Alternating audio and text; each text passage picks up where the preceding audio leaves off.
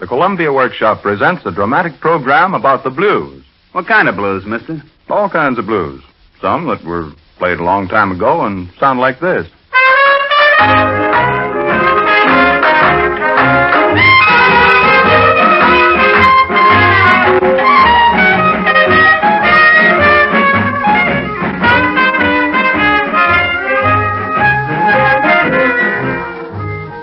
Yeah, those kind are all right, but me, I like the big sounding ones. You know, full like. Like this, perhaps?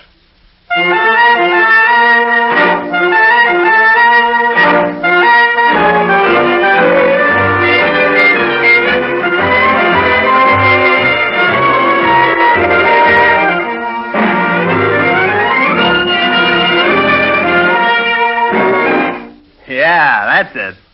Well, as I said today, you'll hear about all kinds of blues. The script the workshop has chosen to present is called Midnight Blue, and it was written by James Caleb Beach.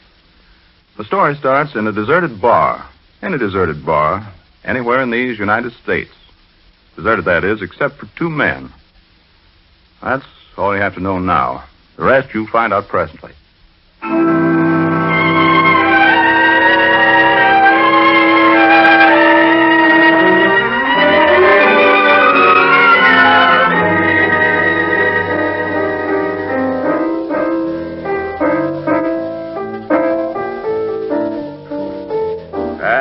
What are you playing, Mr. Piano Player? The name's Eddie, and I'm playing the blues. What kind of blues? Just blues.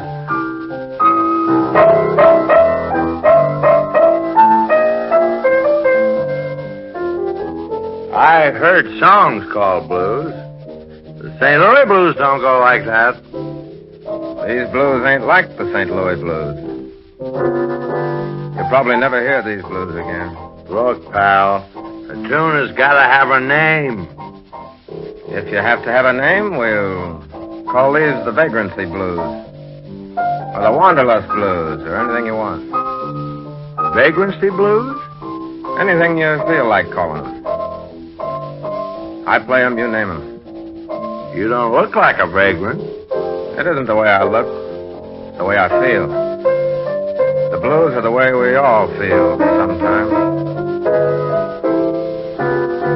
Now won't you pick 'em up and lay 'em down? Pick 'em up and lay 'em down. Now dust from each town is on my shoes.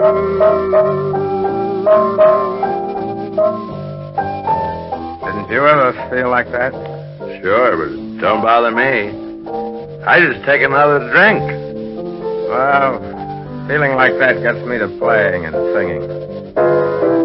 Can't use your thumb when you're a bum. Can't use your thumb when you're a bum.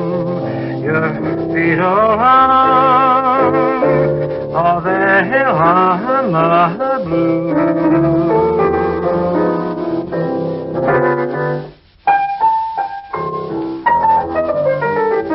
But still, you aren't a bum. So why Vagrancy Blues? Just because I was thinking about traveling around and the feeling I have about traveling. Somebody told me that travel was an education. It sure gets you wise to the ways of the world.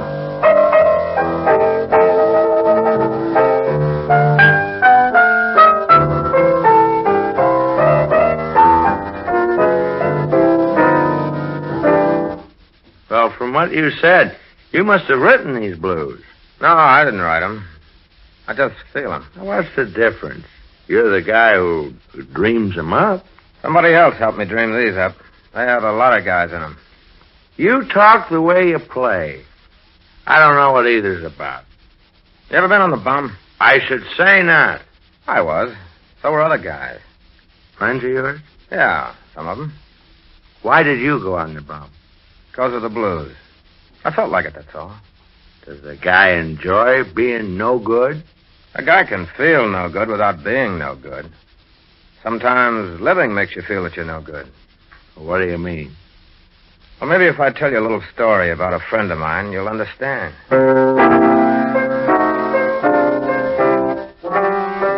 Now won't you pick 'em up and lay 'em down? Pick 'em up and lay 'em down. Oh, dust from each town is on my shoes.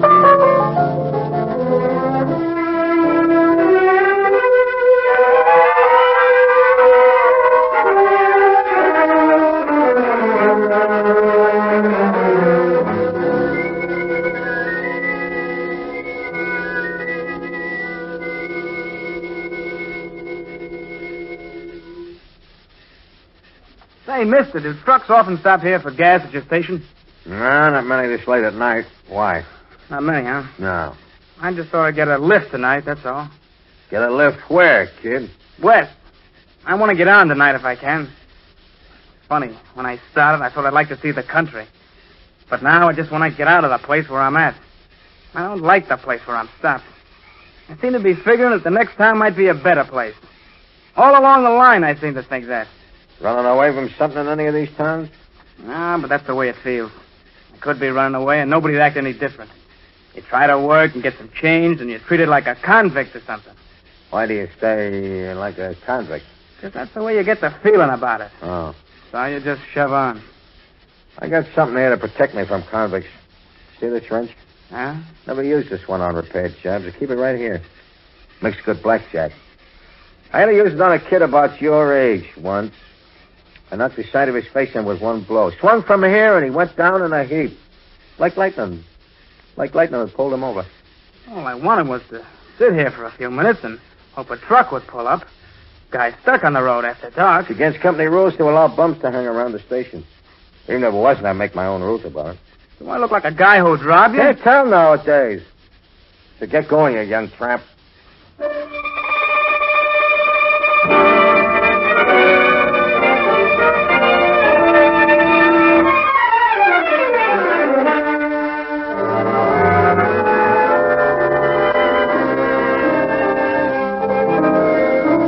From each town is on my shoes.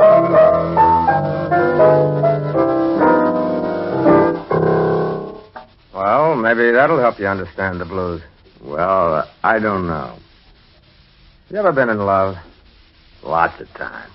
Do you ever think about certain girls when you think about certain songs? Yeah. Some songs mean a certain night with a certain girl.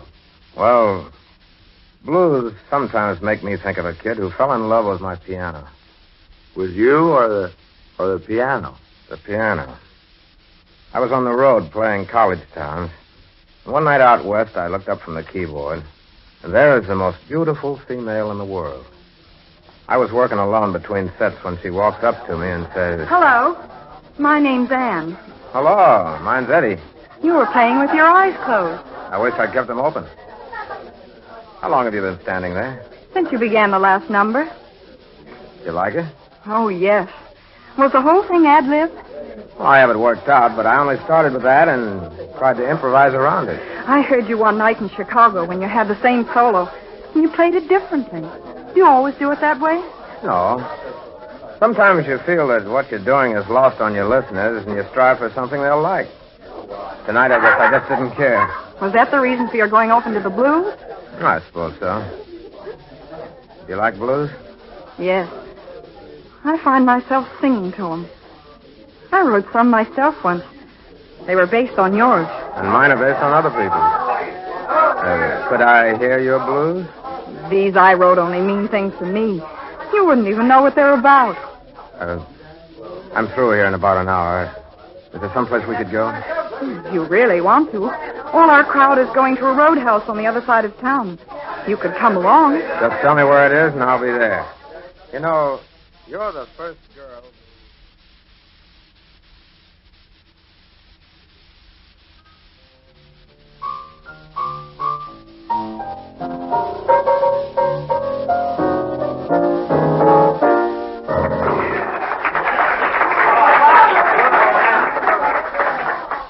thank you.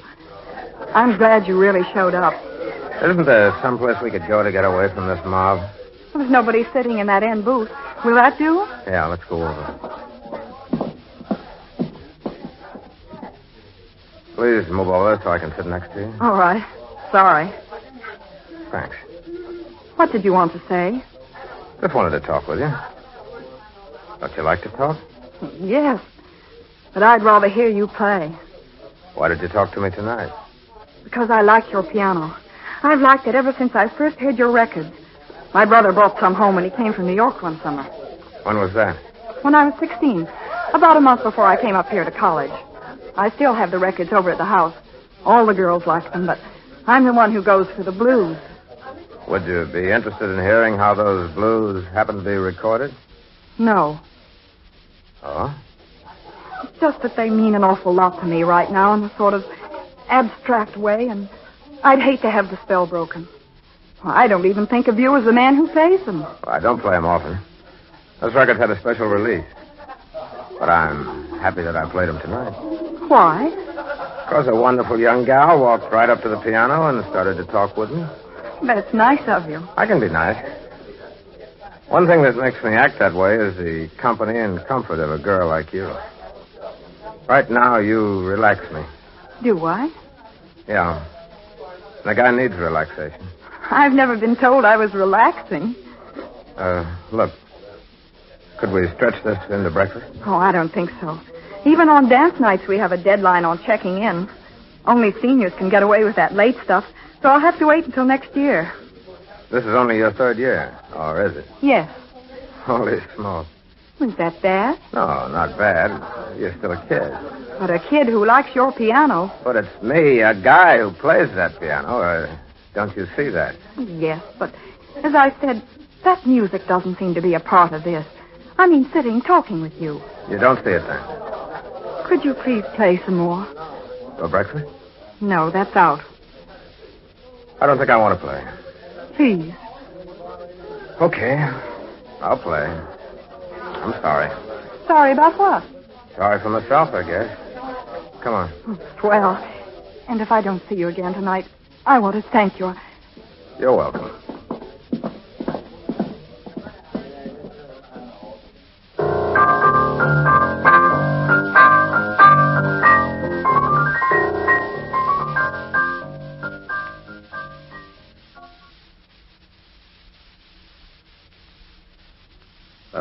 Then, according to that story about the girl, the blues are a kind of a mood. Yeah.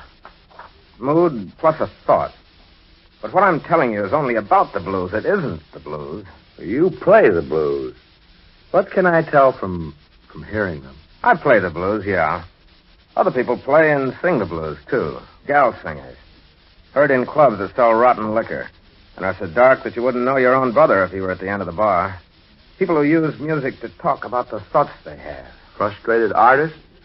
Artists? Maybe. Guys who go out after hours and play and listen to music. Guys who throw their whole week's pay to some singer so they can hear more. Usually people you remember in some vague way. People you've known or people you've heard about who have died when their idea was half expressed. Why dead? Because dead people have made the blues. I got a story to tell about one young musician I knew. It happened a long time ago. He was one of the most...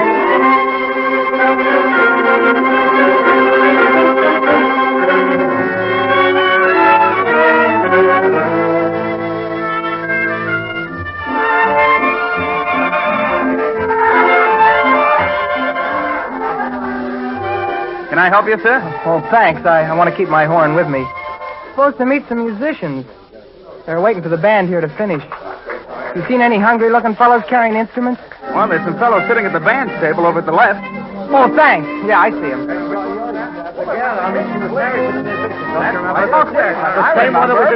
Hello, guys. Benny told me he was meeting you here and suggested I come over. Hey, kid, what are you doing east of Davenport and north of Kansas City? Flew into Chicago yesterday, Eddie. Came up to play a date at some new club, but the guy who owned it got killed last night, and flowers for the opening go to the funeral, I guess. Well, how's the greatest blues piano player in the world? Fine, kid. You know all the guys? Hey, fellas, Yeah. This is the kid who's been playing so much horn around KC for the last year or so. Oh, yeah. Benny tried to get him up for that record date we had with Bessie last month, remember? Yeah, I do. Kid, this is Sam. Hiya. Little boy, and that sleepy character packing the tenor sax is Sid Rozo.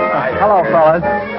I explained to Benny that I ain't ready for work with guys like you yet, but I'm sure glad to meet you. See, you brought the cornet along. Yeah, I need work. And when I saw Benny today, he said something could be fixed up if enough guys around this town heard me. Well, a broom is what I expect to get, but you know what they always say about a hungry fighter. Well, it's good we're all set to make a night of it. I close at my joint tonight, and I feel like playing like they haven't been letting me. You know. Kid, Benny phoned to expect you here, and we were just going to leave word with Joe, the waiter, where we'd be. You see, we can't stay here. Why? What's up? Well, nothing much. One of the fellows in this band is having a little girl trouble, and he didn't want to bring her here. She used to go with a torpedo who runs this place. Oh. Are we waiting for these guys to get through? Yeah, this is the last set. Well, I don't know what's planned, but I want to hear some of the blues that gal does you cut those records with. Well, she isn't working right now, but I think she'll be there tonight. We're going across town to hear some of Arthur's piano. They kick most of the customers out of that place when things get noisy, and we have the joint to ourselves for the rest of the night. Oh, swell. Eddie, are you planning on staying? You know, you and Ben are the only guys I know in town, except the fellows who came up with me. I think they went over to hear Arthur, too, but well, I feel lost when I don't know anybody. Yeah, this is my gang, and, brother, I'm included in on everything. And besides, I've left word that you're coming, and pretty soon you'll know everybody this side of the loop. Oh, thanks, pal. I'm glad to have you along, kid. Oh, thanks. We brought the front way. The guys from this band will be over in a few minutes. Come on, gang. We can take one more on the big close job. Okay. Grab Charlie so we can get him out quick. All right. And try not to let the world know we're leaving. Why the secrecy? Torpedoes ain't fun. We have to work for them, but when it's the relaxation I'm out for, I don't like to think of the guy next to me having a shoulder holster and a nervous habit. And the talk about this town isn't hooey. Oh, a lot of it is. But these leeches latch themselves on, and friendship sometimes leads to silver caskets. Make mine in the shape of silver dollars, if you please. Hey, Charlie, come here. This is Bud. The kid Benny told you about, you know? Ah, how's it, kid? Copacetic, Chas. Oh, you sure played good. I'm going to play better over at Arthur's. Hey, you ready, fellas? Yeah, come on. Come on. Hey, you know that Punk was here early this evening, and he asked some of the guys in the band if they'd seen me with his baby. His baby, he called her. Well, they all said I'd been taking care of a sick brother, but I don't think he's a guy with much of a trust in nature. Ah, forget him. Being tough is his business, and this is a matter of love. The two don't mix, I hope. Yeah, I hope. But I guess the really happy guys are the ones who go home to the tapioca every night. Yeah. What would you do with that? Hey, you know, I think in about 2 weeks I'd miss the train on purpose. Hey, come on. Let's go over to Arthur's. This flea bag's getting on my nerves. Hey, come on.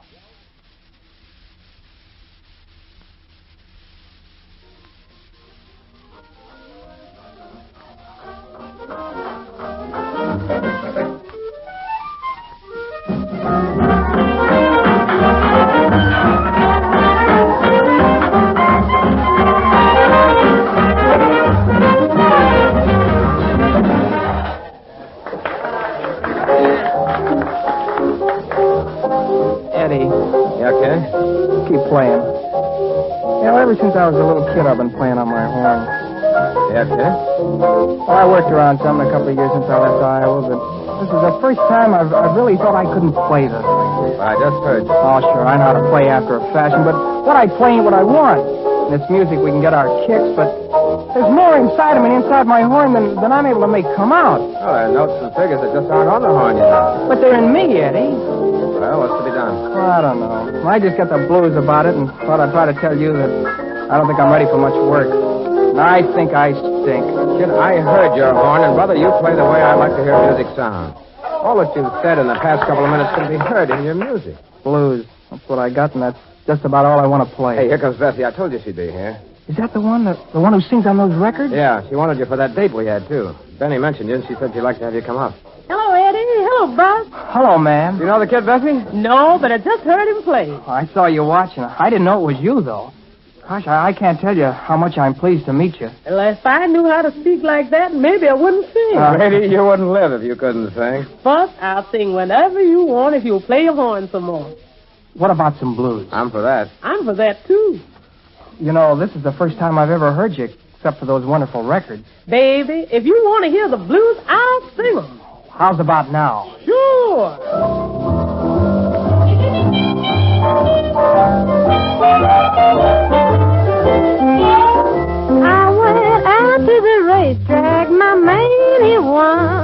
gave my money to another gal, didn't give me none. Oh, you don't know my mind. You see me laughing just to keep from crying. That kid sure can play. Well, I say You seem to know what we all feel. Yeah. Hey, I wonder where my gal is. I thought I should have picked her up, but she wasn't at the table with the gang when I came in. She'll be here. Relax. With music like that, you ask me to relax? Brother, that's life. And who can relax about life?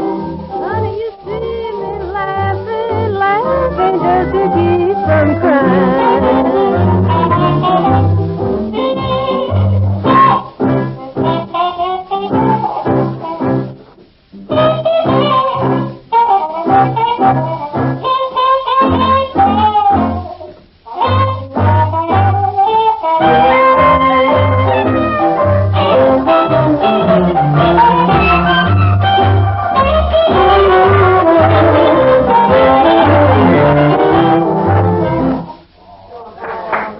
Fine, kid. What's with you that you say it's fine? She sings what's fine. My horn's close to the sound of the voice, but just doesn't have what it takes.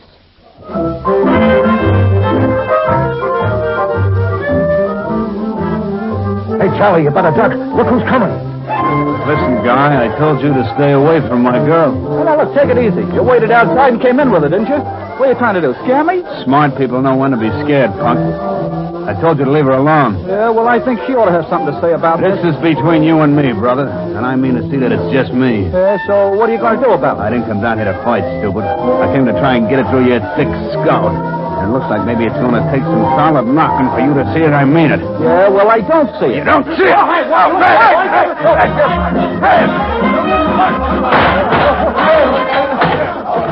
Hey, anybody get hit? Yeah. The kid.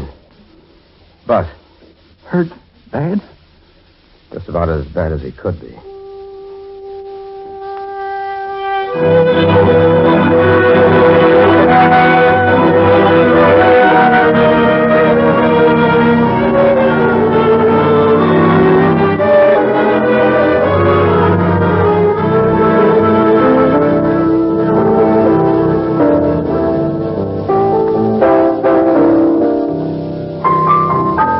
See, mister, it's people who died with their ideas half expressed.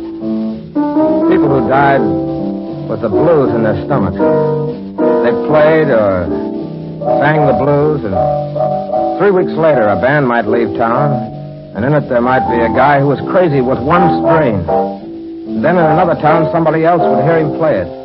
And then, well, you know something? What? I don't know what you're talking about.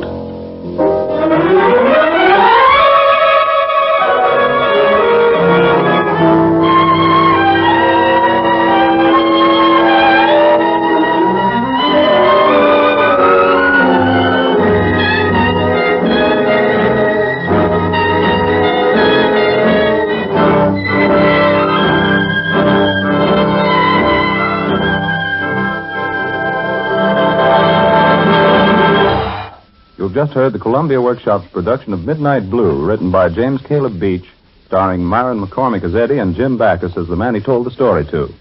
The dramatic musical score was written and conducted by Van Cleve. Meyer Alexander sang and played Eddie's songs, and Perry Lafferty directed.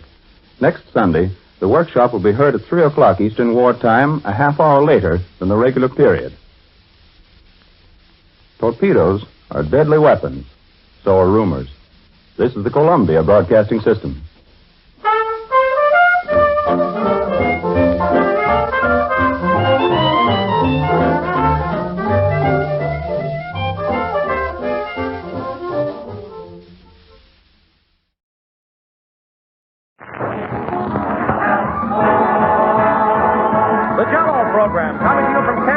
California, presented by Jell-O and Jell-O Pudding, starring Jack Benny. With Barry Livingston, Phil Harris, Dennis Day, Rochester, and yours truly, Don Wilson. And the York opens the program with The Real American.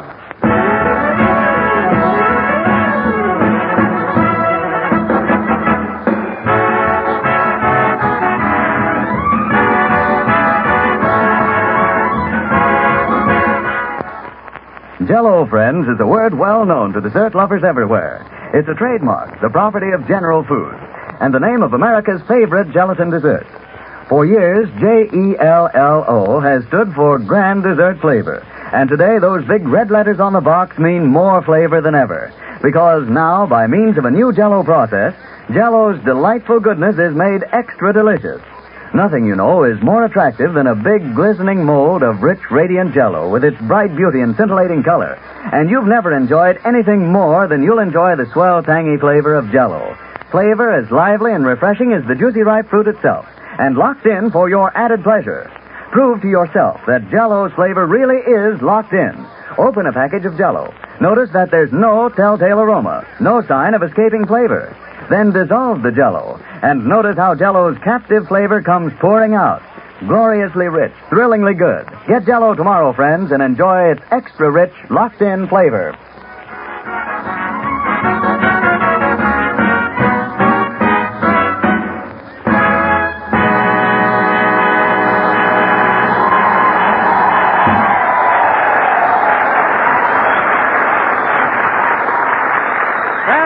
A real American played by the orchestra. And now, ladies and gentlemen, from Camp Callan, California, we bring you a man who, in my opinion, is the greatest comedian in the world, which is also his opinion, Jack Benny.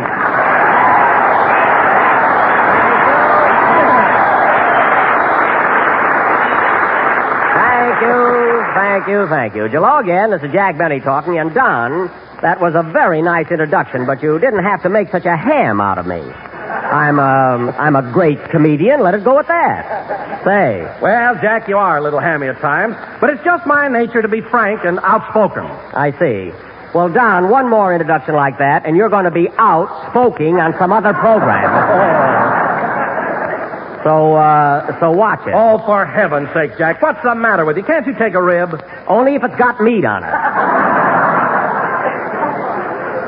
To hear you talk, Don, we're the only two people alive who think I'm clever. Oh, I don't mean that you're not clever, Jack. All I say is, in this great big country of ours, there must be some people who don't like you. The man is obviously out of his head.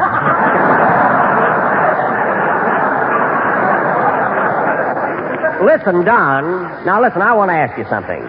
Would you say that these 1,200 soldiers sitting here are a typical cross-section of the American people? Why, yes, but what's that got to do with it? Just this. I'm going to prove to you that there isn't one guy in this audience that doesn't think I'm great. All right, fellas. Everybody here that likes me and hates the Japanese, raise your hand.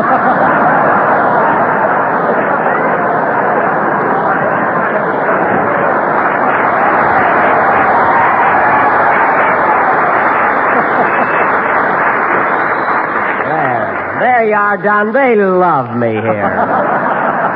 Thanks, fellas. I appreciate your loyalty. Now, wait a minute, Jack. All that question proves is that these boys don't like the Japs. That's my analysis. Oh, you and your big fat analysis.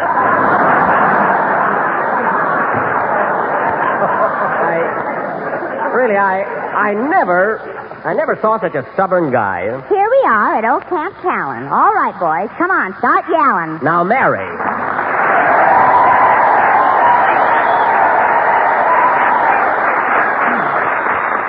Well, listen to that. Thank you, boys. From Livingston. Crestview 46881. Mary, what's the idea of shouting out your telephone number in front of all these fellas? The sharp ones will write it down. I don't care. And you can put that silly poem away, too. I'll let you read it later. You better. Or I'll tell everybody what happened when you were in swimming at La Jolla this morning. I just took my usual plunge in the surf, that's all. What happened in La Jolla, Mary? Well, Jack was out swimming when all of a sudden a big wave hit him and he started yelling, "Help! Help!" Oh, quiet. So a lifeguard went out, grabbed him by the hair, and swam for shore. The lifeguard saved him, huh? Only his hair. Another guy had to go out for Benny.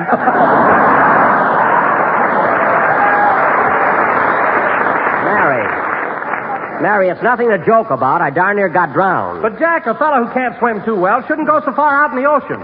Oh, I'm a good swimmer, Don. This was one of those silly accidents that could happen to anybody. What do you mean? Well, I was paddling along, and all of a sudden my left foot got caught in the right sleeve of my bathing suit. was a terrible experience. Sleeves? Do you mean to say that it has sleeves? And that's another thing. Imagine being at a ritzy beach like La Jolla Never mind. and wearing a bathing suit that says Chew Plowboy on it. Oh, don't pay any attention to her, Don. Now, Mary, you know darn well that bathing suit is plenty modern. Well, there's no cuffs on the pants, if that's what you mean. I mean, it's got a two-way stretch and everything. Of course, the top piece is a little baggy there. Did that annoy you when you were in swimming? Not so much when I was in the ocean, Don, but when I took it off in the locker room, about 4 buckets of grunion fell out. A policeman told me I'd either have to get my suit fixed or a fishing license. The beach there is wonderful, though. I imagine it is. By the way, Jack, where are you stopping? In La Jolla, I'm at the La Jolla Auto Court. It's a lovely place. Jack, that's not La Jolla, it's La Jolla. That's how you pronounce it in Spanish. Oh, I didn't recognize it in print. I'm usually very good at Spanish. As a matter of fact, I used to go with a Spanish girl, Estrelita Fink.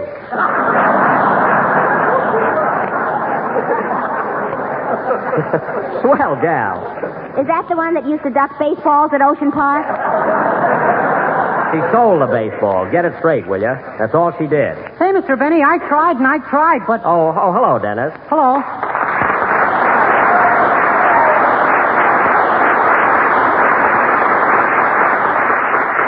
Well, thank the boys, Dennis. Thank you, boys. Say, Mr. Benny, I tried. How do you feel, kid? Oh, fine. Good. I thought I had dandruff yesterday, but it turned out to be rice from a wedding. From a wedding? Who got married? My girl. She's trying to make me jealous. Well, don't fall for it. Not me. Say, Mr. Benny, I tried. Yes? But nobody wants to buy those grunions you caught. I didn't tell you to sell them. I told you to clean them. We're going to have a big fish fry tonight. I couldn't sell any tickets to that either. I mean a fish fry for our own gang. Anyway, kids, the boys here are all waiting to hear you sing, so how about it? All right. Say, where's Phil Harris? The maestro? Oh, he'll show up. I tell you, Jack, Phil's been in the clouds all week. Well, why not? He's a daddy. Just think, a 7-pound baby girl. You know, when I was born, I weighed 7.5 pounds. You did? I weighed 8. I weighed almost 9 pounds. Well, I weighed 43.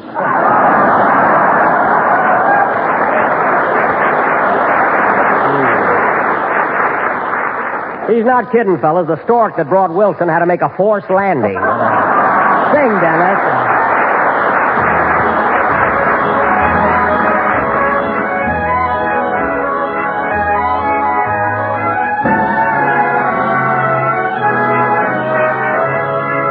The memory of this moment of love will haunt me forever.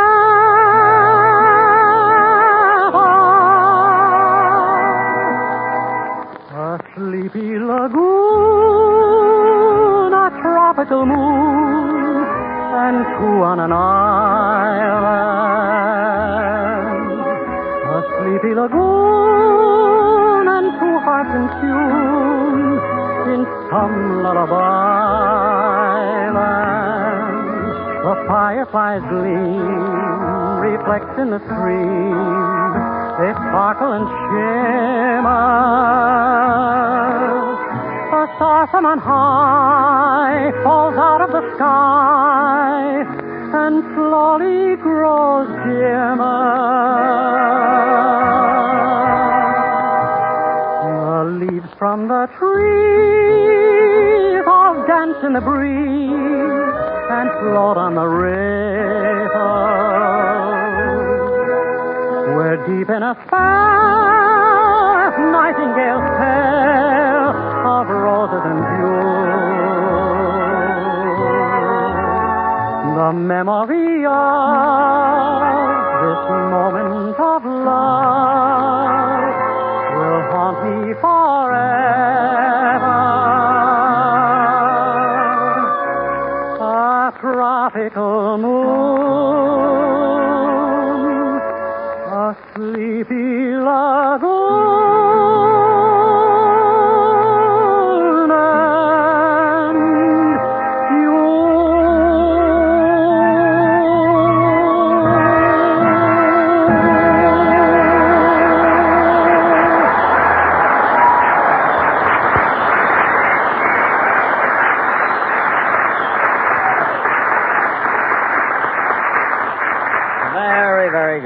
Sleepy Lagoon, sung by Dennis Day.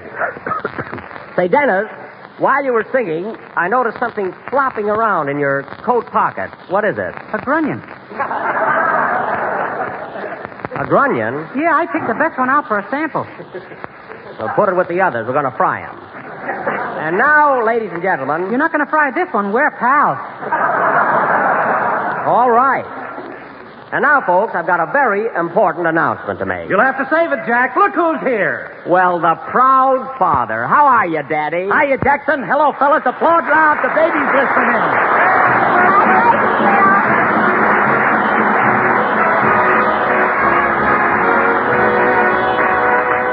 Ah, that's the truth, folks. Mr. and Mrs. Harris are the proud parents of a bouncing baby girl. Well, Phil, congratulations, but you know it's customary for a proud father to pass out... Oh, yes. Come on, fellas, have a cigar. Here you are, Jackson. Well, a Corona. Say, they're expensive. Have a cigar, Don? Thanks, Phil. You, Mary? What? No, thanks. I chew plowboy. So Phil's so nervous. Here you are, Dennis. Have a cigar. No, thank you. Go ahead, kid. Take one. But I don't smoke, Mr. Benny. Now, Dennis Day, you take that cigar. Oh, let the kid alone, Jackson. If you don't want a cigar, that's up to him. You stay out of it. Now, Dennis, are you going to take that Corona or not? Okay, but you'll have to smoke it for me. All right. And now, ladies and gentlemen, Mary, stop staring at me. Ooh. And now, ladies and gentlemen, as I started to announce... Say, Jackson, I was going to bring the baby down here to watch our program, but Alice wouldn't let me. Well, naturally, the child is only 5 days old. My goodness. What are you talking about? When I was 5 days old, I could lace my own shoe. Well, the reason I know that's a lie, Phil, is because you didn't wear shoes until the day after I hired you.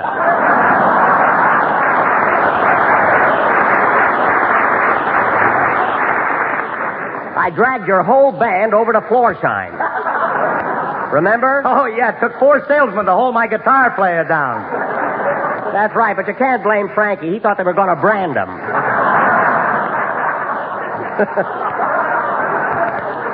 And when they put the shoes on your piano player, he tried to gnaw his right foot off at the ankle. He thought he was caught in a trap.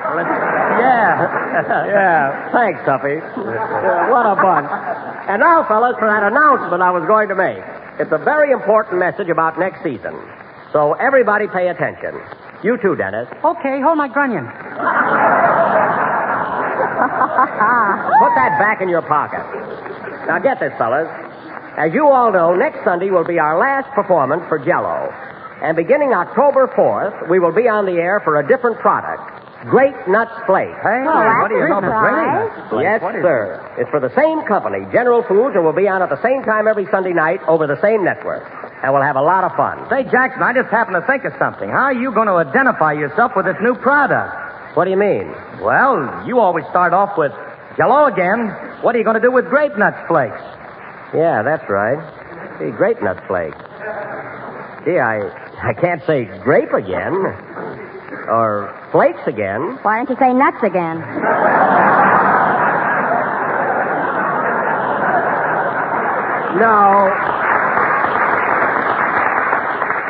No, that wouldn't work, would it, Don? Don't ask me, Jack. You know, I'm pretty upset about leaving Jell-O.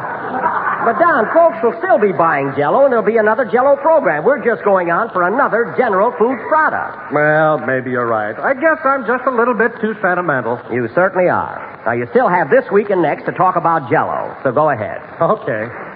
Ladies and gentlemen, the next time you go down to your neighborhood grocer, why not ask him for a package of tempting and appetizing Jell-O? It's not only economical and easy to make, but with its new locked-in flavors, you will find that Jell-O is America's favorite gelatin dessert. There we go, Dad. Oh, for heaven's sake. Don, control yourself. Don. Don't be such a softy. Oh, leave him alone, Jackson. The guy has a right to be lugubrious. What? Lugubrious. That means sad. I know it does, and you got it right. Where'd you ever get hold of a word like that? My baby taught it to me. Oh, stop with that. He's so proud of his child. Say, Dennis, you want to come out to the house and see the baby the stork brought me? Well, if it's all the same to you, I'd like to see the stork. Dennis.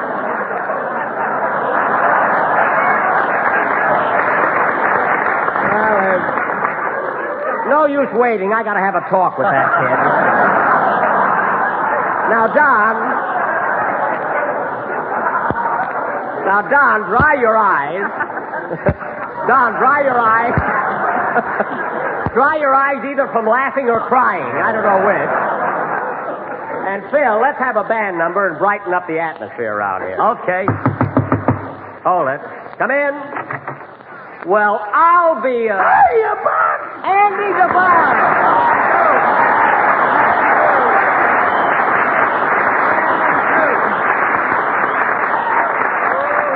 Well, Andy, this is really a surprise. Hello, Mary and Dennis. Hey, congratulations, Phil. What is it, a boy or a girl? 7-pound girl, Andy. Well, girls are all right, but don't get in a rut like Eddie Cantor. That's a fit. Say, Andy, you forgot to say hello to Don Wilson. Oh, yeah. Hello, Don. Glad to see you, Andy. You put on a little weight, haven't you?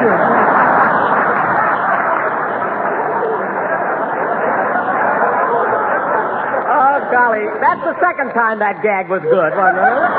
You ought to get a load of this pair, folks. They look like a couple of barrage balloons in civilian clothes. Say, Andy, what are you doing around here? Well, I was fishing down at San Diego, and I thought I'd drop in and say hello. Oh, fishing, eh? Have any luck? Nope, didn't catch a thing. You should have had Jack's bathing suit on. Never mind. Say, Andy, how are your folks? Are they still battling? Yeah, they're at it worse than ever. Pa came home with a snootful the other night, and Ma knocked him cold with a welcome mat. Oh, my God. Won't your father ever learn to behave? Well, Buck, I figure if they ever ration gasoline in California, he'll straighten right out. Why, Andy, you don't mean to say your pa drinks gasoline? He's gotta. He swore off of liquor 10 years ago. What? He's working out at Lockheed as a blowtorch.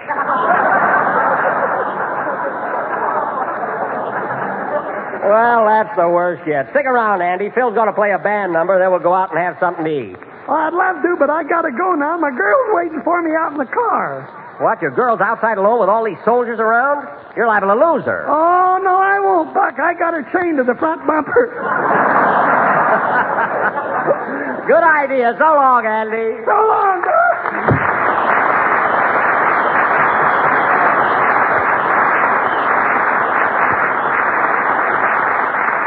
Gee, it was good to see Andy again. Doggone it, I should have sold him a bucket of grunion. Play, Phil.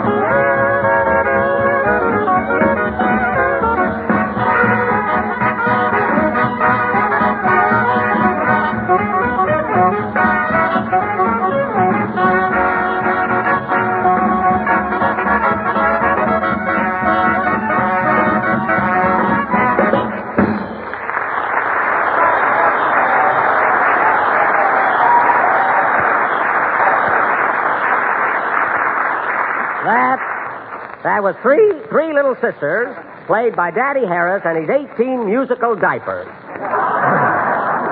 Musical meaning what the boys think they are, and diapers meaning I'm going to change them.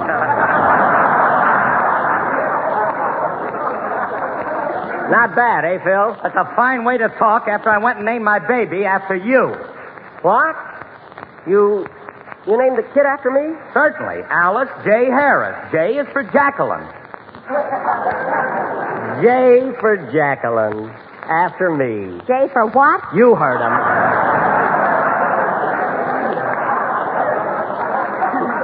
Jacqueline. Well, thanks, Phil. That's quite an honor. And now, folks... Oh, Camp Callan, near La Jolla. Wait a minute, Mary. If you insist on reading a poem about Camp Callan, do it right. What's the title of it? Can't you hear me, Callan, Caroline? Well, I guess that's silly enough. Go ahead. Oh, Camp Callan, near La Jolla by the sea, where Jack Benny goes in swimming and catches fish for you and me. That's right. There's plenty for all. I met a soldier here last eve who had chevrons on his sleeves. He kissed me, and I must confess, if he's not a bugler, I miss my guess.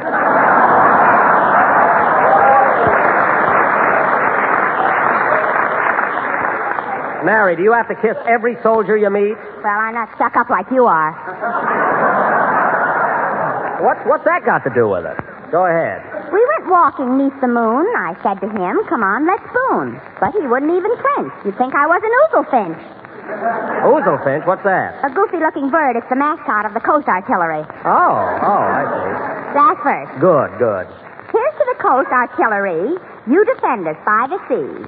If Japs come near, you won't be nice. Because ack-ack guns ain't filled with rice. You said it.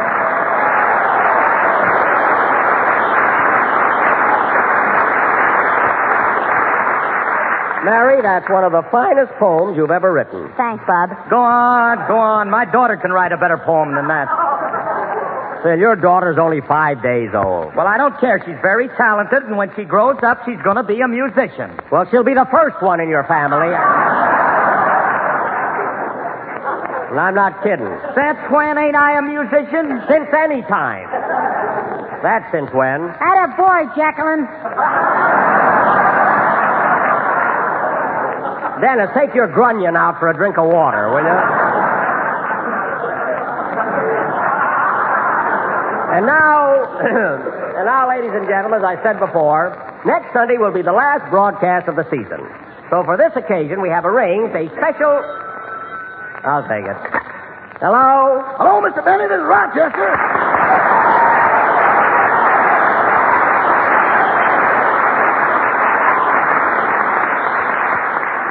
Oh, hello, Rochester. Where are you? I'm over here at the La Jolla Auto Court. Rochester, I found out that's pronounced La Jolla. It turned out to be a Spanish word. Doggone, I should have known that. You? Yeah, I used to be a toreador in the washroom at the McCambo. Never mind that.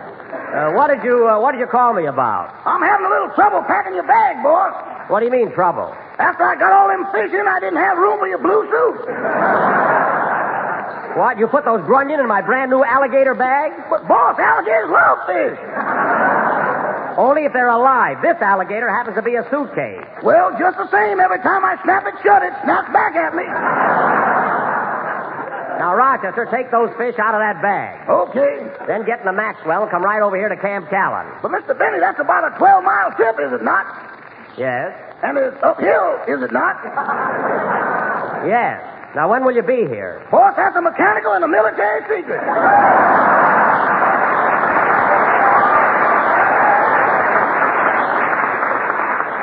Well, start right now, and you ought to be here before sundown. Goodbye. Goodbye. Oh, say, boss. Now what? I took your bathing suit down to the surf and rinsed it like you told me to. You did? This time, one of them little Jap submarines fell out. Oh, my goodness. What did you do with the Japs? They're in the suitcase with the grunions. Nice going, Rochester. So long. So long, boss.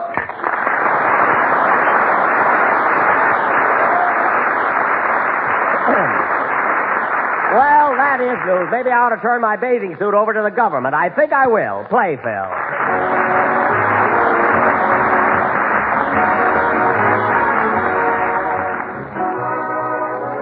Think of spring and you think of strawberries. Think of strawberries and quick as a wink, your thoughts turn to strawberries and Jell-O, one of the grandest of all desserts.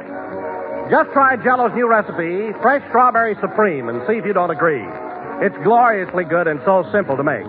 All you do is dissolve a package of Jell-O imitation strawberry flavor in 1 pint of hot water.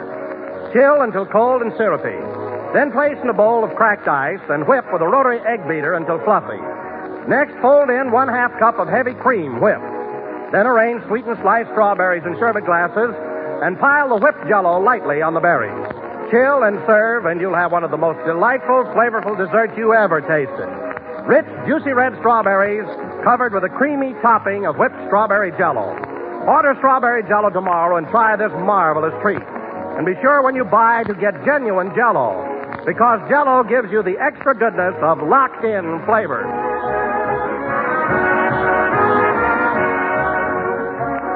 This is the last number of the 34th program in the current Jell-O series, and we will be with you again next Sunday night at the same time.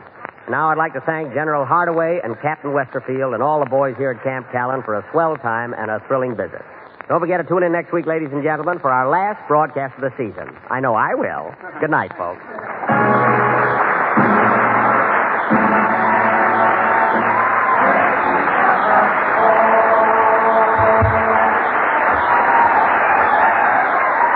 The Jell-O program is written by Milbar and Ed Beline and is broadcast each week by special facilities to our armed forces throughout the world.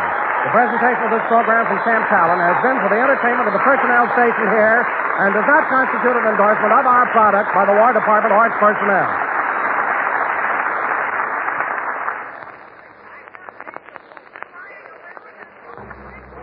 Say, have you tried those new Jell-O puddings? They're made by the makers of Jell-O, and like Jell-O, they're swell. Try Jell-O Butterscotch Pudding. It's gloriously smooth, a rich, mellow pudding that simply tops for golden butterscotch flavor, and so creamy and good. Jell-O puddings require no additional sugar to make.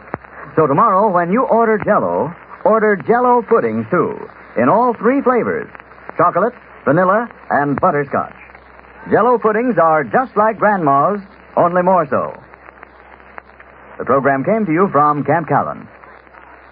This is the National Broadcasting Company.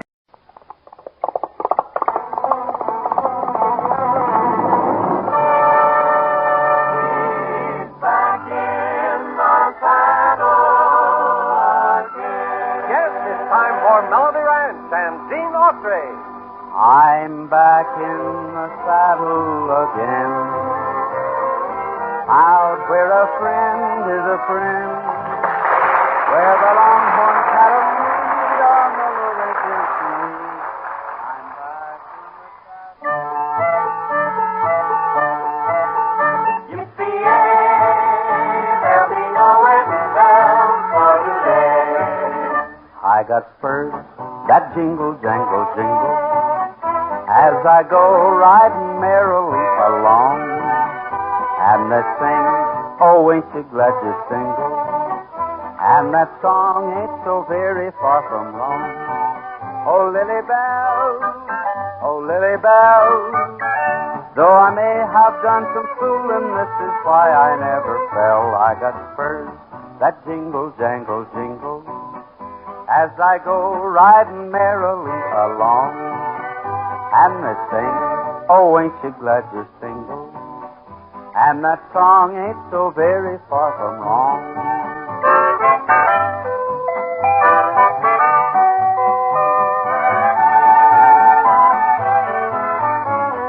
I got spurs that jingle, jangle, jingle, as I go riding merrily along, and they sing, oh, ain't you glad you're single, and that song ain't so very far from wrong.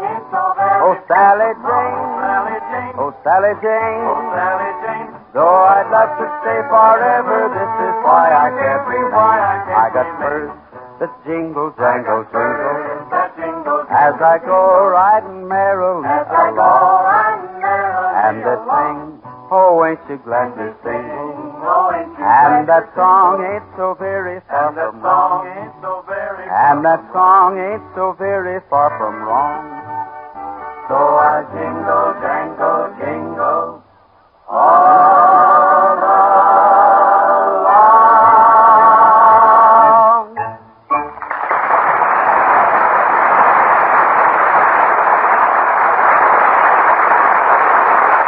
Well, thank you, friends and neighbors, and welcome once more to Melody Ranch. If you love me half as much as I love you, you wouldn't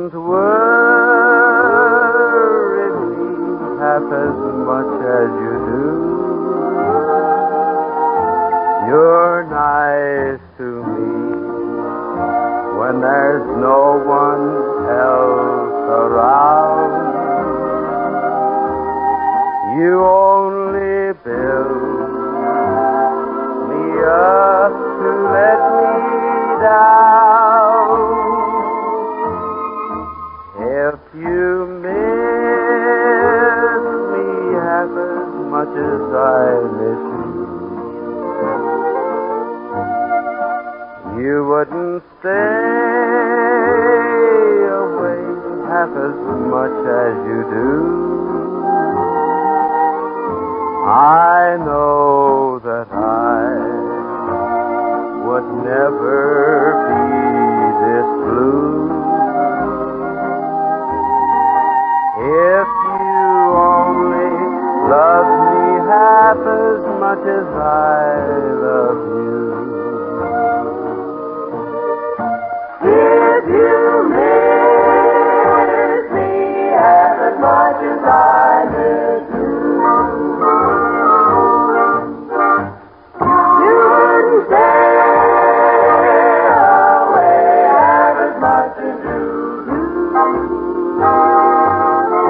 I know that I would never be this blue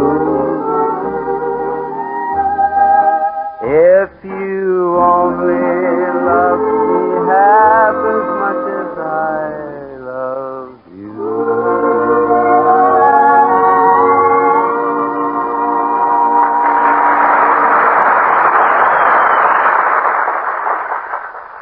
Now,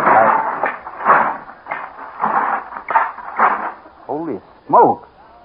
What in the world was that? Mammy's little baby love shortening. Mammy's little, oh, hi, Mr. Autry. Raindrop's sick. I was just fixing dinner. So I see. Look, pal, I hate to appear inquisitive, but what in the name of heaven is that you're beaten to death? You know, I'm glad you asked me that. Gives me a chance to tell a joke. Mm-hmm. See, for the last 3 nights, we've had saddle of beef, saddle of pork, and saddle of sirloin. So? So tonight, we're having saddle of hash. Is that what you was beating over there in that bowl? Yes, sir. Saddle of hash. Saddle of hash. Yep. We're back in the saddle again. I should have known that. Well, that's just the overs, you see. Wait till you hear what I'm fixing for the main course. Don't tell me. I'd rather die with my boots on. Nothing. Here, wait a minute. Take a look at this.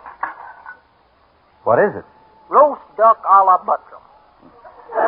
Stuffed with 2 shots of adrenaline, a pinch of penicillin, 3 generous cups of sulfonylamide.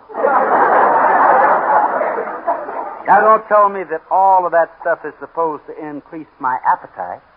It did for the duck. It just tried to eat me. Incidentally, as long as you're just standing there doing nothing, read me what it says in the cookbook, will you? Right after mix well in the pan. Okay. It says take an egg and a dish. Right. Got it. Now break it. What do I do with the egg now? Look, Pierre. Wouldn't it have been much simpler just to go into town and buy some lamb chops? I tried that, but somehow I just couldn't bring myself to even look at them poor little things laying there on the counter with their veils on. Now, wait just a minute there, Patrick. Lamb chops wear pants, not veils. That's what you think, Bud. With the price of meat what it is today, they're ashamed to show their faces.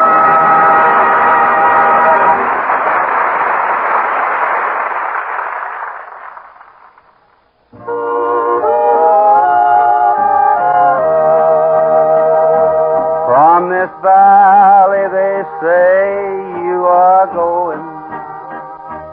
I will miss your bright eyes and sweet smiles, for they say you are taking the sunshine that has brightened our pathway the while.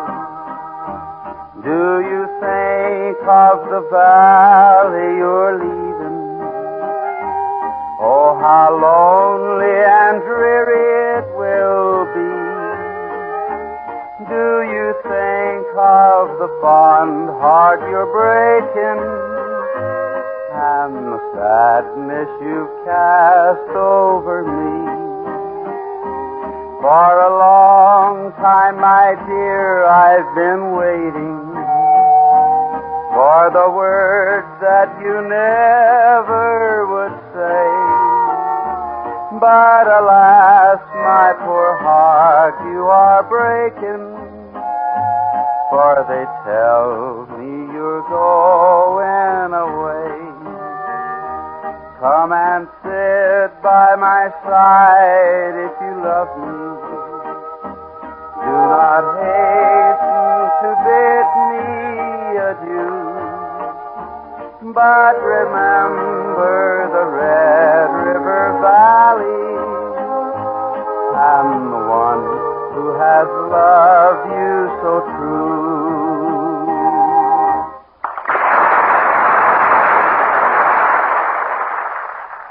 Hey, Gene. Yeah? Did you see this morning's paper yet? No, I haven't. Why? Got your name on the front page. Oh, is that so? Something about you being a judge in a stock show next Sunday. Oh, well, good. And now, if you don't mind, I'd like to Wish I could get my name in the paper sometime. You can get it in there, Bud. Now, wait a minute. Well, what's the matter? Sonny boy, you just reminded me of a story. I knew it. I knew it. You just couldn't resist the temptation, could you? Well, go ahead. But don't change the subject, see? Because I still want to know how to get my name in the paper. And I'm going to tell you. In order to do that, though, Johnny, I've got to go back pretty close to 5 years. In fact, if my memory serves me right, this story all began early one morning when I answered a knock at the back door. Howdy, Gene. Well, for crying out loud. Sheriff Dillon, what brings you out this time in the morning? You mean you really don't know? How should I? I'm no mind reader. Hey, what's wrong with you anyway? Art Richards, your next-door neighbor, was shot to death late last night. What? Or rather, I should say early this morning. Holy smoke. How'd it happen, Jim, you know? Let's put it this way. I ain't sure, but the county prosecutor is. Seems one of my deputies found a gun by the body with a brand and certain initials on it. The bullet that killed Richards was fired from that gun. Whose gun was it? Yours.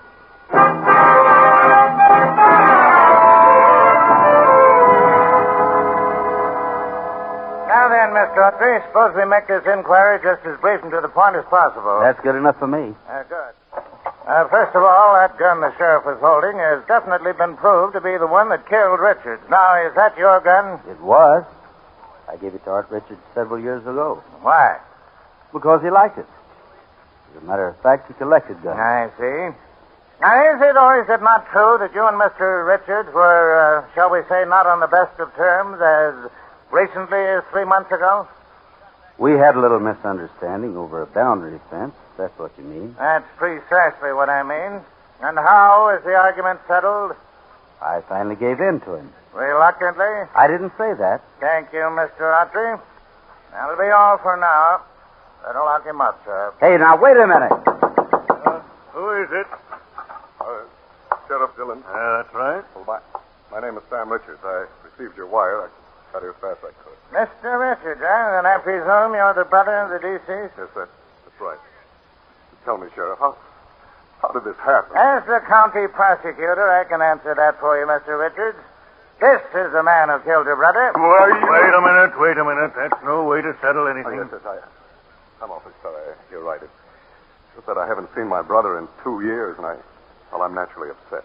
Well, you've got every right to be upset, Mr. Richards. But let me tell you just one thing. I didn't kill your brother, regardless of what anybody says to the contrary. You can twist facts just so far, but somebody's trying to railroad justice around here.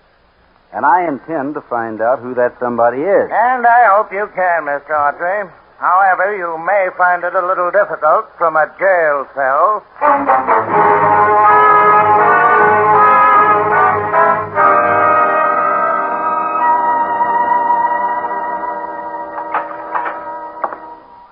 I brought you some hot coffee, Gene. Thank you, Jim. How do you feel?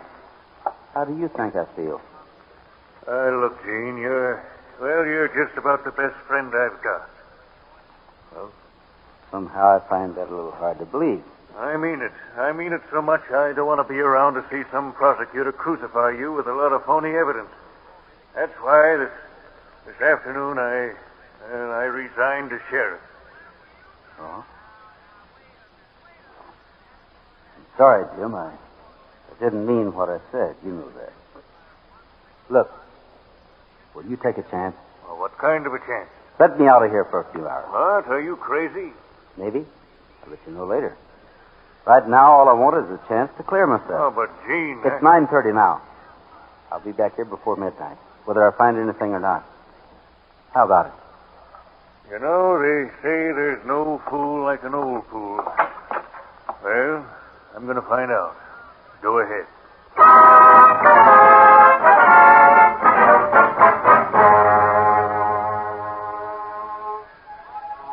Five minutes later, I'd found Champ in a stall out back. I guess he was glad to see me because it only took us about 30 minutes to make the 4 miles up to Richard's ranch. When I got there wasn't a light in the place.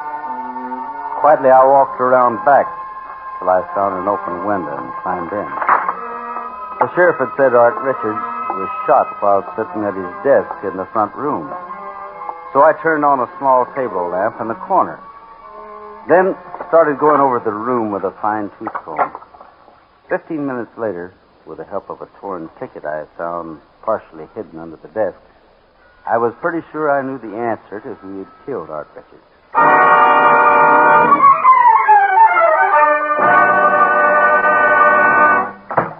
Hey, Gene, you're back. I said I'd be back, didn't I? What'd you find out? Anything? Plenty, Jim. First, though, tell me, who's got all the articles that were taken from Art Richards' body? Why, I have right here in my desk drawer. Why? Good, good. Let me see. Oh, but Gene, Never mind the but. Hurry. Well, okay. Here's his pipe, keychain, a wallet, diamond stick pin, his gun, and his watch. That's the work. Put them all in a bag, Jim. And come on. I'll explain the rest on my way over to Mr. Sam Richards' room at the Longhorn Hotel.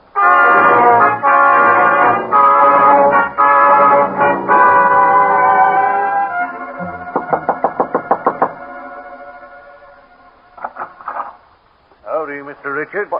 Well, Sheriff, what in the world brings you over here to see me at this hour of the night? A few of your brother's personal belongings, Mr. Richards. I thought you might like to have them. Belongings? Oh, yes, of course. Come in, won't you? All right, thanks. This is most thoughtful of you, Sheriff. That's okay. Here, I'll just lay them out on this table for you. Well, that gun there, was that his? Yeah. Why? Well, nothing at all. This whole thing has been a shock to me. I'm afraid I'm a little upset, that's all. Forget it, Mr. Richards. I understand. Well, then, how about his pipe? Do you want to keep it? No, I'd rather not. Give it away. Or better yet, destroy it. Okay. How about this keychain? Yes, I'd like that if you don't mind. I personally gave it to him several years ago. Right. And this wallet? Yes, I'd like that, too. Don't you want to look inside it first? Oh, no, that won't be necessary. I'm sure everything's there. What about this watch? I suppose you'd like that, too, wouldn't you? Why, yes. What's the matter? Something wrong? Well, where's the gold fob that was attached to this watch? Gold fob? Well, yes. This watch had an engraved solid gold fob on it. Are you sure? Well, of course I'm sure. I saw it myself. Here it is, Mr. Richards. Wait. Right here in my hand. Autry. That's right. I'm afraid you just crossed yourself up. Why, Sheriff, I demand you put this man back in jail where he belongs. Suppose you let me finish what I have to say first. Yesterday morning, when you came to the sheriff's office, you said that you hadn't seen your brother Art in 2 years. Yet just now you noticed that gold fob from your brother's watch was missing. A fob you claim that you saw with your own eyes. All right. Suppose I did. What does that prove? It proves plenty. You see, your brother didn't have that gold fob until a month ago. The Ranchers Association gave it to him when he retired as its secretary. Therefore, you must have seen your brother recently. As recently, in fact, as the night that you killed him. Well, I don't know what you're talking about. We'll see the county prosecutor. Let him decide that. Better put the cuffs on him, Jim. And one more thing. If he's going to be staying in my old cell, you better tell him to watch the hot water. It comes out of the cold faucet.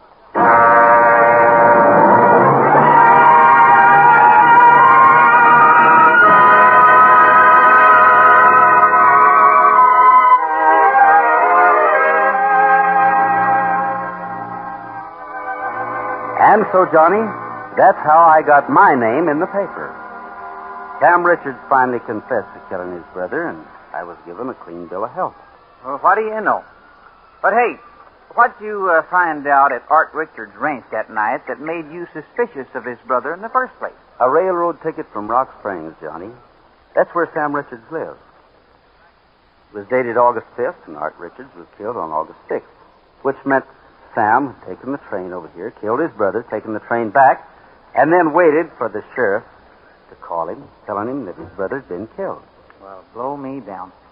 Incidentally, I sure gotta hand it to you, the way you tripped the dirty one of them brothers up by taking that fob off of Art's watch. Oh, it was just a shot in the dark, Johnny, but it worked. Of course, I had some other traps baited for him, too. For instance, that pipe wasn't really Art's at all. And I'd removed $300 from his wallet. Any one of them could have made Sam say something that would have helped us prove that he saw Art the night that he was killed. Not bad. Not bad at all. Matter of fact, you did just what I'd have done. Oh, that's fine. The only thing is, I'd have probably figured it out a lot faster than you did. Oh, sure. Of course, naturally, my brain works quicker than yours. I guess you've noticed that, haven't you? Sure. But I imagine I could have solved the whole thing less than 5 or 10 minutes. Oh, I know. I was, Yes. Johnny. Yeah? I just got an idea on how you can see your name in the papers. Oh, good. What is it? I'm going to phone Miss Lily White, the gossip columnist down at the paper. No kidding. What you going to tell her? I'm going to tell her that Johnny Bond loves Johnny Bond. Good night, son.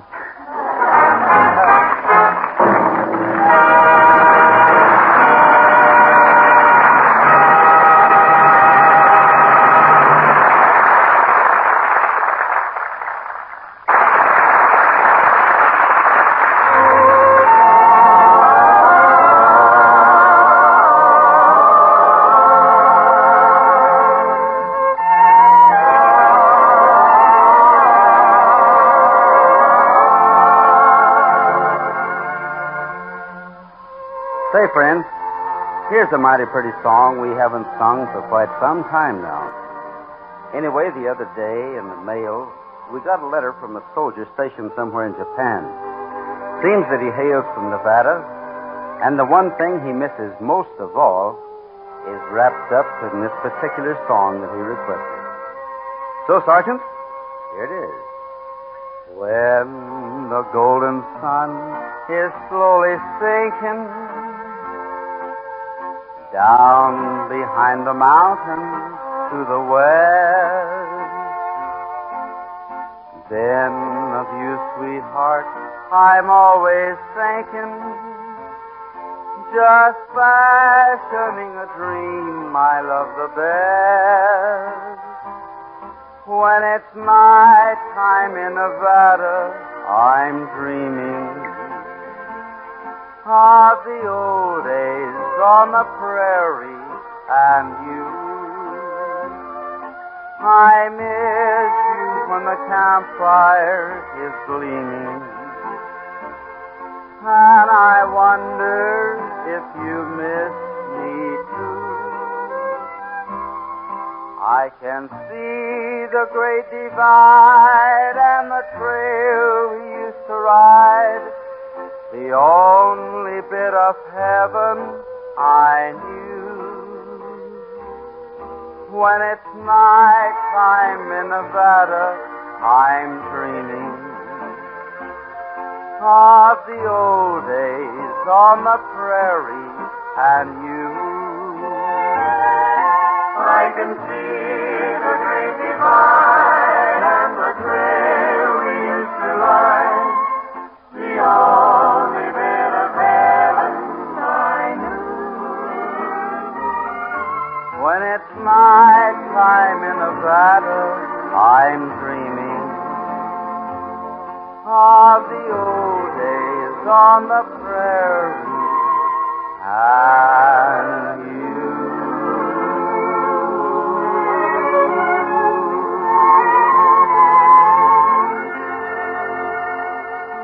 Until we're back in the saddle again, out where a friend is a friend, where the longhorn cattle feed on the lowly Jensen weed. I'm back in the saddle again, riding the range once more, toting my old 44, where you sleep out every night, and the only law is right. Back in the saddle again. Whoopie-tie-I-O, rockin' to and fro. Back in the saddle again. Whoopie-tie. 8 p.m., BULOVA, Boulevard Watch Time, WABC, New York.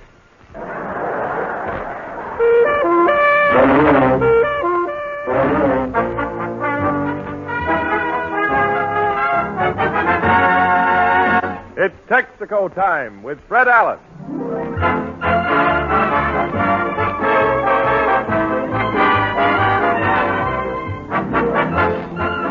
Welcome to the Texaco Star Theater, ladies and gentlemen, and a special welcome to our armed forces all over the world who will hear this program by shortwave. Tonight we present Fred Allen, Kenny Baker, Portland Hoffa, our special guest, Jack Haley, Man About Hollywood. The winner of the Texaco College competition, Josh Wheeler from Louisiana State University at Baton Rouge, Louisiana, and Al Goodman's orchestra. An hour of mirth and melody brought to you by the Texaco dealers from coast to coast.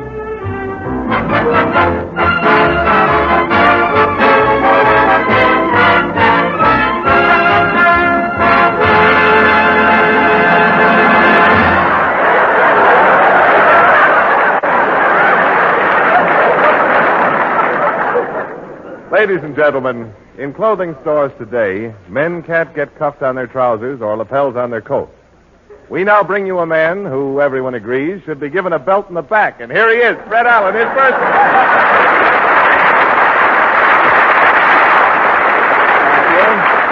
Thank you, and good evening, ladies and gentlemen. And Jimmy, I heard that belt in the back innuendo you just foaled there a second ago. Now, do you by any chance know of anyone who is equipped to do this belting? Well, Jack Benny's been threatening for a long time. You mean the Mickey Rooney of the gay 90s? Old Grunion Grover is going to do it.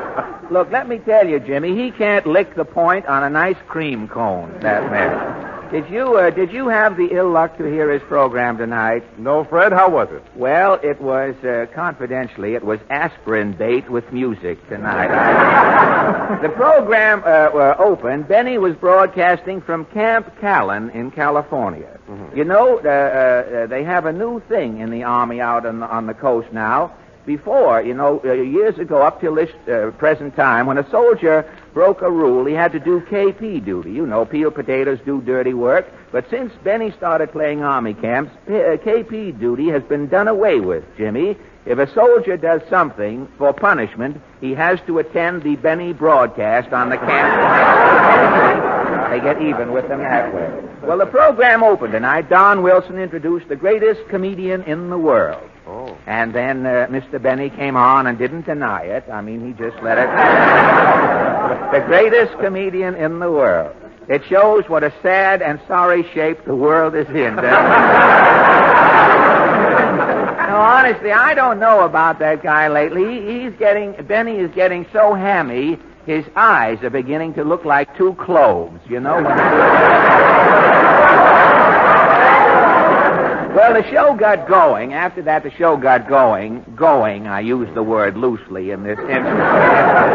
And they had some gags about Benny going in swimming and getting his bathing suit full of grunion. His bathing suit, an old suit that he wears. And no one on the program could figure out why the grunion should flock around Benny. You see, a grunion is a little fish they have out there in California. Without enough strength to come east, it stays out. And the people on the program couldn't tell whether the grunion went after Benny because Benny has that wormy appearance.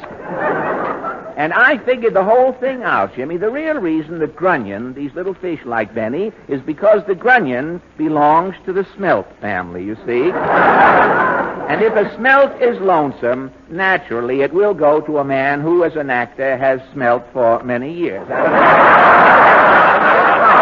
The little fish and the fish. Well, I guess that's about. There were some other things, Jimmy, but we'll skip over them. We're a little late already, I see. Well, there's certainly more than that to this program. Yes, there is, Jimmy. You bet there is, Jimmy. And to prove it, I'll turn to the latest news of the week. The March of Trivia presents its weekly lowlight from the world of news. New York City, New York. New dim-out order to curtail the haze of light thrown on the water by city's illumination vitally affects metropolitan apartment dwellers and store owners. All New York mobilizes to help perfect the dim-out. The Bronx Aquarium announces... The electric eel will be dimmed until further notice. Waitress... How did he get out of the tank from the aquarium? Waitress in a 6th Avenue delicatessen reports... During the dim out, we are serving in chicken sandwiches no light meat. No light meat. A prominent news commentator says... I used to say I'll be back in a flash with a flash. From now on, both flashes are out. Well, what will you say? I'll be back in the dark with a remark. March of Trivia interviews several specimens of riffraff to learn their strange experiences since the new dim-out rule went into effect. Now, first, a real Broadway character. What is your name again, brother? The Hepset calls me Sharp Sherman. Sharp Sherman, eh? Well, what is your work? Wank is a sucker's pastime, chum. I live by my wits. You do, really? Yeah. There's one born every minute. Somebody's got to take him. That's where I come in. Sharp Sherman. Well, how sharp are you, Sherman? Well, who is the first one on Broadway to sell them gold watches for $50? A solid gold watch for 50 cents? Yeah, the case was a Woolworth Compact. Well, what about the works? What made them tick? Inside, I had a cricket. I'd like to hear a cricket at the moment. I mean... You are a sharp... That joke writer is through. Is that man on the premises? The last joke I'll take from an usher in here. They come But, Sherman, you are sharp. Who started painting Brussels sprouts with white enamel and selling them for gardenias? You? Sharp Sherman, chum. I don't miss a trick. Well, what about this dim-out, Sherman? Have you worked out a racket? Oh, yeah, I'm light-legging. Light-legging? What is light-legging? Well, it's like bootlegging, only with a light. Well, how do you mean? Well, during a dim-out, you can't see nothing. You're afraid to strike a match. A cop might be around. That's right. I nudge you and I say, can you use a little light, chum? What would I need a light for? Well, supposing you're going in the automat. I follow you in, whip out a flashlight, and light up the sluts for you. Well, that's good. That's helpful. Yeah, you're getting out of a taxi. You can't see to pay the driver. You might give him too much. I light up your bankroll for you. Well, tell me, my bankroll is light as it is already. But tell me, Sharp Sherman, what do you charge for this service? I don't charge you nothing. Where does your profit come in? After I put out my light and it's dark again, yeah, I pick your pocket. Well, give me back my fountain pen and get out of here with that cricket. A chap, pick up the cricket gag as you leave, Sherman. A chap who is unhappy about the dim-out is Fonseca Fradkin. Now, what is your... You are the original Fonseca. We've had imposters coming. You're in Fonseca. Just checking up. Well, what is your squawk, Fonseca? Thanks to the dim-out, I am momentarily a bum. Momentarily, huh? Well, what happened? Well, I was formerly a barker at a certain movie theater. I see. All day long, I stood outside, and with a straight face, I'd say, "It's a great show, folks. Step right in. Step right in." With a straight face, you'd say that. Yeah. Well, were you a good barker, Fonseca? Oh, the best. You could be going home, running for a train. Yeah. If you passed by me, I'd bark you into the theater. Well, how did you do it, Fonseca? It was a trick I learned from Dale Carnegie. Oh, I see. I only took half his course. You only took half of Dale Carnegie's course? Yeah, I couldn't win friends. Uh-huh. But, oh, how I could influence people. Well, what about this Broadway dim-out? Well, the first night it was so dark in front of the theater, I couldn't see nothing. I see. I kept walking up and down, barking. Yeah? I could hear people passing me. I kept barking. Uh-huh. About 10 o'clock that night, the manager comes out with a lit punk looking for me.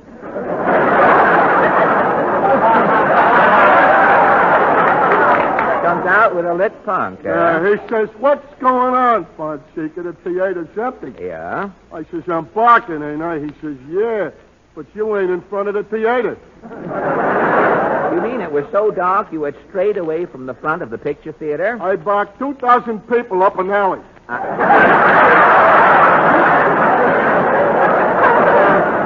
Well, what did the manager do? He blew out his punk and says, Fonseca, you're through. He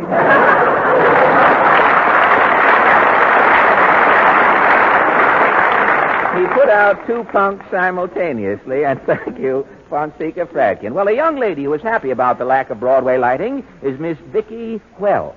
You look pleased tonight, Vicky. Yeah, the dim out done me a favor. Well, how do you mean? Well, for 2 years I've been going out with a certain boyfriend, Chester. He's been taking you dancing and to pictures, you mean? Not Chester. He's as tight as the back of a sailor's pants. Well, what do you do for excitement? Every night with Chester, it's the same routine. He walks me up and down Broadway. Walks you up and down. Well, tell me, Vicky, has the dim out affected your walking? Yeah, lately it's so dark, me and Chester has been wearing squeaky shoes. Squeaky shoes for what? So we don't lose each other. Oh, in the dark, I see. Yeah, if Chester and me get separated, we listen for each other's squeaks. And when one of you hears the other squeak? We follow the squeaks till we get together. Well, how has this game of hide-and-go-squeak been working out? Oh, we was doing okay till last night. And something happened? Chester and me got split up in the dark. Uh-huh. I stop till I hear a squeak. Yeah? I can't see nothing. I go to the squeak and grab an arm. I see. We walk around for an hour, maybe. We're both squeaking, saying nothing. Just squeaking, uh-huh. Yeah. Finally, we start for home. I'm listening to Chester squeak, and he seems to be squeaking in a higher key. Yeah? Well, we get home, and I bend up to kiss Chester. I get a pucker full of mustache.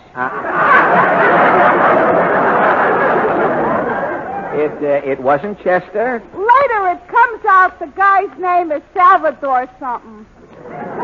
But that high squeak. Salvador was wearing elevator shoes. He was squeaking 4 inches higher. Oh.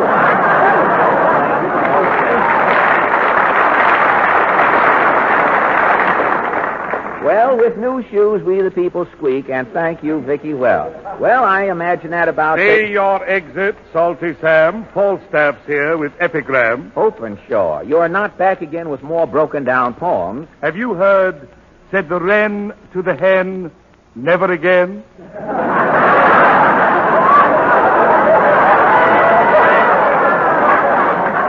No, I haven't heard that one. Or, I was lying on the village green, and she was thumbing her tambourine. No, I don't recall that. My mother's not doing the conga bouncer. A bee got into her bustle. Now, enough is enough. Too much in this particular instance. That's done it. Tonight you are my boy, but not tonight. Tonight we have been discussing the dim out on Broadway. Precisely why I am here. Don't tell me that you have written a poem. No, tonight I have written a song. A song? Yes. I have brought the Snug Harbor Serenaders to sing it.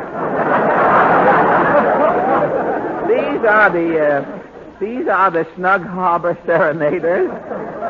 The little man is a rigger. Oh, I suspected that. He was formerly with Lynn Murray. Oh, he left Lynn Murray, did he? Yes. One day there were 2 harp strings missing. The little man was seen flossing his teeth. There were words. The little man started freelancing. Well, never mind all that. What about your dim out song? Gentlemen, if you will. The lights at night don't shine as bright. Up and down dear old Broadway, that Wrigley ad has dimmed each chat that used to like dear old Broadway, and Sloppy Joe's cut down his flow. Joe's flow don't glow on Broadway. The streets as black as hack and sack. since the dinner has come to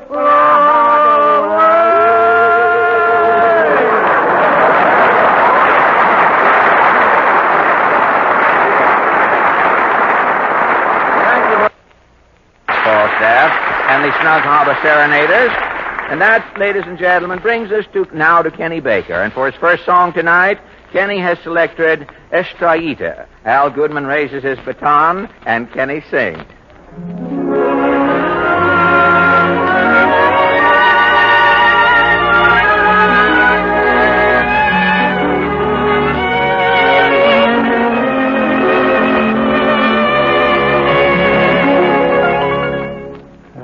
Estrellita, oh my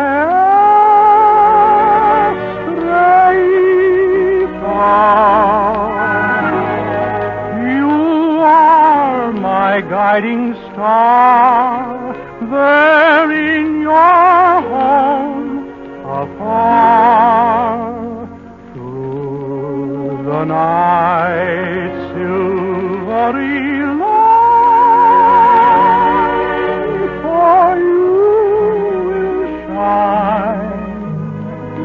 Eyes of heaven gently looking down, and gazing into mine.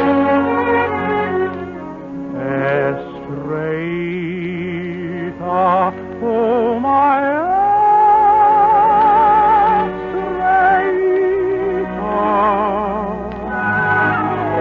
Each night I watch for you, and you are watching too, and I know where I may go if wandering stray.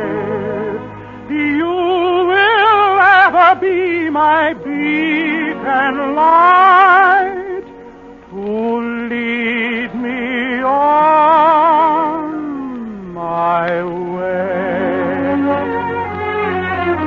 Oh, shine on tonight in your palace above. Your silvery light leads me on to love. At your call, as like a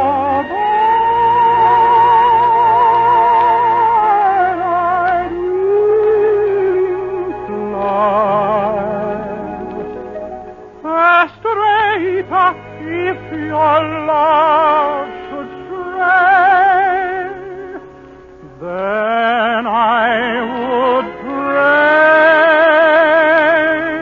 to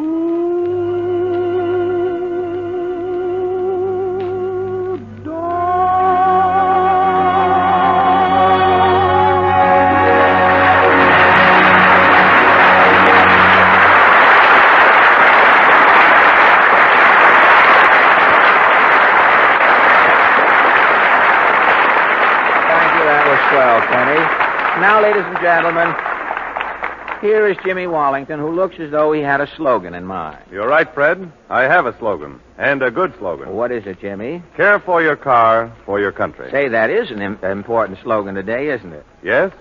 Care for your car, for if you're careless today, you may be carless tomorrow.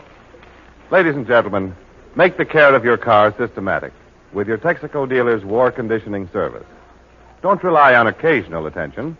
Keep your car in fighting trim by seeing that it gets Texaco war conditioning regularly.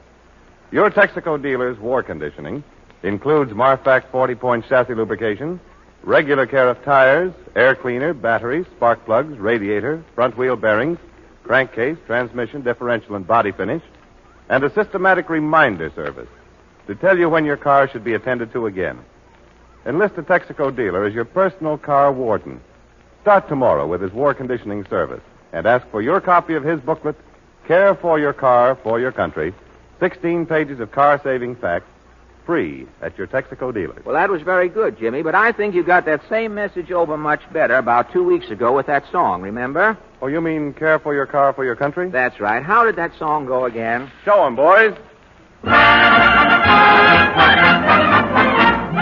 Care for your car, for your country. It's your duty to beware of every squeak. Let your nearest filling station make frequent lubrication so your moving parts are always at a peak. Driving often for car-saving service. Let them keep your belts and carburetor clean. They'll advise elimination of undue acceleration as the way to get more mileage from your gasoline. Blow your tires are now on ration if you use them in rotation. And check on their inflation, they'll go twice as far. You have an asset for old Uncle Sammy. Make it last for the duration of the war. Almost every occupation needs this vital transportation. Keep it up to par. Care for your car, for your country.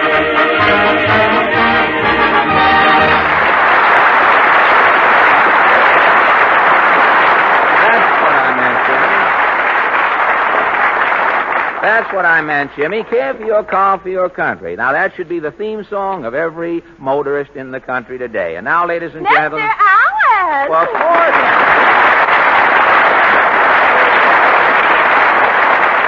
Say, you look as happy as a man with 4 new tires and 2 X cards tonight. Are you ready for some fun? No, I had too much fun yesterday. Too much fun? You took a good look at your mother, did you? No. Enjoyed it? Mama took me on a picnic. We went to a park. Oh, you went to a park? What park? Belmont. Belmont? Why, Belmont Park is a racetrack. We found that out. Well, how? Well, Mama and I went out to Belmont early to start the picnic. I see. All morning we played tag and leapfrog. Tag and leapfrog. Good. Fine. Good. About good. 2 o'clock, Mama spread the lunch out on the grass. Uh-huh. All of a sudden, Mama heard a bugle blow. Then she jumped up and yelled, "Runaway horse, stop him!" Runaway horse. I'm wrong. One horse was running around in a circle, and 6 other horses were chasing it. Runaway horse. Look, that was the first race. Then every few minutes, the bugle would blow, and the horses would run away again. No, wait a minute. I'll explain this to you. The horses at Belmont Park meet by appointment, you see. They hire a man to blow a bugle, and the horses run every day on purpose, mind you, not accidentally. Oh, it's silly, isn't it? You mean horse racing is silly? Yes. 40,000 men will go out to see... Excuse me. Now, wait a minute. Wait a minute. We're talking about horses. You keep that frog out of this.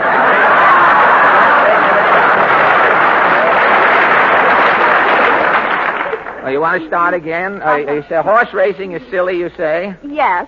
40,000 men will go out to see horses racing, and when men are racing, not even one horse will show up. Well, I know, but what the men have when they get through at the track is not hay, and what the horses had if they would come would be hay. You see, that's what confusing. Yes, horses are pretty selfish that way, Portland. Tell me, what else happened at the racetrack? Well, some man gave Mama a horse to bet on. What horse? Grandma's girdle. It was in...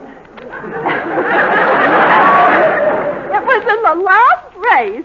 Mama bet $2. Well, how did Grandma's girdle do? It weakened in the stretch. It's been disappointing to the old lady, but your mother is very silly to bet. Oh, hello, Kenny. I didn't see you. Hi, F.A. Hello, Porty. Hello, Kenny. Say, F.A., Yeah? have you noticed any improvement in me during the last month? Improvement, Kenny? Yes. Our Boy Scout troop has been having self-improvement drives. What's that, Kenny? Well, each week, it's some great man's birthday, see? And that week, we try to live like that great man. Well, how has it been working out? Swell. On Thomas Edison's birthday, I only slept 4 hours at night, and all week I was inventing. Well, what did you invent, Kenny? It's a combination eye cup and percolator top.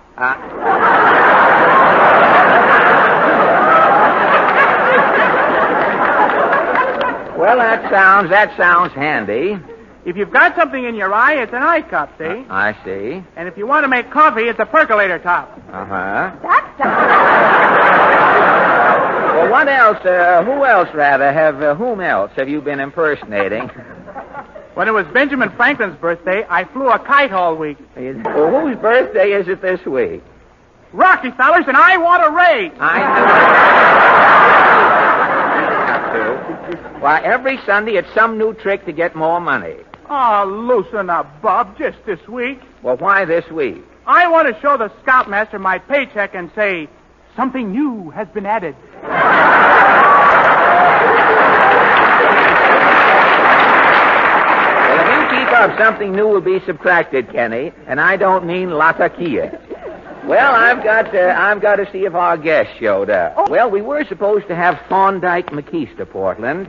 He played a wolf howl in the new Marlene Dietrich picture. He's hot right now. We were going to have him, but just before the program started, I got this wire here from Jack Haley. What does it say? Have got to see you tonight. Very important. We'll be there any minute. The door is opening now. And here he is, ladies and gentlemen. Meet our unexpected guest, Jack Haley.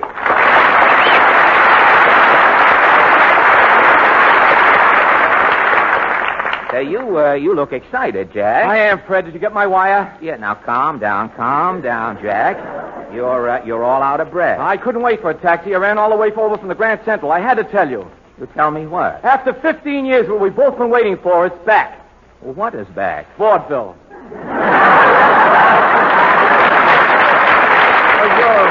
You're crazy, Jack. Vaudeville is dead. You remember the funeral at the Palace some years ago? Why, you and I were two of the pallbearers, as I remember. Somebody opened the grave, Fred. You mean vaudeville is haunting theaters again? Willie Howard, Lou Holtz, Phil Baker had the biggest hit in New York. It's a vaudeville show. Well, I know, but that's only New York. Believe me, Fred, I've been making personal appearances. I just played Waterbury. Vaudeville is a sensation up there. Not in Waterbury. Yes, Waterbury. And you know if vaudeville can come back in Waterbury, it can come back any place.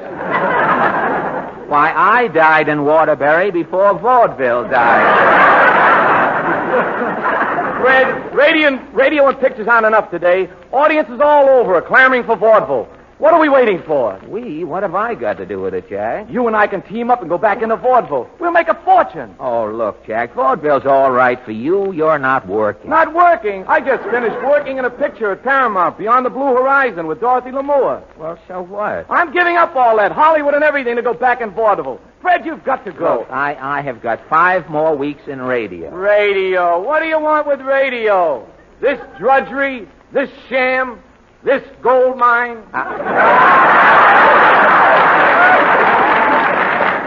Well, Jack, I am happy here in my little gold mine. I am just digging and digging away and sending it to Washington on the hour.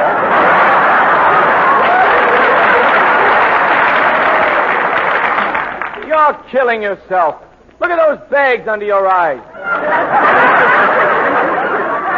Your eyes look as though you're hiding behind 2 kumquats.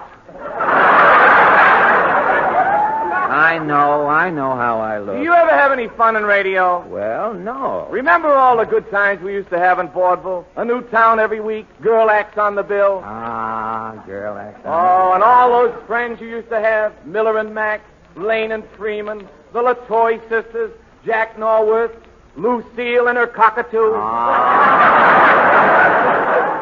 I've had plenty of birds, but none like that. Yes, I sure had plenty of friends in vaudeville. What friends have you got in radio? Well, Do you know young Dr. Malone? No, No. Have you ever met John's other wife? No. No. I'll bet you don't even know John's first wife.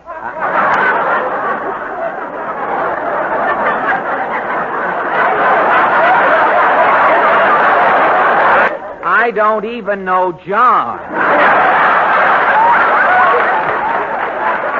That's what I mean. has one man's family ever had you over for dinner? No. You've been in radio 10 years, and who do you know? Jack Benny. He's your friend? Well, hardly. No, I wouldn't. Fred, come on back in the vaudeville where your real friends are. Well, what makes you think vaudeville will last, Jack? You remember Mother Sparrow's boarding house in Baltimore? Oh, boy, Mother Sparrow. Mother Sparrow used to serve the biggest steak in town. It had horns on it. Why, you could hang your hat on a steak while you were eating it. And Mother Sparrow's rates. Remember, room and board $1 a day? If you had ulcers, it was 75 cents a day. You got a rate. Does Mother Sparrow think vaudeville's coming back? Does she? She's putting out defense workers to make room for actors. No kidding. Yes. Do you remember that guy in Philadelphia who used to sell the fake jewelry to the vaudeville actors? Yeah. Well, last week he ordered 10,000 rhinestones and 2 coils of chicken wire to make up the rings. Oh. Vaudeville must be back, Jack. It is, Fred. All the old acts are getting ready. What act? Do you remember Splain's Cats and Rats? Splain's Cats and Rats. Why, they laid off so long, the cats ate the rats, as I remember. I met Splain this morning. He's still got the cat. What about rats? Splain is casting. He's casting, huh? I saw him going down a rat hole this morning with 2 pounds of cheese. He's casting. Well, Splain will have his act together in no time. Say, do you remember Amazo, the mind reader? Amazo? What's he been doing? Amazo's been a bartender in a deaf and dumb tavern.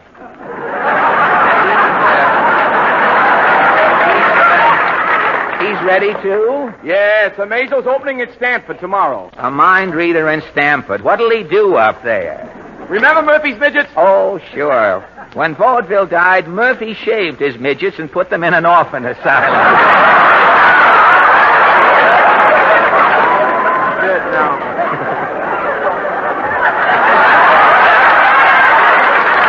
Murphy got his midgets out today. He's signing the adoption papers. Say, just talking about vaudeville makes me homesick, Jack. The straw suitcase, the spotlight, the grease paint on my collar, and St. Joe.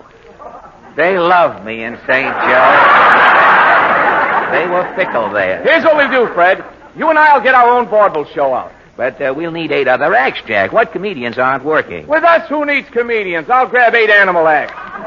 Well, who's around? How about Hagemeyer's talking dogs? They're a panic. You know, one sheepdog pulls his hair down over one eye and makes like Veronica Lake. The dogs talk, you say? Talk. At the finish of the act, the big St. Bernard steps down to the footlights and sells war bonds. Great. We'll open with Hagemeyer's dogs. Now, what's next? Fifi and her 8 dancing bears. Fifi? It's an adagio act. Fifi's dressed like Goldilocks, and the 8 bears throw her around while the band plays Embraceable You. It'll stop this show. Then Captain Hoff and his human seal. Captain Hoff. Flo McFadden's kangaroos. Yeah. And just before when you and I come on, we give them Golden Paul's mathematical hen. Golden Paul's mathematical hen? Oh, that hen is dynamite. Golden Paul lets the audience call out numbers. The hen adds them up and then plucks out the answers. Jack, frankly, do you think we can follow a hen? Oh, that's right, too. 15 minutes of clucks and then we walk on. Tell me, how does the hen act finish? Well, the hen answers 2 questions in trigonometry and then lays an egg in Golden Paul's hand. No, the hen is out. The hen is out, Jack. Well, anything you say, Fred. We can't follow a sensation. Oh, but wait till we hit vaudeville with this show. Well, say, what about our act, the act we'll do, Jack? It's in the bag, Fred. We've got personality. Well, I know that, but what'll we use for jokes? Oh, we've got some old wheezes like, steamroller ran over my girl's cat. Has she got a long puss? Good. You remember that? I've got that one about the cross-eyed man playing tiddlywinks. He always winks when he should tiddly. Yeah. Well, that'll be optional. Yes. And the one about the little kid who was playing with the hose. His mother said, "Who put the dew on the grass?" And the kid said, "I doed it." Good. Say, what an act. How do we finish, Jack? With a wow song and dance. I remember that old song and dance you used to do. Sure. What are we waiting for, Fred? I've got 2 straw hats right here. Let's run through the finish. All right. Wait till we get our hats. Would you give us the hats there, Maestro? Hey, what?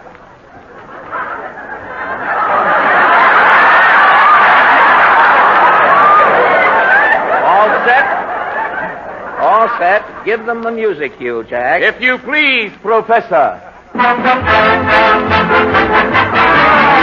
It's moonlight all the time on Broadway. Every night the sky is clear. Fans can always see a lot of stars on Broadway. Every evening they appear. There is no boating down on Broadway, but taxi cabs are just as fine. On moonlight all the time on Hero Broadway, and every night is summertime.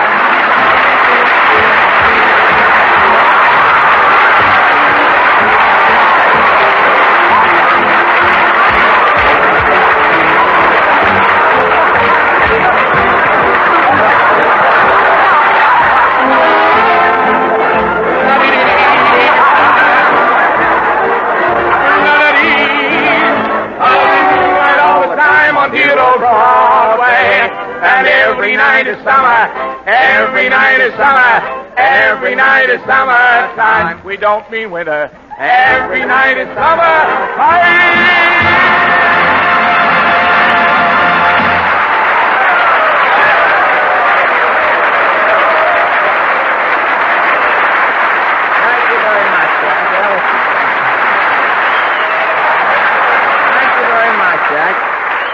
And now, ladies and gentlemen, while Jack Haley changes his makeup to appear with the Texaco Workshop Players later, we return you to Kenny Baker, and Kenny sings for you now, Skylark.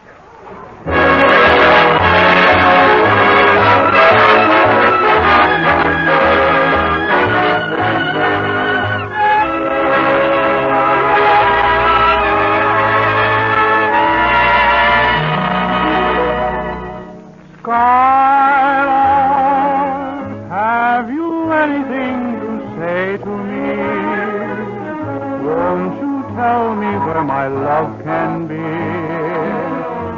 there a meadow in the mist where someone's waiting to be kissed? Skylark, have you seen a valley green with spring where my heart can go a journey over the shadows and the rain to a blossom-covered lane? And in your lonely flight, haven't you heard the music in the night? Wonderful music, faint as a will-o'-the-wisp, crazy as a loon, sad as a gypsy, serenading the moon. Oh, Skylark, I don't know if you can find these things, but my heart is riding on your wings. So if you see them anywhere, won't you lead me there?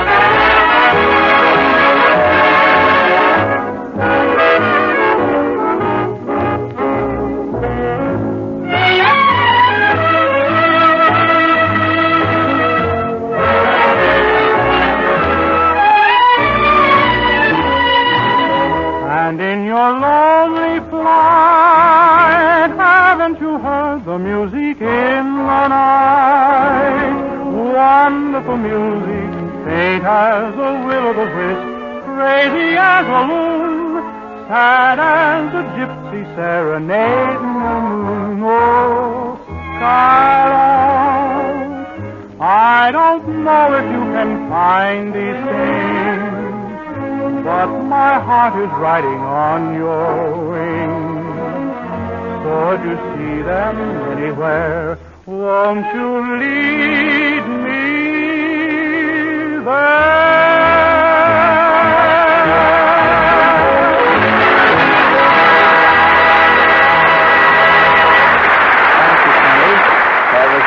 So now, ladies and gentlemen, here is Jimmy Wallington. Congratulate me, Fred. I just passed my driving test. Your driving test? Well, don't tell me you've been working on the Texaco show all these years, Jimmy, without knowing how to drive. Oh, no, Fred. But I'm learning to drive a new way. You see, millions of American motorists are taking a test every time they drive these days, testing their ability to get every possible mile from their gasoline. For now, every mile counts. And that's why it's wise to use a high-quality gasoline. Texaco Fire Chief or Premium Texaco Sky Chief. the Texaco dealer, as your personal car warden, suggests you take this 10-second driving test. If you answer these questions yes, you're wasting gasoline. When you start, do you race the motor? Do you use low and second gear more than absolutely necessary? Do you use the choke when the motor is warm? Do you drive faster than 40? Your car warden, the Texaco dealer, also recommends these mechanical tests. Have your carburetor and spark plugs tested, cleaned, and adjusted. Have your motor tuned to top performance. And make sure your car is thoroughly and regularly lubricated. Yes, motorists, pass that driving test. Get full mileage from every gallon of gasoline you use. Now, when every mile counts, use a high-quality gasoline. Texaco Fire Chief or Premium Texaco Sky Chief.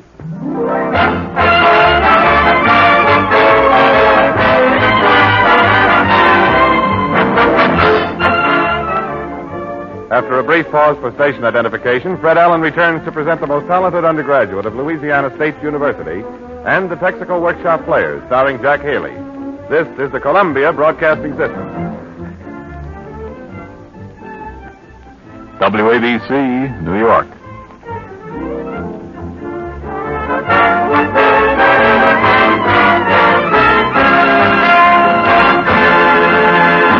Once again, ladies and gentlemen, the Texaco Star Theater brings you the most talented undergraduate of a leading institution of higher learning. Tonight, we salute the Louisiana State University at Baton Rouge, Louisiana, by presenting its most talented student. Chosen by a vote of the undergraduate body, the winner has come to New York as Fred Allen's guest with all expenses paid and a cash award of $200. Now, Fred, are you ready to introduce our guest? Yes, Larry. Ladies and gentlemen, may I present Louisiana State University's most talented undergraduate, Josh Wheeler. Thank you, Mr. Riley. Well, congratulations, Josh, and welcome to Texaco's clowning campus. Have you ever been to New York before? No, sir, Mr. Allen. This is my first trip. Well, now that you're here, Josh, I suppose you want to see the sights. Well, not particularly. I had one thing in my mind, Mr. Allen. One? You mean you'd like to have the 6th Avenue L put back up so that you can see it? No. While I'm here in New York, I'd like to hear John Charles Thomas in concert. Well, I'm afraid, unfortunately, that you're out of luck, Josh. I believe Mr. Thomas is away on the road at the present time. But gosh, Josh, if you're going to... If you're going to be disappointed, you know, I can sing off a few loaves of shortening bread for you. It's no trouble. No, thanks, if you don't mind. I've heard you sing with Mr. Haley earlier in the program. Mr. Haley, I get it. Well, there isn't much difference between John Charles Thomas's and my shortening bread, Josh. My shortening bread sounds a little crummier, but outside tell a difference. But this has nothing to do with LSU. Josh, tell us something about your school. Well, Louisiana State University is situated at Baton Rouge. The school is called the West Point of the Deep South. Why, Josh? The first president of LSU was General William T. Sherman, and ever since General Sherman's time, the military has been stressed. The cadet is the symbol of LSU. In these times, I imagine many LSU graduates are active in our armed forces. Yes, the president of our university, General Campbell B. Hodges, was a classmate of General MacArthur's at West Point. Fine. And Brigadier General Claire L. Chenault, an LSU graduate, is in charge of the Chinese Air Force combat units today. You mean the Flying Tiger? Yes, that's right, Mr. Allen. General Chenault named his unit after the LSU football team. Our mascot, you see, is a great big tiger. I know, Mike the Tiger. Well, after the fine work General Chenault has been doing with his Flying Tigers, I guess the #1 song in Tokyo today is Hold That Tiger, Josh. But Louisiana State University has a lot to be proud of. Yes, sir, it's a mighty fine school. And we're proud of our good neighbor policy as well. Well, LSU isn't operating a branch in South America, is it? No, but we've had the largest enrollment of Latin American students of any university in the country for some time. Well, tell me, Josh, what are you studying down there at school? Well, I'm majoring in music. We have a fine music department, and our opera director, Pasquale Amato, and our symphony conductor, Louis Hasselmans, were formerly of the Metropolitan Opera Company. Would you like to make music your career? Yes, later on I hope to sing an opera or do concert work. Well, tell me, do you belong to a fraternity? Yes, I'm a Theta Xi and proud of it. Well, fine. I am an old fraternity man, Josh. I am an Unkappa Pepsi-Cola.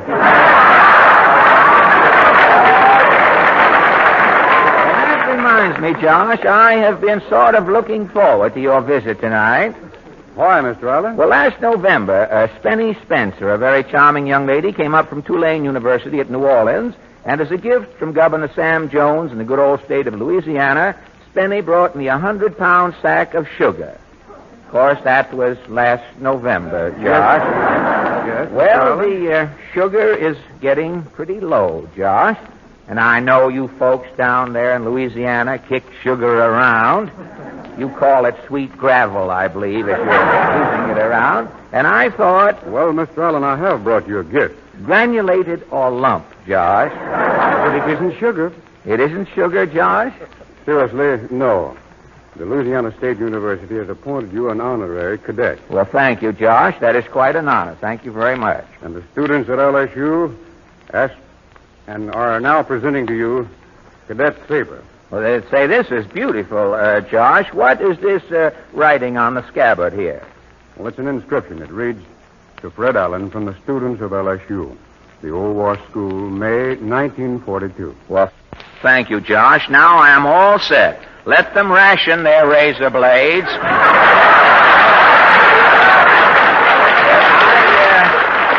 I will put an edge on this saber here, Josh, and I will have the biggest shick injector in town. But I'm not joking, Josh. I want to thank the boys and girls at Louisiana State University, and you too, Josh, for your kindness tonight. Now, what about your number? I'd like to sing the Song of the Vagabonds from Rudolph Fremmer's The Vagabond King. Well, fine. Ladies and gentlemen, Louisiana State University's most talented undergraduate, Josh Wheeler, sings for us the Song of the Vagabonds.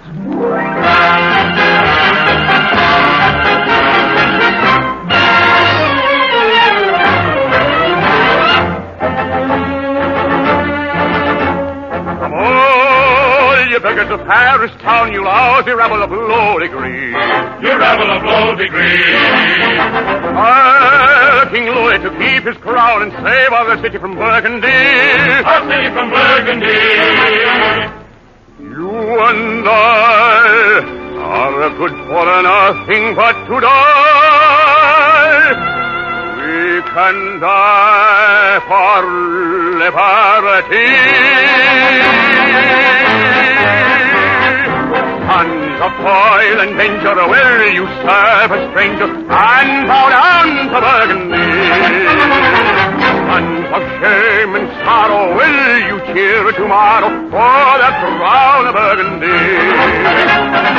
Onward, onward, forge against the foe. Forward, forward, the lily banners go. Sons of France, around us break the chain that bound us, and it's down to Burgundy.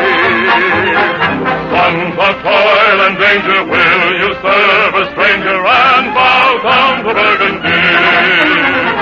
Sons of shame and sorrow, will you cheer tomorrow for the crown of Burgundy? Onward, onward, forge against the foe. Forward, forward, the lily banners go. Sons of France, around us break the chain that bound us, and it's down with the Burgundy.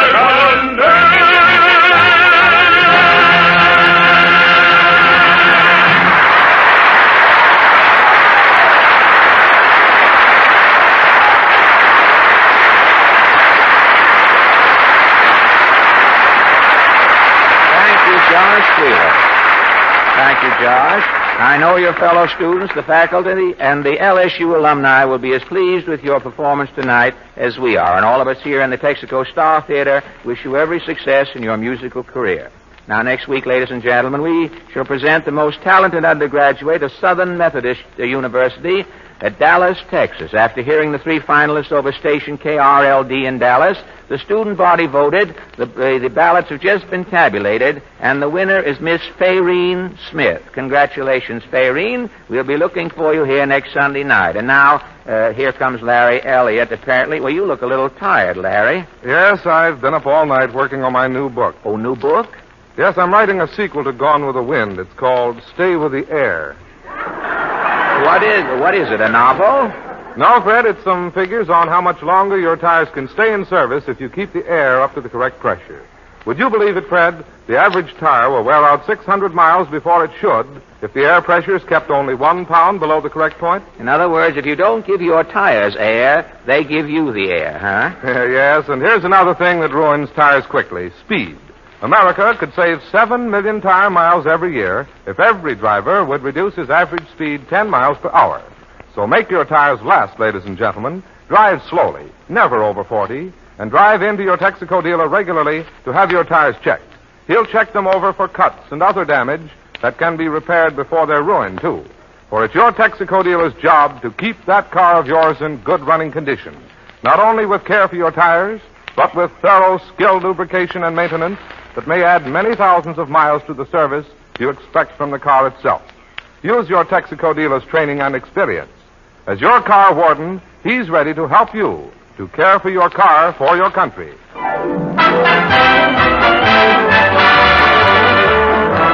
And now the Texaco Workshop Players. Tonight, ladies and gentlemen, the Workshop Players have no sketch prepared, unfortunately, and so then there will be a short intermission at this time. You're welcome to go. Hey, say, what is this here, Fred? Nothing, Jimmy, except that we just haven't any sketch tonight. No sketch? What happened? Oh, what happened? Everything, Jimmy. You know I always write the sketch on Friday nights. Last Friday night, I had a great idea. I sat down at the typewriter at home and started to work.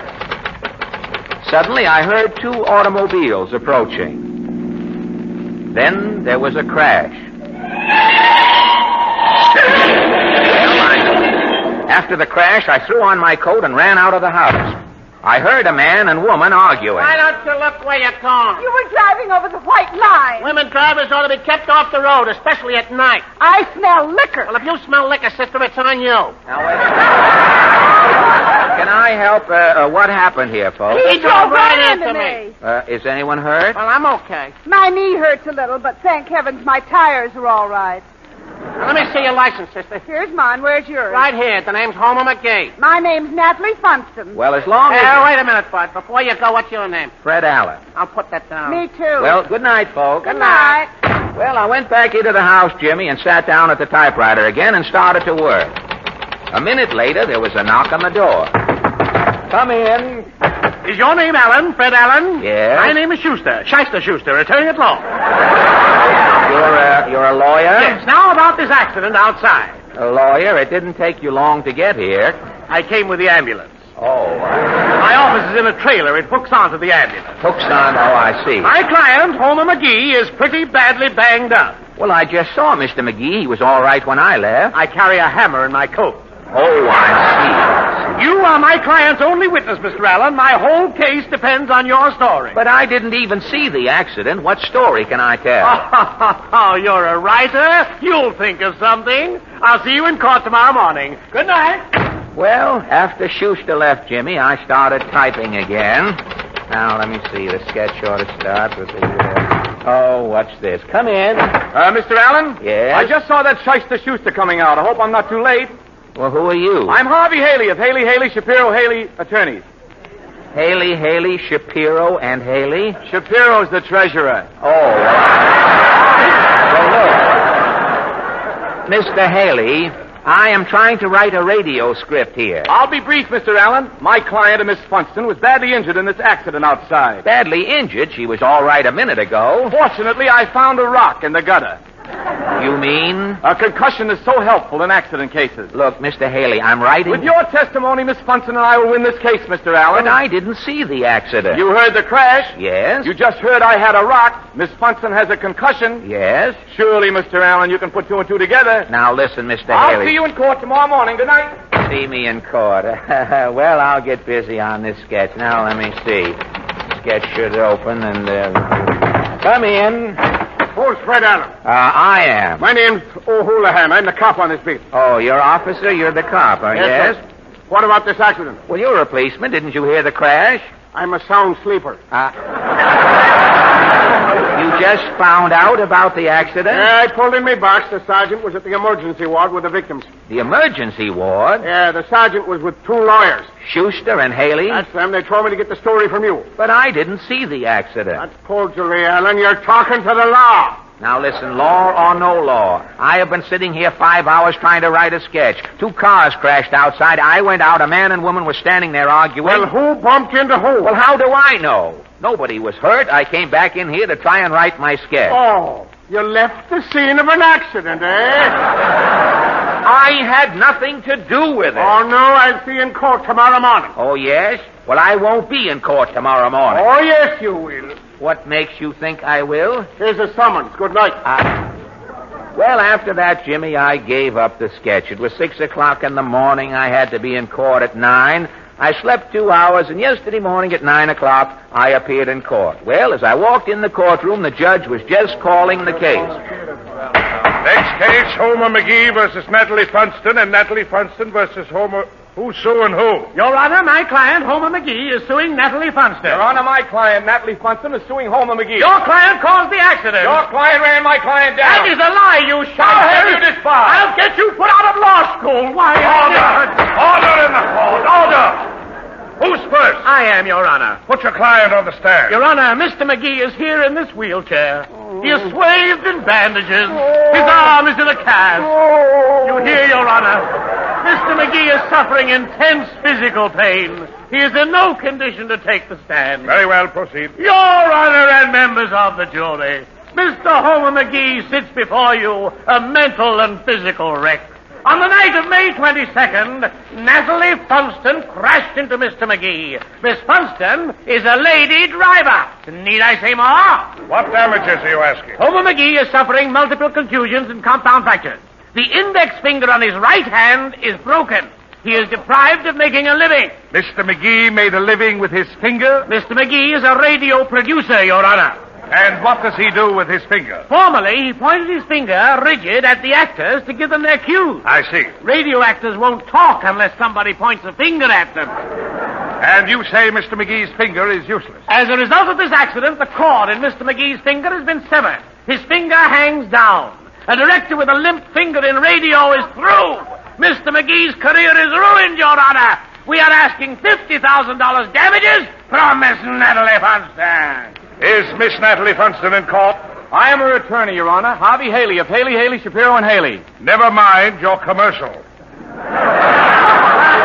Miss Funston on the stand. Miss Funston is here in an oxygen tent, Your Honor. Miss Funston is in great pain as a result of Homer McGee's drunken driving. Miss Funston will never work again. Both of her kneecaps are fractured. She made a living with her kneecaps? Miss Funston is first cellist with the Staten Island Philharmonic, Your Honor. I see. To play the cello, she has to hold it between her kneecaps. Today, both of Miss Funston's legs are stiff. Have you ever seen a cello player hold a cello with 2 stiff legs? No. Miss Funston has lost to music, Your Honor. We are asking $50,000 damage from Mr. Homer McGee. What caused the accident? It was Homer McGee's fault, Your Honor. It was Natalie Funston's fault, Your Honor. Quiet! Did anyone see the accident? There was only one witness, a man named Fred Allen. Where is this Fred Allen? Right here, Your Honor. Who was responsible for this accident, Allen? I don't know, Your Honor. You're the witness, aren't you? I didn't see anything. I was in my house trying to write a sketch for my radio program. I heard 2 cars crash. I went outside to see what the trouble was. A busybody, eh? An apprentice busybody, Judge. I had beginner's luck. I didn't see anything. I don't know anything. Now can I get out of here? Not till this case is settled. Something caused this accident. The court's going to find out what it was. Homer McGee. My client is in a wheelchair, Judge. Wheel him up here. Okay. Wheel up, Homer. What happened, McGee? Well, it was her fault, Judge. Miss Funston ran into you? Yeah, I came around the corner. Her lights blinded me. The next thing I knew, she smacked me. Natalie Funston. My client is in this oxygen tent, Judge. Tell her to peek out. Miss Funston, peek out, please. Yeah. What happened, Miss Funston? I came around the corner. His lights blinded me. The next thing I knew, he smacked me. It's a lie, Judge. It was her lights. My lights were off. My lights were off, too, Judge. Now we're getting someplace. You say both your car lights were off. Yes, Your Honor. Then where did that light come from? Nobody was there. Until that Mr. Allen came running out. Fred Allen. Yes, Your Honor. You said you were sitting up? I was trying to write my radio script. I thought so. But I didn't... Without regard for the welfare of others, you sat writing a radio script. Well, Your curtain was up, light streamed into the street. But the glare blinded these motorists, causing this unfortunate accident. But I was... The city is trying to perfect its dim out. You sit at home, flooding the entire street with light. Well, Your The Honor... court charges you with criminal negligence and sabotage. $10,000 bail. Lock him up, officer. Come on, saboteur. Court's adjourned. Well, Jimmy, the Morris plan went my bail, and I just got out this morning. That's why I haven't any sketch tonight. Oh, gee, that's too bad. Yeah, it is a shame, Jimmy. I had a swell idea all worked up.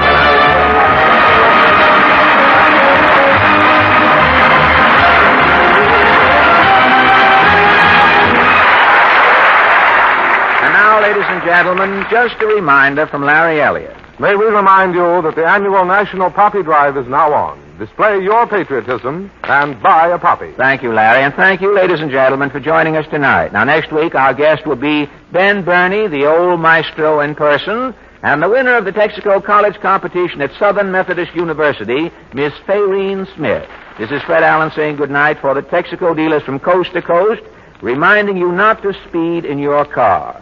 Speed ruins tires. Stay under 40 and save rubber. Have a Texaco dealer check your tires regularly. Drive in at any time. Remember, you're welcome. Good night. This is the Columbia Broadcasting System.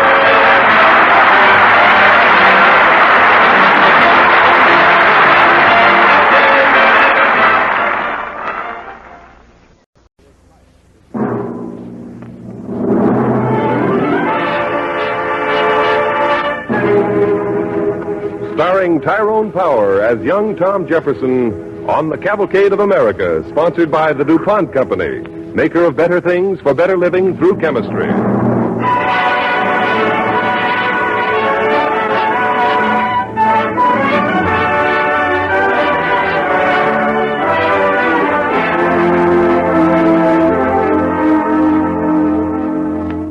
July 4th, 1776.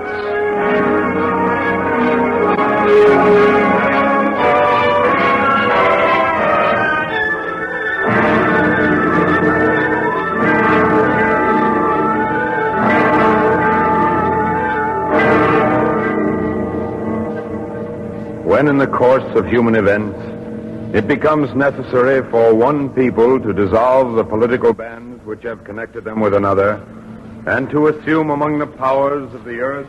Those are the opening words of the Declaration of Independence, words which fixed a people's mind on liberty and independence. They were written by Thomas Jefferson 160 years ago in a quiet little room in Philadelphia. No man was at his shoulder to whisper suggestions. No ancient tomes were dog-eared for paraphrasing. The thoughts were his and his alone. What he wrote was the experience of his own eyes and ears, injustices he'd encountered, human miseries he'd seen, recollection of ideals he had dreamed. It is of these simple and profound thoughts that this cavalcade play is about.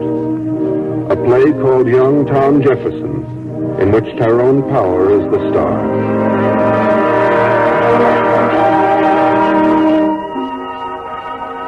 You've been most kind and helpful to me, gentlemen. On the contrary, I should think, Mr. Jefferson, Mr. Adams and I have placed the whole burden on your shoulders. I'm all too much aware of the responsibility, Dr. Franklin.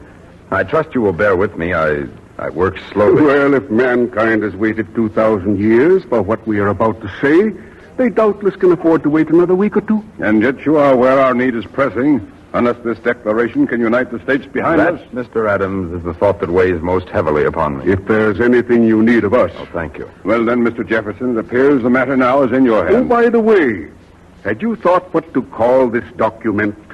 Why, I thought merely to call it by the simplest name, a Declaration of Independence. Excellent. Simple and direct. Well, then, good night, Mr. Jefferson. Good night, sir. Good night, gentlemen. Good night.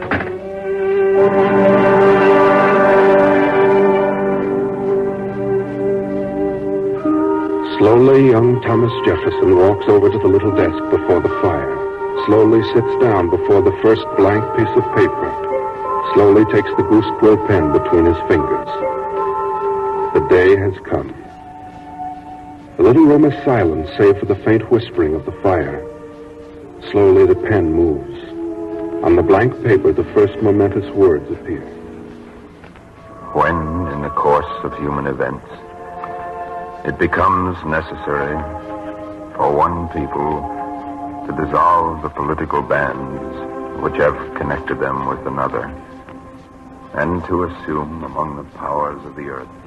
Whence come these words? Out of what earliest dreams and questioning, out of what hopes and memories, what wisdom or beauty of the past? Out of what well-remembered thoughts and phrases exchanged in other days with some nameless stranger or beloved friend? A lifetime is in these words, a life of many printed pages of growth and pondering, of talking and listening. Slowly from the dark labyrinth of the memory mind come thoughts first fixed in years long gone by. Thoughts to be stated now on the paper before him. It was old Jed who said it. What he would do if he were free. Work, he said. Work and build a home. Raise a family. Strange to remember the song they were singing. Jed sitting in his cabin door. No man should be born to rank or power. All men in the eyes of their Creator are as one.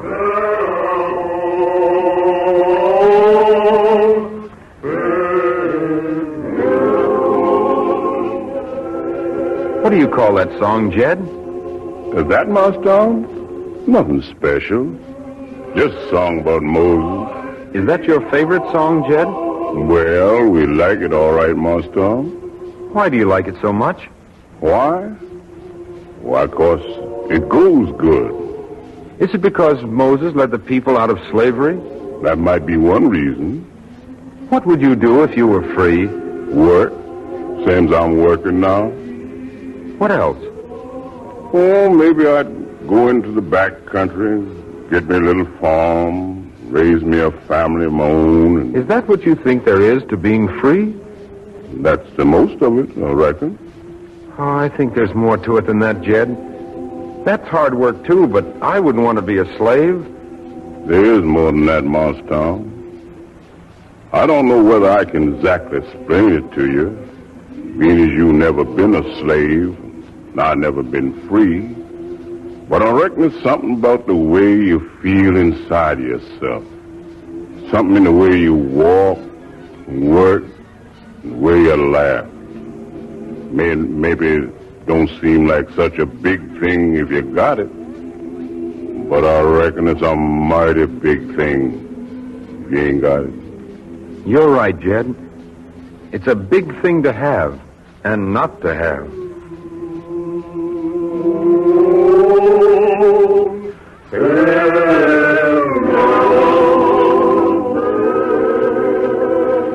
We hold these truths to be self-evident. That all men are created equal. That they are endowed by their Creator with certain unalienable rights. That among these are life, liberty, and the pursuit of happiness. That to secure these rights, some of the words are written. Among men. There were those who said it could not be, and later those who fought to make it so.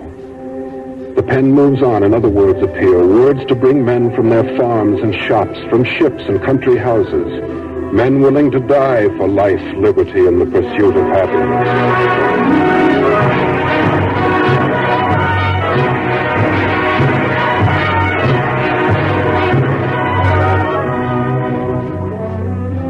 The words come more readily now as thought provokes thought and memory stirs memory. The years of reading, of seeing, of thinking, the years of preparation are proving themselves. It's a long time since Tom Jefferson resolved that he would master words and not be their slave. But as he writes, fleeting memories passed swiftly through his mind, memories of an upstairs chamber of the plantation house at Shadwell, where a gaunt, giant figure of a man lies quietly in a four-poster bed. Peter Jefferson, his father, ill and slowly dying. The next speech, where it says, "I have lived long enough." Read that, Tom. I have lived long enough. My way of life is fallen into the sear, the yellow leaf. And that which should accompany old age as honor, love, obedience, troops of friends, I must not look to have. But in their stead, curses. Not loud, but deep. Mouth honor. Breath, which the poor heart would fain deny and dare not. Yes, that's it. My, what a power over words he had, that Shakespeare. A pity, though, to put such fine words in the mouth of such a tyrant as Macbeth. That's the man's genius, Tom. That's one reason Macbeth became a king. He became a king because he murdered all who stood in his path. Does every murderer become a king? Ah, no, Tom. It's not as easy as that. Macbeth had eloquence to make men follow him in spite of his crimes. There have been others like him. There'll be more to follow. Then it behooves all honest men to be more eloquent than the tyrants. True, Tom, if they can. Tom, what you've just said puts me in mind of something I've meant to speak of for some time. What, Father? There's one thing I want you to promise me. Yes, Father? What is it? It's what we were speaking of just now. The power of words. I've always been a strong man. I've made my way with brawn and sweat. But often I've thought how much better I could have served my family and my country if I had had more learning. I want you to be what I could not. You've been everything to us that anyone could ask. Go on with your schooling, Tom, no matter what. Read everything you can. By reading words, you learn to use them. To me, they've always been a tyrant. Let you be their master. This country one day will have need of men who know the power of words. Promise me you'll do this, Tom. I promise, Father. Now read the next speech. You know the one? Yes, Father. Canst thou not minister to a mind diseased? Pluck from the memory a rooted sorrow. Raise out the written troubles of the brain.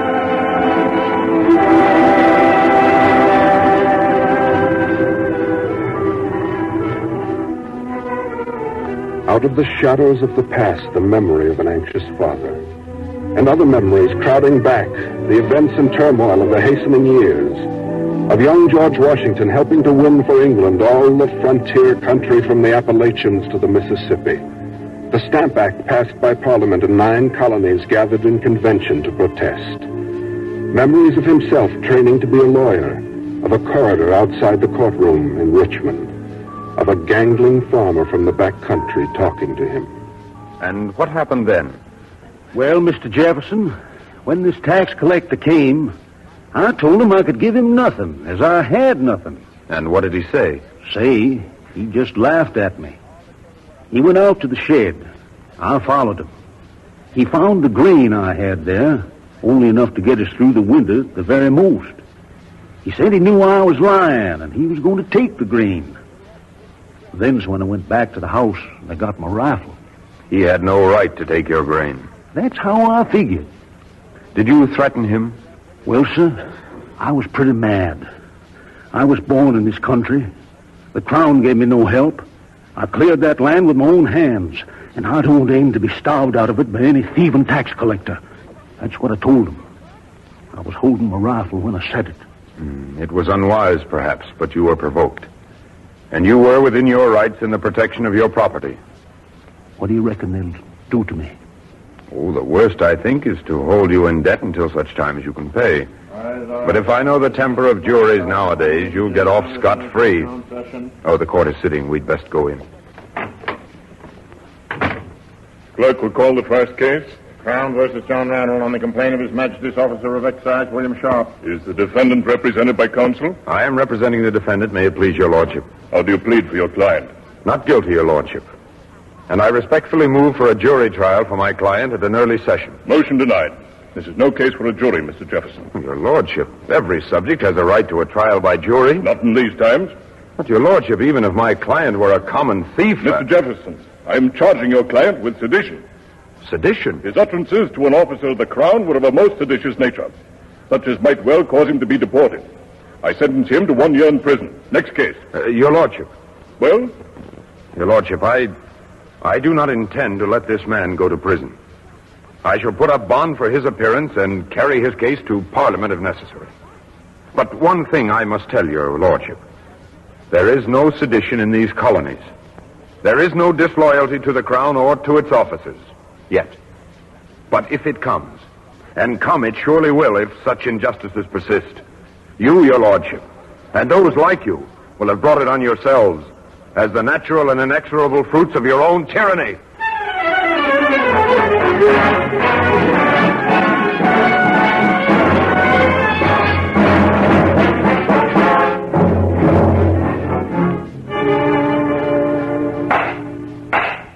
The Virginia House of Burgesses. And there, in 1769, at a front bench, sits young Tom Jefferson, just 26 years old.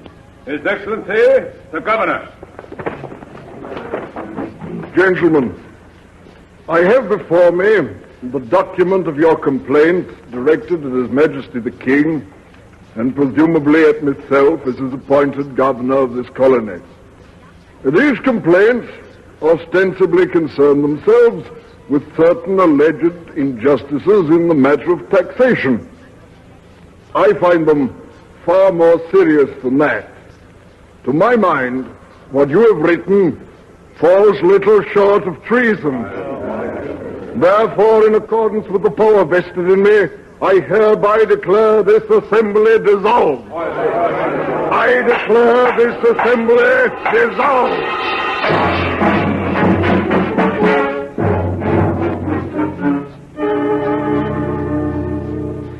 Memories of large and small injustices and the first warnings of the conflict.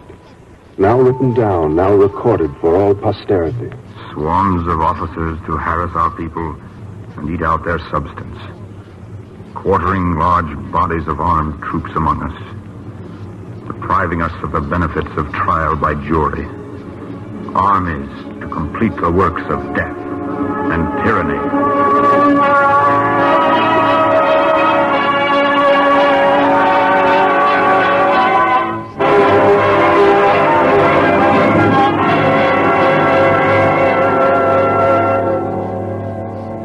You are listening to Young Tom Jefferson, starring Tyrone Power on the Cavalcade of America.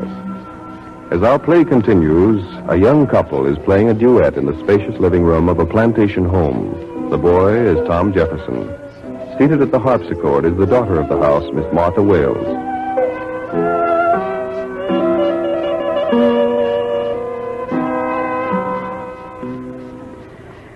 Oh, that was nice, wasn't it? You played beautifully, Miss Martha. Do I? Why, then I must say at least as much for you. But I really mean it. Oh, so did I, Miss Martha. Oh, sometimes I wish I were a man. Why so? Because the times are so exciting. And we women are so left out of it. What can a woman do but learn to dance and keep a household and play the spinet? And you men are in the thick of every battle, fighting with all your strength for things that women sometimes scarcely understand or care about. Well, perhaps it's by women's inspiration that men do these things. Is it? Is it the inspiration of a woman that has given you your reputation as a radical, Mr. Jefferson? A radical? Oh, I hear reports more frequently than you would think. And far from good ones from some of our English friends. You put yourself in some danger, Mr. Jefferson. Does that trouble you? I'm troubled for the safety of any of my friends. Oh, I would not trouble you for all the world, Miss Martha. But if I loved a woman and hoped to marry her, I would want to make a home for her and for our children in a free land. And... Yes? And if the land we lived in were not free, but overrun with tyranny, then for this woman whom I loved and for the country that I love, I would have no other course but to pledge my life, my fortune, and my sacred honor in the cause of freedom. Yes. And if this woman whom I loved were you... Were me? Yes, Martha. What would you say then? I would say yes.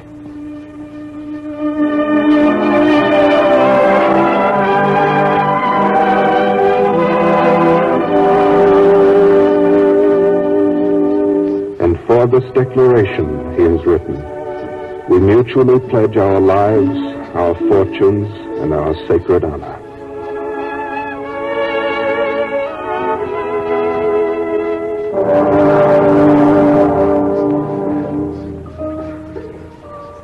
The man at the desk writes on into the night. Philadelphia is asleep, and except for the regular footsteps of the watch, there is no sound. But in the mind of Tom Jefferson dart sharp and violent memories of wrongs to be no longer tolerated. He is at this time transporting large armies of foreign mercenaries to complete the works of death, desolation, and tyranny. We tried to prevent it. We tried. Petitions answered with more abuse. Firing on the crowd in Boston. Taxing without consent. It couldn't have been stopped. Inevitable. And they cried peace. There were those who thought they could have peace. The memories grow shorter now. Thoughts span only the weeks and months, the year at most. In his mind, he moves back through time to March of the year before, to the Provincial Convention of Virginia, called into extraordinary session. He remembers talking with a tall, gaunt man whose gestures are explosive, whose eyes are quick and piercing. I tell you, Tom, I cannot for the life of me understand the mettle of these delegates of ours. Half the country up in arms, and they prattle on like so many old women. And if anyone can rouse them, you can. I'll rouse them. I'll rouse them if they're men and can be roused. Order, please. When will you speak? The Now. provincial convention is now in session. Mr. President. The chair recognizes the gentleman. Mr. President, gentlemen, this is no time for ceremony. The question before the House is one of awful moment to this country. For my own part, I consider it as nothing less than a question: freedom or slavery. Young Tom Jefferson leans forward in his seat, his eyes fixed on the speaker. The House sits spellbound. They've heard this man many times before, but never have they heard him as he is today. Are there those who sense the historic import of this hour?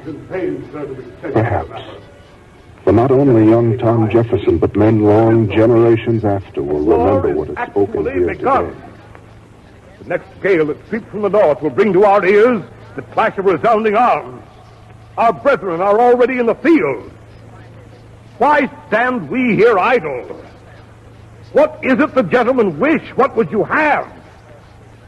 Is life so dear or peace so sweet as to be purchased at the price of chains and slavery? Forbid it, Almighty God.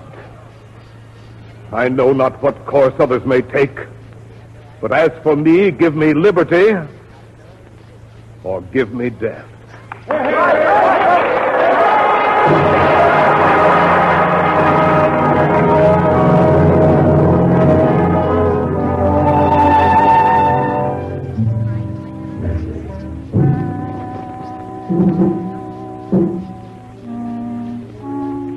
Memories of but a few short months ago, the eloquence of Patrick Henry, and perhaps the words of a dying boy. There had been battles now. Lexington and Concord, Ticonderoga, Bunker Hill. Men had been wounded. Men had been killed. All these in a single battle? Ambushed by Indians. These are only the men from Philadelphia. Mr. Jefferson. Yes? You must lie quietly, my boy. But there's something I want to say to Mr. Jefferson. Is there something you want me to do? About your family, or? Well, not exactly, but we haven't done too well so far, have we? You've done all that mortal men could do. Well, maybe, but when we're out there in the woods, some of the men got talking. You know how soldiers talk. They don't mean half of it. I know. And it isn't that they have any doubts. They know that when it's over, we're going to be free. Yes, we shall. I knew that. That's what I told them. But you see, nobody's ever come right out and said so. The leaders, I mean. Is that what the soldiers want? A proclamation telling what we're fighting for? Yes, sir. When you rejoin your company, you tell the men there will be such a proclamation very soon. I'll tell them. But you're sure? Very sure. And you won't forget? No. I won't forget.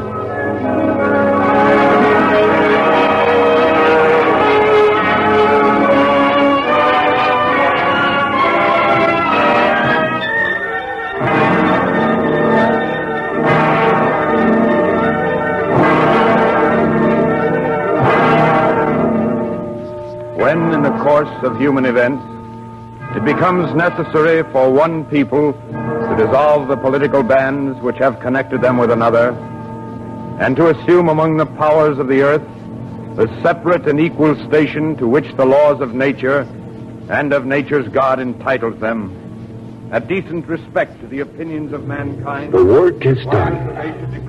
The day has come. Young Thomas Jefferson has spoken for the ages. We hold these truths to be self-evident, that all men are created equal, that they are endowed by their Creator with certain unalienable rights, that among these are life, liberty, and the pursuit of happiness, that to secure these rights, governments are instituted among men, deriving their just power from the consent of the governed, that whenever any form of government becomes destructive of these ends, it is the right of the people to alter or to abolish it, and to institute new government, laying its foundation. Whence came these words? Out of the eloquence of statesmen and the plain words of simple men. Words to remember now. Words to rededicate the hopes and aspirations of all men to the sure and certain victory of universal liberty and freedom. And for the support of this declaration, with a firm reliance on the protection of divine providence, we mutually pledge to each other our lives, our fortunes, and our sacred honor.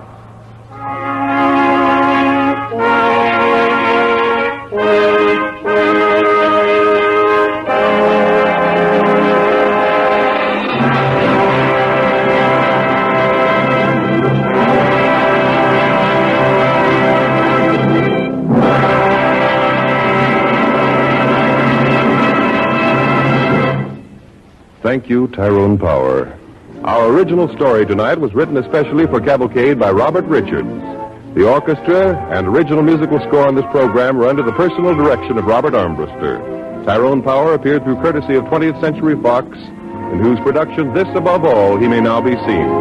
Ray Collins appeared tonight through courtesy of RKO. This is John Heaston sending best wishes from the DuPont Company.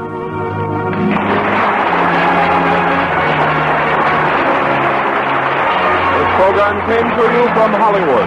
This is the National Broadcasting Company.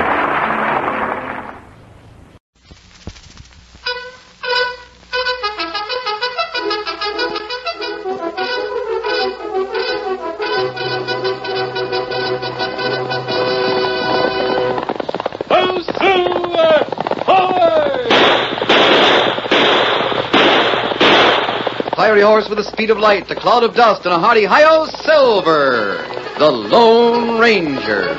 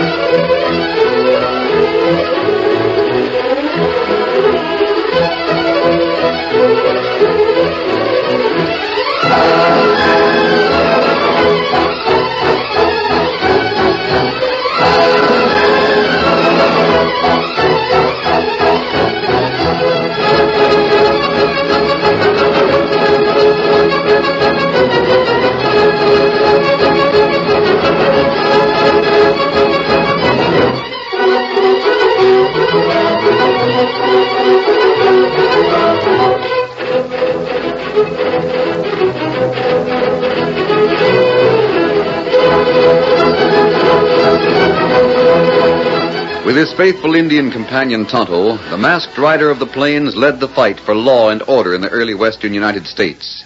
The stories of his strength and courage, his daring and resourcefulness have come down to us through the generations, and nowhere in the pages of history can one find a greater champion of justice. Return with us now to those thrilling days of yesteryear.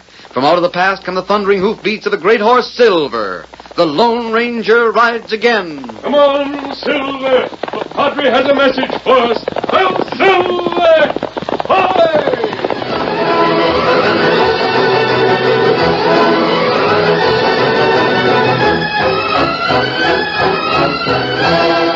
When the dispatches from the West arrived in Washington, they were taken directly to the President. For an hour, the doors of his study were closed. Then the bell above the Secretary's desk rang, and he hurried to answer the summons. James. Yes, sir? Where's Miss Barkley? I sent a messenger for her when the dispatches arrived. She's waiting out here. I'll see her at once. Miss Barkley, the President will see you. Oh, thank you. Shall I? Go right in. Will you be wanting me, sir? Please, both of them. I know what you're going to say. It seems impossible. But we must work day and night to clear up our schedule. There's one vital need in the country today, one battle which must be won. The Lone Ranger can help us with it. As soon as we receive word from him, James, we leave for St. Louis.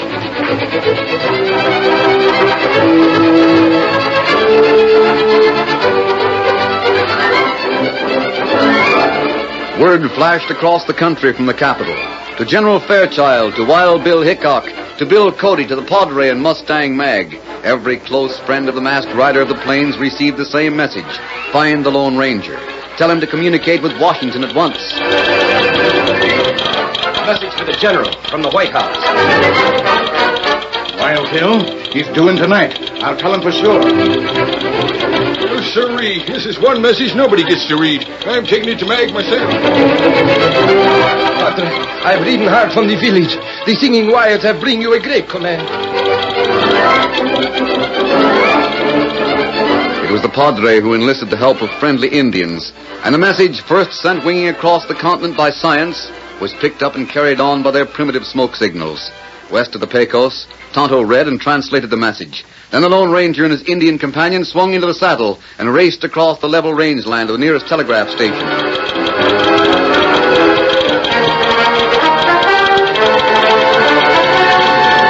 His reply was addressed to a number, not a name. Hours of waiting followed, but at last the answer came. Brief, with no explanation, but containing a name that called for action. Once more, the Lone Ranger and Tonto hit the trail. Faster, Silver! Faster! We're heading for St. Louis! Get him up, Scout! Oh, Silver! Hoy!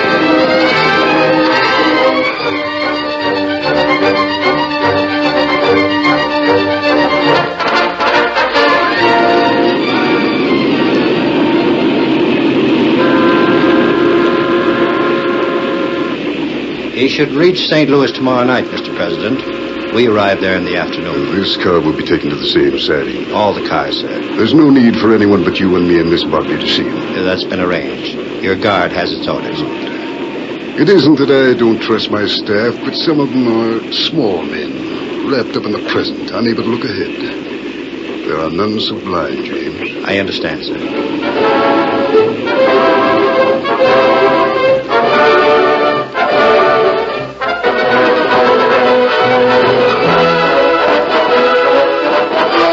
Nightfall, the President's train was on the siding on the outskirts of St. Louis, almost in the heart of the forest. Guards were posted, and the Secretary waited with the ones farthest from the train. At midnight, the Lone Ranger and Tonto neared a clearing. Not a sound disturbed the silence of the forest, and only the lights of a distant train shining faintly through the trees relieved the darkness. Steady, Silver, steady, boys. Hold on. This is far enough, Kimosabe. I'll leave you here.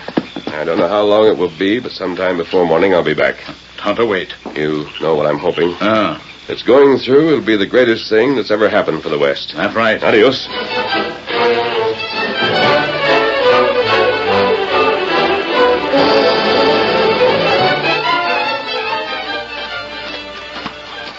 This is the car, but we can't enter from the rear platform. Up these steps. Mr. President, the Lone Ranger. I'm glad to see you again. Come in. Thank you, sir. Shall I? Yes, James. Bring it at once. At once. Please take a chair. Thank you. Now, to unite the East and the West, we've got to build a railroad. And it's because of that railroad that I sent for you. And that's good news. Yes, you're the man for the job. In 3 years, in 3 whole years, only 40 miles of that railroad has been built. Is there any reason for so much delay? The reason lies in human nature. Self-interest. That's a driving force that's hard to defeat. There's been a triple alliance against the railroad. Cattlemen who feel it would mean the end of the open range. The shipping companies and stage lines who feel it will mean an end of their business. The newspapers call the alliance the Triangle. They organize, they pool their resources, and with Henry Wilson in Congress, they fought it to a standstill. Well, that went on for 3 years. But in spite of everything they could do, the end of the story is this. The Triangle is beaten. Henry Wilson has left Washington, and the railroad is going through. I'm glad to hear it, sir. It's easier said than done. It's going to be the most terrific undertaking that has ever been attempted in this country. I don't have to tell you what the natural difficulties are. No, sir. You know the West better than anyone else. You'll be invaluable to the surveyors and the engineers. I'll do anything I can. I only wish that nature were our only opponent. You mean the Indians, the Apache? We can't forget them, can we? Most of our Indian troubles are caused by white men. Exactly, and that's what I'm leading up to. I said the Triangle was beaten. I could have staked my life that Henry Wilson was an honorable man. He exhausted every legal means of opposition, and when he left Washington, I thought he admitted defeat. Perhaps I was wrong, or it may not be Wilson. It may not even be the Triangle, but someone is still fighting the railroad. What makes you think that? Delays, accidents that couldn't be accidents, even murder. Murder? Whoever's doing the fighting now isn't staying within the law. Is there a chance it's the Triangle? It may be. They're still organized. They still have money and power. There's no proof, though. And that's what I'm asking you to do. Find out who the enemy is, then bring us the proof to break them. Will you accept the mission? Of course. I knew I could count on you. You'll work alone except for one of our government operatives who will... But that can wait. I have one suggestion to make. A starting place, nothing more. By the way, do you remember the girl who helped you while you were fighting the Black Arrow? Yes, sir. It was her information that made it possible to round them up. But What were you going to say? She never let me see her face. Why was that? It was her own idea. You may understand the reasons when you meet her now. Now? She's waiting outside. At any rate, the time has come when you must know each other. You aren't asking me to take off my mask? No, that won't be necessary. She knows your story. But you're the only one who... You told her? She knew it even before I did. I don't understand. You will when you see her. Come in, Miss Barclay. Barclay? I'm sorry to have kept you waiting. That's quite all right, Mr. President. Joan, this is the Lone Ranger. We've met before. You had a brother. I had a brother, yes. I understand now. If I'd seen your face, I'd have known. That was my reason. But we never met when Jim was alive. How could you guess that I was... Perhaps I can explain that. On the day your fellow Rangers met their death and you were so badly wounded, Tonto wasn't the first one to ride into the valley. Joan was. You? She found you there. She did what she could for you. Then she rode for help. When she returned, Tonto had already taken you away. And there were 6 graves. I had to tell her you were still alive. You can't imagine what it meant to me. It gave me new courage. You never lacked courage. Where the West was concerned, I did. I thought I'd never go back there again. And now it's my whole life. And mine. And that's why you two have been chosen for this task. What will Miss Barclay do? Colonel Parkman has been made chief engineer in charge of construction. She will be his secretary. From that position, she'll be able to give you all the information about the road you need. At first, her office will be in Omaha. It will move west with the railhead. I leave for Omaha tomorrow morning. I see. You had a suggestion for me, Mr. President. Tell him, Miss Barclay. The surveyors? Yes. Well, they were working along the River Platte. There were... What's the matter, Joan? Oh, nothing. There were 6 of them. On the morning of May the 1st, they left Fort Kearney without any military escort. They intended to return to the fort that night. It was more of a scouting party than anything else, with an engineer named Philip Bradley in charge. No one has seen them since, They disappeared? without any trace. Were you near Fort Kearney on May the 1st? No, I was much farther south. There were no Indians in the district. No outlaws had been seen. 2 companies of crack troops were detailed to find the party, but they couldn't even discover a clue. Well, my job is to... Do what seems impossible. Find those men. At least find out what happened to them. Have you any other orders? Not now. In the future, you'll get your orders through Miss Barkley. I understand. Then, if there's nothing else... There is. You must be careful. By all means. You're used to danger, We don't but want to lose you. if we did, we might fail. And if we fail, the country fails. It's another war. Another struggle to prove that a nation conceived in liberty can grow and prosper and endure united. I wonder, will there ever come a time when nothing can assail our unity? Well, we can hope, sir. Not for many years, anyway. Human nature won't change. There'll be other great national trials, but the free spirit of free men will always rise to defend its liberty. Never, this I feel sure of, never will a tyrant gain the final victory. Never in this country will might make right for long. You carry our hope for the future with you, my friend. Thank you. Goodbye, Mr. President. Goodbye. And may God be with you.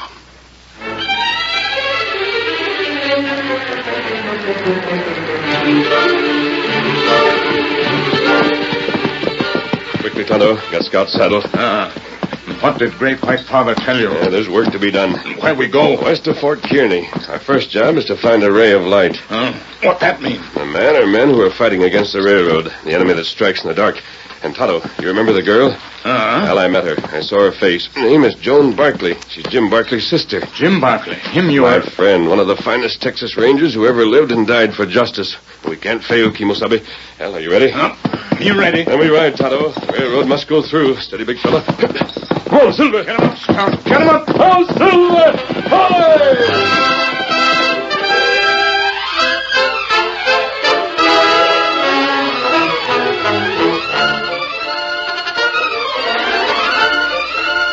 The curtain falls on the first act of our Lone Ranger story.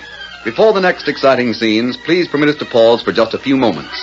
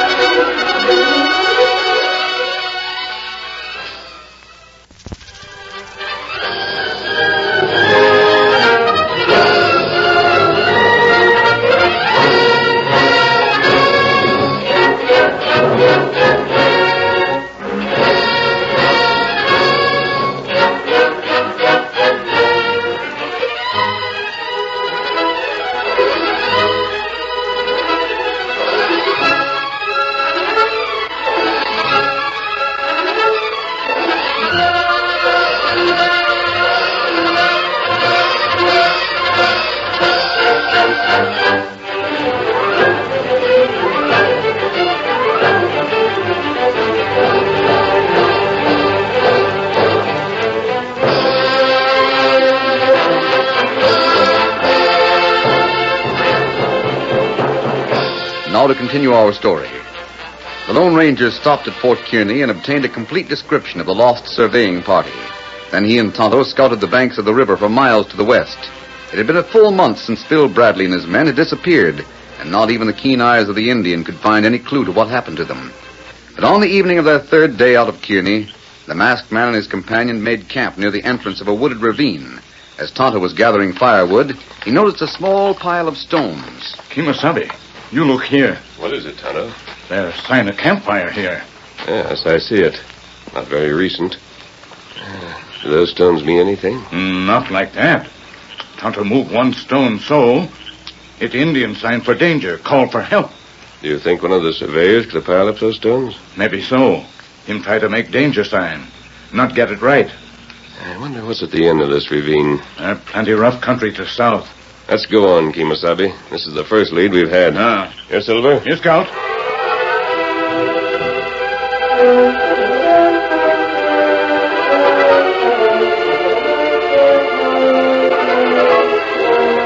A few minutes later, the Lone Ranger and Tonto were in the saddle once more. The moon was bright, but the trail was shadowed. The ravine grew wider, the walls higher, until suddenly the masked man and the Indian rode out of the trees. trail dropped steeply. Below them was a great valley, silvered by the moonlight. Steady, Silver, steady, Let's go. Ever seen this valley before, Tonto? Long time ago, Tonto come here. You look on the other side of the valley. There mountains start. Bad country. Plenty canyon. Place for outlaw to hide. That looks like a house on the other side of the valley. Light and window. We'll see who lives there. Come on, Silver. Get him up, Scout.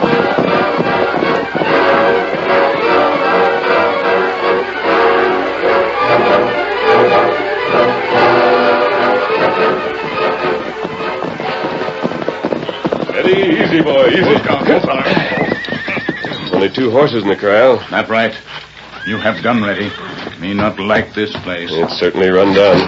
What the... Don't be alarmed.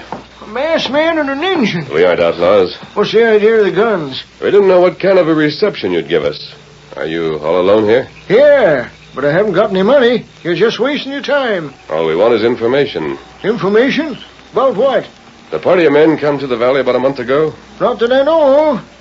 No, I haven't seen anybody for close on 2 months. They might have come through at night, Tonto. What you call the Injun? Tonto. And what do you call that white horse out there? Him Silver. Tonto and Silver.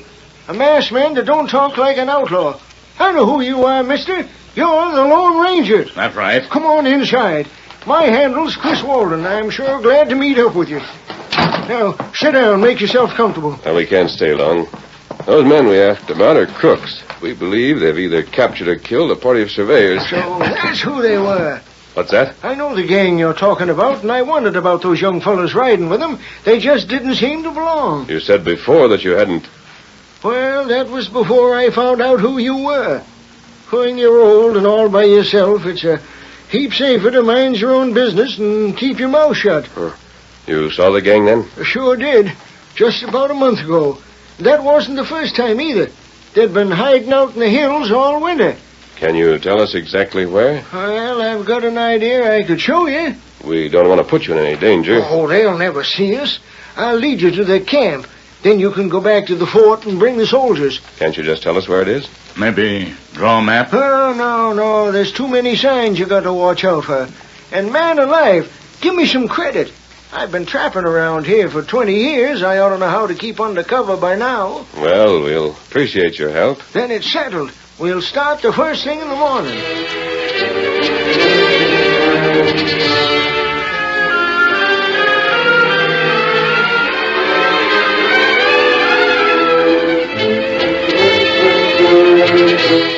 Well, you finished with your grub? Yes, we're ready to go. Oh, you cleaned up the table, Tonto. You didn't have to do that. All right. I've been watching you saddle your horse, Chris. Weren't there 2 horses in the corral last night? There sure was. The other one was a Mustang I've been trying to break. He must have jumped the corral fence and headed for the hills last night. It doesn't seem to bother you. Good riddance. Let's go.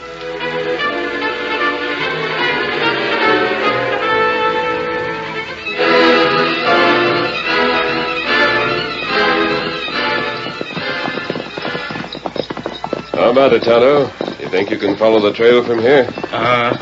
Ground plenty soft. There plenty sign. Yeah, but we can't follow this trail much longer. They'd be sure to see us. How much farther is the ambush, Chris? What's that? Trap you're leading us into. Steady, Silver. The trap? I don't know what you're talking about. We won't argue about it. Let's reach for the sky. What's the idea? You're covered. Now get down from that horse. I'm up, Tonto. Time to do it. Now you do what masked friends say. Sure, but he must have gone plumb loco. Here I am trying to help you. Chris, there was only one thing you told us last night that was true. I swear. You're working for the gang, all right. A friend of yours came up here last night. Took your other horse to warn the gang and get the ambush ready for us. Your part was to lead us into it. I always heard you was a smart hombre. You got everything figured out, haven't you?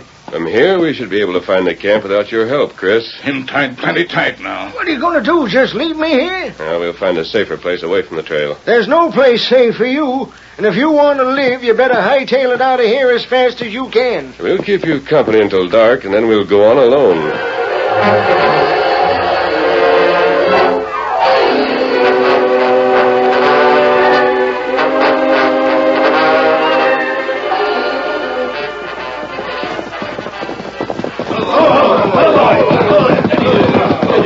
Well, did you take care of that? They didn't show up, Duke. We waited until it started to get dark, and we figured we'd better tell you. Maybe the masked man got wise. I knew you wouldn't fool the Lone Ranger with a trick like that. Rustle that grub and hold your tongue. Maybe something's happened to Chris. Don't you think we ought to ride down to the valley and find out? Yeah, as soon as we eat.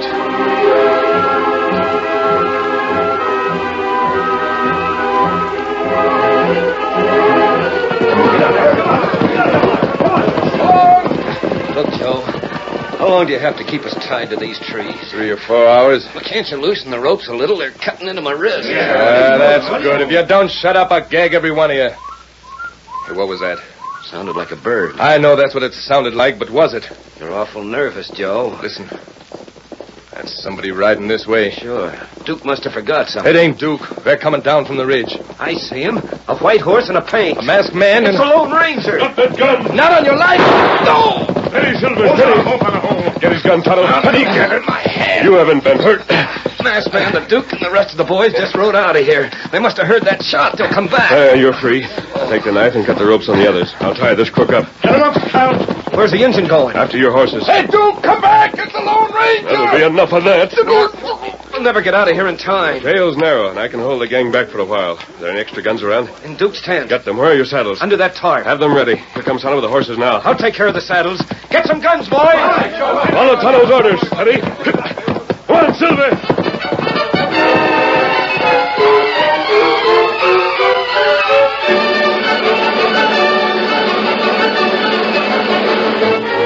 The Lone Ranger rode 100 yards down the trail and took cover beside a great boulder.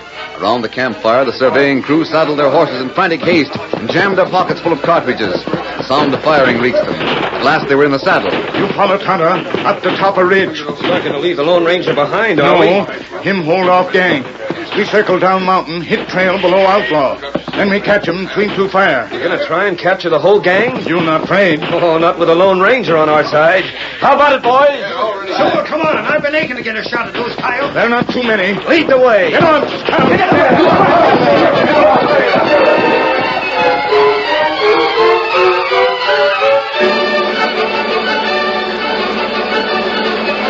For nearly 10 minutes, the Lone Ranger held off the gang single-handed. They took to cover. It was cover that offered no protection from the lower trail. And when Tonto and the surveying crew reached there... Here they are, boys. Smoke them out. The outlaws were trapped. There was no way to climb the sheer rock walls on either side of the trail, and the advantage of their numbers was canceled by their vulnerable position. But Duke urged them on. We can fight our way out. Give it to them. The withering fire from two directions was more than men could face for long. 1, 2, 3 of the crooks were out of the fight. With each passing moment, conviction grew in the others. There was no hope, no possible way out. And then, in spite of Duke's pleas... You yellow coyotes, you can't give up. You can't. One after another, they threw down their guns and shouted their surrender. The fight was over.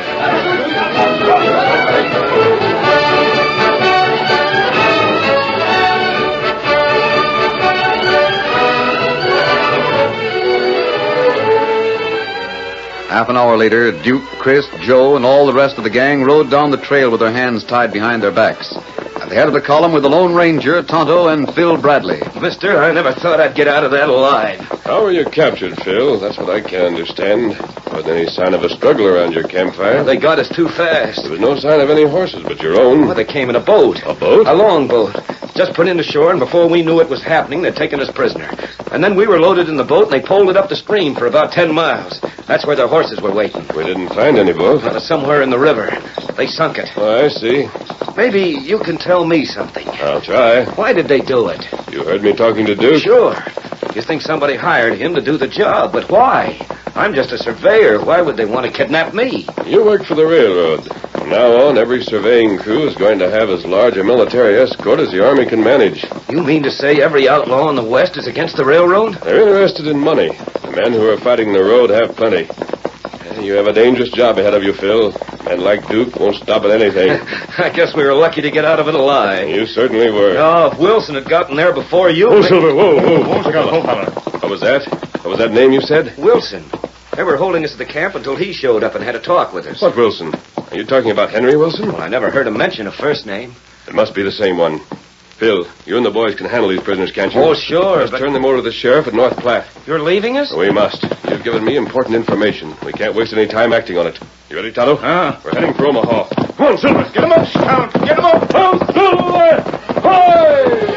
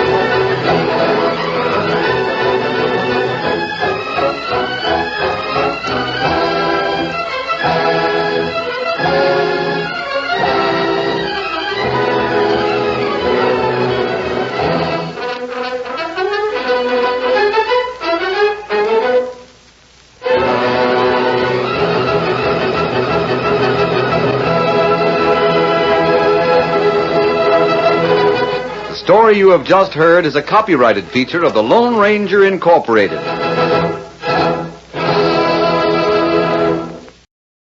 This is Cecil B. DeMille with a word from Hollywood for the soldiers, sailors, Marines, and Coast Guardsmen of America.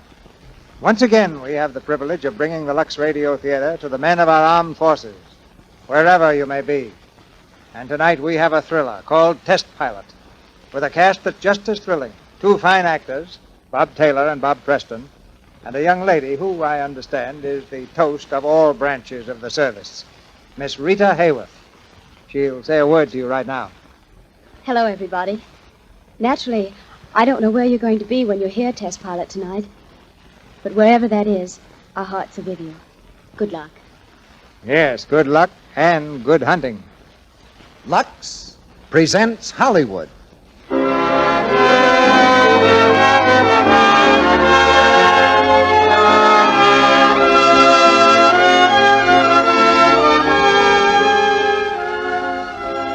The Lux Radio Theater brings you Robert Taylor, Rita Hayworth, and Robert Preston in Test Pilot. Ladies and gentlemen, your producer, Mr. Cecil B. DeMille.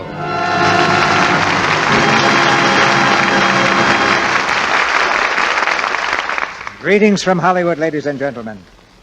Tonight's play is the story of the most reckless gamblers in the world. Men who toss a coin with death to earn a living.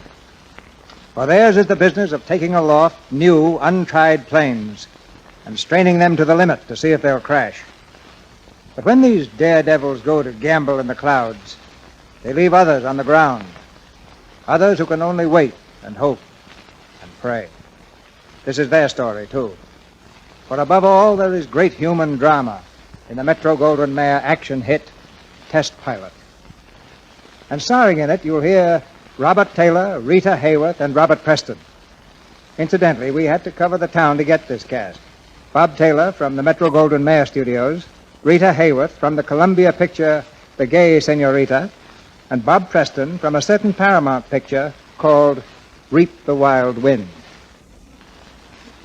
Test Pilot is a great chapter in aviation history, a chapter about the pioneers of yesterday who've helped to make American planes better and safer, and so helped to make the safety record of the United States Air Forces the best in the world. That record is being maintained right now, despite the enormous increase in the Army Air Force. We'll have thrills and romance tumbling over one another at breakneck speed in Test Pilot. A drama with the punch of a power dive. Drama for you and for our armed forces throughout the world, who hear these plays through shortwave and certain other special facilities. We heard from one group of these boys a few days ago. Their letter was dated at a naval training station, and we discovered for the first time that part of the audience that Lux Toilet Soap brings together every week listens in an igloo. They write, there are 12 men in igloo E-17, and we listen to the Lux Radio Theater religiously.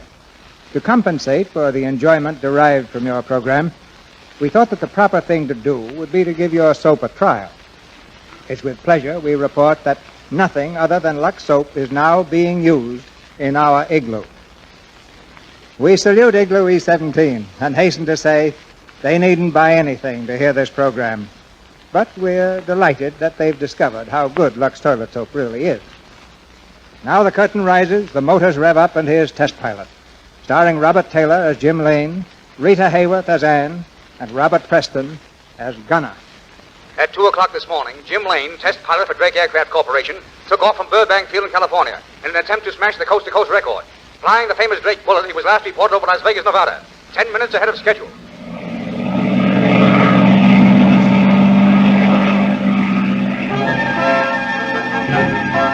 Las Vegas, Nevada, 10 minutes ahead of schedule. Escalante, Utah, 15 minutes ahead of schedule. Swinging due east, the tiny plane roars high over the mountains of Colorado, streaking like a meteor through the night sky. Then, as the first rays of the sun flash on the propeller, it swoops low over the wheat fields of Kansas, 30 minutes ahead of schedule. Suddenly, the motor sputters and coughs. A spray of oil whips back along the fuselage. With an angry whine, the gallant plane dives toward the ground.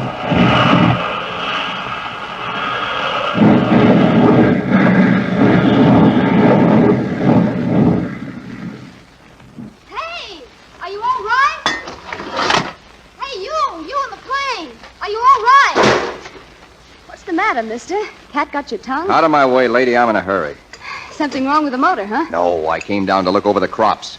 Well, make yourself at home. I'm licked, see? I'm licked. I couldn't move this thing with a derrick. Oh, that's too bad. That's too bad, is it really? All I had was a coast-to-coast record, and it's too bad. You understand? I had it licked to death. Say, where are we? We are in Kansas. Oh, that's great. How near Wichita? About 20 miles. Say, tell you what you can do for me. Do you live around here? See that house? Right over there. You got a phone? Yes. All right. Go call the air terminal at Burbank. Ask for Gunner Morris. When you get him, just yell down and I'll come. Johnny Morris? Gunner. Just ask for Gunner. Tell him I'm calling. I'm Jim Lane. That's all you have to do. Why don't you call him yourself? Listen, I got to get these oil lines out of here. You don't think I want to be stuck in this dump all day, do you? Well, I don't care very much one way or the other. Oh, all right. I'll pay for it. Don't worry about that. Listen, swellhead, you're on private property and very uninvited. How would you like to get that junk over the fence before I sick a bull on you? Say, I'm just in the mood for a bull, sister. You go get him. I'm liable to pick him up and throw him right back in your lap. Oh, I know you. You're the prince. Huh? What prince? A nice, charming prince right out of the sky. A young girl's dream. And I've been waiting for you all my life. That's why no other man even touched the tip of my finger. I've lived for a prince. Yeah, a nice, polite one. Okay, sister. My apologies. Accepted. Are you a famous flyer, Mr. Lane? I'm Jim Lane. Oh, should I faint on that one? Say, where do you live? I still live over there. I haven't moved since I told you. Can I use your phone? Well, it's all right with me if it's all right with the phone. Come on. What's your name? Ann Barton. We're near Wichita, are we, Ann? And it's still 20 miles. Oh, that's right. You told me that before, didn't you? What time is it? About 6. Didn't ask you that before, did I? No. Say, tell me something. Do all the girls around here look like you this early in the morning? Hey, look at all the hay. That's not hay, that's wheat. Oh, wheat. Huh? The staff of life. Yes, huh? You know, it's nice here at that. I'm so glad you like it. What about some breakfast? Yeah, what about it? I'm starved.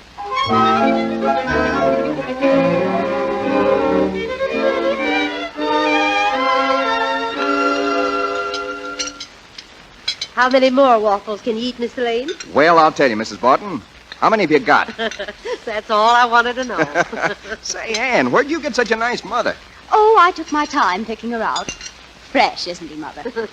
Listen, lady, you're not being polite. I'm your guest here. You mean you're stuck here, don't you? Very smart. Very smart. I'll bet you went to school. Oh, she did.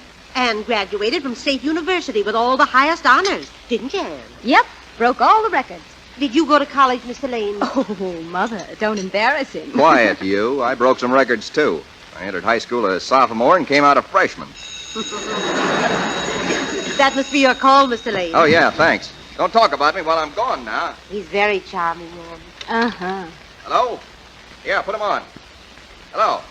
Hello, Gunner. This is Jim. Yeah, I figured it was. Where are you? The oil pump let go. I'm down on a farm near Wichita. Oh, fine. Drake's having a hemorrhage. Listen, brother, it was his plane that folded up, not me. Bring along a whole new assembly and a set of lines. Where to? There's a lot of farms near Wichita. Wait a minute, I'll find out.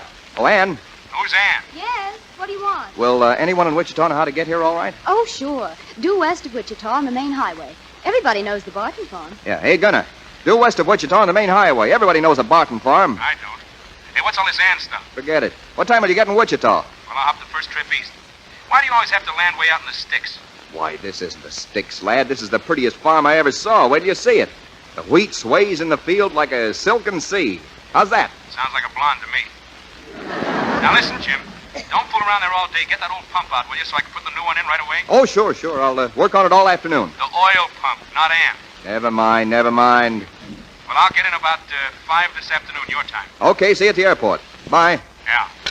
Say, Ann, we got a car? Yes, why? Well, we got to go to Wichita. Oh? We got to meet the gunner, don't we? Oh, when he arrives there when? Around 5 this afternoon. And in the meanwhile? Well, I'll entertain you there.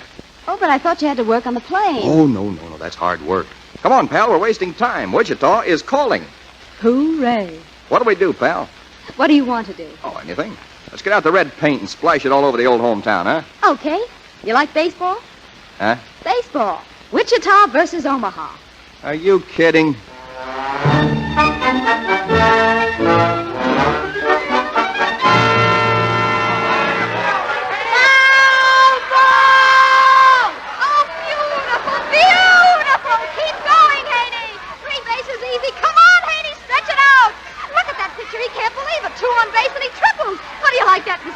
Thrilling. I'm goose pimples all over. Wichita's gonna win this league. Wait till you see. Oh, I sure hope so.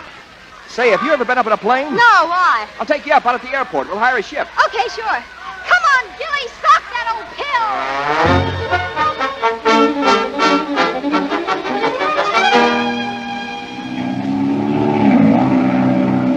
Well, how do you like it? Oh, it's fine. What was that last thing we just did? A barrel roll. Here, we'll try it again. No, it's all right. I just... Oh! Hey, listen!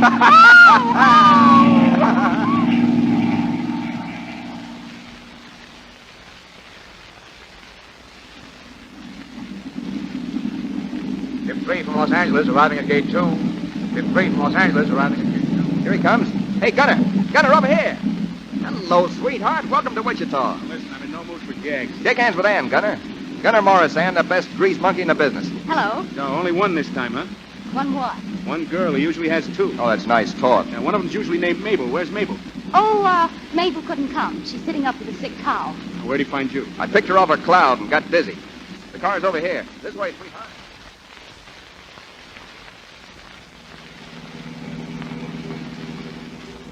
Hey. What? Your friend doesn't talk much, does he? Sourpuss. Yeah. Know what I'm thinking about? Am I in it? It's a wish. Oh, what kind of a wish? I'm wishing that it was this morning again. Could you do it all over again tomorrow? Could you? I never had a better time, man. What about you? The best. Say, there's a picture show tonight. Where? Wichita. Oh, yeah, but what about your friend? You want him to go with us? No. Neither do I. Hey, Gunner, you're going to have a nice sleep tonight. Yeah. Did you get that pump off? No. No, I didn't. Well, that's fine. Well, I had to go to Wichita, didn't I? Oh, sure. I had to meet you, didn't I? Yeah, sure. Is there any chance of getting out of here tonight? Nope, not a chance. Wait till you see where Ann lives. Cute little house sailing along all by itself in a sea of wheat. And wait till you smell them honeysuckles. Now, don't give me that banjo. Now, what time can we get out tomorrow? Well, I'm ready whenever you are. Well, that's all I wanted to know. We're leaving early. Hey, there's the house, Gunner. How do you like it? Uh-huh. Ann, is that you? Oh, dear. What's the matter, Ann? There's Joe. I forgot about him. Who's Joe? My sweetheart. Oh? Oh, well, this is news. She's got a sweetheart. Yeah. And he's sweet, too. Hello, Ann. Hello. Hello, Mr. Lane. Well, you look just the way you ought to. Hi, Joe. Joe, this is Gunner Morris. Hello. Hello, Joe. Glad to see you. Gee, had me worried, Ann. I thought you'd forgotten about tonight. Oh, is it tonight? Yeah, did you forget? We're having a dance, Mr. Lane. Wouldn't you both like to come? No. I'm afraid we can't get away. I'll get you some nice girls. Oh, I don't think they'd like it. Well, you better get dressed, Ann. Yeah, I won't be long. Thanks for a lovely afternoon, Mr. Lane. Now make it fast, Ann. We're picking up Willie and Jean. Yes, sir. Ain't no place like the country. Hear them sounds and smell them smells. Mm-hmm. Honeysuckle. Honeysuckle and raspberry. Ah, shut your big mouth.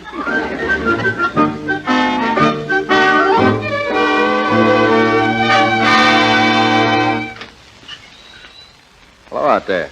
Oh, hello, Mr. Lane. You still up? Yeah. What have you been doing? Well, sitting around, thinking. Nice out here, isn't it? Yes, it is nice here. And she's decided to stay at last. Haven't you, Ann? Yeah, where was she going? I was going to the moon. I've been trying to win Ann for a long time, Mr. Lane. She very frankly told me she wanted someone better. My understanding of that's probably why I won her tonight. We're going to be married. Oh. Well, that's nice. It's fine. Look, Joe, the prince is puzzled. What do you call him the prince for? Well, isn't he?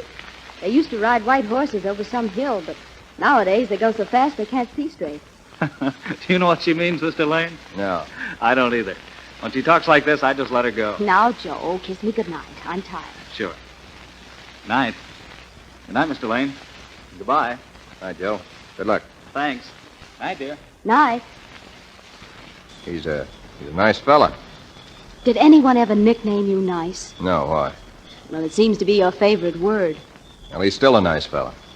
Then you think I made a nice choice. Well, go ahead. Go ahead what? Go ahead and ask me. All right. What are you going to marry that guy for? Because he's a nice fellow. You don't love him? How do you know? Just the way you're behaving now, like a little flirt. I don't like you for saying that. That's tough. Look at the way you behaved all day. 1 minute you're going to a show with me tonight. Next you get yourself engaged to him. Then the minute he goes, you're like this again. Sure, that's right. That's me. Yeah.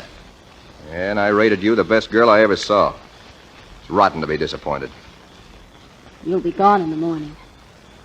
Soon be here. Well, I wish I'd got out tonight. I wish I'd never landed.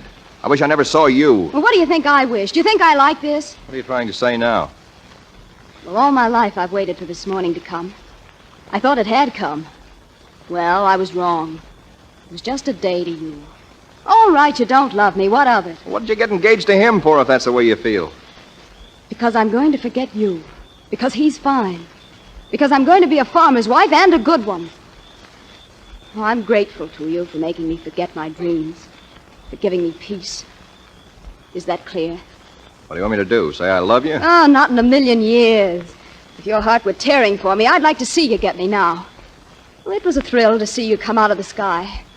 But it'll be a greater one to see you disappear in it. And you better get up early, because it'll be early.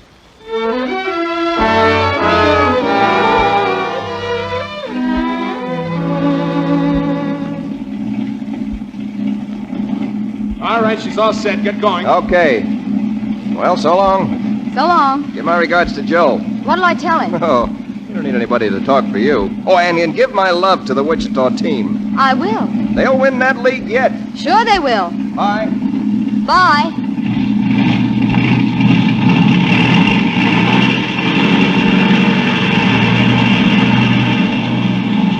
Well, he got off all right. Yep. He got off. When do you go? Right away. Catch first plane to New York. Is he going there? Uh-huh. Well, Well, so long, Gunner. look, you're a nice kid, so I want to tell you something. You're going to be glad in the end, see? He's no good. He's the best friend I got in the world, and he's no good. Now, you'll be glad in the end, believe me. Sure. So long, Gunner. So long. Anne, Yes, Mother? he was very nice, wasn't he? What's the matter, dear? Nothing. Why? Well, you look so funny. Oh, I'll be glad in the end. What do you mean, dear? I don't know. Well, I'm sure I don't either. Listen, is that another plane? Well, it sounds like it.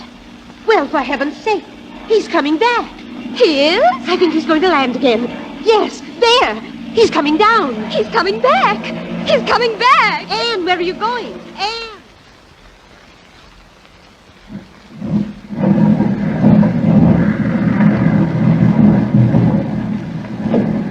Jim! Hello, Ann. I forgot my hat.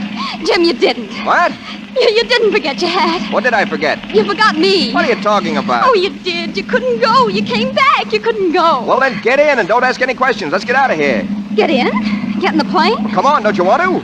Oh, yes, I do. I do. Well, hurry up. And listen, you might as well understand one thing. You're going to be sorry for this.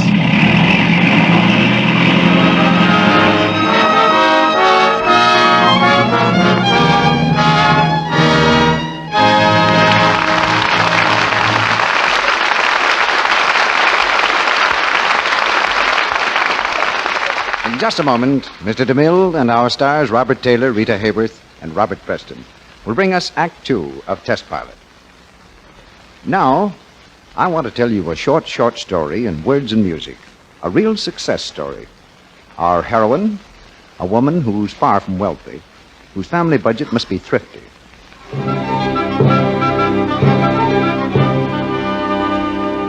And what with taking care of her home and her lively young children all day, she's as busy as this. She rarely gets a chance to visit a beauty parlor. Yet everybody, and that includes her family, thinks she's beautiful. Her features aren't regular, but her complexion... her complexion.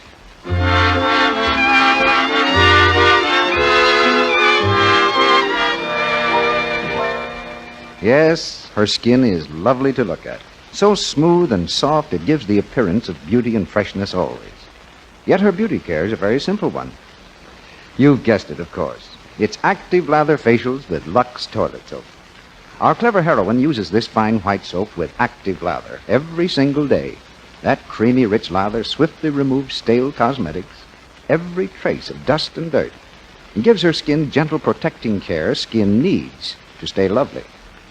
You know, it takes just a few minutes to give yourself a real beauty facial with Lux toilet soap.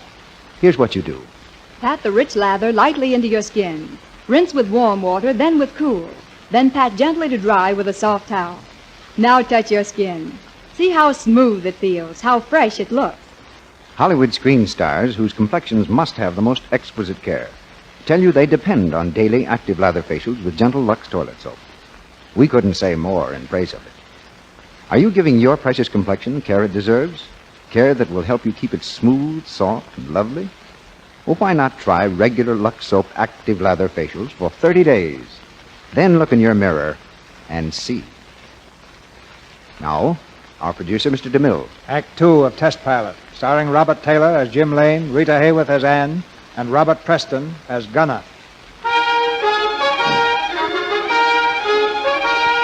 knight in shining armor has whisked down on his fiery charger and carried off the princess. The knight is a test pilot. The princess is a Kansas farm girl, and the fiery charger, a low-wing monoplane which has just landed in New York. Hey, Gunner, here we are. What do you mean, we? Gunner, I want you to meet my wife. What? Oh, I've heard so much about you, Gunner. It's almost as if I'd seen you before. Now, wait a minute. I can't take any more today. Just tell me about it as it happened, will you? Well, I went back for her. We were married in Indianapolis, and now we're with you again. Married, huh? Yeah. Where's Drake? He's in his office. He's waiting to congratulate you. Well, hang on to her for me, will you? I gotta get some dough. Meet me in the coffee shop. 10 minutes. You must be surprised, Gunner. No. I'm not surprised. I wouldn't be surprised if you got married in Indianapolis and divorced in Toledo. I'm surprised you didn't.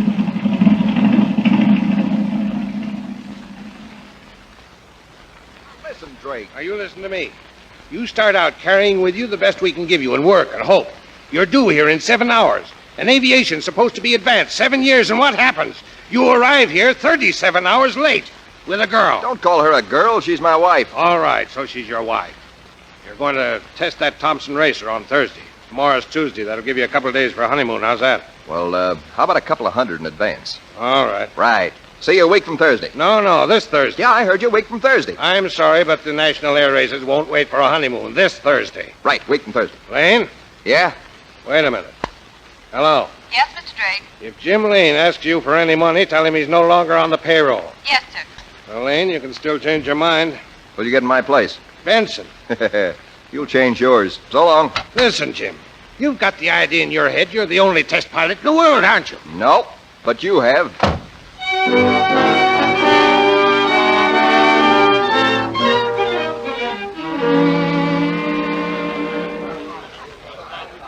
Hiya, Bride. What are you drinking? Chocolate soda.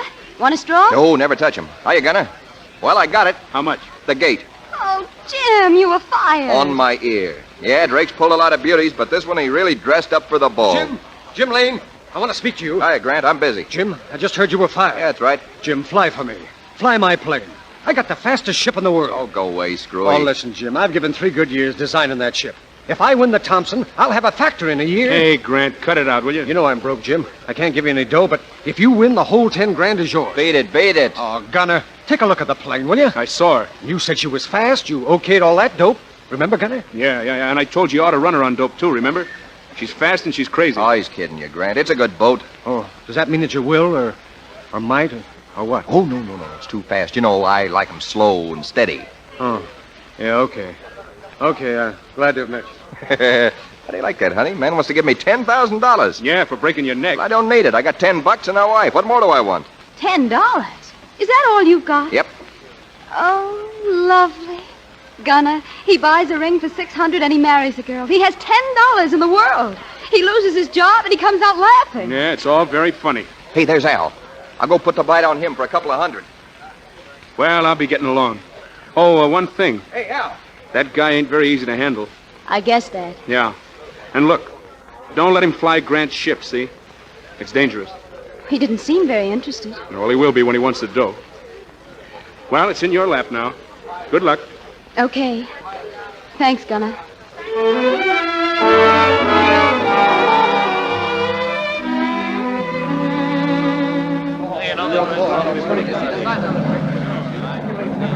Good afternoon, ladies and gentlemen. Welcome to the Cleveland Airport for the final day of the National Air Races. This afternoon, the eyes of the whole world will focus on the Grand Prix of Aviation, the Thompson Trophy race. But right now, there's an Army bombardment squadron taking off for an exhibition of tactical maneuvers and dive bombing.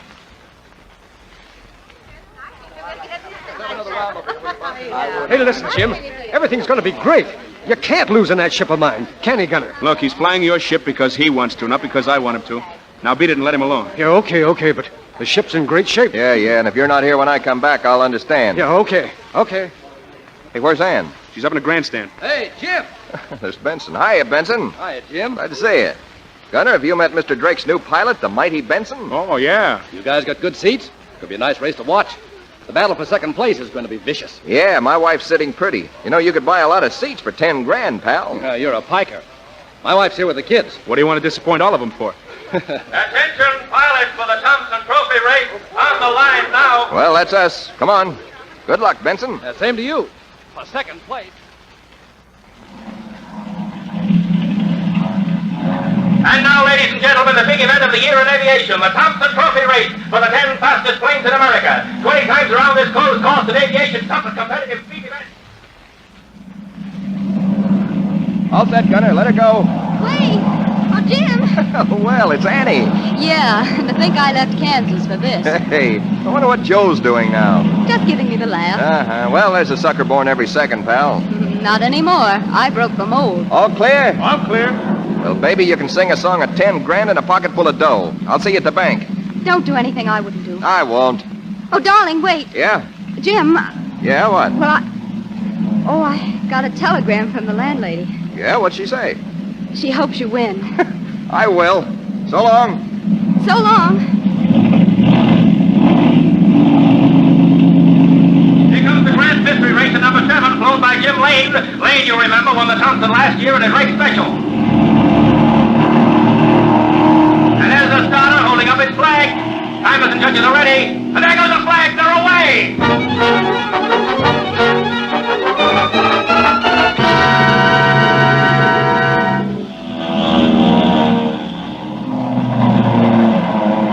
The conclusion of the 19th lap with only 10 miles left to go. Red Skelton and his race specialist still leading the field, but Jim Lane is pushing him hard. Here he comes now. He's getting very fast as they hit the straightaway. That's Lane in number 7. He's right on Benson's tail, and now he's pulling away. Lane is now out in front. There's something wrong up there. Lane's on fire. The Grand Mystery Special is on fire. The motor of the Grand Racer is burning up. Lane has the ship under perfect control. It looks like it's going to continue. Yes, he is.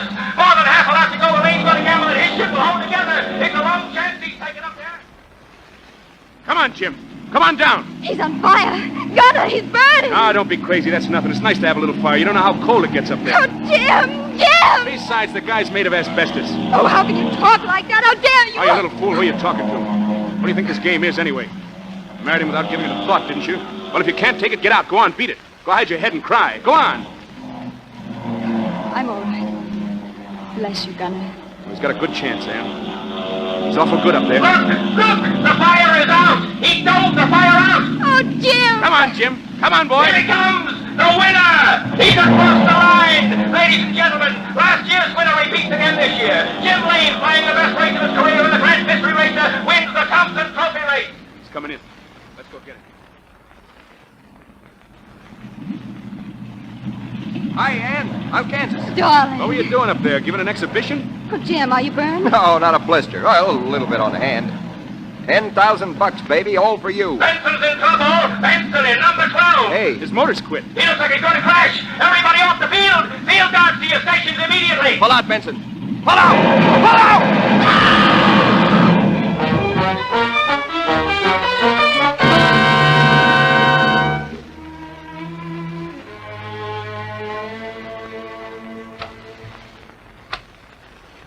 Mrs. Benson. Oh, Mr. Lane, come in. Is it all right, Mrs. Benson, or would you rather I didn't? It's all right. I don't feel the way I thought I would. I guess I was so sure it would happen sometime. How's the dough situation? Oh, we'll be all right. You're lucky in one way, Mrs. Benson. I mean, lucky that I won. You see, Benson and I were splitting if either of us came through, but I suppose he told you. You what? Yeah, didn't he tell you? No. Well, we were, so I got it cashed. Here, there's $5,000 in the envelope. Mr. Lane, please. No. You don't want me to welch on a guy because he's not here to collect it, do you? Mr. Lane, you're lying to me. But it's so beautiful of you. I do need it so terribly. I mean, the children. Sure. Listen, he died at his trade, see? That's a lot. Take my word for it. He died in the air. And the air was Benson's business. Yes. Yes.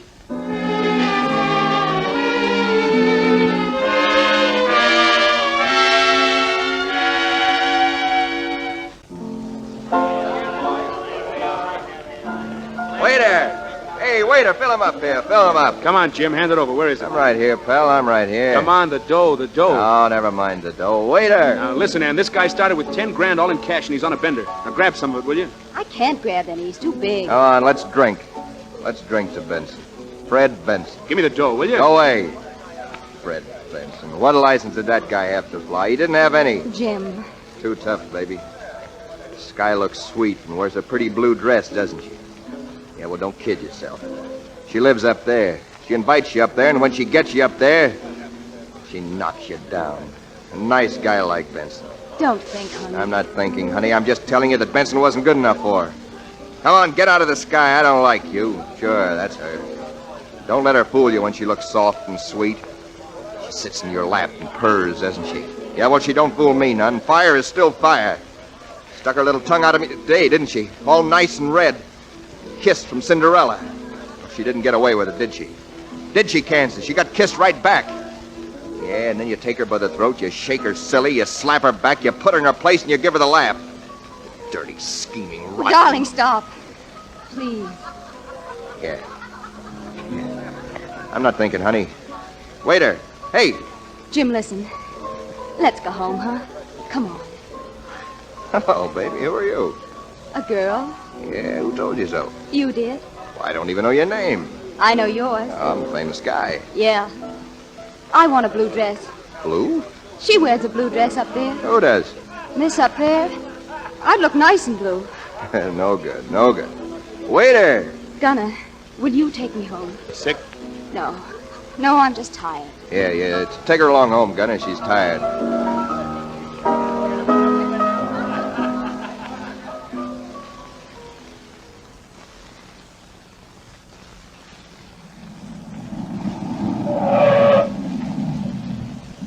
Good night, Gunner.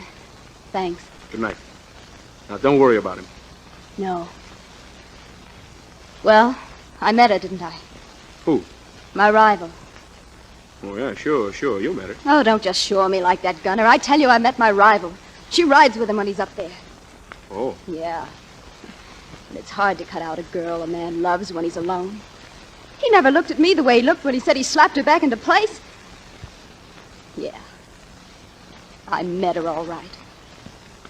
Take care of him, Gunner. Oh, don't worry, I'll stay right with him. And Gunner, tell him I want to be slapped, too.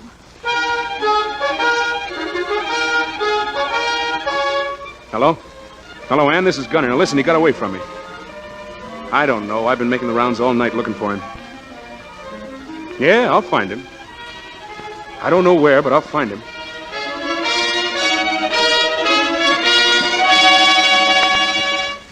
Come on, wake up, sonny boy. Don't shake me. I'm awake. Well, you should be by now. You know what day it is? I know it's day, and it isn't night. It's enough. You know where you are? No, I was in Detroit.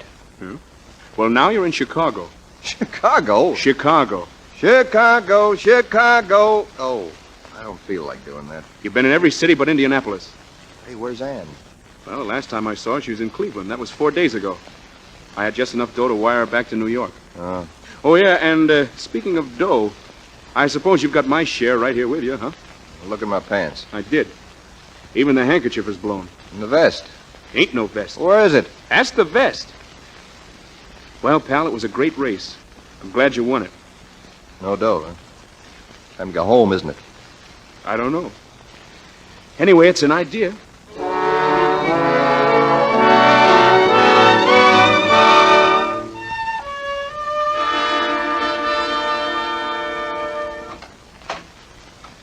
Ann, you asleep? Oh, hello. How are you, Ann? Fine. How are you, bad boy? Pretty bad boy. Feeling low? I've been up higher. Sure. I'm glad to see you, Ann. I'm glad, too. Is Gunner out there? Yeah. Come in, Gunner. Howdy. You look fine, too, Gunner. Feel great. Say, what have you been doing? That's just like him to say that like that, isn't it funny? Well, dear, you've had more fun than I have. Well, I've tried. And I've tried for 5 days to think of some way to be cross with you. Oh, Jim, if I could only hate you. What do you want to hate me for, baby? Oh, won't the landlady be glad to see you, though? Why? She likes you. Yeah? She kept asking me, when in the world will Mr. Lane be home? Oh. Say, how much do we owe her, darling? Oh, about $200, darling. Oh, well, that's nothing, is it? No. But I'll bet you haven't got all of that 10,000 left, have you? I'll bet you haven't got over 6,000 or 7,000 left. Have you? Well, no. Not over that, dear. No, not over that. Well, suppose you give me a little, darling. I'm sorry, Ann. I'm broke. I know you're broke. I was only teasing. But I know Mrs. Benson isn't broke. That was lovely of you, pal. I'll bet you were funny when you were giving it to her. I wish I'd been behind a screen. Hey, you knew? I guessed. Say, you're some girl. Oh? I see now. You do? What? I see what you are. You're all right. And listen, do you know what I'm going to do? I'm going to do something that'll surprise you. I'm going out and grab some wine and drink to you. What a surprise. I'm drinking to a woman. Yeah, and to your mother and to your father and to the whole corn-fed state of Kansas. Now, don't go away. Well, I've been around him a long time, and that's the first time I ever heard him praise anything but himself. But you got it coming. It was swell. Why? What else do you do when there's nothing to do? It's easy to be gallant when you're doomed. What do you mean, doomed? You should ask me that. I've had 5 days to think, haven't I? And don't you think, Mr. Gunner, I've tried to walk out? I've got a ticket in my pocket. But I didn't go. Ann, you shouldn't think like that because... well, there's no way to think. It's crazy. Well, this is crazy. 3 roads faces. And there's doom at the end of each. Suppose he didn't drink. He slapped her back again, and he sits around, his nerves screaming. He doesn't want to drink, but he can't help it. The second road is worse than that. He's retired from flying and works on the ground. Imagine a man with his heart in the sky, living with a woman on the ground. He wouldn't like himself very much. And I wouldn't like him either, Gunner. Oh, no. No, he's in love with a woman with wings. She's got him. And I've no way to cut her out. I can't fight the sky. Well, there's another road. Yeah, there is. And we're on it. We go on as if nothing had happened. He goes in the next race, another bat, another race. Until someday, when he's not quite so young and quick, she slaps him out. You know, don't you? Oh, I don't know. I've only had it for 10 years. And you hit it right in the nose, too. You just sit and wait for it. What do I do it for? Because there's nothing else to do. He gets you. There's no fun being with anybody else. Well, what's fun about waiting for someone to die? Every tick of the clock. Still living, still living, still living. What for? I won't do it. I won't love him that much. Haven't I the right to live my life without being tortured every second? Haven't I? Yeah? Yeah, sure. And you know what you'll do, don't you? You'll stick with him. You're hooked. You can't get away no matter how hard you try. You know that, don't you? Yeah. Yeah, I know. I know, Gunner.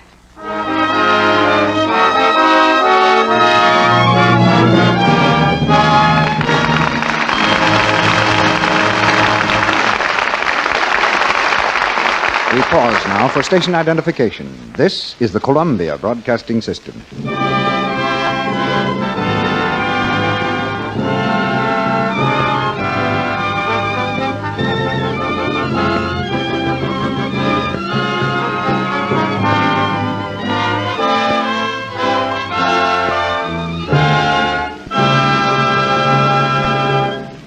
After a brief intermission, Mr. DeMille presents Robert Taylor, Rita Hayworth, and Robert Preston in Act 3 of Test Pilot. And now, here comes our young friend, Sally. Da-dum, da-dum, da-dum, da-dum, da-dum, da-dum. Say, Sally, isn't that a song from Maytime? Yes, it is, Mr. Ruick. And now's the time of year to be singing it. Everything looks so fresh and lovely. You mean everything has that springtime look? Well, you know, Sally, that's a good way to describe a lady with a Lux soap complexion. Why, it's just right, Mr. Ruick. And you might add that Lux toilet soap helps a girl to keep that springtime look the year round. Well, Sally, that's why smart girls use Lux toilet soap regularly. It's a real beauty soap. As mild and as gentle as... As a morning in May. Thanks, Sally. Yes, everyday care with this gentle soap is certainly a real investment in beauty. For Lux toilet soap is a quality product. You can depend on its mildness, its purity. When you unwrap a cake, notice how white it is, how satin smooth to the touch. Then, compare the rich, abundant lather with that of other soaps you've used.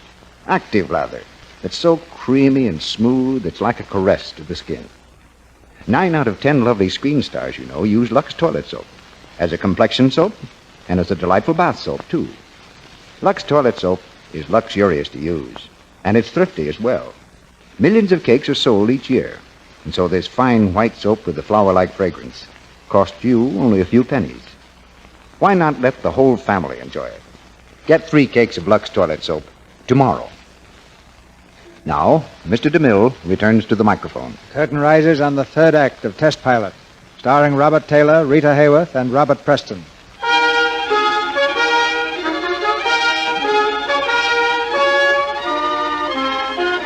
Jim Lane has a date again with his lady in the sky. This time it's a power dive, and his orders are to rip the wings off the ship. On the field, Gunner watches the sky anxiously. How high would you say he was, Gunner? About 18,000. He'll turn the nose down in a minute. Gunner. Hey, I thought you were going to stay home. Oh, it's worse. I'd rather see it. Do they always go that high? That's the idea of it. They got to get a start. How bad is it? As bad as I gathered? Remember, we don't act. I don't know, Ann. Oh, that's right, don't kid me. What's he going to do? Power dive? He's got orders to tear it wide open, and if I know Jim, he'll try. Here he comes. He's on his way, Ann. Oh, no, I wish I'd stayed home. Oh, no, I don't either. Oh, come on, Jim, come on! How much longer, Gunner? Depends. He'll pull out when he gets ready, or when the wings fall off. Let her come, Jim. Straight down. Straight down. Still living. Still living. There it goes. Gunner. He's cracked it. It's breaking up. Bail out, Jim. Bail out. Why doesn't he get out? Why doesn't he get out? He will. Give him a chance. There. There he goes. Come on, Jim. Pull that cord. That's the boy. Gunner, It's okay. Chute's open. He's okay, Ann. Ann, snap out of it. Ann!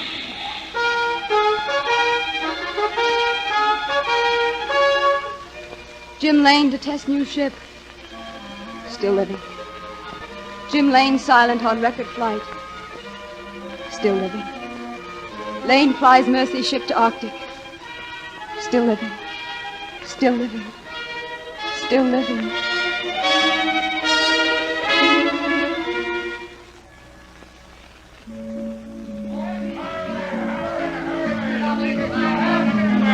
Come on, you guys. What about another ride on the roller coaster? Oh, do you think you should, darling? Remember your weak heart. Oh, yeah, that's right. Yeah, and you ought to remember you're testing a ship tomorrow. Don't be morbid, Gunner. How can you think of business at a time like this, Gunner?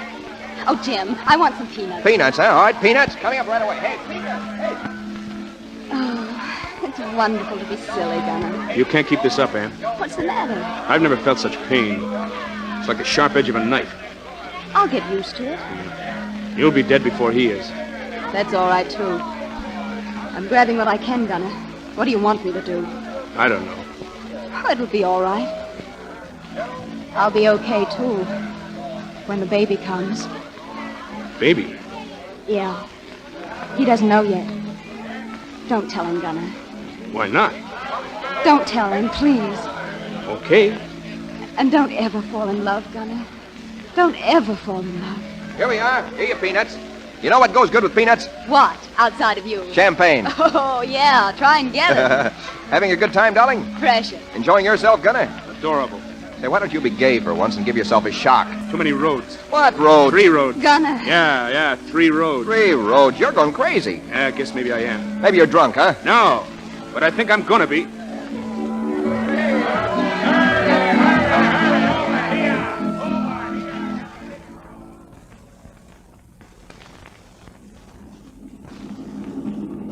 There's your ship, General. Pretty, huh? Pretty doesn't count, Mr. Drake. The Army wants to know how she'll fly. Don't worry about her. Say, how much heavier do you figure this new bomb load will run? 3 or 4 tons. That's enough. Say, have you met Lane's wife? Hey, Kansas, come here. Hello. How are you, Mr. Drake? General Ross, this is Kansas Lane. Hello, Kansas. Hello, General. Say, your plane looks like Grand Hotel. Isn't she a buster? This is going to be the biggest job Jim's ever done in every way, Kansas. See all that loading they're doing? Those sandbags represent the weight of the bombs and the crew. The height record for a warboat of that size is just under 20,000 feet. Well, we're up to 30. 30,000 feet. It's a way up, Kansas. 6 miles. Hiya, General. Hello, Lane. Hiya, darling. I hear you're going to have lunch with a bunch of angels. Yeah, you jealous? Yes, darling. I'd love to take that high ride with you. I've never asked you before. Can I be a bomb? I'd be twice as quiet. You know what you'd be with that dress on up there? What would I be? A little icicle. With you there? When do you take off, Lane? Right away. Give me 28,000, we'll call it a day, Jim. Right, General? Certainly. What do you give me for everything I get over 30? I feel informed. Now, you just get 28 and stop feeling so good. And those are orders. Okay. See you around, Kansas. Yeah. See you around.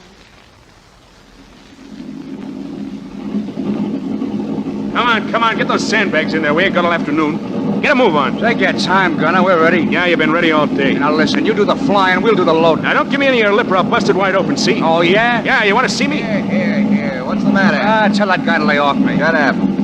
What's the matter with you? You're not the guy I know anymore, drinking and fighting. Yeah, and I'll tell you why. And you're going to listen and like it, and then maybe you see.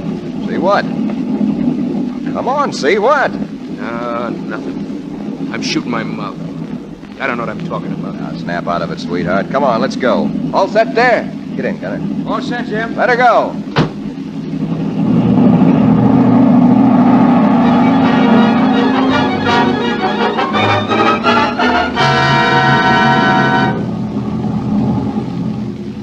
You know, for a nice fellow, you've certainly turned into a crab. I never saw anything like it. She lifts nice. You'd do better if you didn't have so much weight in her. You're heavier than lead these days. Let them know how we're doing. Calling WSR from Lane, 12,000 feet, starting up through overcast.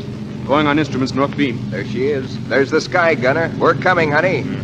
Little Alice blue gown.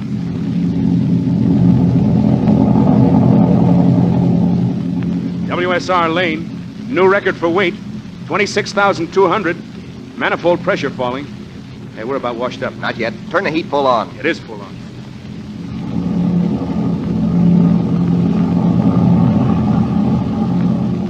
WSR Lane, 29,350. Get up there, baby girl. Get up. 29350. Hey, we're about through, Jim. She's washed. Oh, no, she's not. She's choking to death. Next thing you know, she'll fall off into a spit. 30, I tell you. Now, listen, this is high enough. What more do you want? I want 30. I won't take an inch under it.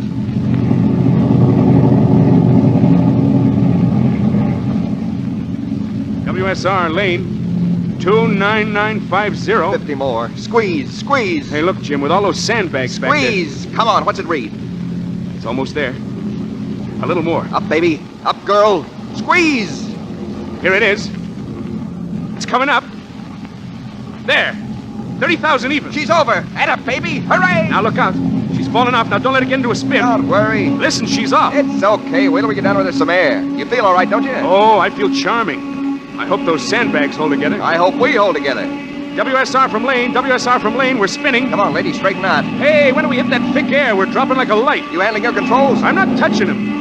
It's up to you, baby. Okay, just leave your hands off. I'll pull it out, sweetheart. Oh, fine. When? Take your time. Yeah, I'm just a little impatient, that's all. Ow! Hey, what's the matter? Hey, those bags, they're breaking loose. They got me in the back. Move over here, quick. I can't. It's too much weight. It's pinning me. Stay clear of the controls. I can't move. All right. I'll get the bags out. You never make it, Jim. Can you squeeze away from the controls just a little? No. Jim, bail out. Listen. Bail out, I tell you. I can't move. It'll be okay. I'm getting them out of the way. I'll have it. Jim, please, get out. Shut up. I'm getting it, I tell you. No time. Now, Jim. There, can you move? No. An inch, just an inch. Come on, gunner. That's it. A little more. There, it's okay. Jim, can you get it out? Hang on, gunner. I'll bring it down flat. Watch it. Hang on. Jim!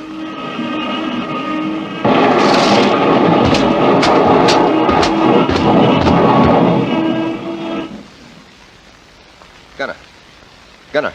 Yeah. You all right? Yeah, sure. Oh, he's tough. Tough guy. Hey, can you move any? Sure. Just taking it easy. It feels good not to try to move. Listen, don't do anything dumb on me now. No. Jim. What? Just listen. I got so many words. Now listen.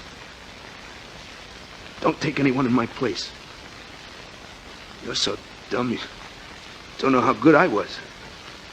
I was awful good, see? Give Ann a kiss, will you? Gunner, look at me. Here's a break for me, though. I won't ever have to go home and break the news to her. I leave the roads first. 3 roads. Don't die. For my sake, Gunner. That's all I'd come back for. If I could. Gunner. Hey. Gunner.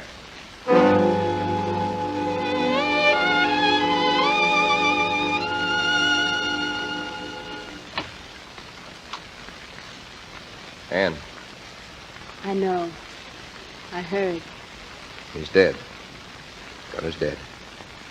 Why wasn't it you? It couldn't have been you, could it? Oh, no. I've got more coming to me. I've got to get all that's coming to me. Another year, maybe. I'll go crazy first. Ann, look at me. I've got a kiss for you, Ann. From him. Go on. What else? What are you going to say?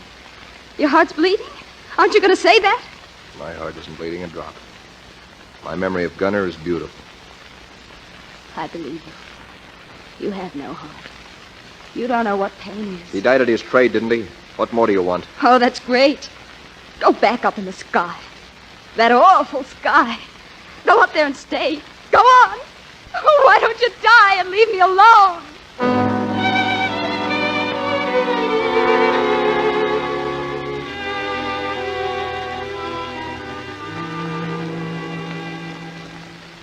Sit down, Jim. Had you check up at the hospital, huh? Yeah, I'm okay. Not a thing wrong. Did they tell you that? No, but I'm okay. I'll take the sister ship up tomorrow. You're a tough man, Jim. Well, how else could you figure it? Listen, I haven't started yet. I'll go back up there. I'm going back up there and pay the sky back for what she did to me. I'll pay her back. I'll wring her neck. Jim, you're not taking that plane up tomorrow. You're not going to wring her neck either. No, why not? I've just had a report from the hospital. You're grounded, Jim. Grounded? Me? They can't do that. They... Why? Your eyes. Grounded. Well, that's great. That's fine. There's still a spot for you. Here, if you want it. Find a desk. It's great. Well, the Army. The Army needs men on the ground, too, now. Yeah, I guess that's it. I don't know. Oh, talk it over with Ann and let me know, huh? Yeah, sure. So long, Drake. So long, Jim.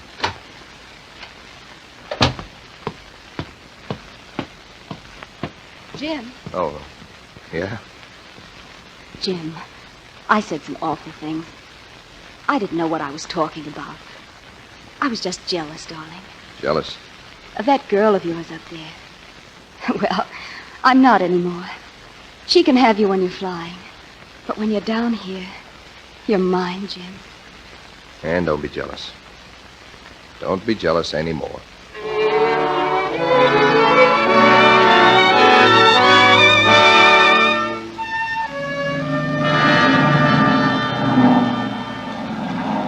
All right, you cadets. I've been talking for 30 minutes to you boys, and you're probably looking wise and giving me the bird. Anybody got any questions? All right, good luck. Get up there and fly. Jim! Hey, what are you doing here? I brought a friend. Hello, Jim. Oh, well, hi, son. Mother said I could watch the airplane. Why, sure. There they are, son, just taking off. Gee, look, Mother. Come on, Barney, get up there. Oh, why can't I get in there and show him? Look at me, a man spends all his life getting somewhere, and where's he end up? On the ground, just where he started. Jim, when I grow up, I'm going to be a pilot. I'm going way up in the sky. Way, way up. You'll have to ask your mother about that, son. 4 years old. And he's starting to think about girls.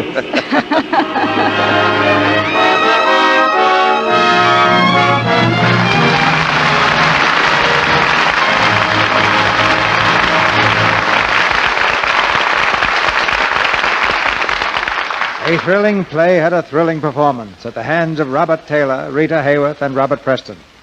And right now, we'll ask them to step into the spotlight again. Thank you, CB. One look at the sky will convince anyone that aviation is the most exciting topic of the moment. The records show that there are more planes in the air now than ever before. Sounds like we might have a traffic jam up there before long.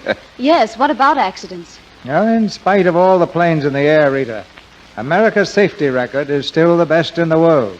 The figures prove it. Well, even though the Army has cut the length of time spent in training pilots, I believe they've also cut the accident rate. It was done through new methods of training, methods that ensure greater safety. And that record is something we're all proud of. And now, Mr. DeMille, if I may, I'd like to say just a word about the product back to this theater, because Lux soap is an old friend of mine. I use it every day. It's the finest way I found to care for my complexion. We're glad to hear that Lux soap has had a part in one of Hollywood's greatest success stories, Rita. I mean, the story of your career, of course. Well, what's happening here next week, CB? I think you'll be interested, Bob. To begin with, the play is the Samuel Goldwyn hit, Ball of Fire. And our stars are Barbara Stanwyck and Fred McMurray. Why doesn't somebody tell me these things? Well, it's one of the comedy successes of the year, Bob. The romantic story of a professor, that's Fred McMurray, who is studying slang and learns more than he bargained for from a dancer named Sugar Puss O'Shea. That's the part Barbara Stanwyck played in the picture, of course. Well, it should be a great show, CB. Fred McMurray's one of my favorites.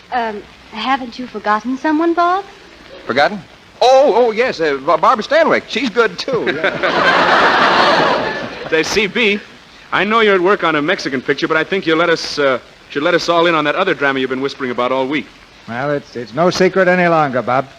The agreement was made in Washington the other day. I'm going to film the story of Dr. Wassell. Oh, that's the Navy doctor that the President told the nation about on the radio a couple of weeks ago, isn't it, Mr. DeMille? Yes, Rita.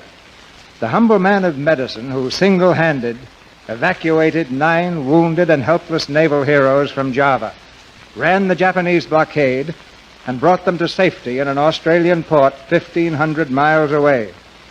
Dr. Wassell has been awarded the Navy Cross. It's a great story, and part of every dollar paid at the box office will go to Navy relief.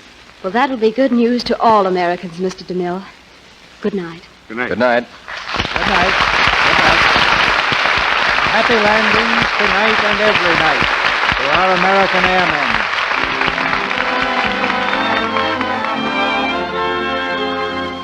Our sponsors, the makers of Lux Toilet Soap, join me in inviting you to be with us again next Monday night when the Lux Radio Theater presents Barbara Stanwyck and Fred McMurray in Ball of Fire.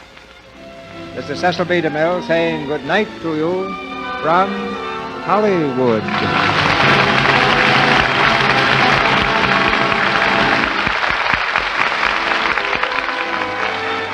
The current Look magazine has an article of great interest to all our listeners. The story and pictures of Cecil B. DeMille's 30 years in Hollywood, along with scenes from Lux Radio Theater rehearsals. Heard in tonight's play were Cy Kendall as Drake, Fred Mackay as Joe, Bea Benaderet as Mrs. Benson, Verna Felton as Mrs. Barton, Charles Seal as announcer, Howard McNear as Grant, and Tris Coffin, Tudor Williams, Warren Ash, and Bobby Larson. Tune in next Monday night to hear Barbara Stanwyck and Fred McMurray in Ball of Fire. Our music was directed by Louis Silvers, and your announcer has been Melville Ruick. This is the Columbia Broadcasting System.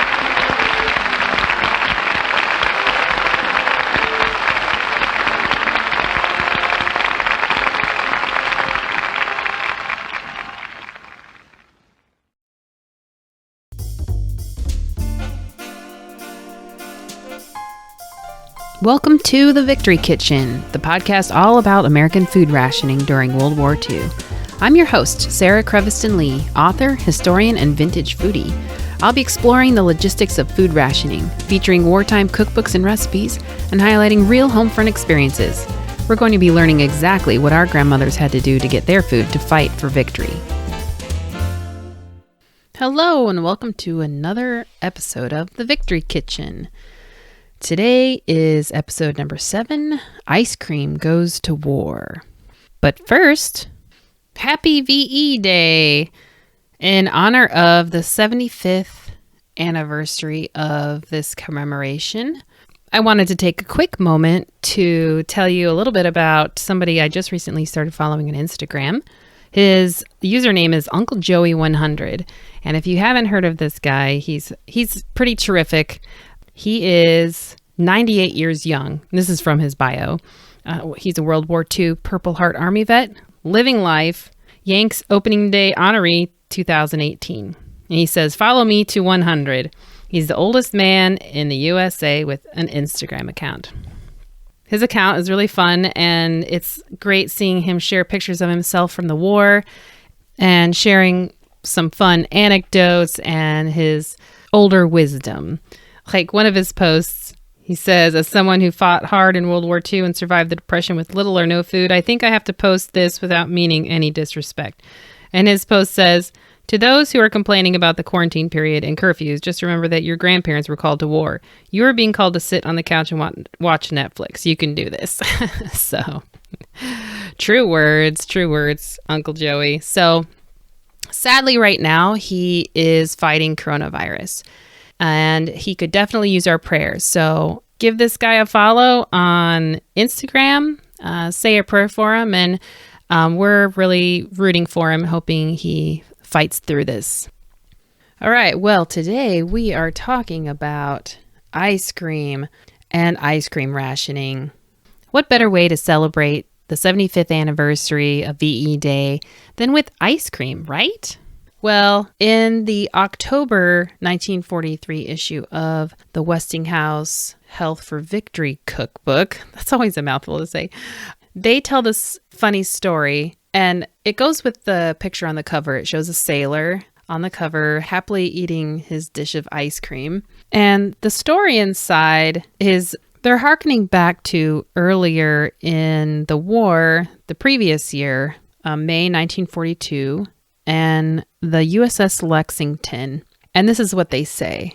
Remember the story of the aircraft carrier Lexington? Doomed to sink as a result of the terrific battering she took in the Coral Sea battle, her men delayed abandoning the ship until they had made a gallant attempt to eat up the ice cream supply. Later reports said that they went over the side with their helmets packed full of the precious stuff. It was an incident with such a small boy flavor that many of us chuckled. And it was such a merry, devil-may-care disregard of very real danger that many of us became misty-eyed.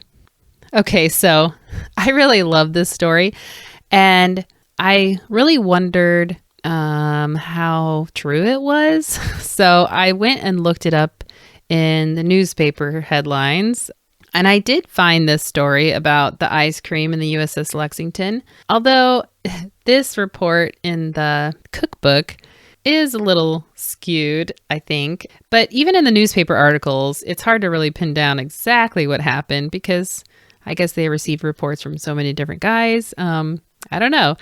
So I found some reports saying that they went to get ice cream on this sinking ship out of boredom while they waited evacuation. It seemed to be like a slow sinking, so they had to wait for their orders before they could evacuate. Other reports portrayed this ice cream feast as a last hurrah and to not let the ice cream to go to waste because, it's just sitting there and it's better to eat it than let it sink to the bottom of the ocean. So anyway, it's such a great story and I think really demonstrates the love for ice cream that Americans had. So let's back up to before the war. Take a look at ice cream. Ice cream was a very common, popular dessert. It was said that it was so common, it took a lot of convincing and fancying up to convince hostesses to serve it to their guests. Before the war, you could get your ice cream fix at the local drugstore or soda shop or ice cream shop, or you could buy pints and quarts of it at the ice cream shops too. The ice cream came in two different ways. Besides getting scoops of it or in some kind of a drink concoction, if you wanted to get it in the quarts or pints, it came factory packed or hand packed. Some people claimed that hand packed ice cream was better and more rich and creamy, but the Sidwell Dairy Company in Iowa explained that was probably because the hand packing pressed out the air and made the ice cream more dense in the carton. Now, there was a difference in price between factory-packed ice cream versus hand-packed ice cream. The prevailing cost of factory-packed ice cream in a quart was 35 cents. And for hand-packed quart, it was 55 cents. Now, before you get really excited about these prices, I don't know if you remember, but in a previous episode, I talked about calculating the true cost in today's dollars. So I went and did the calculation, and I will not bore you with math equations, but I will leave a link on my blog post corresponding with this episode where you can go and see how to do this calculation for yourself. So I did the calculation with inflation factored in, and 35 cents comes to about $4.02. And 55 cents comes out to about $6.31. So $4 for a carton of ice cream. That's about right. If you get maybe Breyers or somewhere, along that level of ice cream. Yeah, I know you can get it for cheaper, if you get the store brand, but the hand packed ice cream, $6.31. That's kind of pricey. Yeah, that kind of gives you a good idea of in our dollar today what that would actually cost. All right, so when it comes to ice cream flavors, I'm really fascinated with ice cream flavors from this time period, but it's really hard to pin down a list. There just really isn't one out there. You just have to kind of hunt around. You can find images of original soda shop menus and things like that, but it really did vary region by region. There's just, in some places, some flavors were more popular than others. And I'm sure some ice cream shops made up their own flavors to sell, just like there's a bunch of dairy ice cream shops here in Maryland, and they each have their own kind of signature flavors. But I was able to find, at least in Iowa, because the Sidwell Dairy Company ran this series that was almost a year long about the dairy situation during the war. And they did talk quite a bit about ice cream because that's one of their products. So they said that their most popular flavors were, number 1 was vanilla. Number 2 was chocolate. Number 3 was strawberry. Are you surprised? Vanilla is not, if you think about it, it's not really a big surprise because it was really versatile in its uses in soda shops for things like sundaes, sodas, malted milks, etc. Plus, if you were having to decide on one flavor as a family, vanilla was a good neutral flavor that everyone could probably agree on. But this wasn't good enough for me. I really wanted to know some weird flavors out there. So I went through a whole bunch of my wartime cookbooks, and these are the flavors that I found. And these are all ones you could make yourself. So this isn't saying that's all the flavors that were out there. It just happens to be the ones in my cookbooks. All right, so here we go. There's cherry walnut, fudge ripple, English almond toffee, eggnog, peppermint, maple nut, walnut, frozen pudding. So frozen pudding was a mixture of vanilla ice cream with citron, raisins, walnuts, and maraschino cherries. I was not expecting that. I thought it would be something like chocolate pudding or something. But no, I think they mean more like a British pudding. All right. Also, maple fruit. This had candied cherries and crushed pineapple in it. There was marshmallow, orange, peach, pistachio, prune. My son actually got excited about this one. My kids actually like prunes. So we all think prune ice cream sounds exciting. Raspberry, rose, Neapolitan. Okay, I know there's mixed feelings about Neapolitan out there. At least in my family, strawberry is the loathed flavor in the Neapolitan box. But according to this wartime cookbook, Neapolitan was completely different.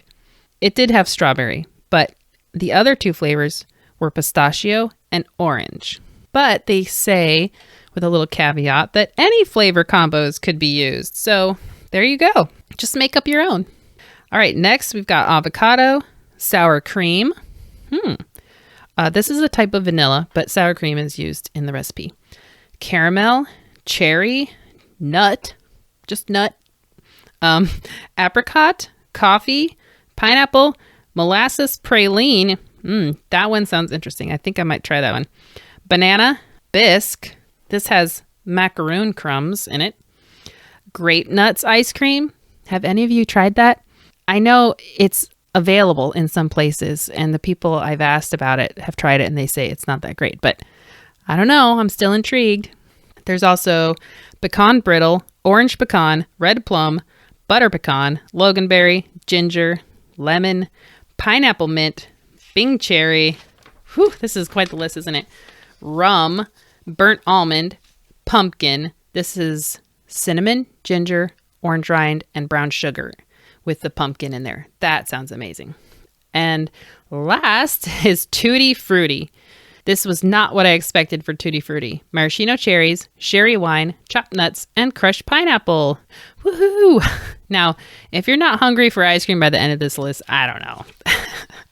I'm not even that big of an ice cream fan. Don't hunt me down. I'm sorry. It's just not my favorite thing. I get more excited for like baked goods like cake or cookies. So that's the list. I did not search through all my cookbooks either. This is just like the main ones I have. And really interesting flavors in there. A lot I'm sure you might recognize. I also have to put in a few flavors of sherbet because sherbet will come into play in a little bit. The number 1 flavor for sherbet was pineapple. Number 2 was orange. This is talking in Iowa, as before. And Sidwell Dairy Company also said that the new upcoming favorite flavor that took over pineapple was apricot whip. Here are some more sherbet flavors. Cranberry, orange, economy, which includes lemon, banana, orange flavor. There's peach, lemon, lime milk, lemon milk, and rhubarb. Whew, those sound good too. So there we go. There are some examples of 1940s ice cream flavors. Now we come to the part where ice cream goes to war. the interesting thing about ice cream is that it shares a lot of the same problems with the dairy situation. If you haven't listened to the previous episode, episode 6, about dairy rationing, I really recommend you go listen to that too, because ice cream goes hand in hand with the dairy rationing situation. But the fun thing about ice cream in wartime is the way that ice cream manufacturers and ice cream shops kind of gave ice cream kind of a lofty nutrition value. And so they touted ice cream as pure food, essential dairy food, vital energy food, real food, high energy vitamins and minerals in their most agreeable form. Ice cream is the same healthful food which is playing such an important part in sustaining our American forces. And last but not least, America's favorite dairy food. I'm sure we can't argue with that last one. But it's just so interesting that they were kind of lumping ice cream in with the importance of dairy in the diet. Because in the wartime food wheel of nutrition, dairy had its own little wedge, and ice cream is definitely not in the pictures that I've seen, but the ice cream producers would argue that it belongs there. So, yeah, if Junior doesn't want to drink his milk, just give him ice cream, right? Unfortunately, ice cream was an early casualty of the war. There was a shortage of ice cream. In November 30th, 1942, limited ice cream production was put into place by Food Order Number 8 by the War Food Administration. Starting then, no cream more than 19% was permitted to be sold, which eliminated whipping cream entirely and cut the butterfat content of coffee cream. As a result, recipes for whipping evaporated milk and light cream cropped up in wartime cookbooks. Then in December of 1942, ice cream production was limited. So only 65% of the dairy products used in ice cream the previous year was now available for cream. So let's say that in December of 1941, your ice cream shop used 100 gallons of cream. This is a totally made up amount and way too low, I'm sure. But this is just for the sake of ease of calculations here. So 100 gallons of cream. Well, in December of 1942, that means you could only use 65 gallons of cream to make your ice cream for that month. And then in January, it corresponded with the previous January's sales of your ice cream and how much cream you used in that month. Each month was different because sales were different throughout the year for each month. Obviously, in hotter months, more ice cream is sold than in colder months. So the thermometer really regulated how much ice cream was being sold. But because of these two limitation orders, it's estimated to have saved the equivalent of 200 million pounds of butter. So this is just a good example of the relationship of all the dairy products. There's only so much dairy out there, and they just really had to decide how to use what was available based on the needs and demand of the military and of the public. So a little more detail about Food Order Number 8 by the War Food Administration. It stated that an ice cream manufacturer may use just 65% of the milk and cream, which was used in the same month of the year previous. The purpose of the order, of course, is the conservation of milk and cream, since the dairy farms of the nation no longer are able to produce all of the dairy products in demand. So ice cream, like milk, was not rationed with ration stamps. Rationing was done on a local basis, and it was up to the ice cream sellers to distribute it in the way that they felt best.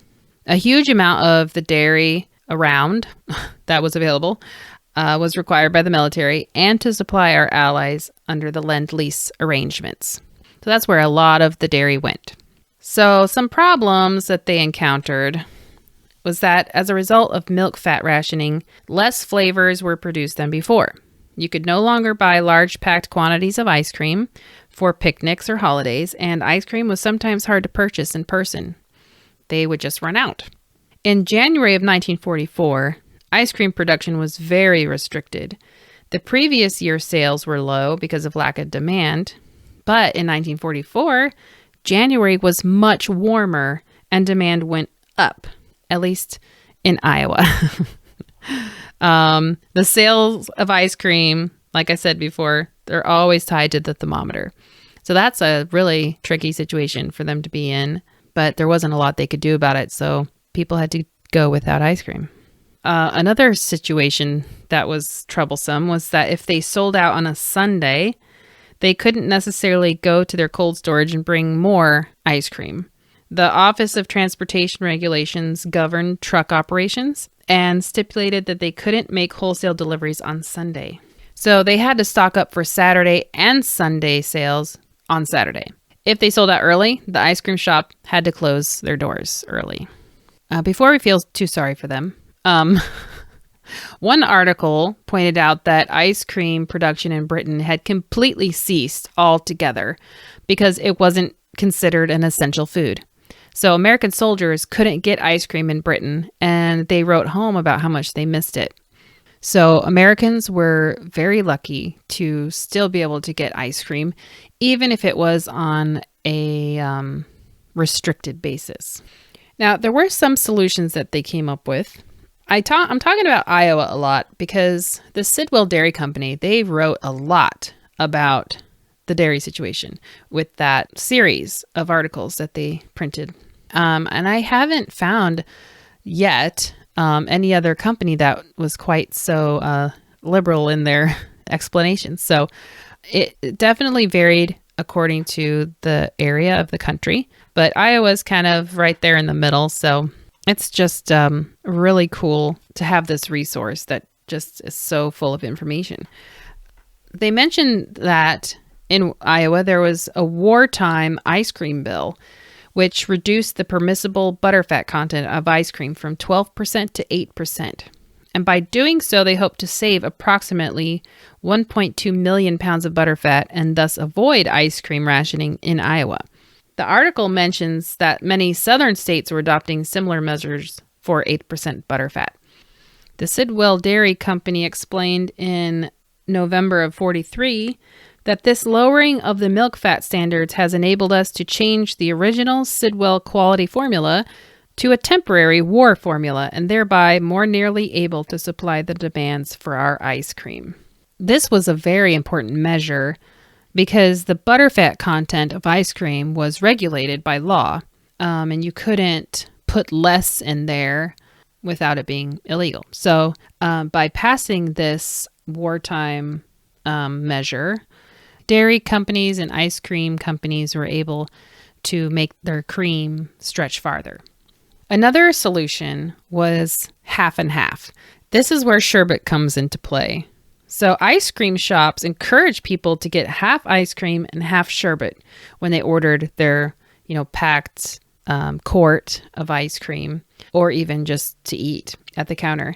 Sherbet uses less dairy, as it has a sugar syrup base instead of a custard base. One special notice in the newspaper by the Wilson's Candy Kitchen in Paducah, Kentucky, stated that they still sold ice cream in packages of pints or quarts for carryout, but because of ice cream rationing, they asked nicely that customers order half and half ice cream, half fresh sherbet. Customers' cooperation will help them to continue selling packaged ice cream. So they were really appealing to the customers to help them do their patriotic duty and to make the ice cream supply go further by ordering this product that used less dairy products. And usually sherbet is made as a fruit flavor, so it was a really refreshing treat to have. And you could use local fruits that were in season.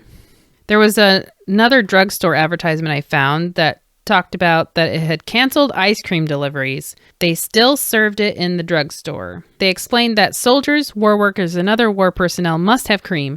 We are proud to bear this rationing for them. So really showing that they are doing their bit for the war. Some other solutions that came from the War Food Administration was in May and June of 1944 only, the restrictions were temporarily relaxed due to those months being what was termed as flush months.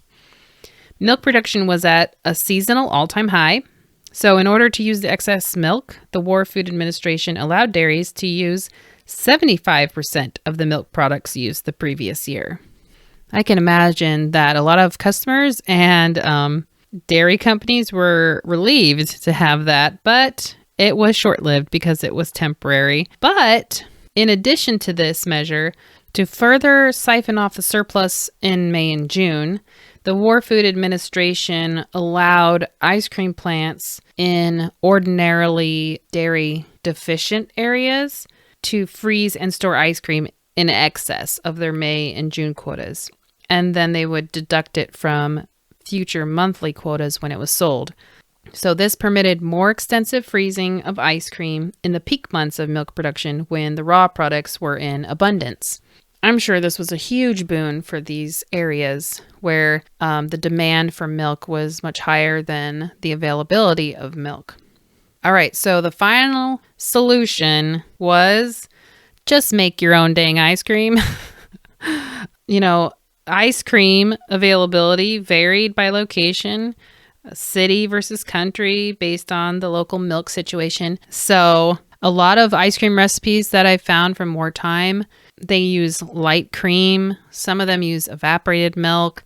Some use just regular milk or top milk.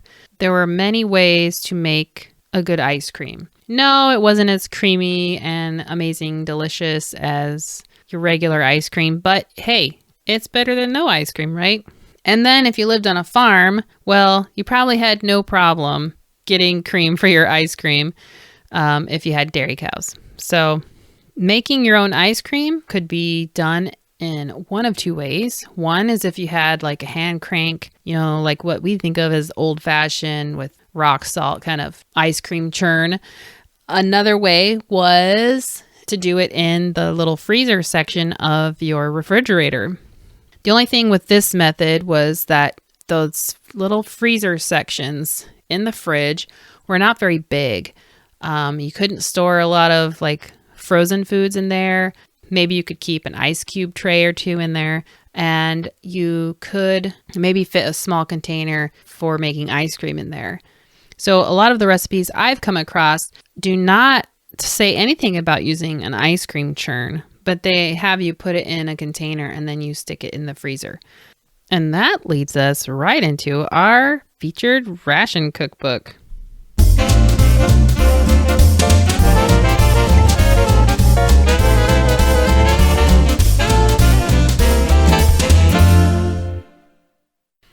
Today's featured ration cookbook is called Cooking on a Ration, or Food is Still Fun, by Marjorie Mills. This is my absolute favorite ration cookbook. Have I said that before? It's okay to have a few favorites, right? Well, this really is a fantastic book. Marjorie Mills is an amazing writer, and she writes this cookbook with such relish about food, and that food, even in wartime, can still be fun. That really is her mantra throughout the whole book. Let me just read this little section from the preface. She says, "We have taken a sudden nosedive from happy-go-lucky, splashing about with plenty of whipping cream, pounds of butter, sirloin steaks, and rib roasts.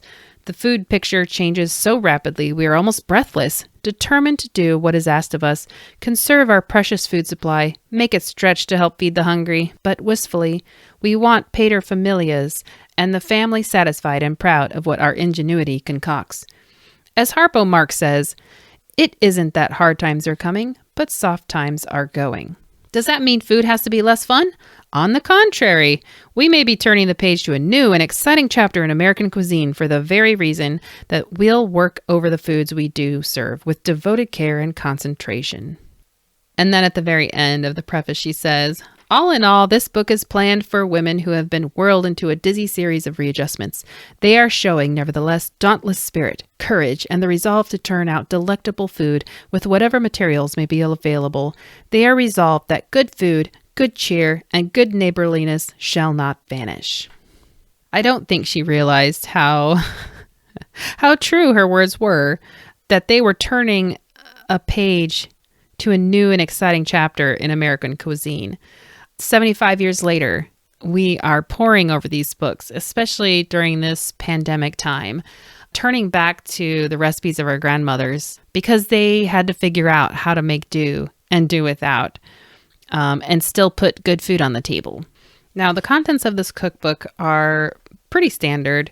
She's got sections for soups, fish, meats, vegetables, sauces, entrees, eggs, cheese salad, salad dressings, breads, waffles and griddle cakes, sandwiches, desserts, dessert sauces, fruit combinations, cakes and cookies, beverages, home canning, and then a little section on working with ration points.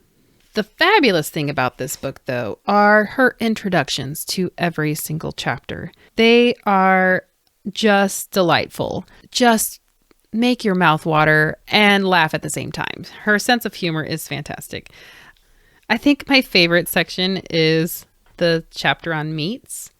She says, just as we meet new friends and find out we like them after the first formalities are over, we're hoping you'll like some of the new friends and meats introduced in this chapter. Do you see what's coming? Can you guess? Don't stand on ceremony. You really can cook delectable stews and casseroles from all points of the compass on an animal. That's right. Variety meats. Heads, tails, shins, knuckles, and other oddments you hadn't even a bowing acquaintance with a few months ago are making the culinary blue book because of their low ration point value. Don't mind if the first frozen oxtail you see looks like a medieval sword from the art museum. You may be interested to learn that they serve those same oxtails braised in savory brown sauce with considerable pride at the famous St. Regis in New York. Oh my gosh, I just love this. I just love how she writes about organ meats. They're so exciting. Anyway, if you ever get a chance to read this book, I highly recommend it. I know that there is a digital copy online available for checkout, like you would check out at a library. I will leave a link to that on my blog so that you can read this book. I think this is one of the wartime cookbooks that's a must read. You just really have to. All right, so now we get to the desserts because she has got 2 ice cream recipes that I tried. The first one was wartime ice cream, and that's what it's called. It uses a cup of milk, a 1/3 cup of sugar, cornstarch, light corn syrup, salt, an egg, half a pint of light cream, 3/4 cup maraschino cherries, 1/4 teaspoon almond extract, and 1/2 teaspoon vanilla. And then this recipe, you make a custard. So you scald the milk in a double boiler. You mix in the sugar, cornstarch, the corn syrup, and the salt. And then you add the egg, cook it till it's thick, and then you cool it. And then you add the cream, the cherries, flavorings, and then you freeze it. And she says to stir occasionally to keep the cherries from settling. And it serves 6. This is important because these wartime proportions are very different than what we would think of as a serving of ice cream. This made very little ice cream, maybe because I'm so used to seeing like the quart carton of ice cream from the store. It didn't make very much, which was sad because it was really so delicious. I don't think I've ever had this combination with maraschino cherries, almond extract, and vanilla, but it was lovely. We made this in our ice cream maker, so it's just kind of the kind that you put the canister in the freezer, and then the little motor on top like spins the blades and churns the ice cream till it gets more like a soft serve ice cream. But I just felt like maybe I wasn't patient enough. My son says I didn't wait long enough for it to get harder, but I gave up, and after churning it until it was like a very soft serve, I ended up putting it in a container and putting it in the freezer. And after it got much more solid, we gave it a try, and it was amazing and delicious. And that's coming from someone who, ice cream's okay, but it's not my fave. And I had to be very careful to save a tiny portion for my friend Laura, who is the ice cream queen. I have yet to hear the verdict on whether she liked it or not, because she has a very discerning palate. But I wanted to make sure she got some of this wartime ice cream. So very delicious. I highly recommend it as a lighter fat option for homemade ice cream. So the next recipe I made was fruit sherbet. Now, I'll be honest, I am not a fan of sherbet at all. Mainly because I feel like the only kind I've ever really had is like that rainbow sherbet that comes in the gallon bucket, and blah, I don't know. It's just not my cup of tea, I guess. Sherbet is like second class to ice cream, I think, in the ice cream world. I'm sure there's people out there who like it, but it's just never the thing I go to when I want something cold and sweet. But I have to tell you, this recipe changed my mind. This is the first time I've made it from scratch, and this fruit sherbet recipe, that's what it's called, fruit sherbet, uses 1/2 cup corn syrup, 1/2 cup sugar, 1 cup water, 1/2 cup of lemon juice, and 1 cup of light cream.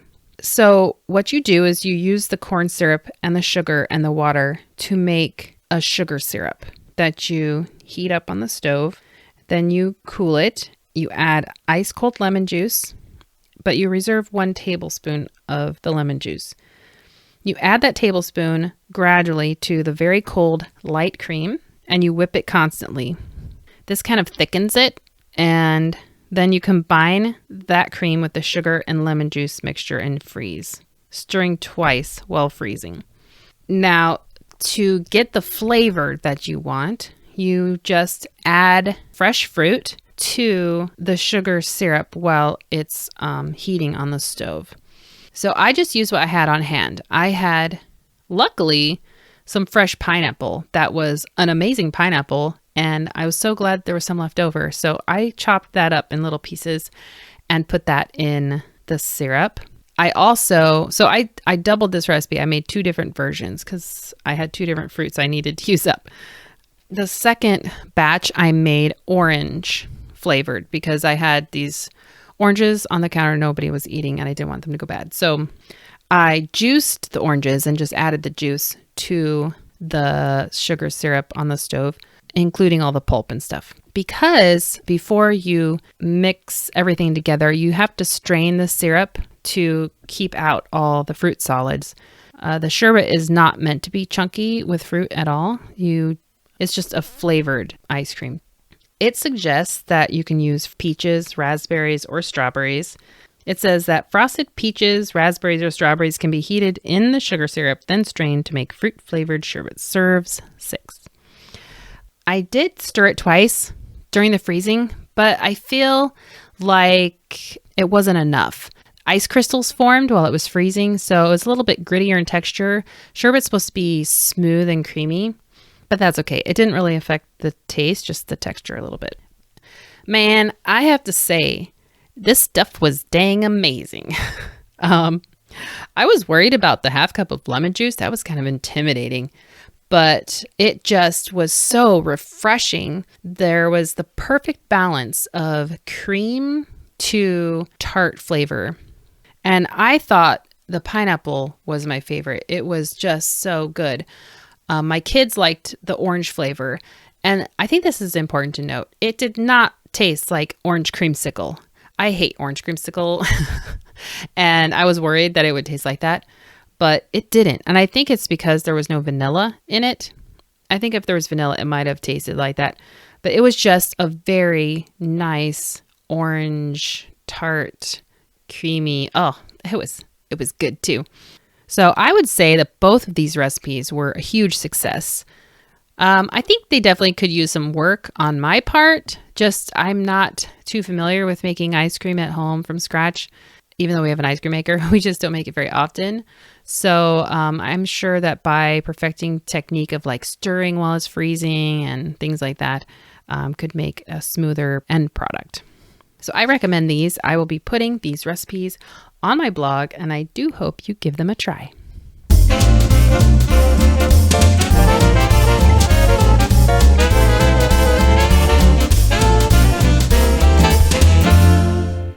Today's story highlight is from Stephanie Pitchers, who is another fellow World War II reenactor friend of mine. She submitted a story about folks in her hometown area of Vermilion County, Illinois. This is what she says. We all hear about how difficult rationing was, but the reality is it wasn't so for a number of communities. I grew up in Vermilion County, Illinois. Much of my family is from the smaller communities that surround Danville. The community up until the 90s had a very nice mix of industrial, urban, and ag. So growing up, I would often ask relatives and other older people in the community about World War II. On the subject of rationing, you can find almost nobody that ever felt any significant hardships or pinches because people had gardens and got meat and other things from all the local farms in the area.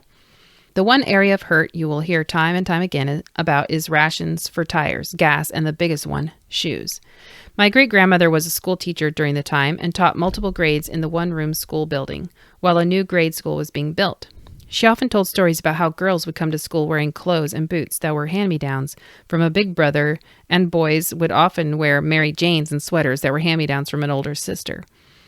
My great-grandmother was a widowed mother of 4 at the time, and her sister was a World War I Army nurse that served in Verdun, but had taken a civilian position at the local VA.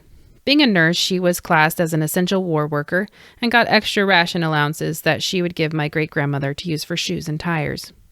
As for the recipes, there's a few that are pretty local staples, but I suspect they are handed down things from earlier times and not really written anyplace. For example, breakfast or even a dessert could be a bowl of white rice with warm milk and sugar over it. So delicious. And they also do the same with cream of wheat. Another thing you see is a slice of white bread with butter and then shavings of a chocolate bar over the top of it. 3-bean salad made of kidney beans, green beans, and yellow wax beans are popular in both vinegar base or mayonnaise base. Pot roast with carrots, onions, and potatoes are a staple family meal. Raw onion or raw green onions are also often offered up, and the elders always say it was for health and reference the influenza outbreak of the teens, but you see people eat them like apple slices or with butter or salt. It was never anything I could get used to. Other dishes that are from the area and popular among those that lived through the war are fried cornmeal mush with maple syrup, ham and beans. They even have Big Social for those. And fried donuts. Fried donuts are actually either store-bought or frozen plain glazed donuts that get sliced in half like a bagel and then fried in butter till crispy. Wow, that sounds really good. Thank you so much, Stephanie, for submitting this story. It's really awesome to see like a picture of one local area and what their wartime experience was. And this is a really great illustration of what I've been encountering, that the people I've talked to who remember rationing, they don't remember really doing without any food things in particular. And I think it's because the people I've talked to lived in rural areas where there were a lot of local farms. All right, well, that's it for today's episode. If you'd like to support this podcast, you can go to anchor.fm/Sarah Creviston Lee and click on support. Be sure to check out my blog for the corresponding post so you can see pictures and my research and, of course, the recipes. Thanks so much for listening, and I'll talk to you next time. Bye.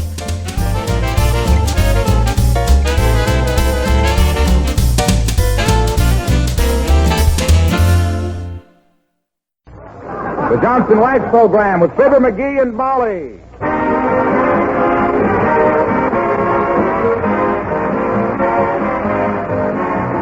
The makers of Johnson's Wax and Johnson's Self-Polishing Glow Coat present Fibber, McGee, and Molly, written by Don Quinn, with songs by the King's Men and music by Billy Mills Orchestra. The show opens with A Million Miles from Manhattan.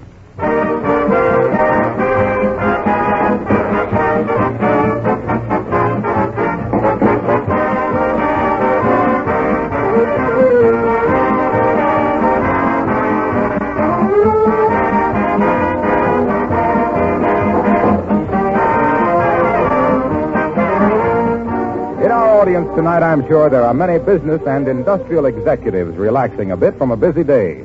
The greatly increased responsibility of these men in war production is known to all of us. Their jobs are as important, as vital as any. Nearly every large manufacturer is engaged in some part of war work, directly or indirectly. The last time I went through the Johnson's Wax laboratories and plants, I was surprised to learn in how many places there is a need now greater than ever before for protective wax finishes and coatings. Special finishes have been developed for waterproofing, weatherproofing, rust-proofing, for planes, ships, automobiles, trucks, and trains, for metals, wood, rubber, and leather. Even special paints containing wax have been perfected. So in many ways, the protective uses of Johnson's Wax products have been extended into manufacturing and industrial plants throughout the country. Any manufacturer having a protective finishing problem related to war production is invited to discuss this problem with S.C. Johnson & Son, Racine, Wisconsin, or S.C. Johnson & Son Limited, Brantford, Canada.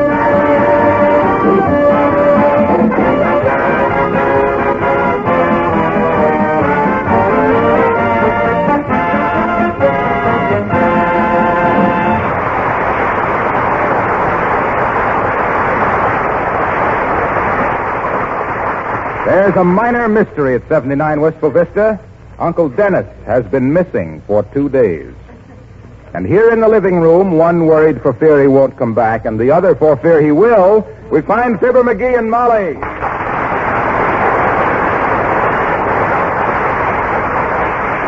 McGee, I'm worried about Uncle Dennis. Me, too.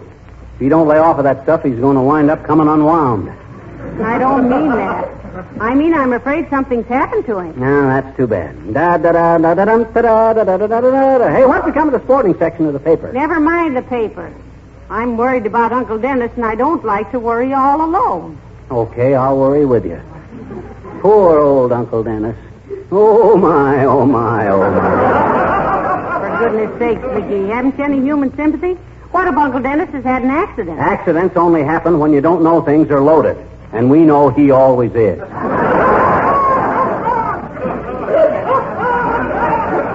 Now, look here, McGee. We leave Uncle Dennis's personal habits out of this. Let's just think of him as somebody in trouble. I got a better idea. What's that? Let's not think of him at all. May I remind you, dearie, that Uncle Dennis, with all his faults, is my relative? He's my father's brother. Well, am I your father's brother's keeper? Did I invite him to move in on us till death do us part? Did I suggest that we make our guest room a zoo for pink elephants? Was I the one? Oh, for goodness sakes, McGee. Can't you see how upset I am? Here he goes out of the house day before yesterday, wearing your new gray suit and... What?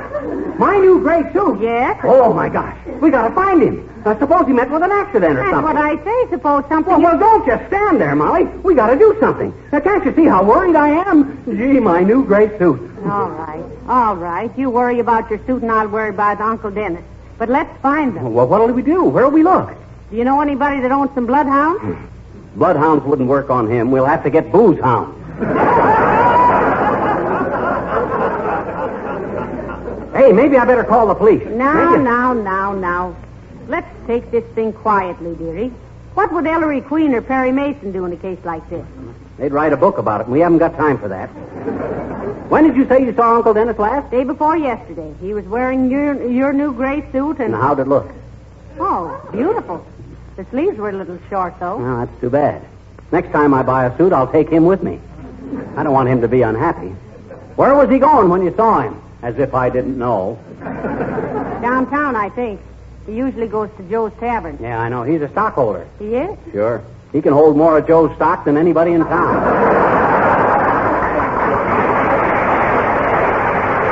Give me the phone. I'll call Joe and see if he's still there. Here you are. Thanks. Hello, operator. Give me Joe's Tavern across the street from Mert. Is that you? Oh, my. How's every little thing, Mert? It is, eh? What's that, Mert? Your grandmother? Playing for the Brooklyn Dodgers. What's she playing, McGee? Shortstop? No, the piano. There's a lot of ball players living at her boarding house. Oh. What's that, Mert? No answer, eh? Well, thanks anyway. Come on, Molly, get your hat. We'll go out and look for him. All right. I'm glad I finally aroused your sympathy. You have. I certainly hope we find him.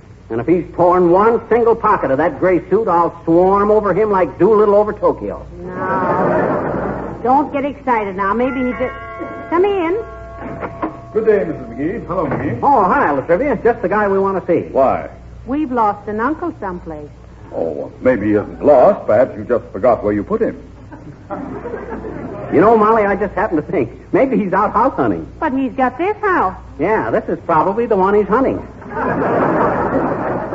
how about putting your police department to work on this case, Latrivia? Why, of course, McGee, if you don't think it's too soon. Why too soon? Well, I thought that seeing it such a beautiful day, he might have decided to go out for a brisk stagger in the park. But he's been gone for 2 days, Latrivia. I think you ought to have your cops drag out the throw net. Oh, you always get that wrong, McGee. It's throw out the dragnet. Oh, yes. You are referring to Uncle Dennis, are you not? Yes, we are. You want a description of him? Okay. He's got a kind of a yellow skin. He has not. He was tanned and it faded a little. Complexion beige. What is his height exactly? Well, it varies. He goes out low in the morning and comes home high at night. He's 5'11" in his socks. You mean in my socks? He ain't worn any of his own clothes since he moved here.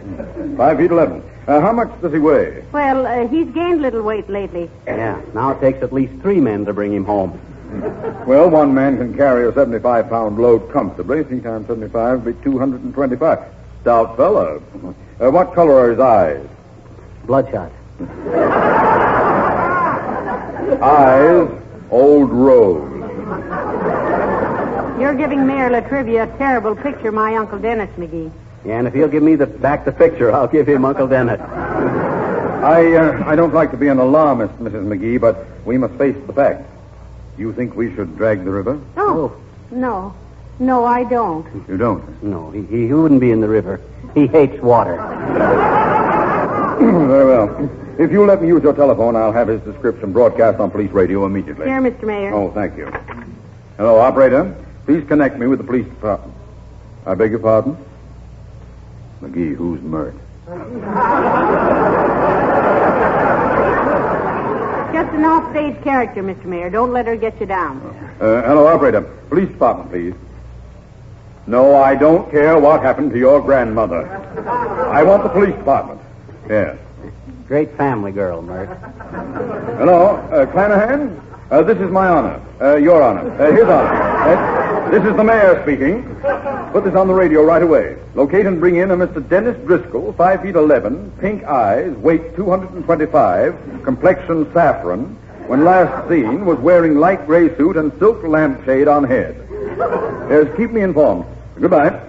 Now, you don't have to worry, Mrs. McGee. I'm sure we'll find your... Mr. Mayor, what was that about the lampshade? Yeah, what made you think he was wearing that? I was wearing it at the party night before last, and he took it away from me. Don't worry. We'll find him.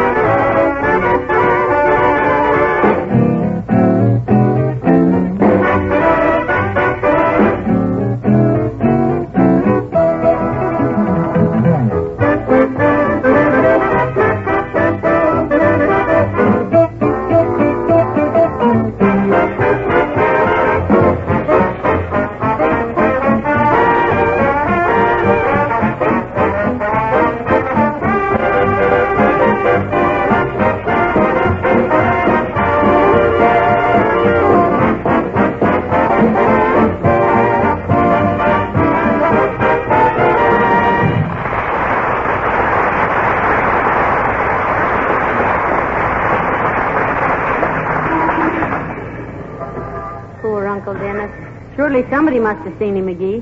What'd they tell you at Joe's Tavern? They says he acted very strangely. I says, how do you mean strangely? And they says he just had a lemonade and paid all his IOUs and stood there at the bar reading a magazine. Oh, Reading a magazine. Oh, dear. And then what? Then all of a sudden he looks at Joe and says, Joe, he says, this stuff is ruining my life. And sure enough it was. The lemonade was dripping all over his magazine.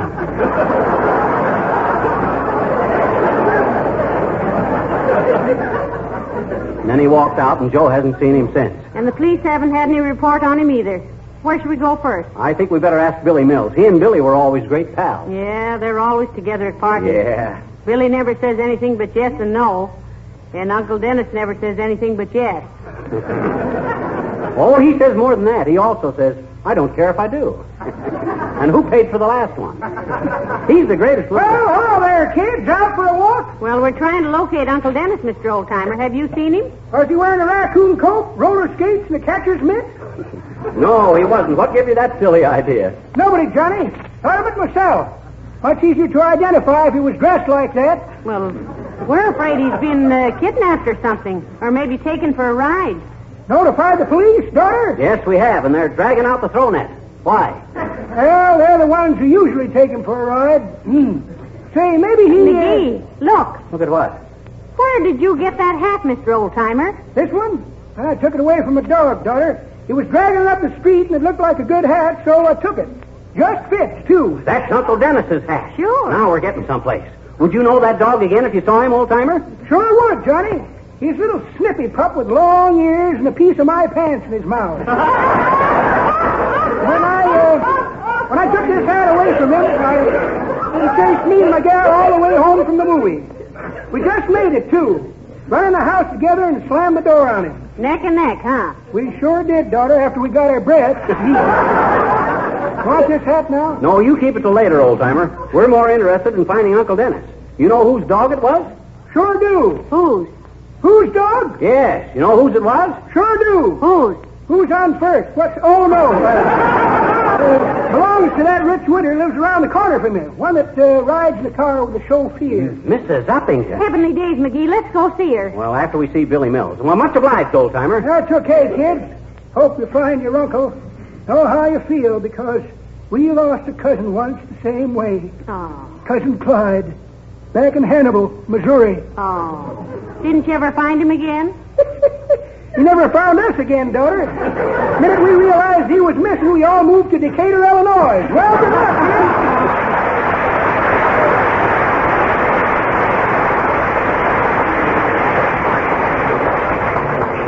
Now I know something has happened to Uncle Dennis, McGee. Oh, this don't mean anything. He's come home often enough without his hat. I guess his hat can come home once without him.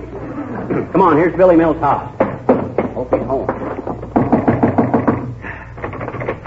Hello, Skimp. Hello, Mom. Come on in. No, we can't now, Mr. Mills. We're trying to find Uncle Dennis. Have you seen him, Billy? I thought I saw him in the drugstore yesterday. You thought you saw him. Why were you doubtful it was him? What was he doing? Drinking buttermilk. Oh. It couldn't have been him, then. Say, what's that you have in your hand, Mr. Mills? Cigar. Have one? No. The other hand. That necktie. That's Uncle Dennis's. Where'd you get it, Billy? Dog brought it up on the porch. Knew it didn't belong to the dog. How'd you know that? Female dog. Girls don't wear neckties. Can't fool Mills. Was it Uppington's dog? Yes. McGee, we've got to go see Abigail. There's something funny going on here. Well, thank you ever so much, Mr. Mills. That's okay, Mom. Anything I can do for Dennis, let me know. I've probably done it before.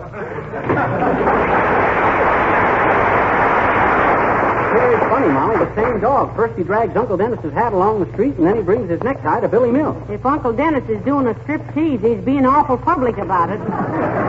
Maybe he took off his clothes to go for a swim or something. Where could he go that was so close? Well, there's a lagoon in the park. Maybe he dove in there. Oh, I hope not. Why? Uncle Dennis can't swim. That wouldn't matter. There hasn't been any water in that lagoon for over a year. And besides... Oh, look, McGee, here comes Mr. Wilcox. Yoo-hoo, Mr. Wilcox. Hello, folks. Where are you going in such a hurry? We got to see a dog about a man.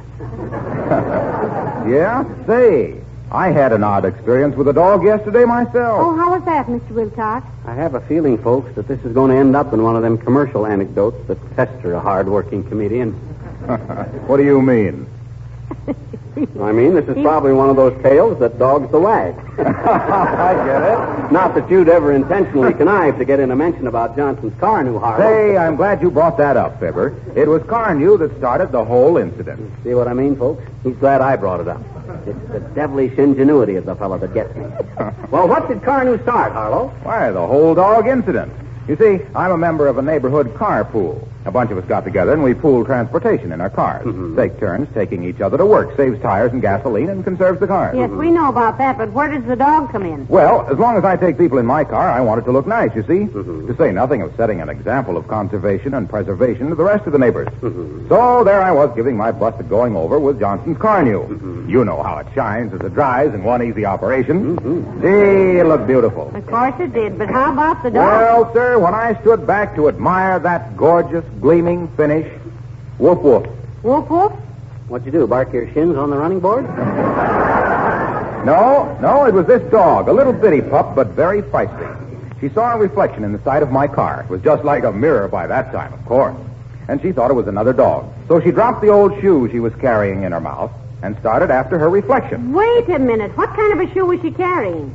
Oh, a brown Oxford with hard heels and a perforated cap. Why? Oh, well, that's it, Molly. I knew it. What is this? You knew what? That's one of Uncle Dennis's shoes. Was it Uppington's dog, Harlow? Say, I guess it was at that. How did you know? I haven't got time to tell you now, Mr. Wilcox. Come on, McGee. See you later, Harlow.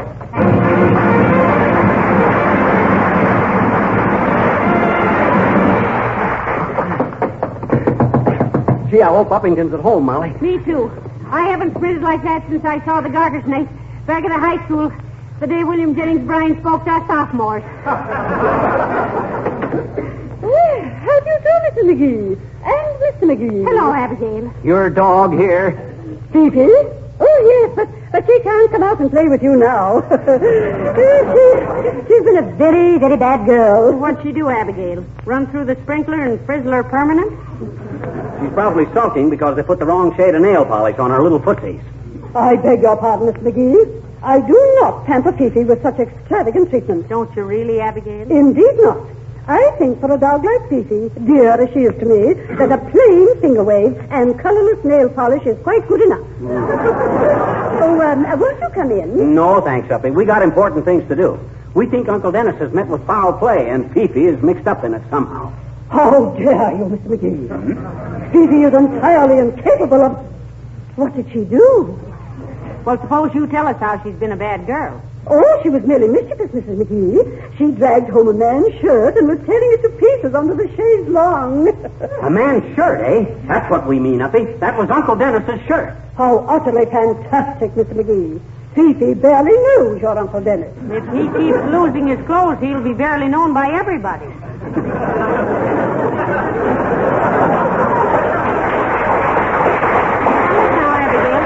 Was it a blue and white candy striped shirt? Why, yes, it was. But it could not have belonged to Uncle Dennis. It had the initials FM embroidered on one sleeve. FM? That's one of my Christmas shirts. He wears all my clothes. Good heavens, but where is the dear man? What has happened? That, Abigail, is the $64 question. We want to know, too. He hasn't been home for 2 days. And his clothes have been showing up all over town. Usually dragged in by your little haberdashery retriever, Fifi. But have you notified the police? Yes, and they've dragged out the throw net. Thrown out the dragnet here. Yes. And we want to interview Fifi, Uppy. Yes, Fifi is mixed up in this thing some way, and she may lead us to Uncle Dennis. Only she knows where those clothes came from. Very well. Please come in. Now then, if you will just make yourselves comfortable until... Fifi, you bad girl. Didn't Mother tell you... McGee, look what she's got. Oh, my gosh. Uncle Dennis's suspenders. That does it. Okay, Uppy, come clean. Where'd you hide the body?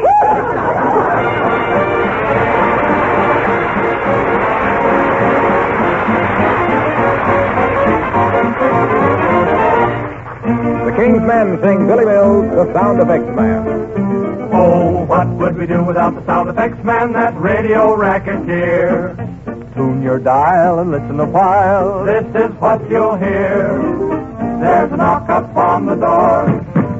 That's the Sound Effects Man. Here's a kiss and maybe more. That's the Sound Effects Man. If you'd like a ring, he'll give you a ding, ding, ding. And and even in the early morn, you'll hear him blowing his horn. Cowboys galloping fit to butt. That's the sound effects man. 3 more Redskin fights enough. That's the sound effects man. He has such an awful lot to do, and yet he very seldom ever misses a cue. He's a 3-alarm fire and the fire chief too. That's the sound effects man. When the wind is howling, that's the sound effects man. Thunder goes a-growling, sound effects man. When the battle is raging, he's right in the middle of the fray. When he blows his whistle, crime doesn't pay. Then his old Maxwell chugging right along. That's the sound effects man. When Kay Kaiser gets the answer all wrong. Students, that's the sound effects man. Hear those footsteps making a lot of muddy tracks. Dirty boots will never hurt the kitchen floor if it's covered with Johnson's wax. Tailspin Tommy in his aeroplane. That's the sound effects man. When McGee breaks a window pane. That's the sound effects man. He has gadgets by the score, from a peanut whistle to a cannon roar. When Fibber runs to open that closet door, look out!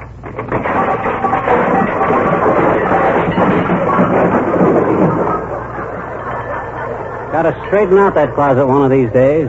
That's Frankie Pittman, the sound effects man.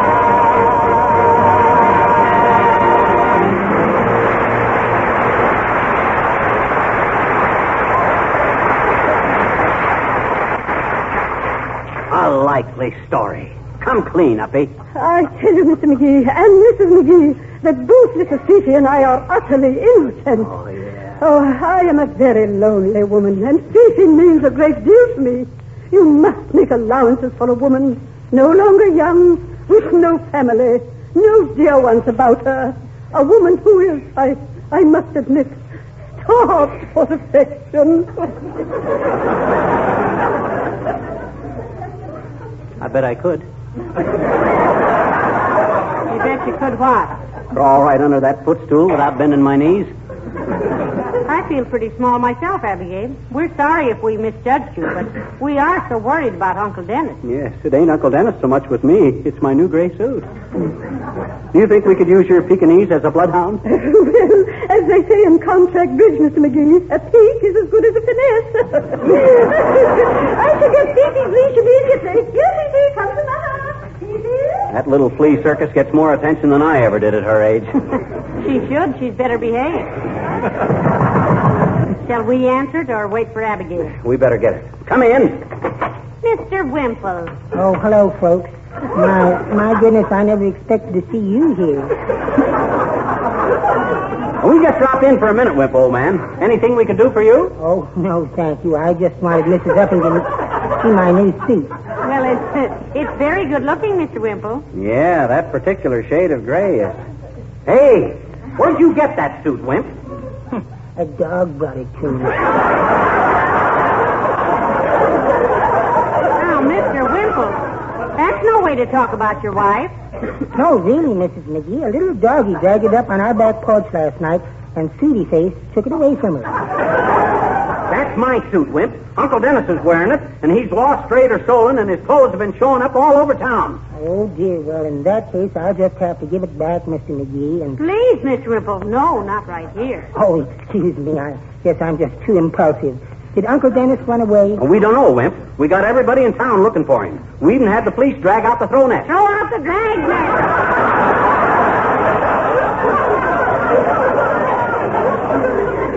Yeah. Maybe he ran away to join the Texas Rangers. I did that once. Oh, how far did you get? Oh, I got to Texas all right. And they asked me if I could ride or shoot, and I said, which do I have to learn first? And they said, oh, ride, and I said, oh, shoot, and went home again. Well, I'll send you your suit in the morning, Mr. McGee. Okay, Wimp, no hurry. I'll just... Hey, what's the matter with your left ear? Oh, nothing much, Mr. McGee. It was just nearly torn off my head, is all. Heavenly days, how did that happen? An oak leaf fell on it. An oak leaf? How could an oak leaf do all that damage? Well, this was an oak leaf that Sweetie Face took out of the middle of our dining room table.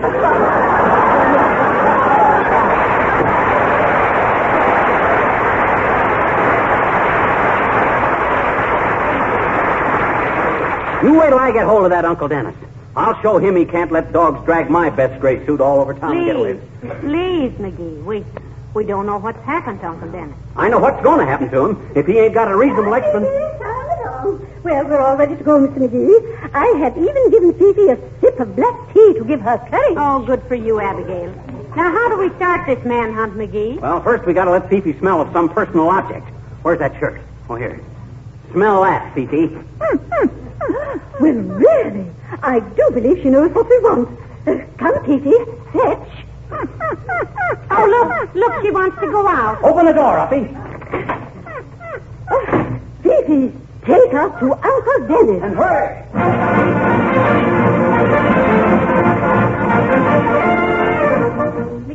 McGee, she's heading for Joe's Tavern. We're on the trail. Yes, sir. And we'll rescue Uncle Dennis wherever he is. On land. In the air. On the sea.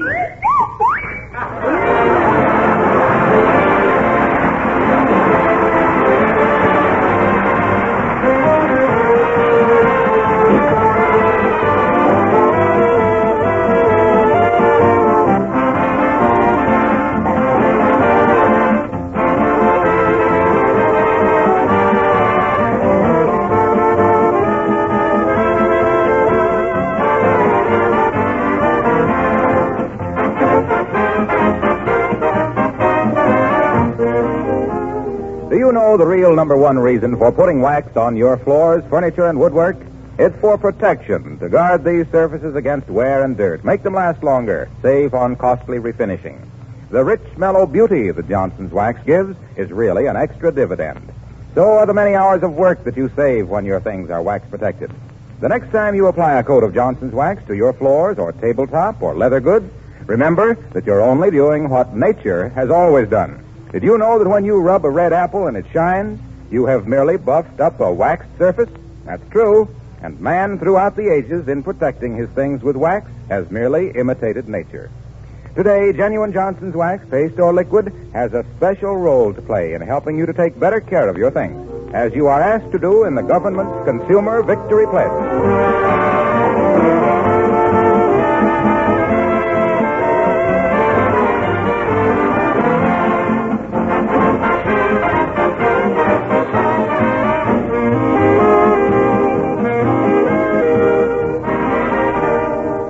Ladies and gentlemen, into what dark and treacherous maze is the faithful little Fifi leading our three friends?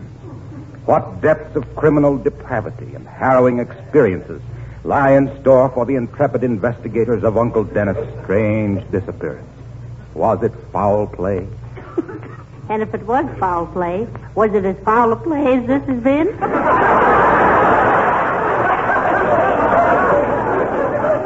We doubt it. But tune in again next week and see for yourself. Good night. Good night, all.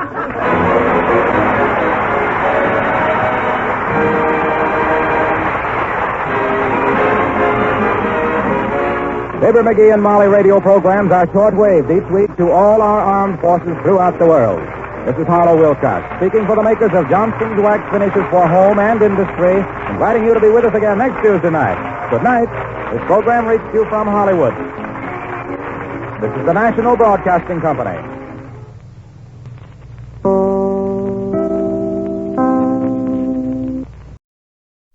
$1 million Raleighs. That's a lot of cigarettes. The Raleigh Cigarette Program, starring Red Skelton with Ozzie Nelson and his orchestra, Harriet Hilliard, and Wonderful Smith.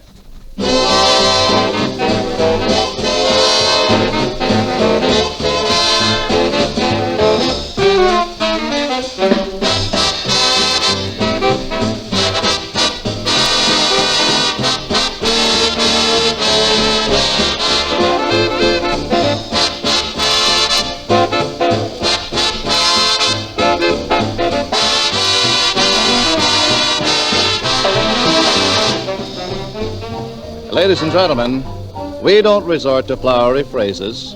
We don't use extravagant claims in telling you about Raleigh cigarettes. We don't have to. Raleigh's superiority is so outstanding, so completely self-evident, you can see it with your very own eyes. Compare the open ends of a pack of Raleighs with any other brand, any other. you'll see at a glance that the tobacco in Raleigh cigarettes is unmistakably more golden in color. Now, it's a basic, established trade fact among experts that the golden tobaccos are choicer, more expensive. And no less than 31 of these superb tobaccos, each contributing its own distinctive touch of seasoning, go into the exclusive Raleigh blend. That accounts for Raleigh's unrivaled richness, matchless taste and flavor. And Raleigh cigarettes give you a big extra measure of value, valuable premium coupons, redeemable as well for vital United States war stamps. Yes, your own eyes and good taste will prove to you that it pays in many ways to get the pack with a coupon on the back. Raleigh cigarettes.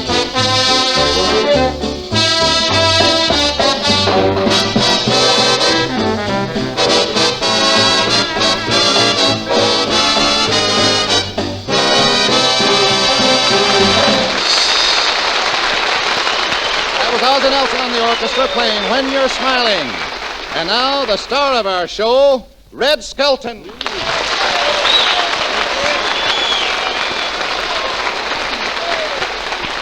Thank you very much, and good evening, ladies and gentlemen. How are you, Truman? Hello, Red. Say, what have you been up to? Oh, I had a lot of fun this week. Harriet and I went over to make a screen test for my new picture at MGM. MGM? Yeah. Well, that's where you made your last picture. Well, don't look so surprised. It was a lot of fun, too. I'll never forget the first screen test I made. Yeah, was it good? I don't know, but they all came back, shook hands, and says, "Well, Mr. Skelton, looks like we found a new Shirley Temple." Say, Red, your next picture is Whistling in Dixie. Yeah. Tell me, how come you're making so many whistling pictures? Well, I guess I never outgrew my Hollywood Boulevard upbringing. Well, those screen tests are a lot of fun, aren't they? I made a screen test once. You did, Ozzie? Yeah, and to make sure I got the job, I brought George Haight, the producer, a nice big apple. Yeah, what happened? The worm got the job. Gosh, $1 million Raleighs. That's a lot of cigarettes. Yes. You know, the other day I made a screen test with Hedy Lamarr. Gosh, what a girl. She lifted me right outside myself. Right outside yourself, huh? Yeah, she looked at me and put me right back in again quick. Hi, Red. Oh, Harriet, say, I understand that we made our test together. You were afraid to do a love scene with me. Well, yeah. I've seen you crawling down Vine Street on all fours. Yeah. Well, that's only on moonlit nights. Say, I saw your dressing room, Red. Wasn't it a rather small room? No, you take the mops and brooms out of it. Gee, it's just as big as a manhole. Hey, you know, my dressing room has 3 doors. 3 doors? Why? Well, if Lana Turner walks by, I'm going to be ready. Say, you sure like Lana, don't you, Red? Yeah, yesterday she gave me a tumble. Oh, did she? Yeah, she pushed me right off the ladder I was on. Next time she goes by, I'm going to drag out the throw net. Say, Eleanor Powell's at Ship Ahoy with you, isn't she, Red? Yeah. Tell me, did you take a test with her? Yeah, I had to kiss her smack on the lips, and I got it wrong 98 times. 98 times? Yeah, and toward the end, every time I kissed her... Every time I kissed her, my lips got one size bigger and I got one size smaller. I don't know what I'm laughing at. It wasn't that funny. Eddie Brazell will probably box my ears for that. I sure had big ears once. You did, Ozzie? Yes, you see, my father wanted me to go with him, Yeah. and my mother wanted me to go with her, and they both grabbed at once. What happened? Big ears. Gee, $1 million Raleighs is a lot of cigarettes. Yes, it is. Say, you know, Harriet, you know, we should be good in pictures together. Well, of course, I'm not very experienced about acting, but I'd like to find a leading man who's good-looking like... Like me? No, Henry Fonda. Oh. And then he must be a good dancer like... George Murphy? How'd you know? Of course, he mustn't be clumsy or awkward like... You're absolutely right.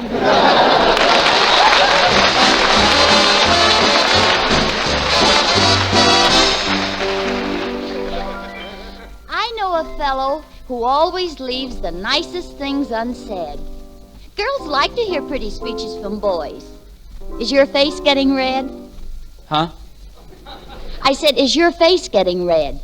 I was an Indian once. That is, I loved a girl with reservations. But I really like you. Proceed, my friend. I'm intrigued by your conversation. I like pie, except the crust. I like spinach, 'cause I must. I like travel, except the dust. But I really like you. I like fish, except the bones. And I like peaches, except the stones. I like ice cream, except the cones. But I really like you. I like the doctor, but I don't like his pills. I'm fond of hiking, except for the hills. I think I know what you mean.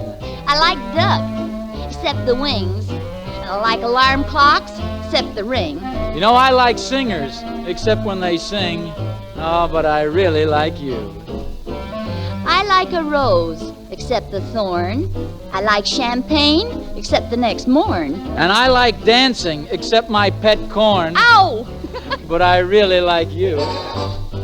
I like good nights, except goodbye. And I like crust, only on pie. Well, I like grapefruit, except in my eye. But I really like you. I like the dentist, but I don't like his drills. Well, I like what the stork brings, but I don't like his bills. Now, I like turned-up noses, except when they shine. I like dinner music, except when I dine. I like misunderstood wives, except when they're mine. Oh, but I really like you.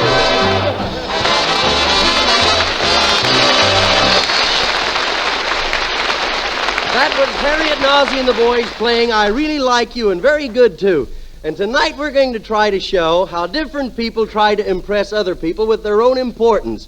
First, let's look out west, where we find Deadeye, who is driving the Red Streak stagecoach. Giddy up there! Giddy up there! Hey, wonderful. These horses are hitting on all fours today. Boy, you sure got these horses trained. You can make them go and stop whenever you want to. How do you do it? Well, to make them go, I tie a piece of hay in front of their noses. Yeah? To make them stop, I eat it myself. Well, I can see a time along about 1900 when men are going to stop feeding horses and start riding around them automobiles. Yeah, and I can see a time along about 1942 when they're going to look for that hay in a hurry. Well, we're almost in town. All right, whoa, horses. Whoa! Oh, come on, whoa! If you don't whoa, I'm going to sell you to Bing Crosby. That always stops him. Hello, Deadeye.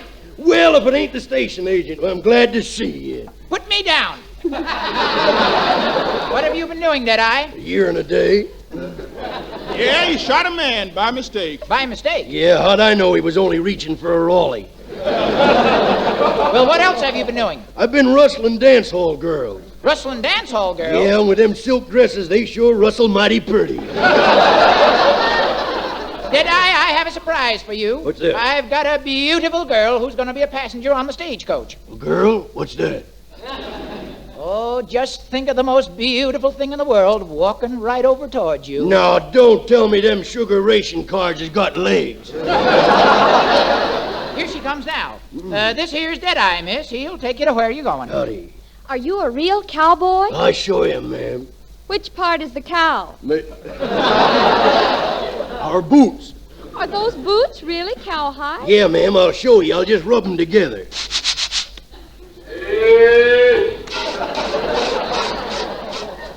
Grade A milk, too. Well, what are you staring at me for? You sure got funny-looking legs, ma'am, straight up and down. Why, it's your legs that are funny looking. You're bow-legged. Oh, I ain't so bow-legged. Oh, no? Then how come you're walking on both sides of me?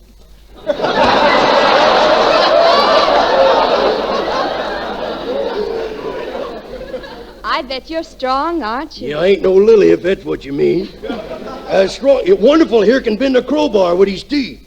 You can? Yes, ma'am. Just watch me.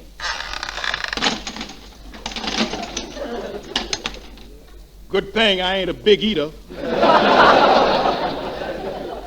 Well, where's all the excitement I heard about in the West? Well, you'll get plenty of excitement from here on out. Don't honk the bandits in these parts.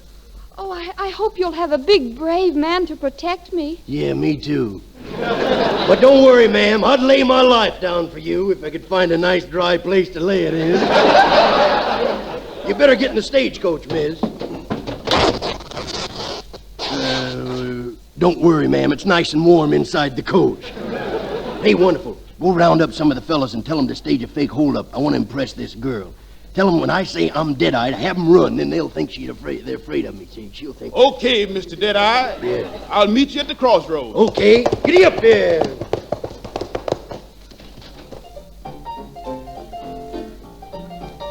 Hey, fellas. Y'all want to have a little fun? Mr. Deadeye's got a gal over there in the stagecoach, and he wants to stage a fake hold-up so he can impress her. Fake hold-up nothing. This is going to be a real hold-up, and we'll get rid of Deadeye at the same time. Come on, gang. Giddy up there, boys. How's your seat, miss? Are you comfortable? Yes, thank you. Yeah, well, let me know if I get heavy. You're shy, aren't you? Oh, no. Say, what are all those men doing down the road? Oh, they're probably from the gas company. No, they ain't either. Looks like a holdup. But don't worry, gal. I'll take care of them. Hey, take it easy. You almost hit me with one of them bullets. Pull over there. This is a holdup. Oh, yeah? Who says so? I say so. Don't honk the bandit. Now throw that gold down off in the stagecoach. Now, wait a minute. I'm Deadeye, the toughest man in these parts. Shut up! Oh, come on, boys. Play fair. So help me, I'm Deadeye. Now, come on, run away. Hey, this guy looks serious. Hey, didn't Wonderful tell you about the you-know-what? Sure, he told me. I'm going to take her away from myself, see? Oh, Deadeye, do something. Don't worry, ma'am. Come on, guys, get going. I'm Deadeye, two-fisted Deadeye. Yes, sir, I'm Deadeye. One-fisted Deadeye. All right, now get out of that stagecoach before I plug you. Now wait till I catch that Wonderful. Say, you know the laws of the West. I'll count 3 and then we'll draw. Are you ready? 1, 2, 3. I saw it all, and he deserved it, the dirty crook. She don't know me very well, does she, folks?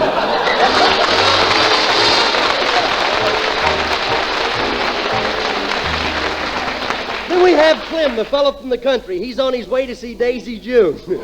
He's going to impress her by taking her to the movies.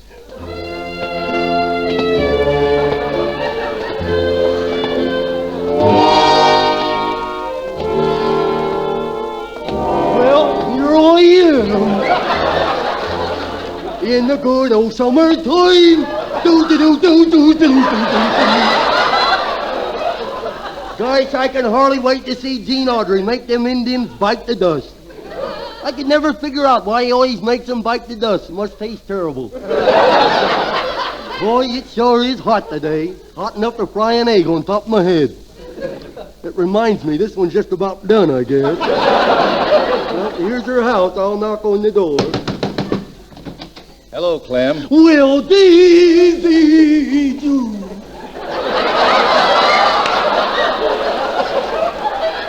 Hey, you changed, Daisy June. You look better, too. I ain't Daisy June. Well, you look better just the same. Why, hello, Clem. Well, DJ. Well, I guess I'll be going along. Well, what's your hurry, Clem? I don't guess you love me no more. What makes you think I don't love you? Well, when you saw me, your ears didn't light up. Well, I guess my battery's dead. I love you, Clem. But Tarwater here impresses me more. He's an actor. Does a high dive on the stage of the Bijou Theater. Well, I was an actor once. I was on the radio. Never heard you. Well, it wasn't a very big part. I was Moll Perkins' husband.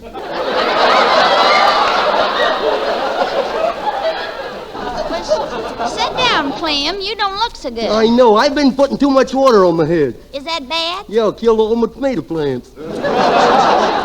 Hey, Small Fry, why don't you go and leave us alone? Now, don't start anything, Clem, or I'll knock your tooth out. That says teeth, and you know it. Now, boys, don't fight. Oh, I will. He insulted the good name of Clem Cadiddlehopper. Now, you apologize or else. Or else what? Oh, wouldn't you like to know? Hey, can you wiggle your toes? No. Can you wiggle your ears? Nope. Can you make your Adam's apple go sideways? No. See, I don't know what Daisy June sees in you. Nothing but a dope. Come on, boys. We just got time to make the show. Look, Daisy June, why don't you get rid of this guy? Look at me. I'm big and husky, and I'm stronger than an ox. So what? You may be stronger, but I'm dumber. Well, here's the theater. Let's go in. I don't know what you see in this guy. Hey, Clem, can you dive? Yeah, not only can I dive, I can dive back up on top of the ladder again. Why, that's wonderful. Yep, the little trick I picked up from watching the newsreels.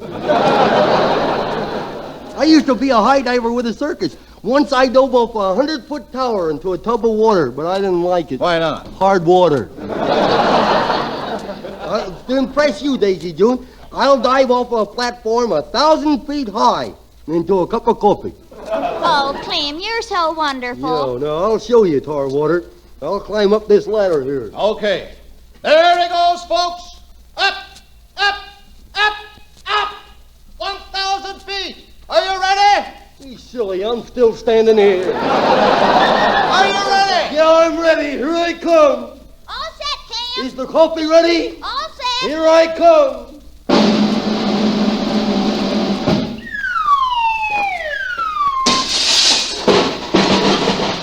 Oh, Clem, are you hurt? No, I'm all right, but wait till I catch the guy that left that spoon in that coffee.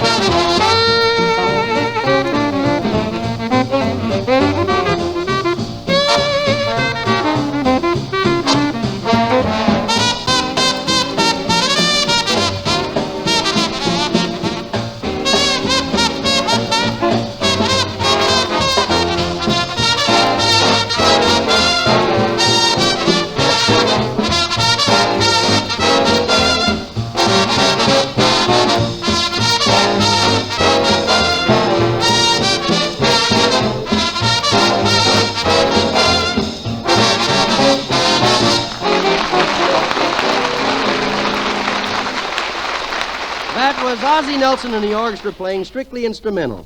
Gosh, 1,000,000 Raleighs. That's a lot of cigarettes, isn't it, Red? Hey, look, Ozzie, you've been saying that all night. What do you mean? I can tell you, Red.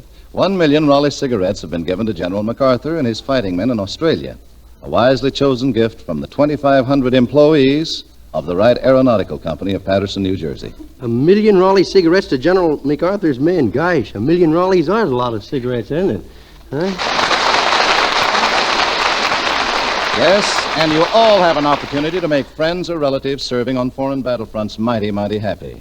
Because now, for only 75 cents, you can send a whole carton of Raleigh cigarettes to any American serviceman stationed outside of the United States or possessions. Here is a gift that will give hours of pleasure. Yes, extra smoking pleasure, because you'll be sending Raleighs, the cigarettes that are made with the choicer, more expensive golden tobaccos, for the very best in smoking enjoyment. So tonight, or the first thing tomorrow morning, see your tobacco dealer and send to some boy who is fighting for you overseas a carton of mild, mellow, satisfying Raleigh cigarettes.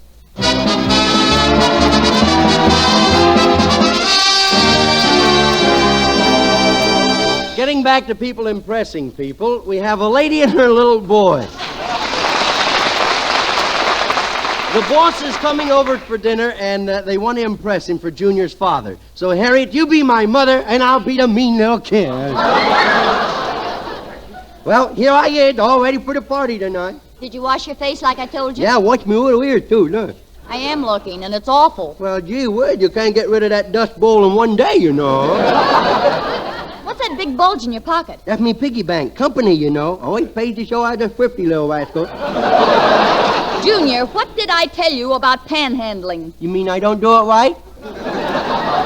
Junior, Junior, if you start any panhandling, I'll really give you a handout. You will? Now, you give it here. I'll put it back on the mantelpiece. Okay. Get up, get up, get up, get up. Get Now up. what are you doing? I'm riding a broom like that with a horse. Why don't you put your feet up in the stirrups? Okay. That was a dirty trick, man. All right, now go play. Hey, can I beat on the drum? No. Can I beat on the widow dustpan? No. Well, let me beat on something. Boy, I is hot tonight. Hey, who's coming? We gotta be so careful, Your huh? father's boss. You mean old Horseface? Junior! Now, you remember, we have to impress him so your father can get a raise. Oh. And another thing, Junior, I've hired a man to serve dinner, so just pretend that he's been here right along. Okay, okay. Uh-oh, somebody at Here, the door. Here they are, I guess. The boss is Answer here. the door. And remember, Junior, Yes? be polite. I be polite. Here comes somebody. Oh, boy. Hello, Pop. Hello, Junior. Hey, Mommy, it's Pop. Isn't the boss with him? Yeah, good old Horseface is here, too. Horseface? Well, I like that. Do you, will we? Stick around. I know some pretty good ones. Junior, why don't you go upstairs and see how far you can lean out of the window? Oh, Hello, Mr. Morris. I'm Junior's mother. How do you do? You don't look old enough to be Junior's mother. I don't? You ought to see her when she gets up in the morning. Isn't Junior a card, Yes, I Mr. am, Morris? boy. Yes, children are such a comfort. Ain't I know? Especially for a footrest. Ain't we? Here, let me take your hat. Junior, put Mr. Morris's hat over there on the chair. Yes, ma'am. Oh, boy, a straw hat. They never will learn, will they, folks? Hand me a hat like that. Oh, well, I put it down. Maybe I can work out a routine with it later. Hey, come on, let's eat. I'm hungry. Come on, let's eat. Keep it up, young man. Just keep it up. Don't worry, I will. I'm doing pretty good so far, huh, Mom? Dinner is served. Hey, who's him? Hey, look, Pop, a minstrel show. Is you from the king? Is you from the king? Junior, this is the butler. Remember? Oh, yeah, the butler. Hey, butler. Yes. Draw me bath. I like to sail me boat. Dinner is served. Well, you heard the man. Come on, let's go put the feed bag on. Junior, that's not the way we speak around here, is it? Oh, no. Come on, everybody, grab! Mr. Morris, will you sit here, please? Yeah, you sit here. I will help you with your chair. Oh, thank you, Junior. Wait just a moment. You wouldn't pull it out from under me, would you? Yeah. Oh, no. Don't help me. It was an accident. I think I broke my spine. Is that so? Pass the potatoes, will you, Ma? Junior, you come and sit here next to me. No, every time we have company, you make me sit next to you so you can pinch me. You heard me. Now, you let me sit here or I will tell. You'll tell what? I will tell everybody that you used to be a barmaid in a saloon. Junior, I never did. Oh, no. Hey, Queenie, 2 beers. Yes, sir. Coming right up.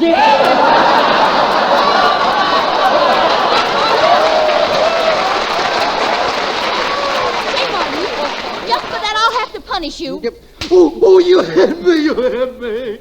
You broke my widow jaw, you broke my widow jaw. Well, if I broke your jaw, you won't be able to eat your strawberry shortcake, would You you? broke my... Maybe you just been there already. Oh, boy, look at that food he's bringing in to warm me with a winter. Oh, boy, I'm sure glad we got company. We don't eat like this often, you know. Pardon me, but that's my thumb. Well, put it back. We need all the vitamins we can get these days. Here, have an olive, Mr. Morris. Oh, right in my eye! Right in my eye! I can't see! Well, feel around. You'll find the food. Look, if you don't mind, Junior, I'll just help myself. Okay. Look at that guy dig in. Hey, say something for me. Ouch! Oh, you pinched me. I told you I would. Yeah, but that's no fair using an ice pick. Quite a character, isn't he? Boy, Pop sure is peppy tonight without his chain, ain't he? Junior, what are you trying to do? Give your father a black eye? No, that's you territory, Mom. Junior, go to bed. Go to bed. Okay, I did my part. Look out, his napkin's pinned to the tablecloth.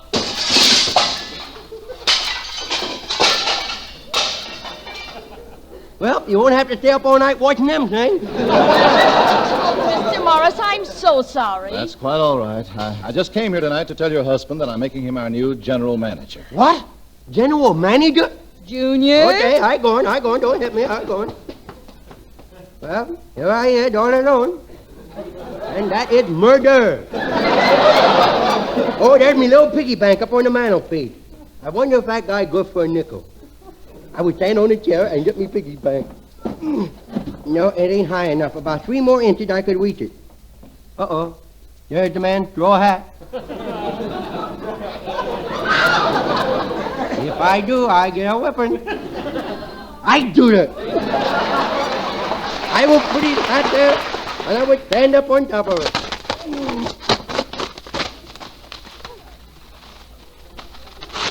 What's he wearing? I hate that.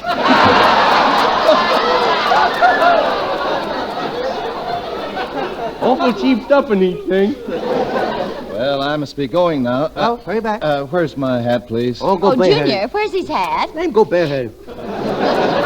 You heard me. Where's his hat? It's a fine time to get nosy, I must say. Here, Darren. What happened to it? I doolittled it.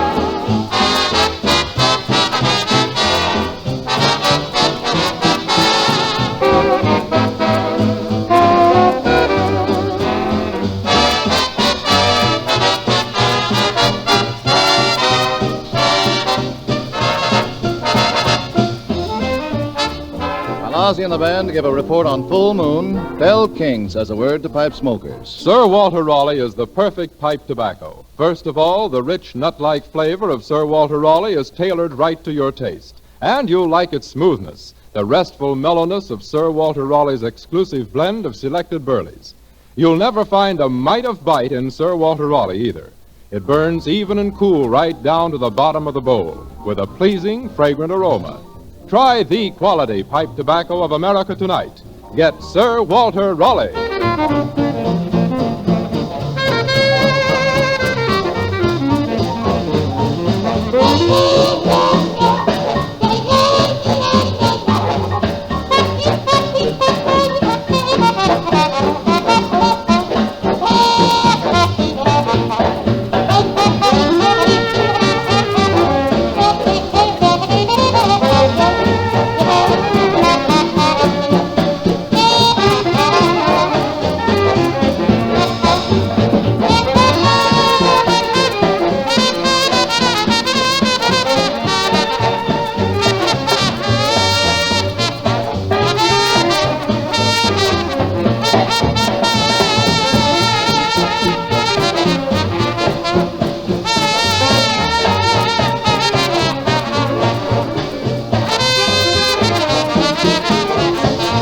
Remember, we'll all be back again next week at the same time. Red Skelton, Oz and Elton and his orchestra, Harriet Hilliard, Wonderful Smith, and yours truly, Truman Bradley. Until next week, then. This is Red Skelton saying goodbye now, and thanks for listening.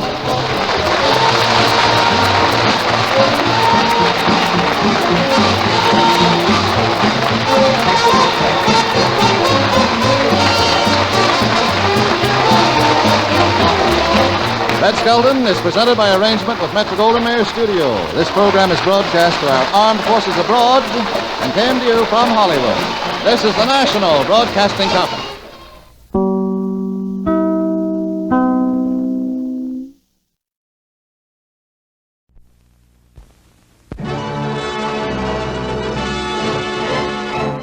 Ladies and gentlemen, it's the Swing Sister Show.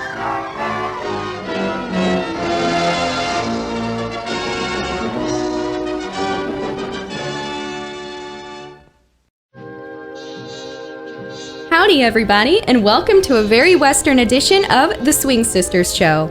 We are your hosts, Aaron Patterson and Jamie Seibert. For the next hour, we're going to be featuring songs of Texas life and country living. So throw on those cowboy boots and let's giddy up for Deep in the Heart of Texas with Gene Autry.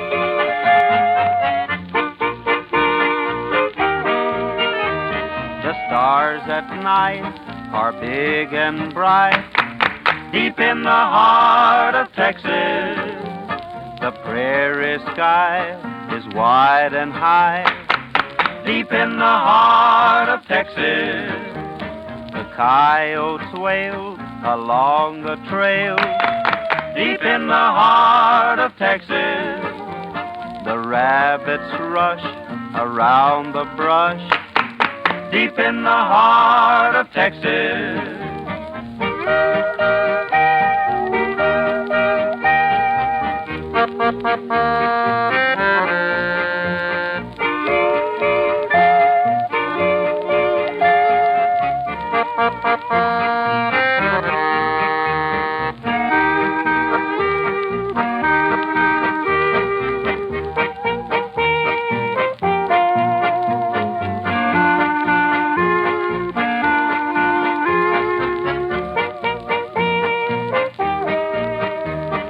Chicken hawks are full of squawks.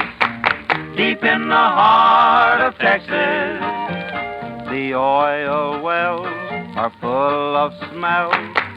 Deep in the heart of Texas, the cactus plants are tough on pants.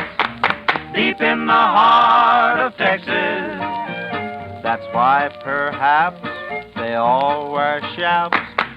Deep in the heart of Texas.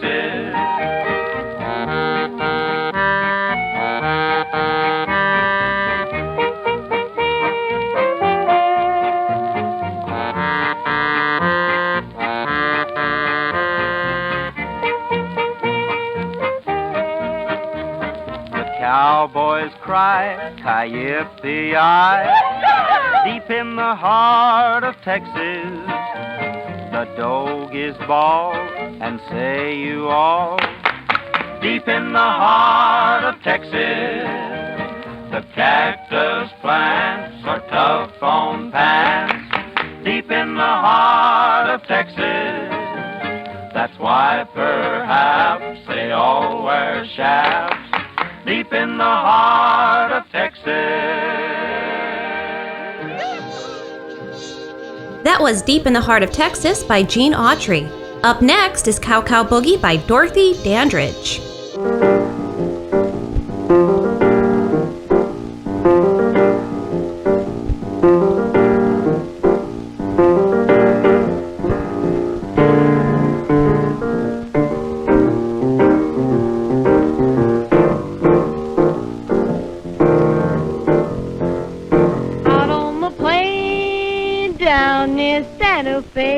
I met a cowboy riding the range one day, and as he jogged along, I heard him singing the most peculiar cowboy song. It was a ditty he learned in the city. Oh, come a tie, yip-tilly-eye, get along. Get help, little doggy, get along. You'd better be on your way, get along. Get help, little doggy, then he trucked it on down the old fairway, singing his cow-cow boogie in the strangest way. Come a tie, yip-tilly-eye, singing his cowboy song. He's just too much. He's got a knocked-out western accent with a Harlem touch. He was raised on local weed. He's what you call a swing half-breed, singing his cow-cow boogie in the strangest way. Come a tie, yip-tilly-eye.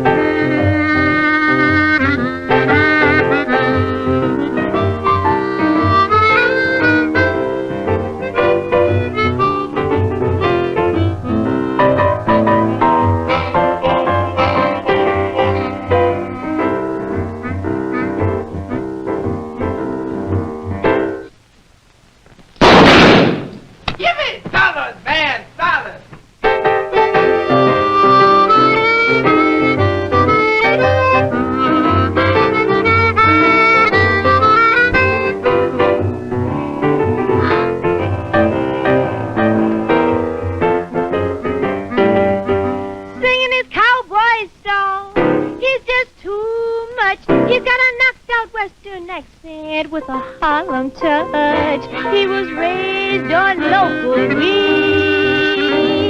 He's what you call a swing half-breed, singing his cow-cow boogie in the strangest way. From a tie, from a tie,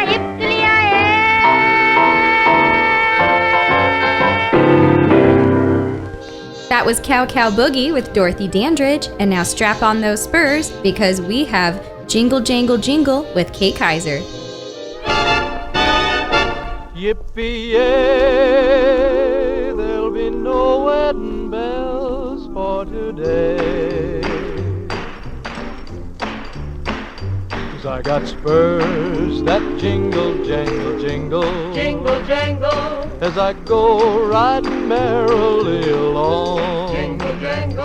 And they sing, oh, ain't you glad you're single? Jingle, jangle. And that song ain't so very far from wrong. Jingle, jangle. Oh, Lily Bell. Oh, Lily Bell. Oh, Lily Bell. Oh, Lily Bell. Though I may have done some fooling, this is why I never fell. 'Cause I got spurs that jingle, jangle, jingle. Jingle, jangle. As I go riding merrily along. Jingle, jangle. They sing, oh, ain't you glad you're single? Jingle, jangle. And that song ain't so very far from wrong. Jingle,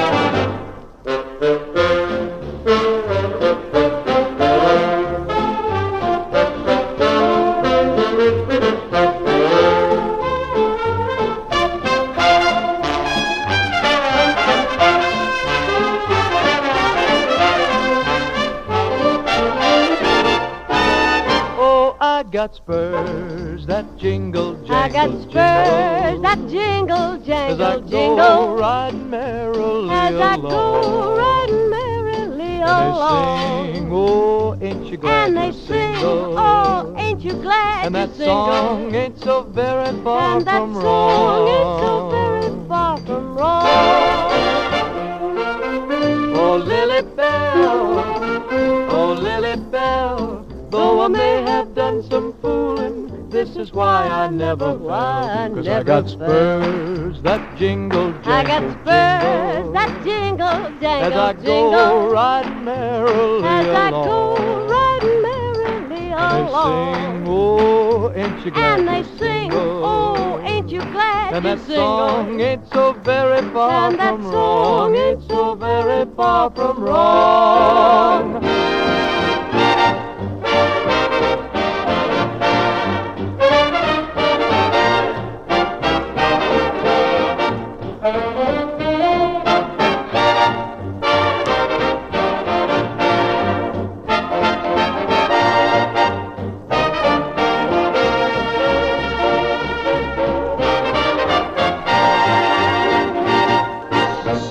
That was Jingle Jangle Jingle by Kay Kaiser. Coming up next is one of my personal favorites, Pistol Packin' Mama by Bing Crosby and the Andrews Sisters. Lay that pistol down, babe, lay that pistol down. Pistol packin' mama, lay that pistol down. Oh, drinking beer in a cabaret, was I having fun? Until one night she caught me right, now I'm on the run. Oh, lay that pistol down, babe, lay that pistol down. Pistol packing mama, lay that pistol down. Oh, I see you every night, Bing, and I'll woo you every day. I'll be your regular mama, and I'll put that gun away. Oh, lay that pistol down, babe, lay that pistol down. Pistol packing mama, lay the thing down before it goes off and hurts somebody. Oh, Oh, she kicked out my windshield and she hit me over the head. She cussed and cried and said I'd lied, and she wished that I was dead. Oh, lay that pistol down, babe, lay that pistol down. Pistol packing mama, lay that pistol down. With 3 tough gals from deep down Texas way. We got no pals, they don't like the way we play. We're a rough, rootin', tootin', shootin' trio, but you ought to see my sister Cleo. She's a terror, make no error, but there ain't no laissez-faire, is what we tell her. Lay that pistol down, babe, lay that pistol down. Pistol packing mama, lay that pistol down.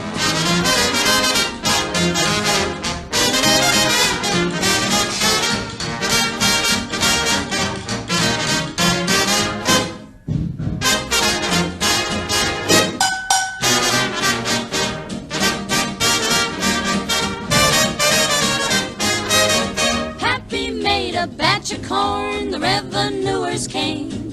The draw was slow, so now they know you can't do that to Maine. Oh, lay that pistol down, babe, lay that pistol down. Pistol packing mama, lay that pistol down. Oh, singing songs in a cabaret, was I having fun?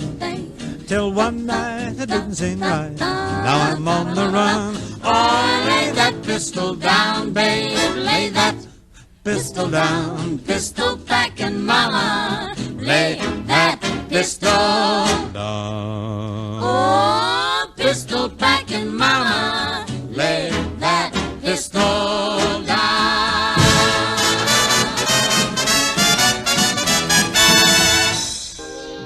That was Pistol Packin' Mama with Bing Crosby and the Andrews Sisters. And now I hope you'll put your cigarette down for this next one, because we have Tex Williams with Smoke, Smoke, Smoke from 1947. Hey, bud, you got a spud? No, fool, but I got a cool. Now, I'm a feller with a heart of gold, with the ways of a gentleman, I've been told. The kind of a feller that wouldn't even harm a flea. But if me and a certain character met, the guy that invented the cigarette, I'd murder that son of a gun in the first degree. Now, it ain't 'cause that I don't smoke myself, and I don't reckon they hinder your health. I've smoked them all my life, and I ain't dead yet. But nicotine slaves are all the same at a petting party or a poker game. Everything's gotta stop while they have that cigarette. Smoke, smoke, smoke that cigarette. Puff, puff, puff, and if you smoke yourself to death, Tell St. Peter at the Golden Gate that you hates to make him wait, but you just gotta have another cigarette.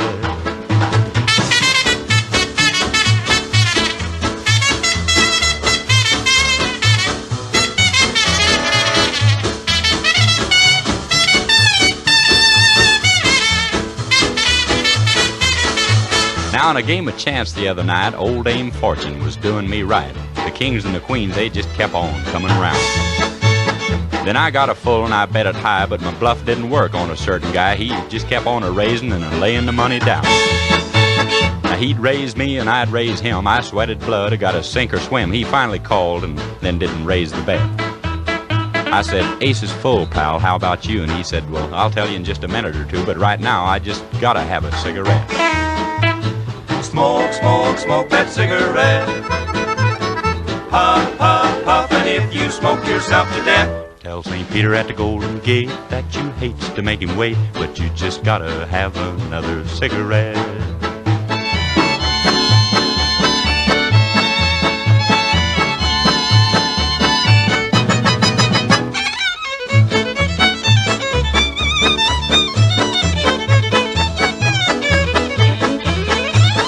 The other night I had a date with the cutest little girl in the 48 states, a hybrid uptown fancy little dame. Now she said she loved me, and it seemed to me that things were just about like they ought to be, so hand in hand we strolled down Lover's Lane. She was oh so far from a chunk of ice, and our smooching party was a-going real nice. So help me, Hannah, I think I'd have been there yet. But I give her a kiss and a little squeeze, and she said, Tex, excuse me please, but I just gotta have another cigarette. smoke, smoke, smoke that cigarette. Puff, puff, puff, and if you smoke yourself to death, Tell St. Peter at the Golden Gate that you hates to make him wait, but you just gotta have another cigarette. And coming up next, we now have Jimmy Davis with You Are My Sunshine from 1940.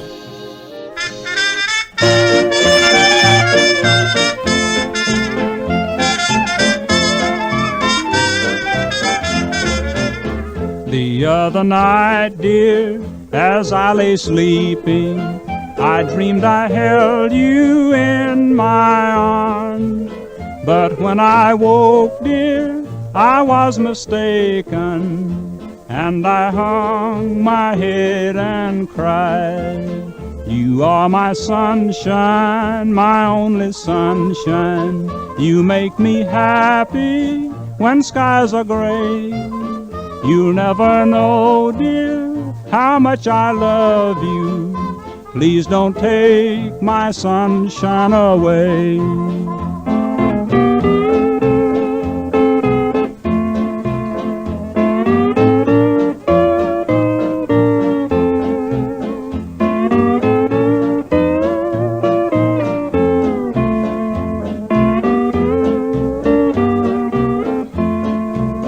I'll always love you and make you happy if you will only say the same. But if you leave me to love another, you'll regret it all someday. You are my sunshine, my only sunshine. You make me happy when skies are gray. You'll never know, dear, how much I love you. Please don't take my sunshine away.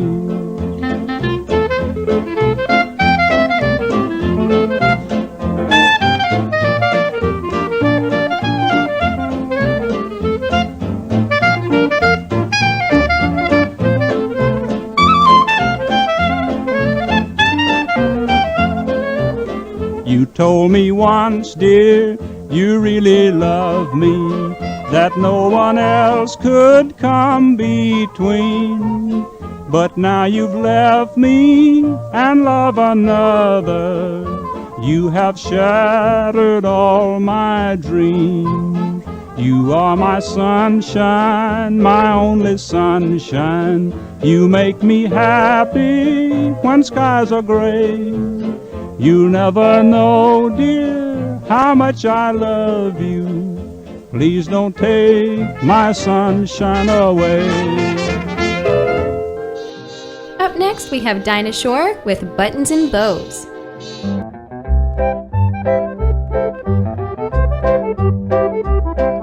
East is east and west is west, and the wrong one I have chose. Let's go where I'll keep on wearing those frills and flowers and buttons and bows, rings and things and buttons and bows. Don't bury me in this prairie, take me where the cement grows. Let's move down to some big town where they love a gal by the cut of her clothes, and I'll stand out in buttons and bows. I'll love you in buckskin and skirts that I've homespun, but I'll love you longer, stronger, where your friends don't tote a gun. My bones denounce the buckboard bounce, and the cactus hurts my toes. Let's vamoose where gals keep using those silks and satins and linens that shows, and I'm all yours in buttons and bows.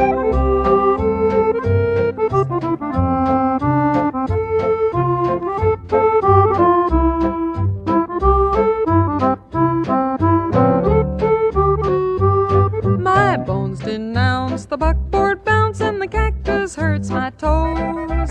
Let's vamoose where gals keep using those silks and satins and linens that shows, and I'm all yours in buttons and bows. Silks and satins and linen that shows, and I'm all yours in buttons and bows. Give me eastern trimming where women are women in high silk hose and peekaboo clothes and French perfume that rocks the room, and I'm all yours in buttons and bows, buttons and bows, buttons and bows, and flowers and buttons and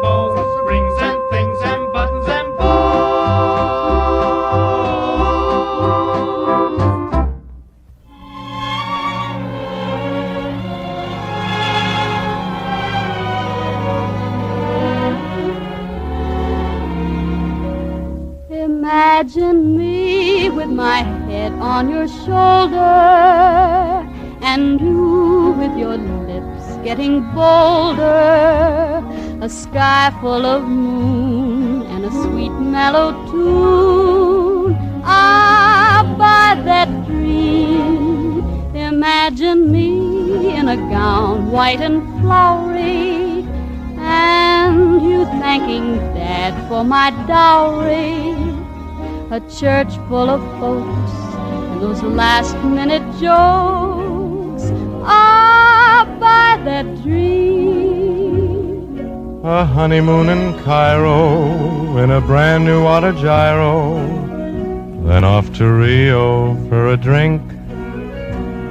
We'll settle down near Dallas in a little plastic palace. Oh, it's not as crazy as you think. Imagine me, 83, wearing glasses, and you, 92, making passes. It doesn't sound bad, and if it can't be had, ah, by that dream. Imagine me with my head on your shoulder, and you with your lips getting bolder. A sky full of moon and a sweet mellow tune.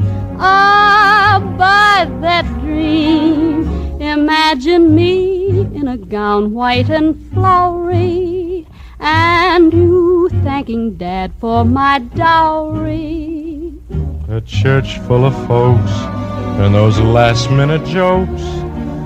I'll buy that dream. A honeymoon in Cairo in a brand new autogyro, then home by rocket in a wink. We'll settle down near Dallas in a little plastic palace.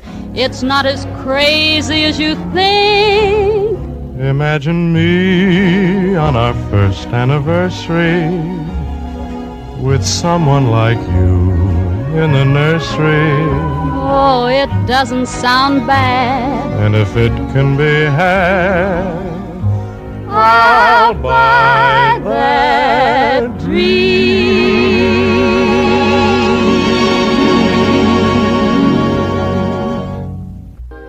You just heard I'll Buy That Dream by Dick Haymes and Helen Forrest. Before that was Buttons and Bows with Dinah Shore. Now it's time for I Want to Be a Cowboy Sweetheart by Patsy Montana.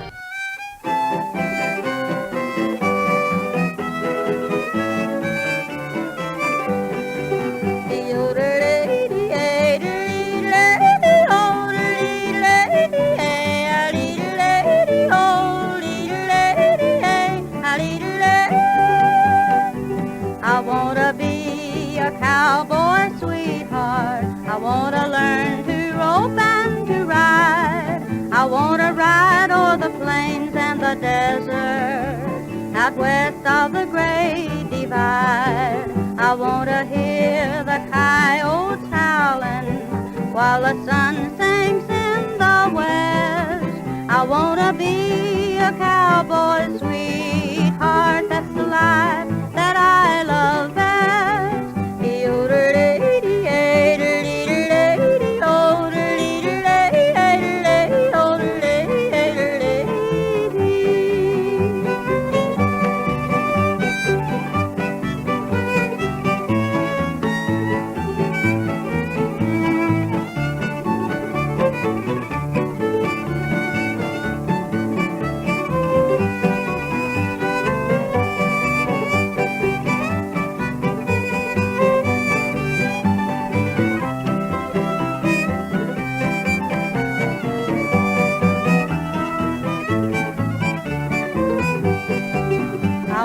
Ride old paint going at a run. I want to feel the wind in my face. 1,000 miles from these city lights, going a cowhand's pace. I want a pillow on my head near the sleeping herd while the moon shines down from above. I want to strum my guitar and you'll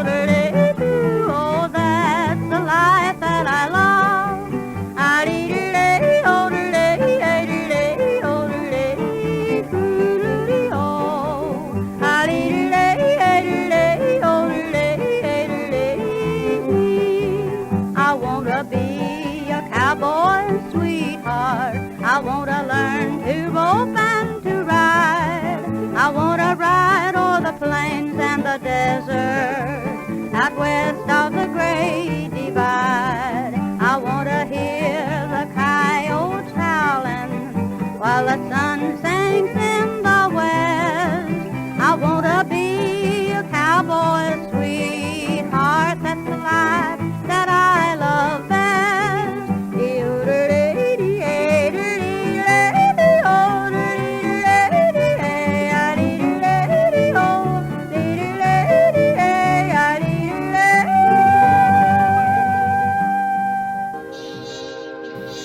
Now we have Blue Moon of Kentucky with Bill Monroe from 1946.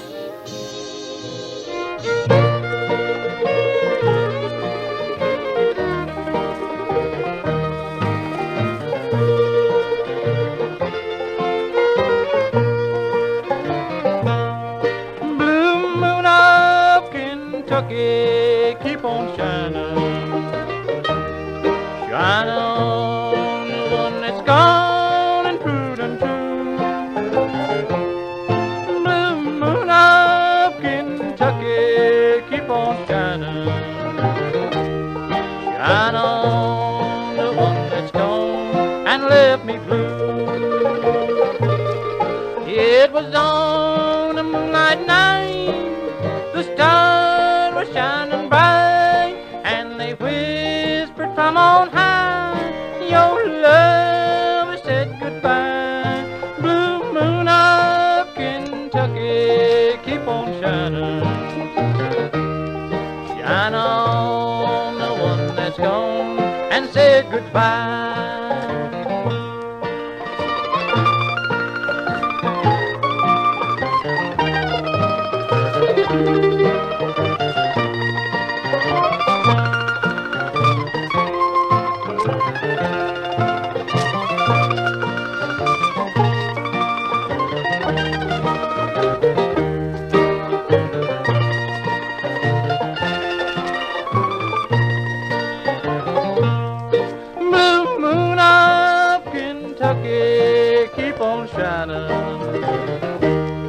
Shine on the one that's gone and proved untrue.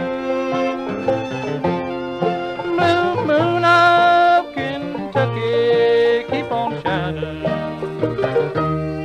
shine on the one that's gone and left me blue.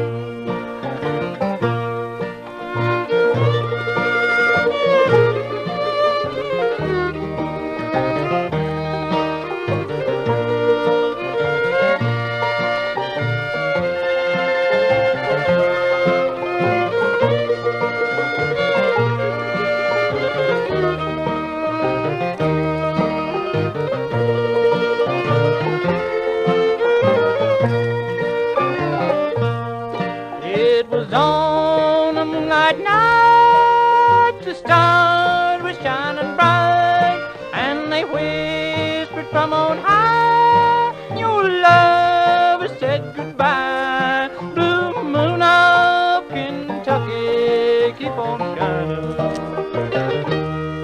shine on the one that's gone and said goodbye. From the Blue Moon of Kentucky back to the Yellow Rose of Texas, here it is with Gene Autry.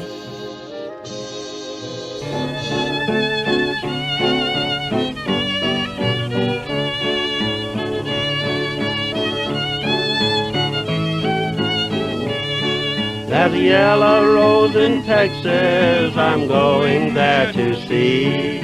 No other fella knows her, nobody else but me. She cried so when I left her, it like to broke her heart. And if we ever meet again, we never more shall part. She's the sweetest rose of color this fellow ever knew. Her eyes are light as diamonds, they sparkle like the dew. You may talk about your dearest maids and sing of Rosalie, but the yellow rose of Texas beats the bells of Tennessee.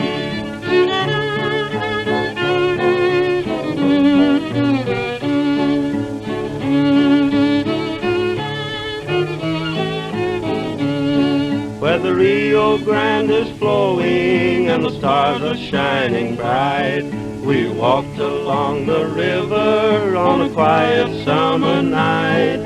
She said, if you remember, we parted long ago. I promised to come back again and not to leave her so. She's the sweetest rose of color this fellow ever knew. Her eyes are bright as diamonds, they sparkle like the dew. You may talk about your dearest maids and sing up Rosalie, but the yellow rose of Texas beats the bells of Tennessee.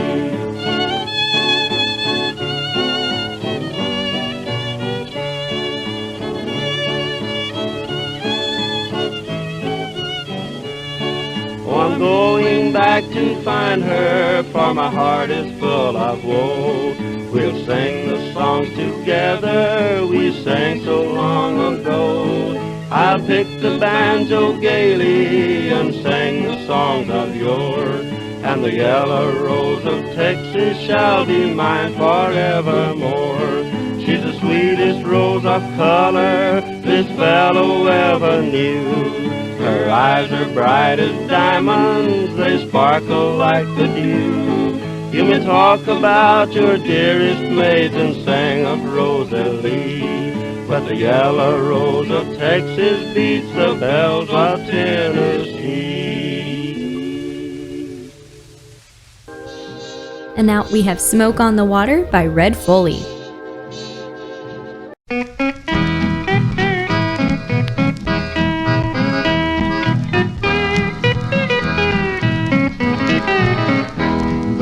Be a sad day coming for the foes of all mankind. They must answer to the people, and it's trouble in their mind.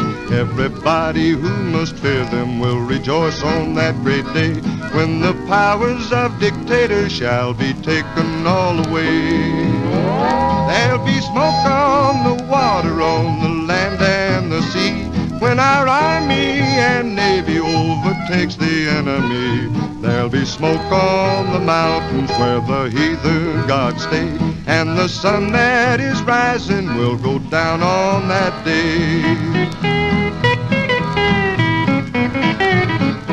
For there is a great destroyer made of fire and flesh and steel, rolling toward the foes of freedom, they'll go down beneath its wheels. There'll be nothing left but vultures to inhabit all that land, when our modern ships and bombers make a graveyard of Japan. There'll be smoke on the water, on the land and the sea, when our army and navy overtakes the enemy. There'll be smoke on the mountains where the heathen gods stay, and the sun that is rising will go down on that day. Hirohito, along with Hitler, will be riding on a rail. Mussolini'll beg for mercy, as a leader he has failed. But there'll be no time for pity when the screaming eagle flies. That will be the end of Axis, they must answer with their lives. There'll be smoke on the water, on the land and the sea, when our army and navy overtakes the enemy. There'll be smoke on the mountains where the heathen gods stay, and the sun that is rising will go down on that day.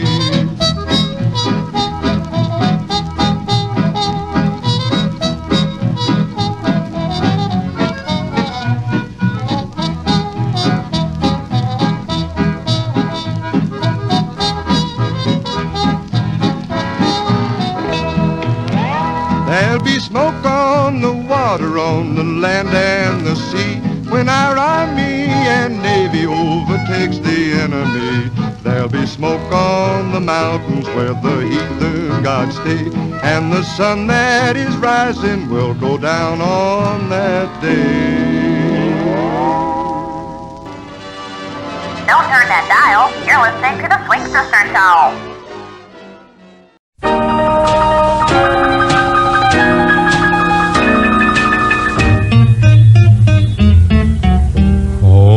Give me land, lots of land under starry skies above. Don't fence me in. Let me ride through the wide open country that I love. Don't fence me in. Let me be by myself in the evening breeze and listen to the murmur of the cottonwood trees. Send me off forever, but I ask you please, don't fence me in. Just turn me loose, let me straddle my old saddle underneath the western sky. On my cayuse, let me wander over yonder till I see the mountains rise. I want to ride to the ridge where the west commences and gaze at the moon till I lose my senses. And I can't look at hobbles and I can't stand fences. Don't fence me in.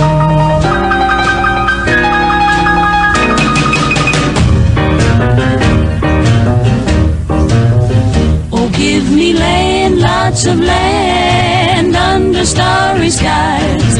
Don't fence me in. Let me ride through the wide country that I love. Don't fence me in. Let me be by myself in the evening breeze and listen to the murmur of the cottonwood trees. Send me off forever, but I ask you please, don't fence me in. Just turn me loose, let me straddle my old saddle underneath the western skies. On my cayuse, let me wander over yonder till I see the mountains rise. Ba-ba-ba-ba-ba. I want to ride to the ridge where the west commences and gaze at the moon till I lose my senses. And I can't look at hobbles and I can't stand fences. Don't fence me in. No, Papa, don't you fence me in. If you've been listening to our show, surely you know who that was. That's right, it's Bing Crosby with the Andrews Sisters in Don't Fence Me In. Now here comes Dinah Shore with Doin' What Comes Naturally.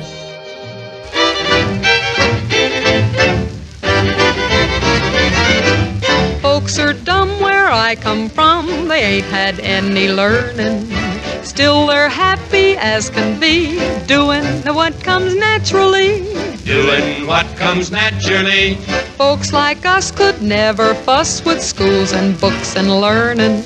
Still we've gone from A to Z, doing what comes naturally. Doing what comes naturally. You don't have to know how to read or write when you're out with a feller in the pale moonlight. You don't have to look in a book to find what he thinks of the moon and what is on his mind.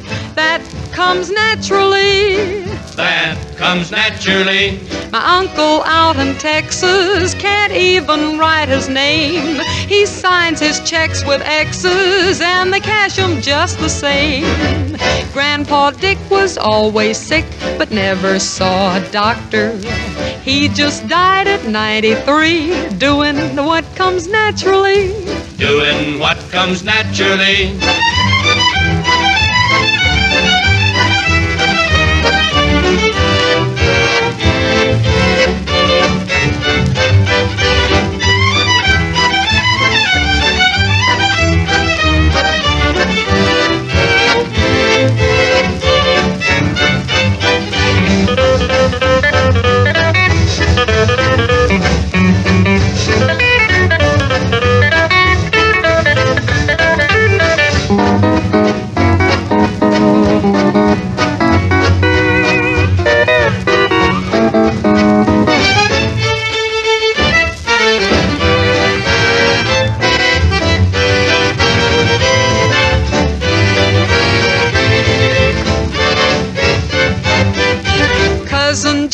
insured his shack and now he plays with matches. He'll collect, just wait and see, doing what comes naturally. Doing what comes naturally. Uncle Paul heard someone call when he just had 2 deuces. He wound up with aces 3, doing what comes naturally. Doing what comes naturally. You don't have to go to a private school not to turn up your bustle to a stubborn mule. You don't have to have a professor's dome not to go for the honey when the bee's at home. That comes naturally. That comes naturally. A nice young man named Harry is stuck on Sister Flo. She'd like to marry Harry, but his wife won't let him go. If you saw my pa and ma, you'd know they had no learning. Still they raised a family, doing what comes naturally. Doing what comes naturally. Doing what comes naturally. Doing what comes naturally. Leave your clothes on for this next one. We have Margie Bueller with The Texas Strip.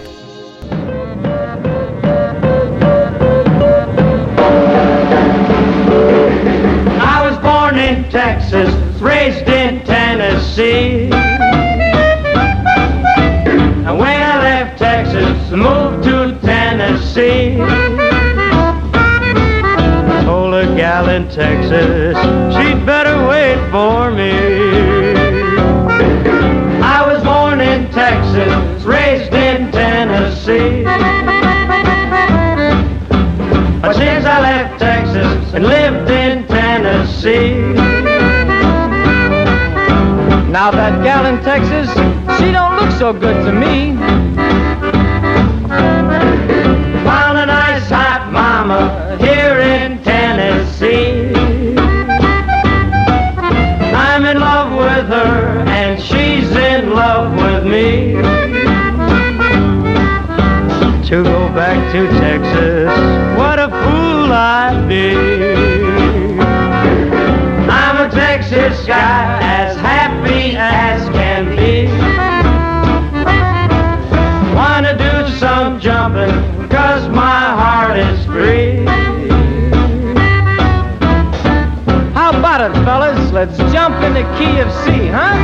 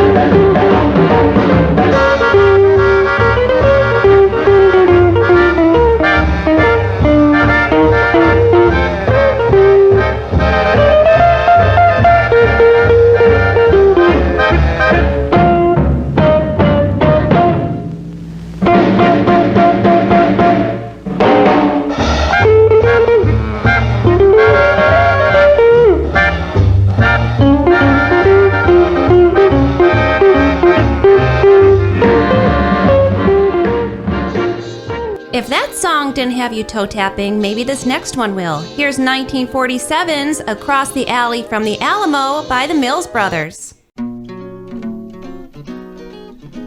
Across the alley from the Alamo lived a pinto pony and a Navajo who sang a sort of Indian Idaho to the people passing by.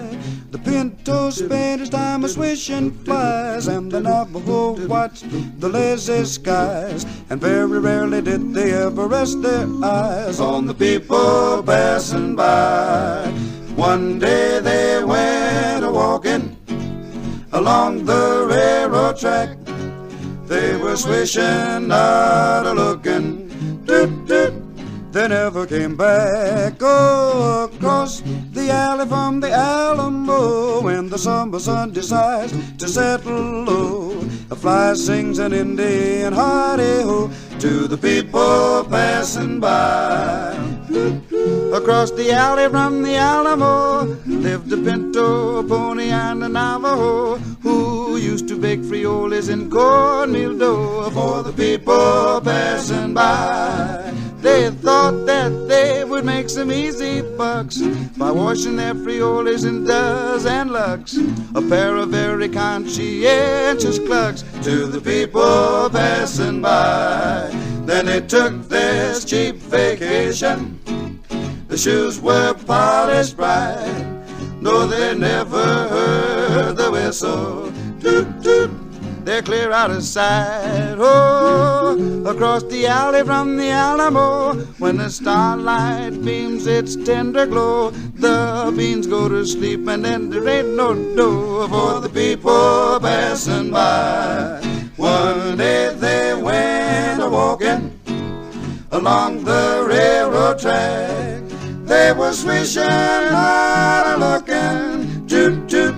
They never came back. Oh, across the alley from the Alamo, when the summer sun decides to settle low, a fly sings an Indian hi-de-ho to the people passing by. Across the alley from the Alamo.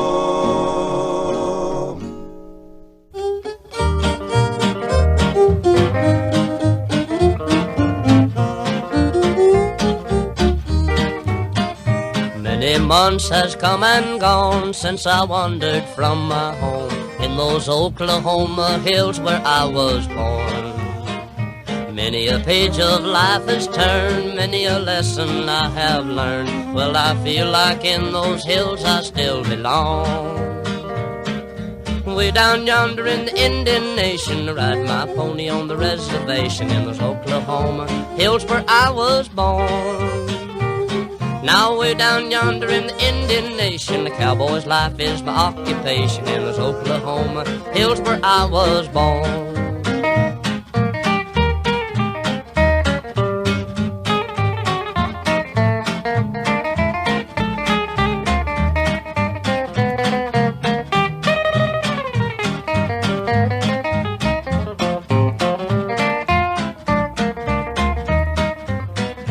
But as I sit here today, many miles I am away from a place I rode my pony through the draw. Why, the oak and blackjack trees kiss the playful prairie breeze in those Oklahoma hills where I was born. Way down yonder in the Indian Nation, I ride my pony on the reservation in those Oklahoma hills where I was born. Oh, way down yonder in the Indian Nation, the cowboy's life is my occupation in those Oklahoma hills where I was born.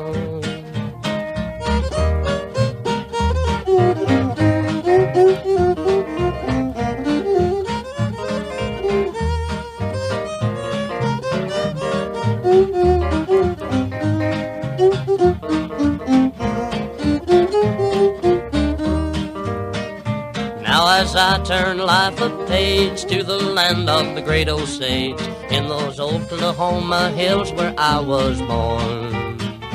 While the black oil it rolls and flows and the snow-white cotton grows, in those Oklahoma hills where I was born. Now way down yonder in the Indian Nation, I ride my pony on the reservation in those Oklahoma hills where I was born. Oh, way down yonder in the Indian Nation, the cowboy's life is my occupation in those Oklahoma hills where I was born.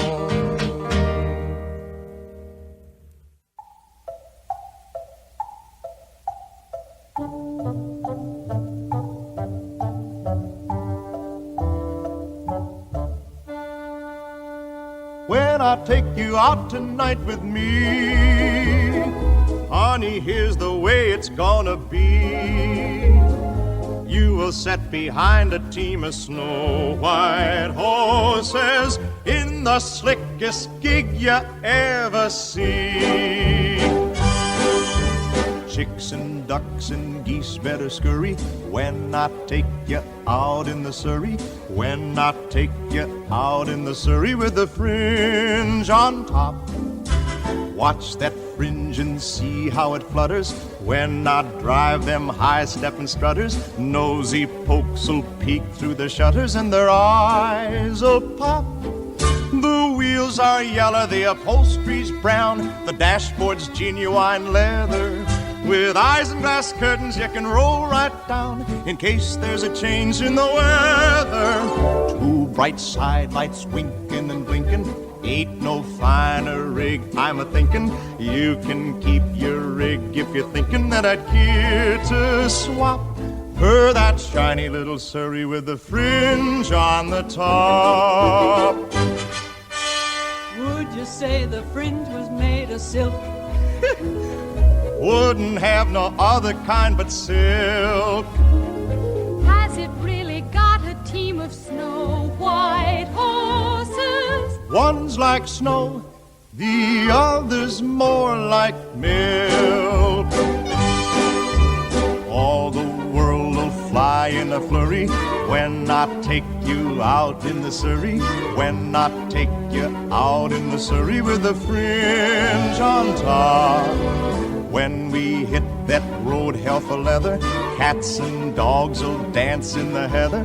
Birds and frogs will sing all together, and the toads will hop. The wind will whistle as we rattle along. The cows will moo in the clover. The river will ripple out a whispered song and whisper it over and over. Don't you wish you'd go on forever? Don't you wish you'd go on forever? Don't you wish you'd go on forever? And it never stop in that shiny little Surrey with the fringe on the top.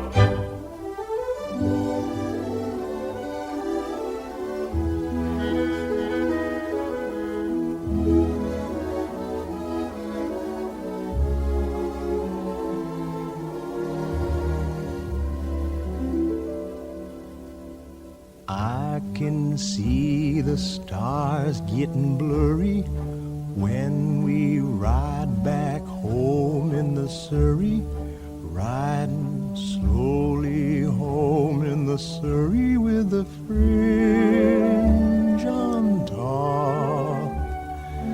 I can feel the day getting older, feel a sleepy head near my shoulder, nodding, drooping close to my shoulder till it falls kerplop.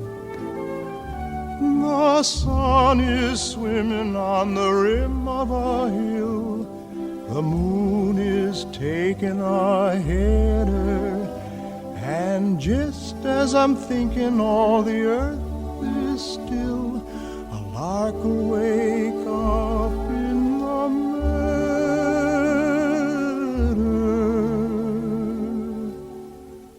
Hush, you bird, my baby's a-sleeping.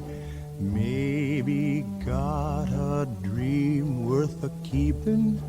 Whoa, you team, and just keep a-creeping at a slow clip, clop. Don't you hurry with the Surrey, with the fringe on the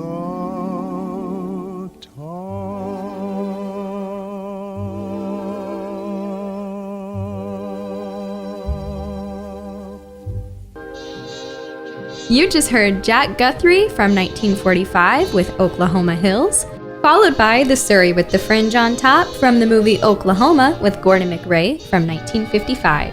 Up next, we have Margaret Whiting and Jimmy Wakely with Slipping Around from 1949.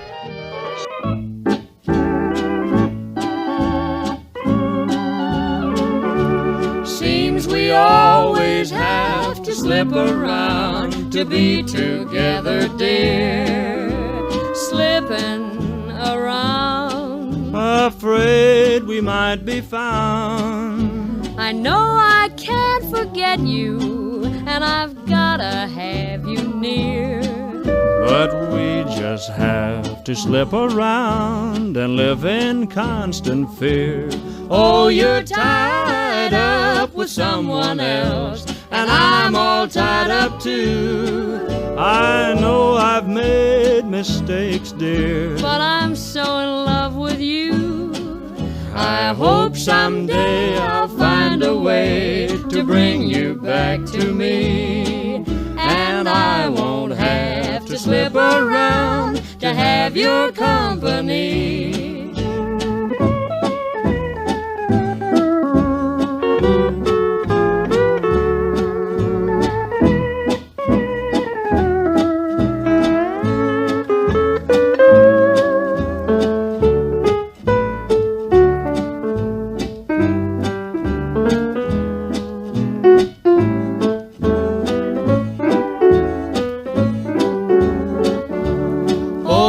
Tied up with someone else, and I'm all tied up too. I know I've made mistakes, dear, but I'm so in love with you.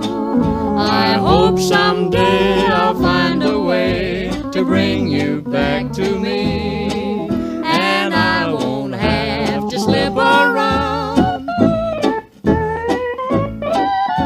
and I won't have to slip around to have your company.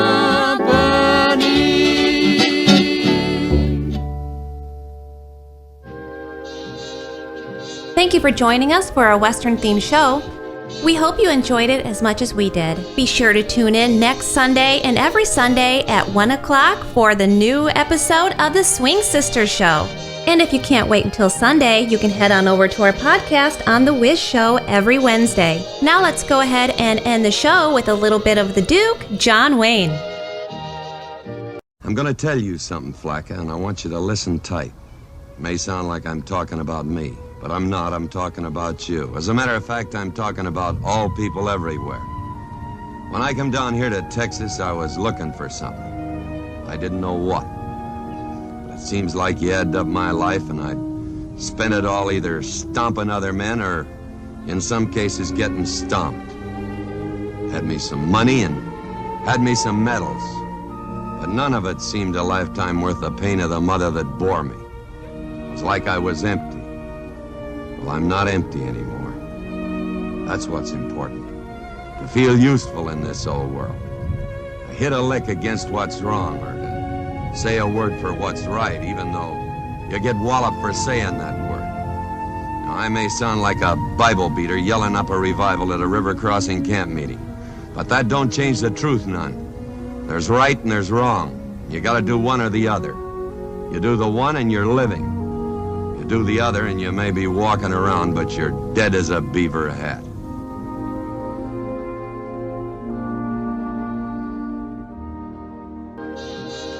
You were just listening to the Swing Sister Show.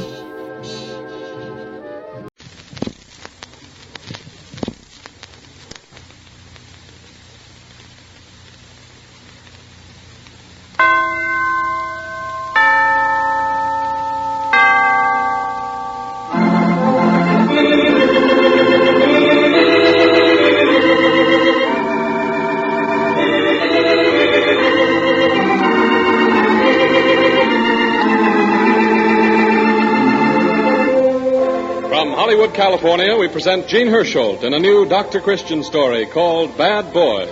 Presented for your enjoyment by the Cheesebro Manufacturing Company, owners of the trademark Vaseline, and producers of Vaseline Petroleum Jelly, Vaseline Hair Tonic, and other famous Vaseline specialties. How many of you men listening in tonight put water on your hair before you comb it? Probably thousands of you. And I'll bet most of you who do are bothered by dry scalp. If you do have dandruff, brittle or falling hair, or itchy scalp, or any other sign of dry scalp, chances are you'll get quick relief by using Vaseline Hair Tonic. You'll find Vaseline Hair Tonic unlike any other you have ever used. It contains no drying ingredients of any kind. Vaseline Hair Tonic adds to the natural oils of the scalp. helps to remove unpleasant dandruff scales. It leaves your hair soft and lustrous. It leaves it easy to comb and easy to keep in place. For your hair's sake, try a thorough massage with Vaseline Hair Tonic before each shampoo. Then use a little as you comb your hair each morning. Just a few drops of Vaseline Hair Tonic will do, for it's one of the most economical hair tonics you can buy. It costs only 40 cents for a generous shaker top bottle. Get a bottle of Vaseline Hair Tonic at your neighborhood druggist today. Once you've tried it, you'll be buying the large 70-cent economy size from then on. And now for tonight's story. Jean Hersholt, our star, will be supported by a talented Hollywood cast, including Rosemary DeCamp, who plays the doctor's secretary, Judy Price, Bobby Mock, in the role of Ted Gallagher, our town's bad boy, Albert Van Antwerp playing Judge Latimer, and Joseph Forte as Alex Franklin, principal of our school. As the curtain rises, we find Dr. Christian and Judy returning from a late emergency case at the new hospital. It is 2 a.m., and the folks of River's End are all sound asleep as Judy's car rolls down deserted State Street. You needn't have waited all this time for me, Judy. One of our interns would have driven me home. Oh, I didn't mind, Dr. Christian. Oh, my car would have to break down just when I needed it most. Yeah, that's always the way. I had no idea this Elkin case would keep me so long, Judy. I wouldn't have let you drive me out. Oh, that's all right. Certainly looks as though everybody else in River's End was in bed. There's not a person in sight. There's a light across the street there in Rollins' jewelry store. Oh, goodness, what was that? Oh, just backfiring, I guess. Sounds more like shooting. Those are gunshots, Judy. Hey, they came from across the street. Judy, look. Someone's coming out of the jewelry store. Oh, it looks like Teddy Gallagher. It is. Ted! Oh, Ted! Didn't hear you, I guess. Well, we better stop. Something's wrong. Okay. You wait out here in the car, Judy, until I see what's going on. Not on your life. I'm coming right along with you. Well, let me go first. All right. Is the door locked? I don't think so. No, it's open. And in we go. Judy, just look at the place. Ooh, somebody's gone through it all right.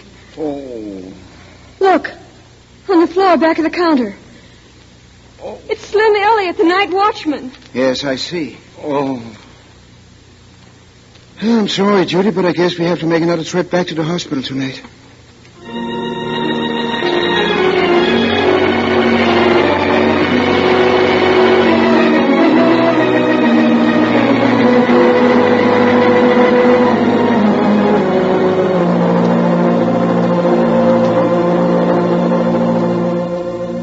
Dr. Christian, Slim Elliott tells me that you and Judy Price saw Ted Gallagher leaving Roland's jewelry store last night, directly after the shooting. Why, yes, Judge Latimer, we did. I see. No, it was difficult for me to believe that he was mixed up in this. The rest of the boys are so much older. So you know who they are already? Well, we had a pretty good idea who they were from Slim's description. They're hoodlums from across the tracks. I see. We have 4 of them in custody now, including Ted. I wonder how Ted got started running around with them. Oh, it was easy enough, I suppose. He's ostracized by the sons and daughters of all respectable citizens. Oh, you know, Judge Latimer, somehow I've never been able to agree with anyone else in town that Ted Gallagher was thoroughly bad. Well, you know what they say, Doctor. There's a little bit of bad in all of us. And I imagine that could apply to Ted. The other way around. I think there's more than just a little bit of good in that boy, Judge. But he's never been given a chance to prove it. Do you know him well, Dr. Christian? Oh, fairly well. I've been out at the farm many times to see Ted's mother. She's always ailing. They're a pretty shiftless lot, aren't they? Yes. Yes, I'm afraid they are. His father especially. Ted's never had much encouragement from either of them. Yeah, that's what I thought. What will you do with him? Well, the logical thing is to send us into reform school. Oh. Quite a serious charge, you know. Yes, I suppose it is. But I'm afraid of what reform school will do to Ted right now. How old would you say he is? Oh, 14 or 15, I'd guess. He's just at that impressionable age where he might turn one way or another, Judge. It'll depend entirely on his environment and contact. Yes, I've thought of that. Isn't there anything else you can do? Well, I could put him on probation, but I don't know anyone in town who'd want to bother with him. Yes, I'm afraid that's true. Unless you'd be willing to assume that responsibility, Doctor. I? Yes. That's one of the reasons I asked you to stop in this morning. Oh, but Judge Latimer... You're the only person I could think of who might be willing to give Ted Gallagher this one last chance. I see. Of course, you're under no obligation to assume that responsibility, Dr. Christian. No, every adult in every town in this country is responsible for the welfare of the children of the community, Judge. Yes, I know. But how few are willing to recognize it. However, I just thought I'd give Ted this chance before I pass any final judgment. I'll do it, Judge Latimer. I don't know much about raising young boys, but at least it'll be better than to reform school. Good. I'll call Ted in. He's waiting outside. Ted? Ted! Yes, sir. Come in here, Ted. Okay. Good morning, Ted. Dr. Christian. Sit down, Ted. Why should I? We have something to say to you. Yeah, I know. I'm bad. I'll never amount to anything. I should be ashamed of myself. Oh, I've heard it 1,000,000 times. I'm sick of it. Well, that wasn't exactly what we intended to say, Ted. You might as well. Everybody else I know does. You do realize the seriousness of this charge, do you not? I didn't do nothing. I told you I didn't. Sit down, Ted, won't you? He's going to send me to reform school, Doc. All the fellas in the gang say is. I didn't do nothing. Honest, I didn't. Please sit down, Ted. There's no need to get so excited. Okay. I didn't shoot Slim, Doc. I didn't have no gun. No one is saying that you did. And the judge here is. The fellas are all saying I'm going to take the rap. You pick up their language very quickly, don't you, Ted? I'm not going to no reform school, no matter what you say. You can't lock me up. I'd rather die first. Oh, don't get excited, Ted. Dr. Christian and I believe that you deserve another chance. You mean I don't get locked up? No, Ted. Judge Latimer is going to put you on probation. Probation? What's that? Well, Dr. Christian has agreed to be responsible for your actions for the next 6 months. Then I don't go to reform school? No, Ted. But you will have to report to Dr. Christian every day. That won't be so bad, will it, Ted? No, but why are you going to all this trouble for me, Doc? Oh, I don't know. Maybe it's just because I like you. You do? Yes, I do, Ted. And you'd better not let me down. If you do now, I'm the one who'll have to take the rap.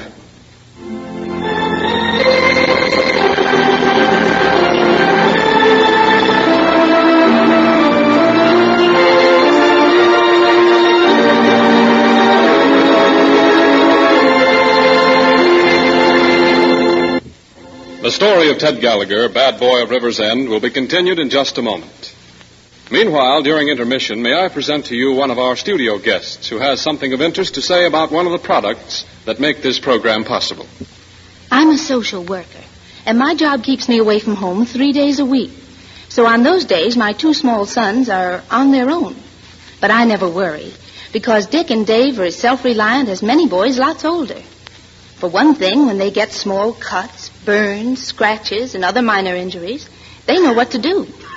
I keep a jar of Vaseline jelly where they can get at it easily and take care of these small injuries themselves. Vaseline jelly has so many other uses, too. I don't know how I'd get along without it. There are very few people in the whole country who get along without Vaseline jelly, for this amazingly popular medicament is in more than 9 out of 10 homes throughout the United States. People everywhere use Vaseline jelly for all kinds of minor skin injuries and irritations because it does these 3 important things. First, Vaseline jelly forms a protective film that helps keep infection out when the skin is broken. Second, it soothes irritation and promotes rapid healing. And third, it softens and lubricates the skin by supplementing the natural oils. If your supply of Vaseline jelly is running low, be sure to get some more tomorrow. A generous jar or tube costs only 10 cents at any drugstore.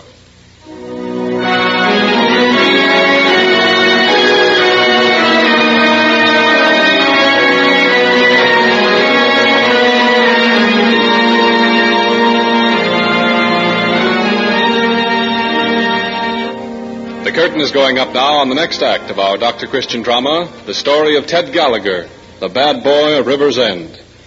The first month of Ted's probationary period has passed, and the results to both Judy and the doctor have been somewhat startling.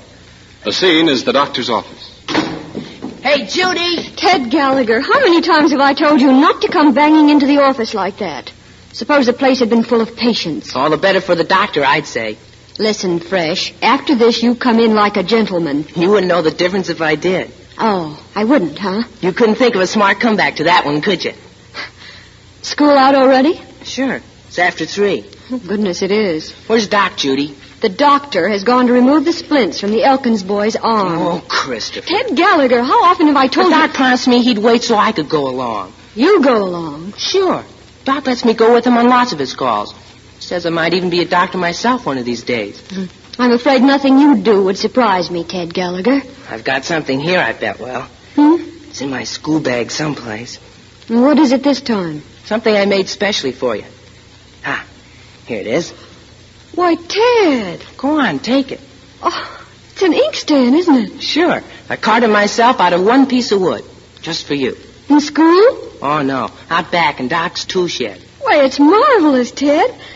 I'll put it right here on my desk. And thank you very much. I lugged it all the way out to your house last night, but there wasn't nobody home. There wasn't anybody at home? No. I was correcting your grammar, Mr. Gallagher, not trying to prolong this conversation. What's the matter, Judy? Don't you like me? Oh, you're all right, I guess. You didn't want Doc to take me on here, did you? When I first came. Why, Ted, what makes you say that? Oh, I could tell. You were polite and everything, but you never kidded with me the way you do now. Well, I'm not kidding with you now. I have work to do. When'll Doc be back, Judy? Do you know? Oh, he'll be back soon, I think. Call me when he comes, will you? I've got something I want to show him, too. Where are you going? Oh, I'll be out in my office. Your office? Yeah. Tool shed to you. Let me know when he comes in. Just whose office girl am I, anyway? Dr. Christian's office? Oh, Judge Latimer. Good afternoon. No, Dr. Christian hasn't come back yet. Who? Oh, Ted, yes. Oh, he's been doing splendidly. He's a little noisy at times, but... just a minute, Judge. Hello, Judy.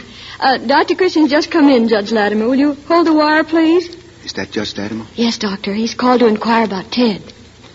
Let me talk to him. All right, here. Good afternoon, Judge. Yes, Judy just told me you called about Ted. Well, I'm quite proud of the progress he's made, Judge. Yes, I've been letting him look through some of my medical books. And he seems quite interested and impressed.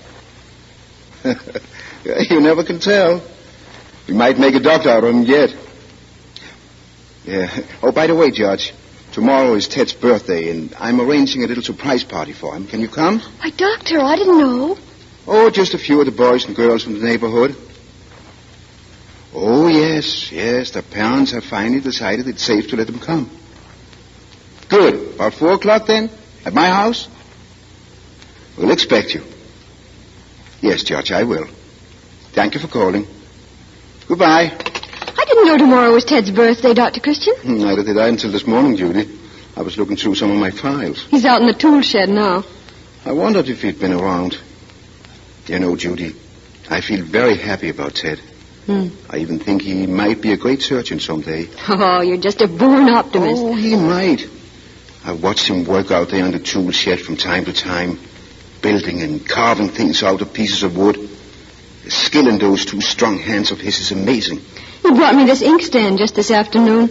Look, you can see the skill, Judy. The craftsmanship he's put into that. Mm-hmm. See the delicacy of that design, and yet the strength, the power behind it. Isn't it wonderful, Dr. Christian, that everything's turning out so well for him? Why, Judy, I didn't think you were any too fond of Ted. Oh, of course I am. I'm as fond of him as you are. Only I don't dare let him see it. He rules the roost here now without my falling for him, too. He does have a way with him. I better call him. I told him I would as soon as you came in. Hey, Judy! It's too late now, I'm afraid. Hey, Doc, I thought you were going to take me with you to see the Elkins boy today. Well, I'm sorry, Ted, but I can't wait. What on earth have you got in that box? Oh, something I want to show Doc. For goodness sakes, what's that? Wait till I open it up. I'll show you. Why, Ted, it's a dog. Oh, what an adorable little puppy. Oh, you fuzzy little dog. What's the matter with its foot, Ted? I put splints on it. Oh, you shouldn't play that way with a poor little thing. It's cruel. I wasn't playing. It's real. Puppy had a broken leg, and I fixed it. So sweet. Let me see the dog, Ted. Here. Be careful, Doc. There, little fellow. No one is going to hurt you. Gee, look at the way he's licking Doc's hand, Judy. Yeah. Well, say, you've done a remarkably good job setting this leg, Ted. I have? Yes, you have, and applying the splints. Oh, it was easy. I caught on from watching you. And I don't believe I could have done a much better job myself. I fixed up other animals, Doc. Birds with broken wings and chickens, too. So that's what you've been using that tool shed for, huh? I told you it was my office. You're learning rapidly, Ted. Gee, thanks, Doc. Well, you better take the puppy back to the shed now. Okay. And I'll prescribe a correct diet for him.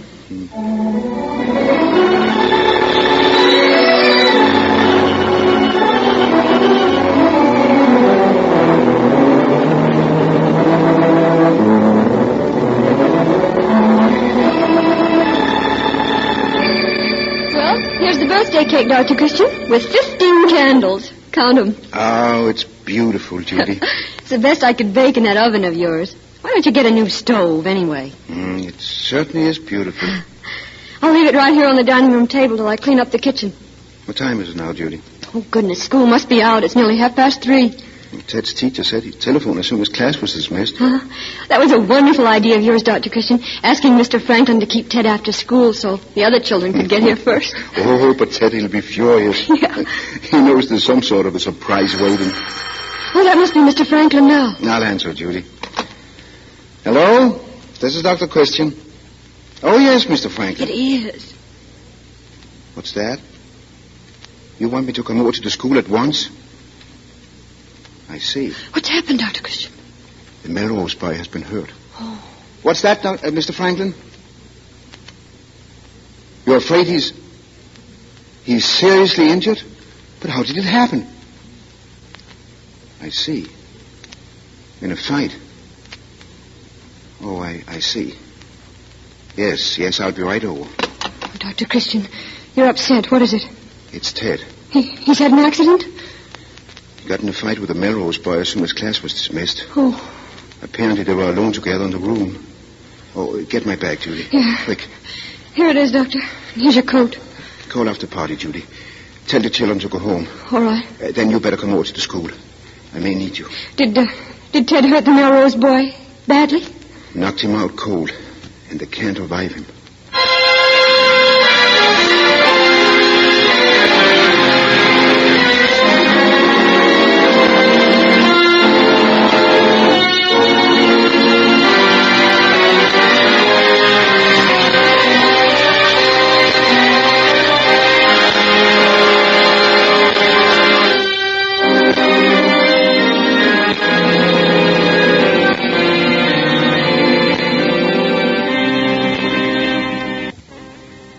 Where's the boy, Mr. Franklin? I'm sorry, Doctor, but you're too late. Too late? What do you mean? Buddy Melrose died a few moments ago. No, it couldn't be. It's true. And I regret to say that Ted Gallagher is responsible. No. You should have known that boy would get into serious trouble sooner or later, Dr. Christian. If he had only been sent to reform school where he belonged instead of your meddling, this could not have happened today.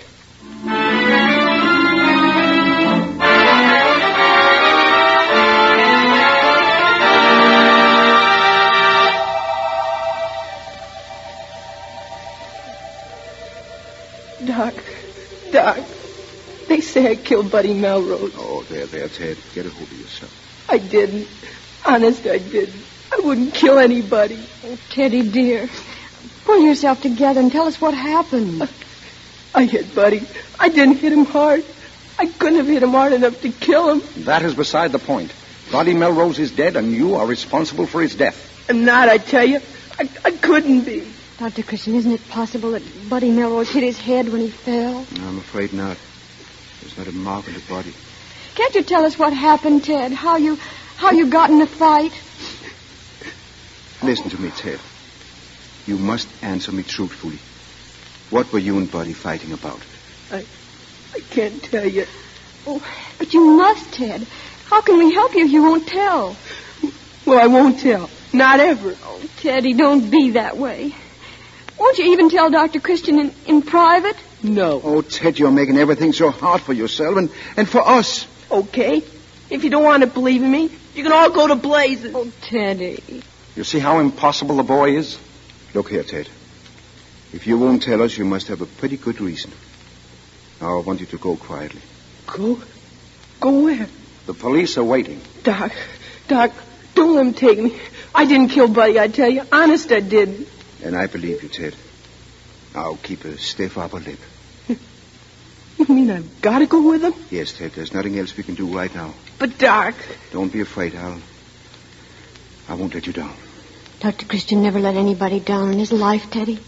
Just go quietly and be a man, Teddy. Okay, Mr. Franklin. I'm ready. Mr. Franklin, may I speak to you alone? Why, yes. Ted, you wait outside.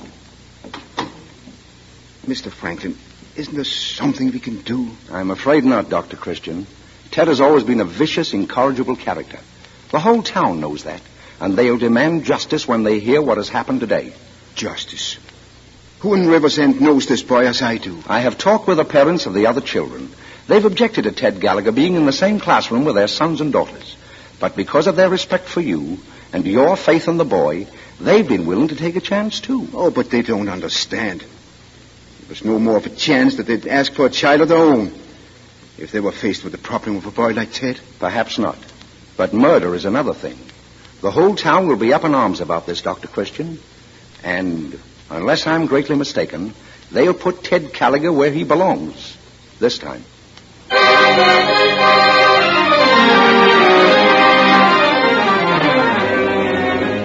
It's murder, that's what it is. That awful boy should be put away somewhere for keeps.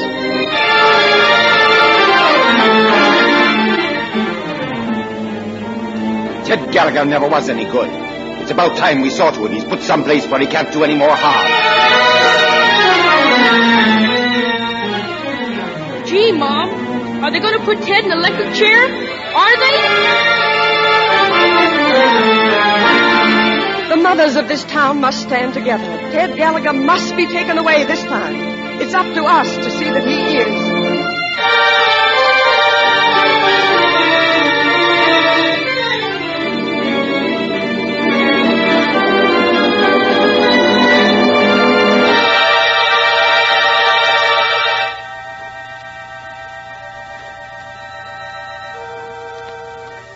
Good morning, Ted. Good morning, Judge Ladman.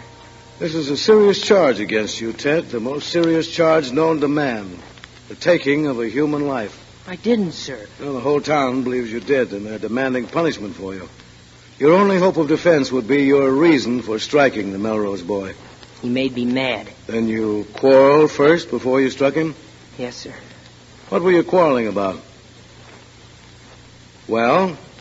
Can't tell you that. Then I'm afraid there's no hope for you, Ted. Please wait just a few minutes more, Judge. I'm sure the doc will be here. Well, I'm afraid not. I have other matters Doc! pending that... Well, good morning, Dr. Christian. You don't mind my walking right into your office, do you, Judge Latimer? The door was open. Well, of course not, Doctor. I have something here I want you to see. What's this, the report of the autopsy? Stating that Buddy Melrose died of a cerebral hemorrhage and not the blow struck by Ted Gallagher. The autopsy proved it? Yes. Buddy Melrose had a congenital defect of the blood vessels, the brain, and during the quarrel with Ted became so excited that a rupture of a blood vessel in the ventricle occurred before the blow was struck, and resulting in his death.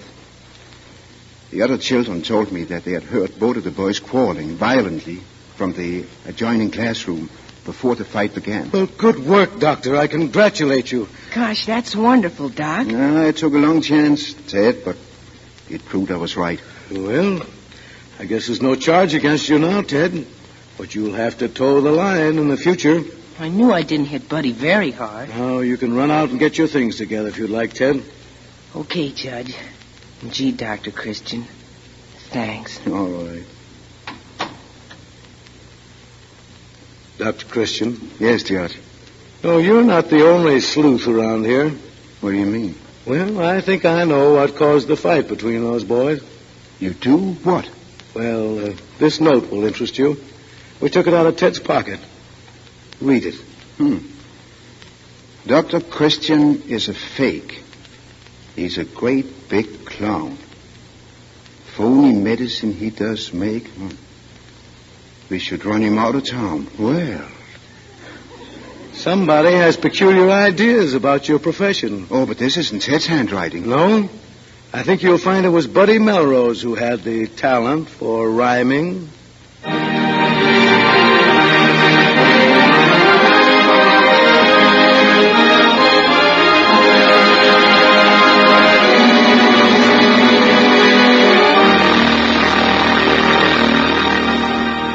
The curtain comes down on this week's Dr. Christian story. In a moment, we'll have our star, Gene Hersholt, out here to tell you about next week's play. Meanwhile, here's a thought. Have you looked over the contents of your medicine cabinet lately?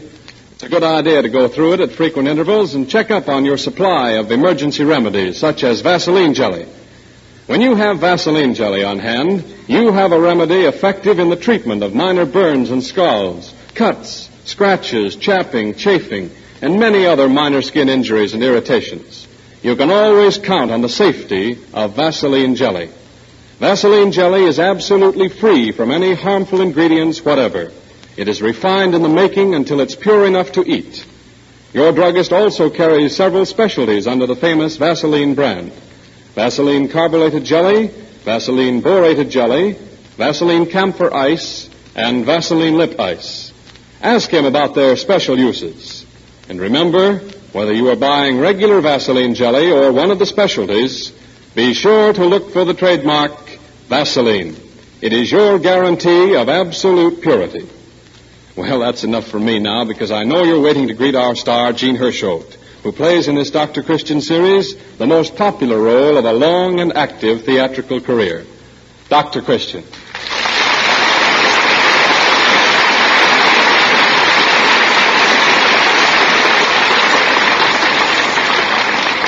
What will be the excitement in River's End next week, Dr. Christian? Well, as a matter of fact, the excitement has already begun. We have a handsome young man in town who's fallen in love with Judy, for which I certainly can't blame him. But the trouble is that Roy Davis is suffering such pangs of jealousy that this old doctor's life is miserable. But we'll let you all into the whole plot next Wednesday night at this same hour. So until that time, I'll say good night.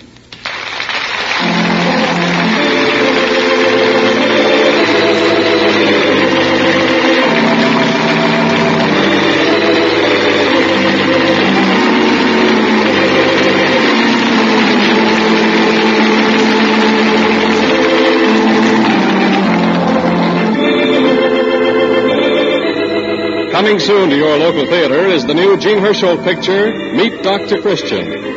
This is the first of a new series of RKO radio pictures based on the Dr. Christian radio program, starring Gene Hersholt in his most popular role. Don't miss seeing River's End and the Good Doctor and many of the other friends you've heard on this program in Meet Dr. Christian. This is Arthur Gilmore bidding you all good night for the makers of Vaseline Preparations.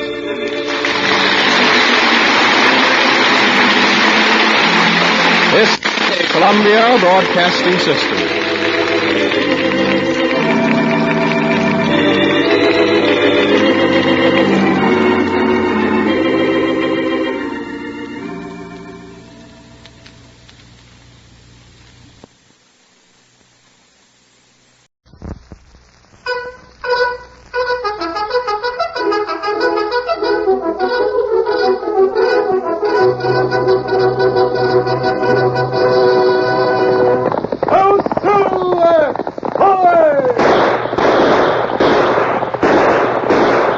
Fiery horse with the speed of light, the cloud of dust, and a hearty hi-yo Silver, the Lone Ranger.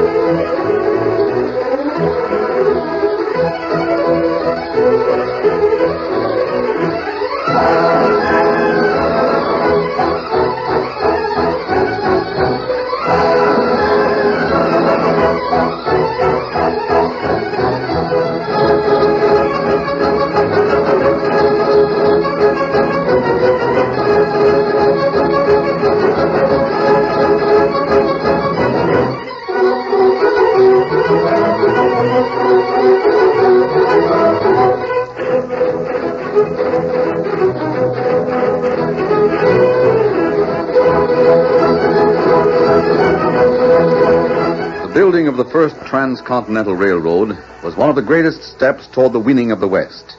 Politically and economically, it was of prime importance to the future of the country. But powerful forces, cattlemen, stagecoach lines, and steamship companies opposed it.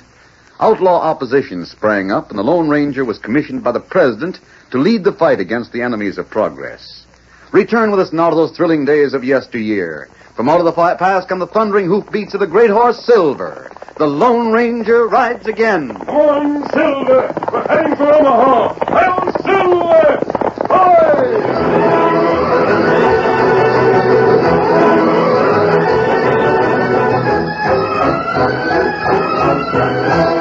Omaha became a boom town when the construction of the railroad to the west got underway.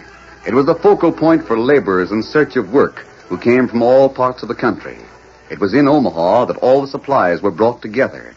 Tons and tons of building material, rail for the tracks, timber from the north and south to be used for construction camps and railroad ties. Colonel Parkman, the engineer in charge of the stupendous undertaking, lived for the time being in Omaha. Late one afternoon in his office. I guess that's about all we can do today, Miss Barkley. Very well, Colonel Parkman. Oh, this last letter is ready for you to sign. Oh, good. You noticed the slip that said that the blasting powder would arrive by steamboat, didn't you? Yes, coming up from the south. Well, as soon as it gets here, we'll arrange to transfer it to wagons and send it west, where it'll be needed to clear some big rocks from the right-of-way. Yes, sir. And by the way, Miss Barkley, don't breathe a word about that blasting powder. Oh, no, sir. If certain parties knew about it, they'd attempt to destroy it. And we need all the supplies we can get. Colonel Parkman, I wonder if your warning doesn't come too late. There'll be a lot of people who know of the explosive. Those who brought it to the river, the men who loaded it on the steamboat, the crew of the boat. I know. I wish we could maintain more secrecy about things. Confounded, we've had stiff opposition so far. But I'm afraid it's nothing to what we'll have in the future. How is that? Miss Barkley, just how much do you know about this, well, call it a triangle? I heard about it in Washington when Henry Wilson was there. Henry Wilson, yes. But as far as I knew, his operations were perfectly legitimate. He tried to show the lawmakers that the railroad would completely ruin the cattle industry by bringing pioneers who would homestead and break up the range. He went beyond that. Oh, of course. He showed where the railroad, with faster and cheaper service, was likely to put the stage lines and steamship lines out of business. Then what? Well, he was overruled. Everyone felt the railroad was important, so the necessary plans were passed upon. That's all that was known of Mr. Wilson. He left Washington. And came out here. Yes, but nobody knows where he is. Or, do you? I don't know, but evidence points to it. I've talked with several cattlemen, members of the association. They've all admitted that they were beaten, and they're willing to make the best of it. They haven't stooped to the things that have happened. Are you sure? Miss Barkley, I know those cattlemen. I know the type of men they are. If they can't win a fair fight, they'll lose it sooner than stoop to outlaw methods. But Henry Wilson's triangle... I know. About the surveyors? Yes, sir. Abduction. Well, we can send an army guard with our surveyors from now on, but what'll happen next? What about the graders, the track layers, the woodcutters, all the others that will have to work on the open plains? I don't know, sir. You don't know? Well, how would you expect me to know? Miss Barkley, I had unusual instructions from Washington concerning you. I was told to put you to work here in my office. Oh. I was also given to understand that there would be times when you'd request a short leave of absence. I was to see that you got it. That is very nice. I'm glad there will be no difficulty. Oh, I know that you're absolutely reliable, that your patriotism is above questioning. Whatever assignment you have, you may be sure that I'll cooperate in any way I can. You need only to call on me. Thank you, Colonel Parkman. That will simplify things tremendously. Is there anything else? Oh, yes. This little package was brought in while you were out of the office. It's for you. Oh. An Indian brought it in. An Indian? Oh, I must open it at once. It was sealed very carefully. Oh, yes, sir. Oh, here. I want you to see this. Look. A bullet. Well, that's what the Indians send when they declare war. A bullet or a bundle of arrows. That Indian who brought it in, I should have held him. Oh, no, Colonel. That wouldn't have been necessary.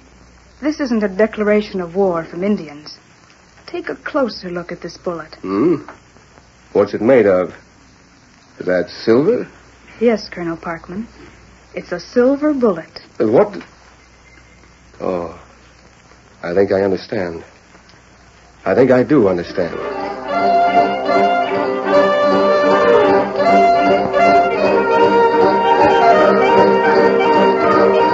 When Joan left the office, an Indian walked close to her in passing. There was no sign of recognition. When the Indian was gone, the girl unfolded a slip of paper that had been placed in her hand. She read it, then tore it to tiny bits, which she scattered on her way to the home of the people with whom she boarded.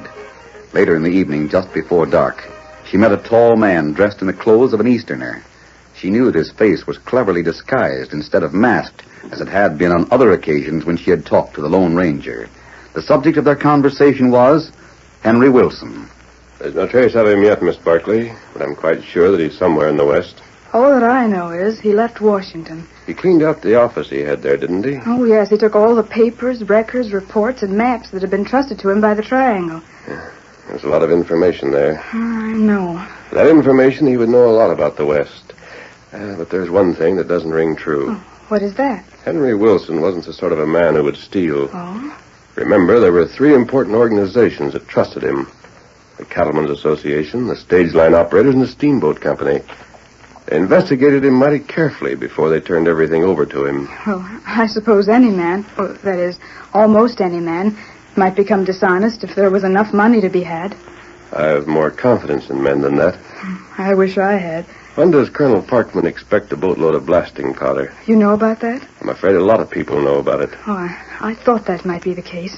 Just how much of a setback would it be if the boat was blown up? It would be a serious one. Very serious. The blasting powder is needed to clear the right-of-way. That's what I thought. It would take a long time to get more to St. Joseph and then to Omaha. Do you think that... Well, think what? Well, of course you'll assume that someone will try to destroy the powder. The life of everyone on board the boat. Hey there, Miss Barkley. Oh, Miss Barkley. It's Willie from the boarding house. Oh, Miss Barkley, there was a message for you. I was told you might be here in the park. What is it, Willie? It's from the Colonel. Colonel Parkman? Yes, ma'am. He says he wants to see you in the office as soon as you can get there. Tonight? Yes, ma'am. He said it was powerful important. He said I was to tell you if he wasn't going there that there was a Mr. Wilson. Henry Wilson? Yes, ma'am. That was the name. Is he going to be in that office? I reckon so, mister. That's the way it sounded when the Colonel told me. Oh, I'd better go at once. It'll soon be dark. Yes. I'll tell you what is said. I'll find out. And, Miss Barkley. Yes? I'll send word to you at the boarding house. It may be in code. I'll understand. I'd better hurry. I wonder where Wilson came from.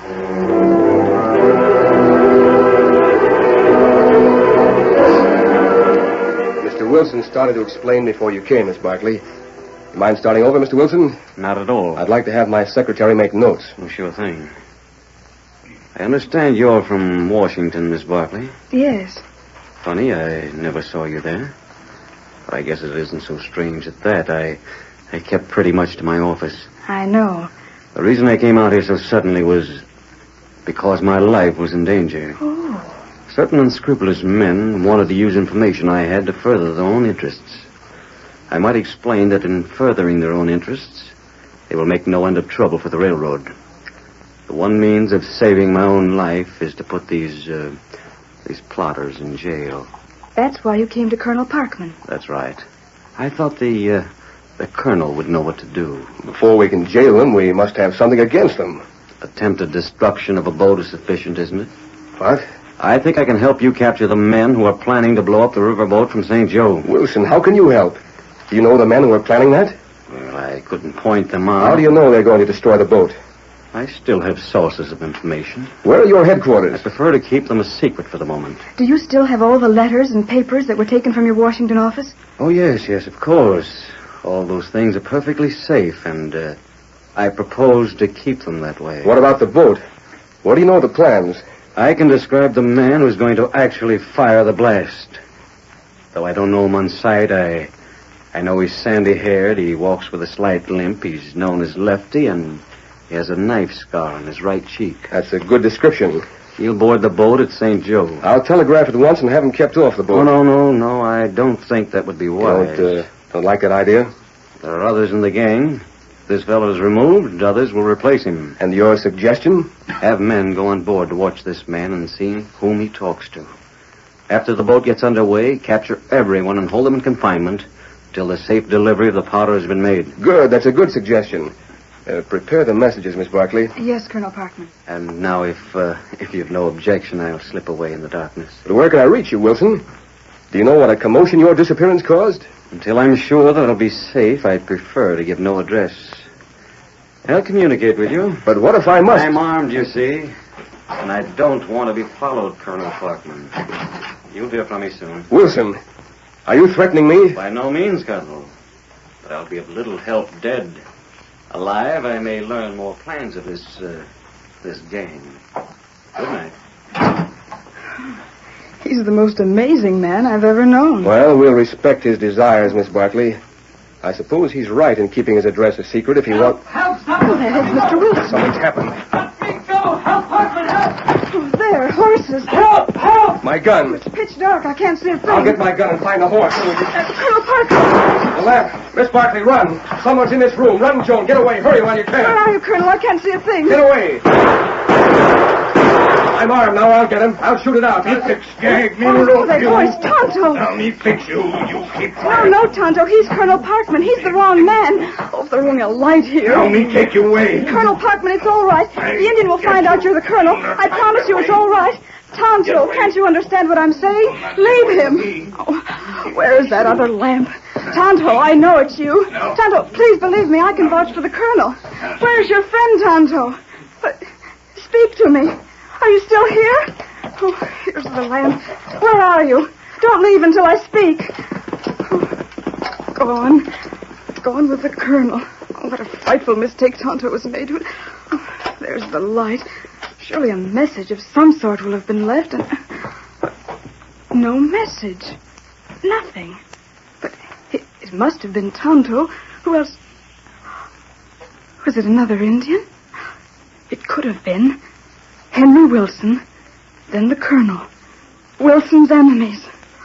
Oh, where's the Lone Ranger?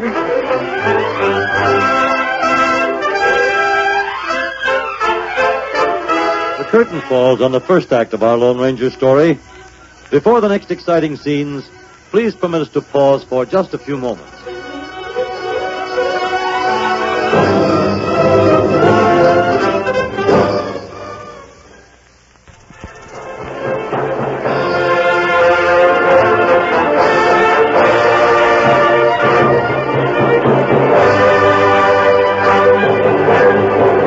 Now to continue our story. Two horses, a large white stallion and a powerful pinto, raced through the almost total black of night, heading for a thickly wooded section outside of Omaha. Each horse carried double. The first one was ridden by the Lone Ranger. Run, Silver. You'll pay for this. Colonel Parkman will find you and hang you. The less you struggle, Wilson, the easier this ride will be. You wait. My friend Colonel Parkman will learn. He already knows. You'll see him in a few minutes. What? See him? Run, Silver.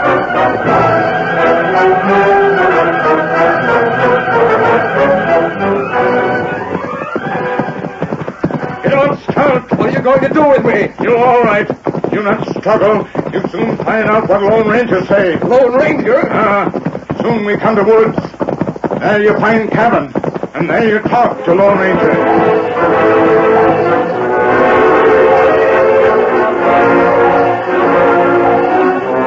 A short time later, Tonto arrived at the cabin in the woods. As the Indian opened the door, the dim light of a single candle showed Wilson sitting in a chair with his arms tied behind his back. And now you go inside. You sit down. I want to know the reason for this abduction. Parkman. This Indian captured me a minute after you were seized. Oh. Where's the man who captured you, Wilson? He left me here. He said he'd be back in a minute or two. Him close by. You take seat. Might as well. Lone Ranger come in soon. Lone Ranger? Yes. The Indian claims I'll be talking to the Lone Ranger in just a moment. You've heard of him, haven't you, Wilson? Yes, I've heard of him. Well, if the Lone Ranger planned this affair, he has a reason for it. I wish I knew for certain that it was the Lone Ranger. You can be sure of that. Masked. That's the same voice. Are you the one who captured me? Yes, Wilson. I'm the same man. I removed my disguise that I've been wearing. It's my own clothes on. And that mask. I told Tonto to shoot the light out before he went after you, Colonel Parkman. I didn't want you to snap one of those fast shots that have made you so famous. Why are we here? Because I think the most important thing right now is the safety of that riverboat. You have a strange way of safeguarding that boat. Wilson was telling me about the man who plans to destroy it. Now you've captured me, so I can't send word to have that man arrested. How did you describe the man, Wilson? I told Colonel Parkman what he looked like. Why should I repeat? I can tell you. The man is sandy-haired, known as Lefty. Walks with a slight limp. and has the scar of a knife wound on his right cheek. I just wanted to make certain. Then you knew about him? I know the man who answers that description. Then let me go. Let me get word to St. Joe to have this fellow seized. Can't you understand the importance of this? Colonel Parkman has the authority to have that man arrested. No one else could make such a demand. Colonel Parkman is going to have Lefty arrested. He'll have to go to St. Joe to do it. The lawman in St. Joe wouldn't put Lefty under arrest because of a telegram. He couldn't be sure it really came from the colonel. Go to St. Joe? I'm to go there? Yes. I think the sailing of the riverboat with the blasting powder can be delayed that long if you send a telegram. I'll go with you. And what about me? For the time being, Wilson, you'll stay here. Here? You mean in this shack? Yes. Tonto will see that you're fed until we return. You can't do this. Colonel Parkman, he can't keep me a prisoner. I hope you know what you're doing. If I'm wrong, I'll be responsible for anything that happens.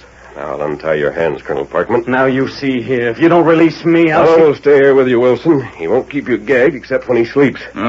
Me watch him. Good. There. Come on, Colonel Parkman. The sooner we find a horse for you to ride, the sooner we'll get to St. Joe. The colonel was a splendid rider and a strong man, but he felt the pace the masked man set on the trip to St. Joe. There were pauses only when the horses had to rest and graze, and one short break for a few hours of sleep. During the trip, the Lone Ranger outlined certain things. Are you sure of this? Yes. Well, if what you say is correct, of course you can count on me to help in any way possible. Thanks. I was sure I could count on you, Colonel Parkman. Now, just make sure the boat leaves St. Joe after dark, and then, well, you know when to declare Lefty a crook. Yes, I know. Shortly after the riverboat pulled north from St. Joseph, a man whose face was scarred, who walked with a limp, made his way toward the stern where two men stood watching the moonlight on the water. What's the matter, boys? Huh? Lefty. That's right, Butch. It's Lefty again. We're just going to ask you and Red if the law got wind of you two in St. Joe. Yeah, what's the matter with you, Lefty? We done nothing wrong. Well, not that the law knows about. That is, nothing that can be proved. You look here, Lefty. If you followed Who said us... anything about following you, Red? Well, you're wasting your time, Savvy. You've had a notion all along that we were a couple of crooks. I'm getting tired of being watched. Tired of it, huh, Red? That's too bad. Because maybe someday you'll get tired enough of seeing me around to try a knife on me, like was done a few years ago, and then I'll have you. I'll have you then because I'll be able to shoot to defend myself. Pretty smart, huh? A real smart lawman traveling around just looking for trouble. Uh-huh. Trouble that's stirred up by you two. Yeah, leave us alone. We didn't ask to hear your smart talk. Maybe you'd tell me why you're Omaha bound. Is there a law against going to Omaha? No, not that I know of. Or is there any new law that says we got to tell why we're going there? No, I just figured maybe you'd tell me. We're not doing favors for anyone, Lefty. Least of all, anyone like you. You just leave us alone. Suit yourself, boys. If you don't want to tell me, I'll find out for myself. Sooner or later. Butch, that ornery detective is out for our hide. Yeah, the boss said he'd take care of things, though, Red. Maybe he'll do something about Lefty. Well, he better if he wants us to... Hey, look, Butch. Look yonder. Huh? There's the sheriff of Atchison County. See him? There's other sheriffs with him. Sure as I'm alive, that's who they are. And that big man talking to him is Colonel Parkman himself in flesh. Parkman? Is that who he is? Sure. He's the head engineer of the railroad. No, unless... Red, we're up against something tough. We got a whole shipload of lawmen. We won't be able to fire that powder in 100 years while they're on board. They're talking over something. Mighty special talk, too. Look at them. Hang it. Now what'll we do? Now, wait. They're moving toward Lefty. Going to get him in on the confab. Yeah. And him a special government detective. I wonder if he'll let these sheriffs know what his job is. Red, look. Look what they're doing. You can't arrest me. No use arguing about it, Lefty. There's no point in resisting. You're leaving this boat at the next landing. Oh, but there's a mistake. I tell you. No mistake at all, Lefty. Henry Wilson told me all about you. Any forged credentials you have are worthless. Henry Wilson? Take him into custody, man, and put him ashore at the next landing. If he's on shore, he won't be able to do much damage. Red, you heard that? Did you hear the same as I did? They're arresting Lefty. And Parkman said that Henry Wilson told him all about it. Yeah, I savvy the whole thing now, Butch. He sure got to hand it to the boss. He fixes those Parkman thought Lefty was on board to explode the powder. That's it. As soon as they leave the boat, we'll be in the clear. There won't be anything to stop us. When the riverboat stopped at a landing, Red and Butch saw the lawman leave with Parkman and Lefty. And a few moments later, the boat was underway again. Now we'll wait, Red, until the next landing. We light fuses to the powder just before the landing. Then go ashore and watch the fireworks. Swell. I bet this boat will go sky high when all that blasting powder goes off.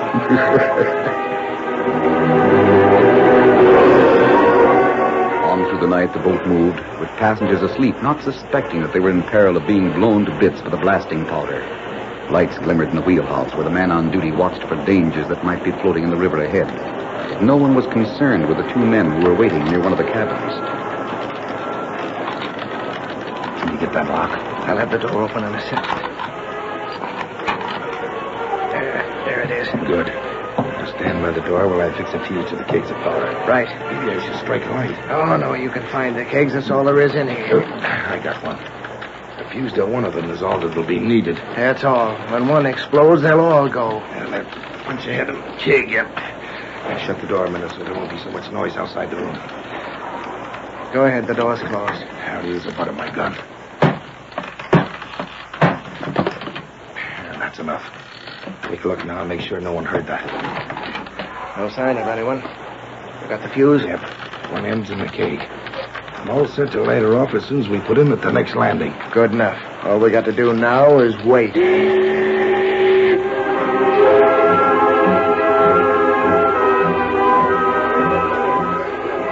It was the middle of the night when the riverboat made the next stop. Butch and Red were at the rail watching the slight activity on shore. And Red slipped away and silently went below deck. In a moment, he was back at Butch's side. I lighted her, Butch. The fuse is burning right now. Then we'd better get ashore in a hurry. I'll have plenty of fuse. We got lots of time. You shut the door? Sure. Come on, then. We'll go over the side. Going somewhere, Butch? Huh? Lefty, you here again? What the same Got here? a couple of lawmen with me, boys, just in case we have to make an arrest. I wanted to be sure we had the sheriff of the county we're in right now. You want to question him, huh? That's right, Sheriff. Let's take him below deck. Now, wait. You can't do that, Lefty. This way we got to get off the boat. Here. I thought you boys were going to Omaha. No, we get off Well, that's here. all right. You'll have lots of time. The boat won't pull out for a quarter hour or so. Where'd you come from? Well, after Colonel Parkman took me ashore, I had a time explaining to him that I was a federal detective. But when I'd done so, he felt mighty sorry for having took me ashore. So I rented a horse for him, and we came after the boat. Parkman, you here, too? I just came on board. Are you ready to question him, Lefty? Yep, only we'll take him below. No, wait. Listen, Lefty. Save your talk till we're below deck. You can't talk here with us folks coming on board and going ashore. I won't go below. Leave me alone. Steady there. Let go of me, Parkman. We're going below. I want to ask you, too, about a man that calls himself Henry Wilson. We don't know him. Look, let's talk on shore. Come on ashore and we'll tell you anything you want to know. Lend a hand here. We may have to get rough to take these two, or we can talk to... No, listen to me. We don't want to go below. Let go of my neck. You can't do this. The terror of the schemers increased when they were taken to within 10 feet of the cabin where the fuse to the explosive had been lighted. Lefty spoke with nerve-wracking deliberation. There's no hurry at all, boys. Just take your time and see if you can't recollect something about Henry Wilson. No, I tell you, we can't. We got to get out of I here. told you, Butch, that there was plenty of time. There's no hurry to get out. What if the boat does leave? Thunder and lightning if the boat leaves without you. Red's terror reached a fever pitch. He knew that any instant might bring the blast that would send everyone on board the boat to sudden oblivion. Lefty kept one shrewd eye on him while he spoke. I just start with the time I met you in that little town of Painted House. Stop, Lefty. Get out of here before the blast. Yeah, the ship's going to blow up. Who says so? We know that powder. You lighted a fuse to it? Yeah. Yes, we admit it. Only let us get off the boat, that's all. Hurry before it's too late. Who told you to do that? Henry Wilson. He's the one. He's the boss. He told us to do it. That's what we wanted to know. We got the confession. Come on out. Hey, Red, look. A masked man. He was in that cabin. I was there when you lighted the fuse. You? We wanted your confession. We wanted you to name Henry Wilson. You two crooks. Meet the Lone Ranger. He snuffed out the fuse as soon as you'd left the cabin. Colonel, is Silver on the shore? He came right along with us. We're framed. I'll go ashore now, Colonel. Tonto is waiting with Henry Wilson. You knew all the time. We thought You thought you were in the clear when we followed Wilson's instructions. The Lone Ranger knew as soon as he heard Wilson call me a crook that it was a scheme to get me off the boat. You two stuck your necks right into the noose when you thought the coast was clear. Right into the Lone Ranger's noose.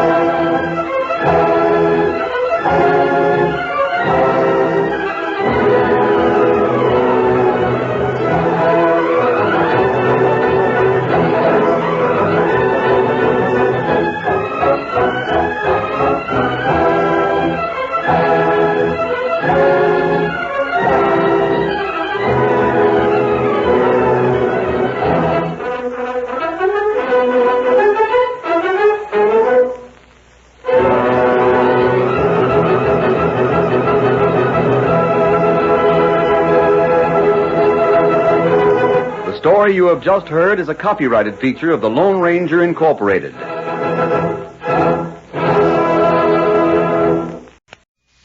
Time to Smile with Eddie Cantor is being broadcast tonight from a Marine training camp in California for the entertainment of the Marine personnel.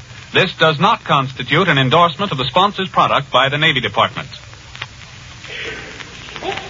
Ladies and gentlemen, before a huge audience of men of the 2nd Marine Division, Fleet Marine Force, Camp Elliott at San Diego, California, Bristol Myers, the makers of Ipana for the Smile of Beauty, and Sal Hepatica for the Smile of Health, present It's Time to Smile with Eddie Cantor.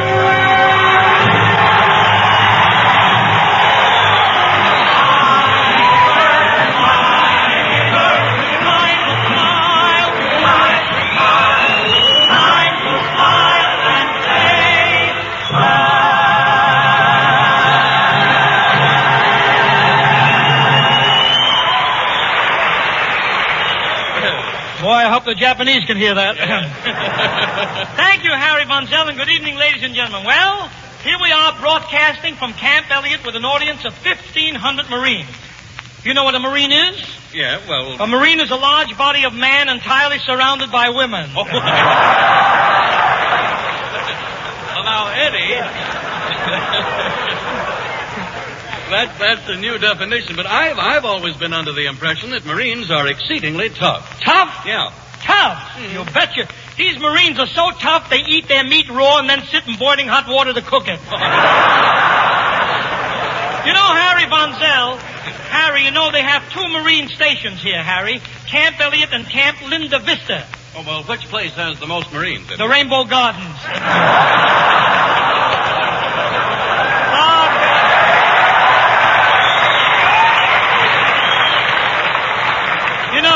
You know, it's quite a place, Harry. They've got a sign over the cloakroom, not responsible for hats, coats, or Marines left over 30 days. Yes, sir. When they play, Eddie, they play hard, but they do take their work seriously. Oh, you're right, Harry. You should have seen them this afternoon when they had their war games. War games? Was around. Yeah, yes. Oh, yes, Harry. A lot of them get around in a circle, and one guy starts shooting. He throws out a couple of cubes with numbers on them, Harry. With numbers. I don't know, Eddie. That sounds pretty dangerous to me. It is, if the cubes are loaded, yeah. Oh, dice, huh? Yeah, now you know what the government means by keep 'em rolling. Yeah. Well, Eddie, you certainly have learned a lot here today. Well, Harry, among other things, I learned that the defense workers here in San Diego are working with such speed that they don't stop for a single minute. If you're near one of those defense plants, keep moving. I stopped in front of a defense plant this morning for 2 minutes. Right away, a guy slapped wings on me, stuck a propeller on my nose, painted U.S. bomber on my back, and there I was, a pop-eyed P-38.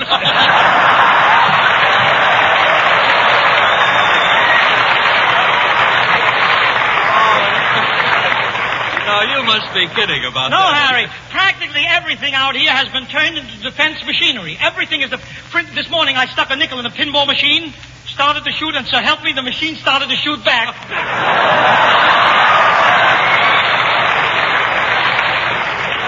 Yeah, is that the phone? I think I heard the phone a minute ago. Hello? Hello? Eddie Cantor speaking. Hello? Hello? Hello? How do you do? Where's Gordon, the mad Russian? What are you doing on the phone, Russian? You should be in San Diego. Why aren't you here? I was detained because I had to kiss my wife goodbye. Well, why should that detain you? I waited for a blackout. I can't understand why you're not here yet. I gave you very simple directions. Just go to Route 66 and follow the white line. I did. I followed it to Santa Monica, then to Santa Barbara. I followed that white line for 60 miles before I realized it was on the back of a skunk. A skunk? Yes. So I got out of my car, walked up to him, and we stood there face to face. But where is the skunk now? The last time I saw him, he was burying his fork.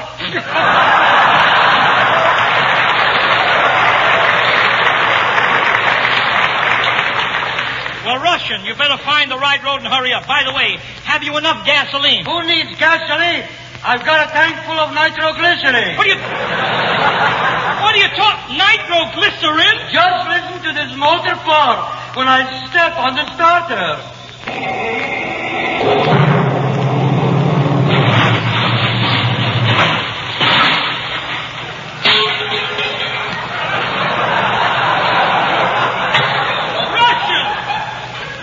Russian, where are you? I am flying low over Pomona with the steering wheel for our next race.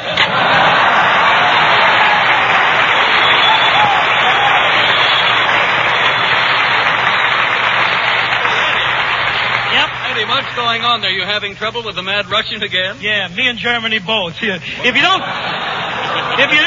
think that Germany is having trouble, you should have heard the shortwave broadcast from Berlin that I heard last night. Here's what happened. Take it away, Berlin. This is Berlin. We now present a famous German news analyst, H.V. Kaltenau-Schmitz. Heil Hitler, / Germany has found a new way to make rubber. We can make all the rubber we want out of pig's knuckles. There's only one hitch. We got no pig's knuckles. There is a big pig shortage in Germany. In fact, we got only one pig left. Heil Hitler.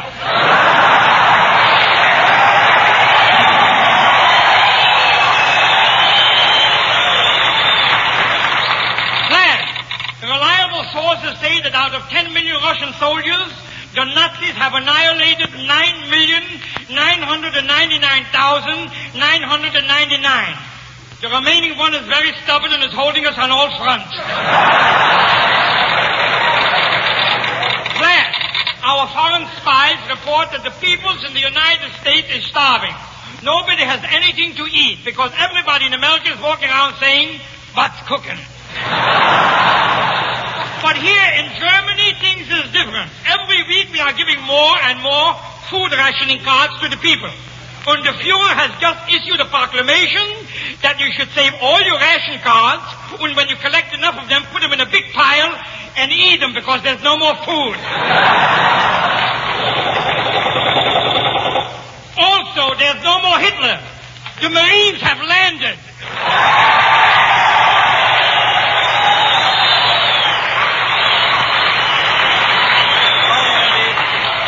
I don't know where you get that dialect. Yeah, I don't... Oh, there it is again. Hello? Hello, Eddie Cantor speaking. Hello? Eddie Cantor? Russian, you were supposed to drive up here to San Diego. What happened? I met some very charming people on the way. They like me so much, they insisted I stay over here. Where are you? Can you bail me out? You're in jail? What for? Driving without an automobile. Why, you idiot, nobody can drive without an automobile. Come down here and explain that to my finance company.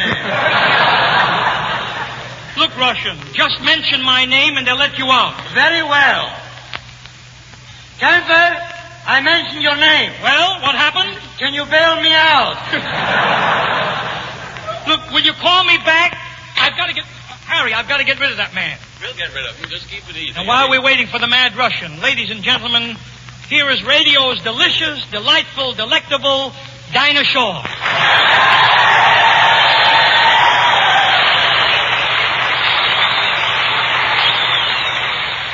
Now, don't be nervous, Dinah, just because you're among 1,500 Marines. They all know how to behave themselves. They're perfect gentlemen. Just stand behind this barbed wire, that's all.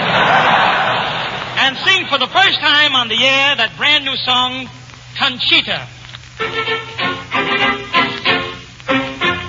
He was a handsome young Irish lad, and she was a Mexican beauty. It was siesta, and I might add, romantically he was on duty. A boy and a girl neath the stars. I can tell it in 64 bars. His Irish heart went bingo when he saw the Rose of Juarez. Conchita, Marquita, Lolita, Pepita, Rosita, Juanita, Lopez. Oh, you're a lovely single. For me, there's but but one girl he said. Conchita, Marquita, Lolita, Pepita, Rosita, Juanita, Lopez. Mandolins began to play, and her lips were there to kiss. As they danced, I heard him say, New Jersey was never like this. The bells began to ring as they rode away on a mule. To prove I'm not joking, if you're in Hoboken, drop in for a minute and you'll meet Conchita, Marquita, Lolita, Pepita, Rosita, Juanita, Autry. And there's little Teresa, Maria, Elisa, and Patsy and Molly and Mike. And there's Pedro and Sancho, and Jose and Pancho, and Tommy and Timmy and Spike. Of course there are others, her sisters and brothers. They're older and they go to school. Flash, the doctor announces 8 pounds, 7 ounces. One more for Lopez and Autry. Señores y caballeros, recuerden que la sal hepática causa la sonrisa indicadora de salud. Shame on you, Harry. What is that indicatora de salud business? Well, Eddie, that's remember sal hepatica for the smile of health in Spanish. In your kind of Spanish, Harry, I'd never know, and I don't want to miss anything, so would you please stick to English? Do you Okay, Eddie, you mind? sure. Because, after all, I wouldn't want anyone to miss knowing how much faster sal hepatica helps them feel better. Ladies and gentlemen, whenever you wake up feeling headachy and under the weather because you need a laxative, just take Speedy Sal Hepatica right away. Because then Sal Hepatica brings quick, gentle relief, usually within an hour. If you remember that about Sal Hepatica, never again will you have to put off till night taking the laxative you need in the morning, and you won't have to risk feeling miserable the rest of the day. And remember this about Sal Hepatica, too. Sparkling Sal Hepatica also helps counteract excess gastric acidity. Helps turn a sour stomach sweet again. So get a bottle of Sal Hepatica from your druggist first thing tomorrow. And take it whenever you need a laxative, morning, noon, or night. See how much faster you feel better when you rely on gentle, speedy Sal Hepatica.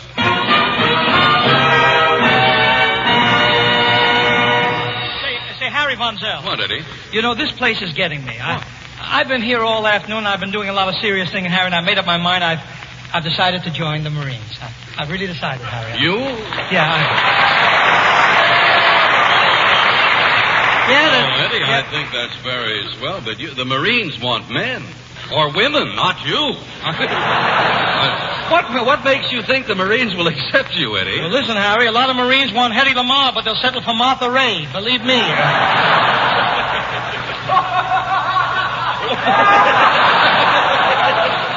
He'd settle for Edna May Oliver. No, but really, Eddie, you're much too old for the service. What do you mean too old? There's nobody too old to serve his country. Why, when George Washington fought at Valley Forge, he was 45. And how old were you at the time? I was a baby. Shut up. No use trying to talk me out of this, Harry. I've already sent for the doctor here, and I'm going to take my physical just as soon as he arrives. But there's no use... Hello? Oh, doctor, I want an examination.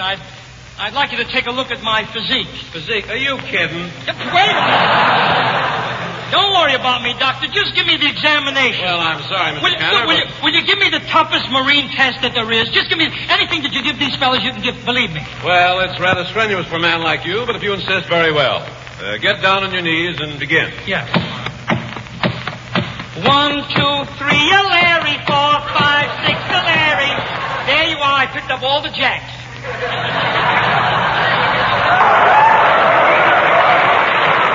Well, congratulations. You are now a Marine. Yep. Do you feel all right? Well, that'll give you an idea how I feel. I'm a little winded, but don't worry. I regret that I have but 6 jacks to pick up for my country. All right, now there's only one thing more, Mr. Cantor. I have to give you a blood test. A blood test? Yeah. Well, hey, I'm not afraid. Just unpack your needle and let's go. I can take it. I'm tough. Hey, doctor, he's fainted here. Fainted? That's funny. I didn't even unpack my needle. Where am I? Well, take it easy now, Eddie. He looks very weak, Doctor. I'd better put him in this bed. A good idea. I'll get a nurse to take care of him. Oh, gee, Harry, I'd love to be a Marine. Well, it's Gracie Allen.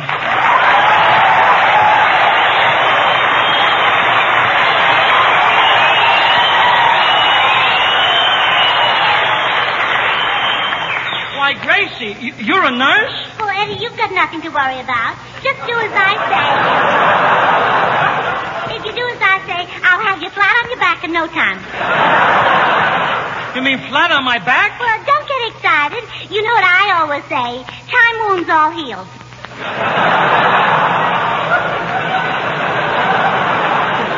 Look, I can't understand, Gracie, how you ever became a nurse. Well, it's very simple. Nurses run in my family. They do? Yeah, my father chases them. Sometimes he catches them. Yeah. But sometimes my mother catches him. And then you should see what he catches. Yep, all right. Gracie, if you're going to be my nurse, tell me, how much experience have you had? Why, well, you're the 9th patient I've had this week. Oh, really? Yeah, if you don't believe me, you can ask Mr. Davis. Who's Mr. Davis? Well, he's the one who's still alive.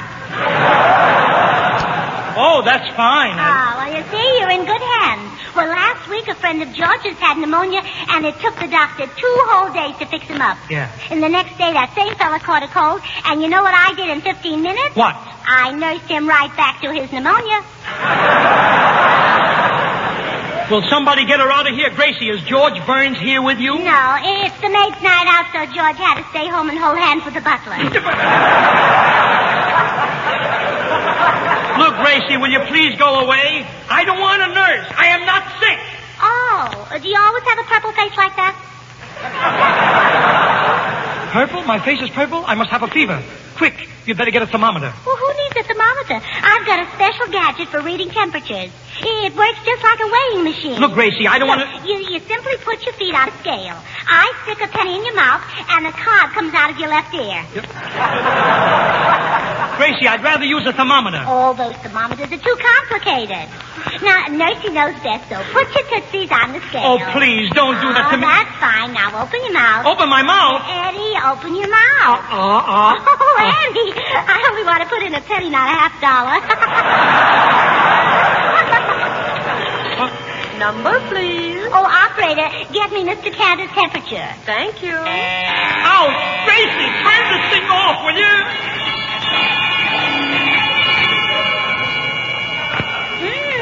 5,000 on the first shot. Yep.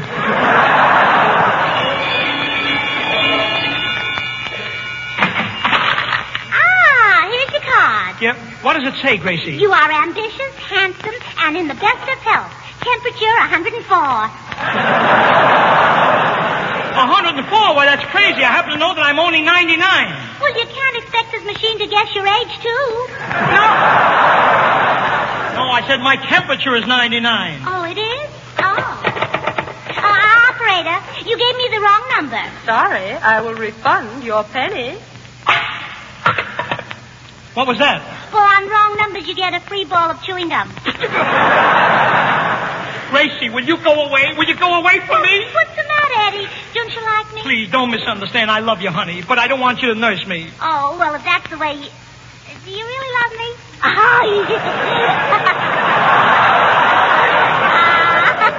You're sweet. Oh, Gracie, it isn't that I love you. What? I said it's just that I like you. You see, I like you. Well, you don't love me anymore? But... Well, you said you did a minute ago. Fickle, aren't you? I'm not fickle, and I never meant to say I love you. I just... Is there someone else? Look, Gracie. Is there? Yes, there is. I'll bet it's Ida. Vamp. Listen, you're speaking of the woman I love. Well, if you love her so much, why don't you marry her? Why don't you get it over with? Yeah, but I did marry her. I did. You a married man and making love to me. Oh, wait till my husband hears about this. All right, Gracie, I give up. I'll do anything you say. Will you nurse me back to health? Oh, now you're being sensible. Now, first I'll give you something for your diet. Here, eat this. Whatever. What was that? Well, what did it taste like? A thermometer. Oh, you've eaten them before, huh? You mean you gave me glass to eat? Yeah. Why, you're crazy. Well, I didn't eat it. You did. Now, look, Gracie. Oh, I'll take it. Hello? Who is it you want? Yes, this is Gracie Allen. What's that? Oh, my goodness. An emergency at the Del Mar Hotel. Well, I'll take care of it right away. Say, Eddie, where can I find a Marine? A Marine? Just one? Why, there are 1,500 of them right here. All I want is one, and he has to rush right over to the Del Mar Hotel. Why? What's going on there? 500 sailors are fighting one Marine, and he wants to find a friend to hold his coat.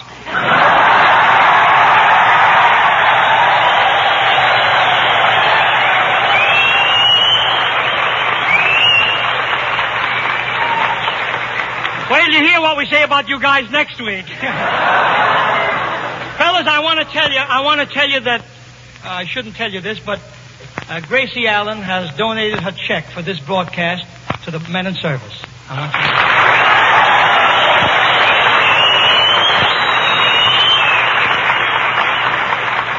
Say, Eddie, Yeah. the girls in my club would love to meet you sometime. You belong to a club, Gracie? Yes, the Beverly Hills Uplift Club. I wish you could come down next Wednesday afternoon to talk to the girls at our regular Friday meeting. You hold your Friday meetings on Wednesday? Yes. We don't hold the Friday meetings on Tuesday anymore on account of what happened at last Saturday's meeting. Some Sunday. Why not try holding the Monday meeting on Thursday? Oh, stop. You sound silly. Well, anyway, the subject of this meeting was supposed to be beautiful and how to be it. And I can't find a speaker. Oh, well, maybe your Uncle Eddie can help you out just a bit. Oh, Harry Bonzel. What, Eddie? Harry, would you like to give a little talk on the subject of how to be beautiful? What are you talking about? No, well, Harry, I'm serious. Well, I don't know anything about telling people to be beautiful or how to be... Oh, although I do know one thing. Yeah, go on. Well, simply the fact that in order to be attractive, a person must have an attractive smile. Yeah, but everyone knows that, Harry. Yes, but not everyone realizes that teeth are seldom at their sparkling best unless gums are firm and healthy. That's why so many dentists recommend the faithful daily use of Ipana toothpaste and gum massage. Because Ipana is not only unsurpassed for cleaning and brightening teeth, but when used with massage, it is especially designed to help give gums the stimulation they need to help keep them from becoming susceptible to gum trouble. So, ladies and gentlemen, why don't you follow this famous healthful routine? Brush your teeth regularly with Ipana toothpaste. And every time you do, put a little extra Ipana on your brush or fingertip and massage it on your gums. In that simple way, ladies and gentlemen, you are helping yourself to an Ipana smile, a smile of beauty. So ask your druggist tomorrow for a tube of Ipana toothpaste. And since the government has ruled that we can't buy toothpaste of any kind unless we take an empty tube to the store in exchange, don't forget to turn in an empty metal tube of some kind when you get your Ipana toothpaste.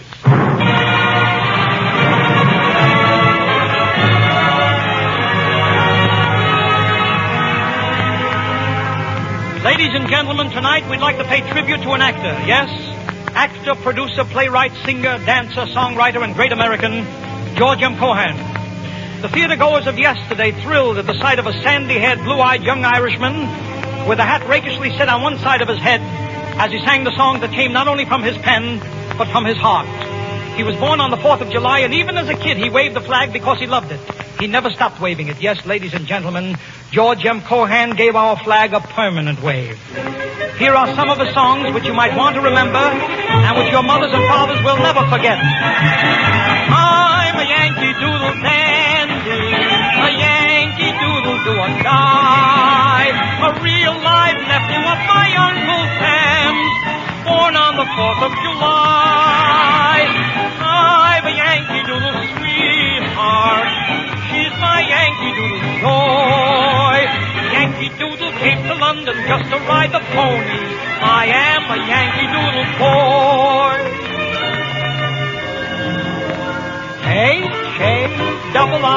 H-A-R-R-I-C-A-N spelled arrogant. Out of all the Irish blood that's in me, and the Dibble man can say a word against me. H-A-R-R-I-G-A-N-U-C is the name that the shame never has been connected with. Arrogant, that's me.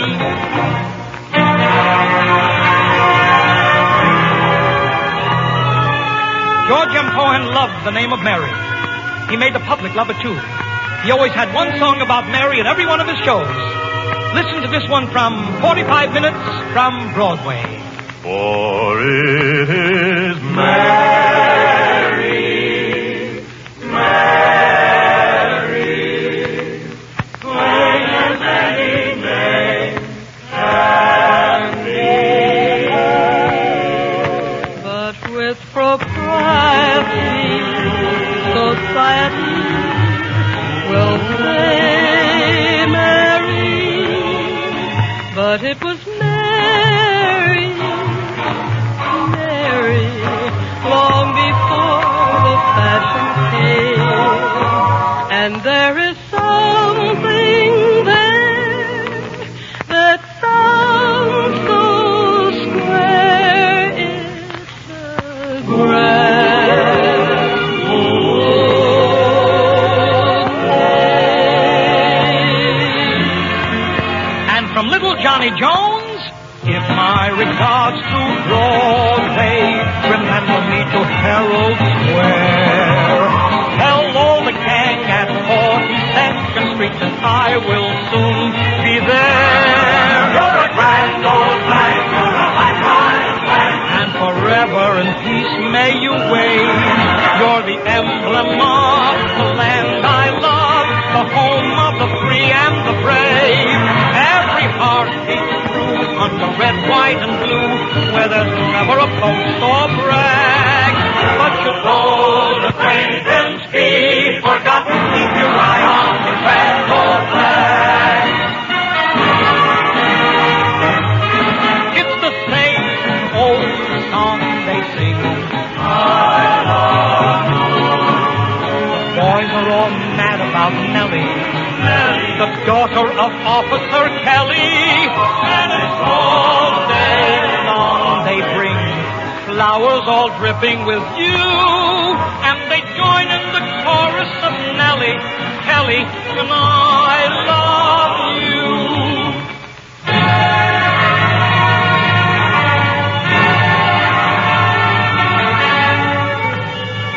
Our most prominent songwriters of today will agree that the song for this war has not yet been written. Perhaps it may still be written by George M. Cohan, the man who wrote the great song of the last war. Over there, send the word, over there, that the Yanks are coming, the drums coming everywhere. So prepare, say a prayer, send the word to beware. All right, Marines, we'll be over, we're coming over, and we won't come back till it's over.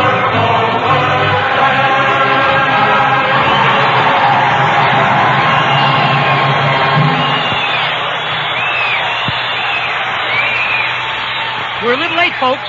All the songs you've just heard are in the new Warner Brothers picture, Yankee Doodle Dandy. Next week, we'll be broadcasting from Camp Hahn near Riverside, California, and our special guest will be the very glamorous Veronica Lake. And so until then, remember, I love to spend... Summertime means bigger washings, extra washings, hands constantly in and out of water. So summertime also means Touche, thrilling new discovery in skin care.